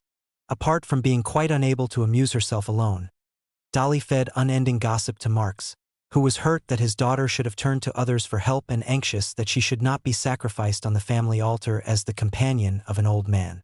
Eleanor certainly got the impression that her father did not appreciate her mental stress and considered her to be indulging her illness at the expense of her family. Disillusioned by Eleanor and Ventnor, with Jenny too busy with her babies to help him and Laura too selfish, Marx gave in to the pressure of Engels and his doctor and went to Algiers. He was the readier to leave London as he found Engels' boisterous company intolerable. "Good old Fred," he wrote to his daughter Jenny, "may easily kill someone out of love." Marx spent 2.5 lonely months in Algiers in a small hotel overlooking the bay. The season was exceptionally cold and wet. His thoughts were to a great part absorbed by reminiscence of my wife, such a part of my best part of life. And all his letters to Engels and his daughters are full of elaborate details about his health and the weather which, towards the end of his stay, became hot enough to persuade him to crop his hair and shave his beard. His letters began to contain faults of orthography and grammar, a result of the clouding of the mind produced by Jenny's death and his illness. Marx left Algiers in May 1882 and went to Monte Carlo, where he stayed a month. But his pleurisy and bronchitis showed no signs of abating. On June 6 he left for Argenteuil to stay with Jenny for the next 3 months, seeking rest in the noise of children, this microscopic world that is much more interesting than the macroscopic. Jenny's household, however, was far from being able to provide the peace for which Marx was looking. She was expecting yet another baby in mid-September and found no support in her husband, whom she bitterly criticized. The little time that Longwet spent at home he spent in bed, being preoccupied with his political activities in Paris, which Marx considered as futile as those of Lafargue. Longwet was also tactless enough to invite to Argenteuil Roy, the French translator of Capital, in view of Marx's opinion of his capacities. This naturally caused great embarrassment. During the summer of 1882, the other members of the Marx family gravitated towards Paris. Lenchen came in June to help Jenny, and both Eleanor and Laura came shortly afterwards. While Laura was still in London, Marx had written telling her it was her duty to accompany the old man of the mountains when he went to Vevey in Switzerland in September. Laura consented, and while there Marx promised her all his documents of the International for her to write its history, and broached the possibility of her undertaking the translation into English of Capital. They returned to Argenteuil after Jenny had given birth to her only daughter. Quite unlike her relations with Laura, Eleanor got on well with Jenny and developed in Argenteuil capacities that had lain quite dormant in London. But she, too, left at the end of August and took Jenny's eldest son, Johnny, back to England, where for several months she acted with exemplary firmness as a second mother to him. On his return from Switzerland, Marx felt that he could burden Jenny no longer and returned to London, only to depart once again for Ventnor, alone, at the end of October. He was feeling in slightly better health and sat drinking rum with Engels till 1 o'clock in the morning on the eve of his departure. On the Isle of Wight he spent long hours wandering over the downs. His increasing loneliness drove him to beg Laura to come and live with him. Only very occasionally now was the spark of the old fiery Marx rekindled, such as when he was suddenly notified of the success of his theories in Russia. He commented excitedly, "I damage a power which, together with England, is the true bulwark of the old society." Meanwhile, in Argenteuil, Jenny's condition was deteriorating. From as early as April, she was continuously suffering severe pains from what seems to have been cancer of the bladder. She had 4 young children to look after in addition to a husband who only shouted at her and did nothing at all to help. Her mother-in-law blamed her for the debts of the Longwet household and continually urged her to go out to work. When the Lafargues came to see her in early January, they found her sunk in a torpor broken by nightmares and fantastic dreams. She soon became delirious and died on January 11, 1883, aged 38. It fell to Eleanor to inform her father. "I have lived many a sad hour," she wrote, "but none so bad as that. I felt that I was bringing my father his death sentence. I racked my brain all the long anxious way to find how I could break the news to him. But I did not need to, my face gave me away. Moore said at once, 'Our Jennychin is dead,' irredeemably shattered by the death of his firstborn, the daughter he loved most. Marx returned to London to die. On his return to London, hoarseness as a result of laryngitis prevented Marx from speaking much. Lenchen cooked him the tastiest meals to try and restore his appetite, and he was given constant mustard baths to warm his cold feet. He was drinking a pint of milk a day and got through a bottle of brandy in 4. His reading alternated between publishers' catalogues when he was feeling low and French novels when his intellectual interest was aroused. An ulcer in the lung complicated his bronchitis. By the end of February, he was confined to his room with a northeast wind bringing constant frost and snow. On March 10, Engels reported to Laura that the doctor considered Marx's health to be actually improving slightly, and that all would be well if he could get through the next 2 months. On the morning of the 13th, he had taken wine, milk, and soup. But when Engels came on his daily visit early in the afternoon, he found the scene he had so often feared. The house was in tears. It seemed that the end had come. I asked for information, tried to get a realistic view of the situation and to offer comfort. There had been a small hemorrhage and a sudden deterioration had set in. Our good old Lenchen, who cared for him as no mother ever did for her child, went up and then came down again. He was half asleep. Would I come with her? When we entered, he sat there sleeping, but never to wake any more. In 2 minutes he had queedy and painlessly passed away. Epitomizing his contempt for bourgeois society and his internationalism, Marx died both intestate and stateless.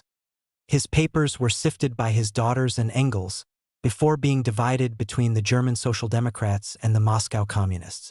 Marx was buried in Highgate Cemetery on March 17, 1883. His ill-kept grave remained in a far corner of the cemetery until 1956, when a large marble block surmounted by a cast-iron head was erected. Epilogue. Here, to conclude, are descriptions from 7 people who knew Marx personally. They are interesting both in their divergence and in the insight that each presents. They are followed by Marx's own account of himself as given in the Victorian parlor game of Confessions. The Russian aristocrat. Marx himself was the type of man who is made up of energy, will, and unshakable conviction. He was most remarkable in his appearance. He had a shock of deep black hair and hairy hands, and his coat was buttoned wrong. But he looked like a man with the right and power to demand respect, no matter how he appeared before you and no matter what he did. His movements were clumsy but confident and self-reliant. His ways defied the usual conventions in human relations, but they were dignified and somewhat disdainful. His sharp metallic voice was wonderfully adapted to the radical judgments that he passed on persons and things. He always spoke in imperative words that would brook no contradiction and were made all the sharper by the almost painful impression of the tone which ran through everything he said. This tone expressed the firm conviction of his mission to dominate men's minds and prescribe them their laws. Before me stood the embodiment of a democratic dictator such as one might imagine in a daydream. P. Annenkopf, eine russische Stimme Tiber Karl Marx, Die neue Zeit, 1883. The American senator. He could not have been much more than 30 years old at that time, but he was already the recognized head of the advanced socialistic school. The somewhat thick-set man, with broad forehead, very black hair and beard and dark sparkling eyes, at once attracted general attention. He enjoyed the reputation of having acquired great learning. Marx's utterances were indeed full of meaning, logical and clear, but I have never seen a man whose bearing was so provoking and intolerable. To no opinion which differed from his own did he accord the honor of even condescending consideration. Everyone who contradicted him he treated with abject contempt. Every argument that he did not like he treated either with biting scorn at the unfathomable ignorance that had prompted it, or with opprobrious aspersions on the motives of him who advanced it. I remember most distinctly the cutting disdain with which he pronounced the word bourgeois, and as a bourgeois, that is, as a detestable example of the deepest mental and moral degeneracy, he denounced everyone who dared oppose his opinions. The Reminiscences of Karl Schurz, London, 1909. The down-and-out Prussian lieutenant. First we drank port, then claret, which is red Bordeaux, then champagne. After the red wine, Marx became completely drunk. That was exactly what I wanted, because he became at the same time much more open-hearted than he probably would have been otherwise. I found out the truth about certain things which would otherwise have remained mere suppositions. In spite of his drunkenness, Marx dominated the conversation up to the last moment. The impression he made on me was that of someone who possessed a rare intellectual superiority, and he was evidently a man of outstanding personality. If his heart had matched his intellect, and if he had possessed as much love as hate, I would have gone through fire for him, even though at the end he expressed his complete and candid contempt for me, and had previously indicated his contempt in passing. He was the first and only one among us all to whom I would entrust leadership, for he was a man who never lost himself in small matters when dealing with great events. Yet it is a matter for regret in view of our aims that this man with his fine intellect is lacking in nobility of soul. I am convinced that a most dangerous personal ambition has eaten away all the good in him. He laughs at the fools who parrot his proletarian catechism, just as he laughs over the communists a la Willich and over the bourgeois. The only people he respects are the aristocrats, the genuine ones, those who are well aware of their aristocracy. In order to prevent them from governing, he needs his own source of strength, which he can find only in the proletariat. Accordingly, he has tailored his system to them. In spite of all his assurances to the contrary, personal domination was the aim of all his endeavors. Engels and all his old associates, in spite of their very real gifts, are all far behind and beneath him, and if they should dare to forget it for a moment, he puts them back in their place with a shameless impudence worthy of a Napoleon. Techo tu Schimmelpfennig. In K folgt mein Prozess, Geneve, 1859. The faithful disciple. No one could be kinder and fairer than Marx in giving others their due. He was too great to be envious, jealous, or vain. But he had as deadly a hatred for the false greatness and pretended fame of swaggering incapacity and vulgarity as for any kind of deceit and pretense. Of all the great, little, or average men that I have known, Marx is one of the few who was free from vanity. He was too great and too strong to be vain and too proud as well. He never struck an attitude, he was always himself. He was as incapable as a child of wearing a mask or pretending. As long as social or political grounds did not make it undesirable. He always spoke his mind completely and without any reserve, and his face was the mirror of his heart. And when circumstances demanded restraint, he showed a sort of childlike awkwardness that often amused his friends. No man could be more truthful than Marx, he was truthfulness incarnate. Merely by looking at him you knew who it was you were dealing with. In our civilized society with its perpetual state of war, one cannot always tell the truth. That would be playing into the enemy's hands or risking being sent to Coventry. But even if it is often inadvisable to say the truth, it is not always necessary to say an untruth. I must not always say what I think or feel, but that does not mean that I must say what I do not feel or think. The former is wisdom, the latter hypocrisy. Marx was never a hypocrite. He as absolutely incapable of it, just like an unsophisticated child. His wife often called him my big baby, and nobody, not even Engels, knew or understood him better than she did. Indeed, when he was in what is generally termed society, where everything is judged by appearances and one must do violence to one's feelings, our Moore was like a big boy and he could be embarrassed and blush like a child. Vous. Liebknecht, Karl Marx. Biographical Memoirs. Chicago, 1901. The Anarchist Opponent. We saw each other fairly often, and I very much admired him for his knowledge and for his passionate and earnest devotion to the cause of die proletariat, although it always had in it an admixture of personal vanity. And I eagerly sought his conversation, which was instructive and witty so long as it was not inspired by petty spite, which, unfortunately, happened too often. But there was never real intimacy between us. Our temperaments did not harmonize. He called me a sentimental idealist, and he was right. I called him vain, treacherous, and morose, and I too was right. Monsieur Bakunin, in Monsieur Netdo, Monsieur Bakounine, esquisse biographique avec extrait de ses œuvres, in Folle. Bible. National, Paris, 1901. The Adoring Daughter. To those who knew Karl Marx, no legend is funnier than the common one which pictures him a morose, bitter, unbending, unapproachable man, a sort of Jupiter Tonans, ever hurling thunder, never known to smile, sitting aloof and alone in Olympus. This picture of the cheeriest, gayest soul that ever breathed, of a man brimming over with humor and good humor, whose hearty laugh was infectious and irresistible, of the kindliest, gentlest, most sympathetic of companions, is a standing wonder and amusement to those who knew him. In his home life, as in his intercourse with friends, and even with mere acquaintances, I think one might say that a less sweet-tempered man would have often been driven frantic by the constant interruptions, the continual demands made upon him by all sorts of people To those who are students of human nature, it will not seem strange that this man, who was such a fighter, should at the same time be the kindliest and gentlest of men. They will understand that he could hate so fiercely only because he could love so profoundly. That if his trenchant pen could as surely imprison a soul in hell as Dante himself, it was because he was so true and tender. That if his sarcastic humor could bite like a corrosive acid, that same humor could be as balm to those in trouble and afflicted. Eleanor Marx, in Reminiscences of Marx and Engels, Moscow, N.D. The English Gentleman. The first impression of Marx as I saw him was that of a powerful, shaggy, untamed old man, ready, not to say eager, to enter into conflict and rather suspicious himself of immediate attack.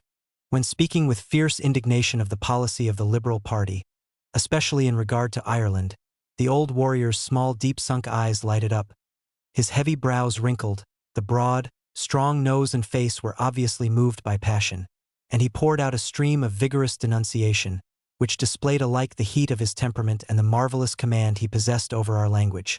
The contrast between his manner and utterance when thus deeply stirred by anger and his attitude when giving his views on the economic events of the period was very marked.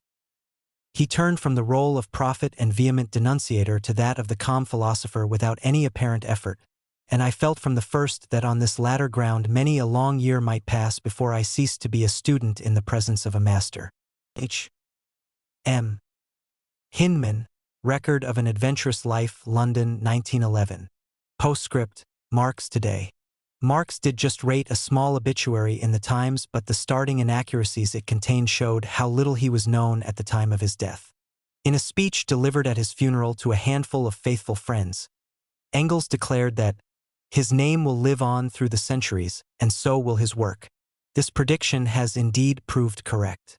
In the century after his death, Karl Marx has attained a world fame and influence such as few men have achieved. Marx claimed not only that he had discovered and explained the laws of motion of society, he also asserted that these laws showed that society could and would be changed by the very people without power, the working class. They were to create a new society through a revolution. Marx argued that this revolutionary change was not only desirable, it was inevitable. To him, this was a science like biology. On his massive tombstone in Highgate Cemetery is carved Marx's saying that philosophers have only interpreted the world in various ways. The point is to change it. While Karl Marx lived, the world did indeed change, and some of the changes were ones that he had not predicted. But capitalism was not overthrown. The revolution did not succeed anywhere in his lifetime. Yet in one generation, just 34 years after his death, the whole world was profoundly changed as a direct consequence of his life and work.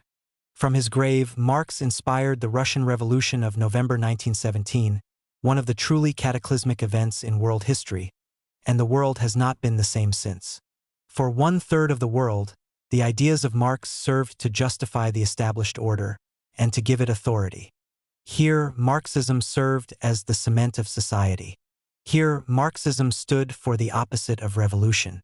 Here, Marxism meant order, although one of which Marx himself would never have approved. Indeed, some of the things done in the name of Marxism would make Marx himself turn in his grave, if only he were not kept immobile by the immense weight of marble and bronze pressing down upon him. Marx himself was no prophet and gave very little indication of what a Marxist society ought to look like.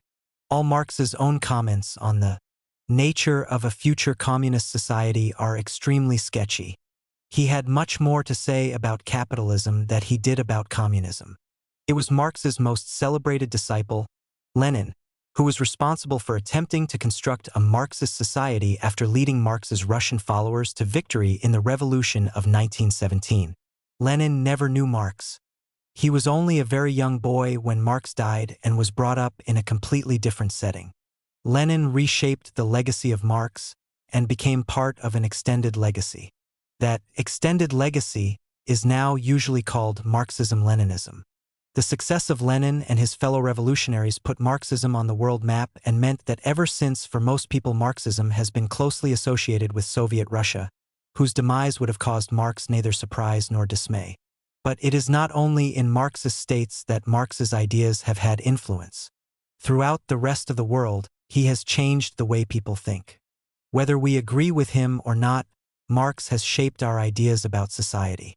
He built up a system which draws on philosophy, on history, on economics, and on politics. And although the professional philosophers, the economists, and the political scientists often do not accept his theories, they cannot ignore them. They have become part of the mental scaffolding of the century, with the result that a lot of our thinking about history and society is a dialogue with Marx's ghost. To understand what Marx himself meant, a lot of history has to be stripped away. For Marx's ideas have been overlaid by many different interpretations and have been used to justify many different sorts of politics. How are we to assess the importance of this ghost in the contemporary world? What message, if any, do Marx's ideas have for us a century and more after his death? Of course, the world has changed much since Marx wrote. Marx's age was the age of steam power and the electric telegraph. For him, the great upheaval was caused when the traditional craftsmen of the sort he actually knew in the old Communist League were being replaced by unskilled or semi-skilled factory workers, the real modern industrial proletariat. a century after Marx died, that industrial proletariat is being split up. In the West, it is losing its identity. The microchip gives the blue-collar workers white collars instead, and introduces chronic structural unemployment. The microchip takes them away from the factory, mill, or mine. The means of production that Marx knew about, that Lenin knew about, are changing fast. By the end of this century, the proportion of industrial workers will have declined considerably, and the numbers of technical and professional workers will have increased. And this same technical progress has given the impersonal state industrial societies vast and frightening powers of intervention and control. Marx shared the common 19th century view that progress was somehow inexorably written into the story of human development. There would no doubt be setbacks and sufferings, but humanity, in its struggle to dominate nature, would in the long run produce a society in which human capacities were more extensively exercised and human needs more fully met. But more recent developments in the productive forces, and particularly atomic energy, have led many to wonder whether humanity's efforts to dominate nature have not taken a fundamentally wrong turning. We have lost our nerve, and our own inventions have made us more dubious about progress than at any time for the last 200 years. Many, too, of Marx's expectations have remained unfulfilled. Two cases are particularly striking. Firstly, there is the lack of revolutionary drive among the working class in the West. Marx underestimated the later role of trade unions and the possibilities of improvement in the position of the proletariat without recourse to revolution. The two-class model he began with and the consequent idea of class struggle have proved simplistic with the persistence of the old middle classes and the emergence of new classes such as technicians and managers.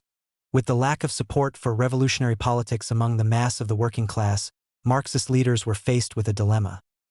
Either they reflected the mood of the workers and produced reformist policies which diluted Marxism, or they preserved the revolutionary spirit of Marxism by setting themselves apart from, and superior to, the views of those they claimed to represent.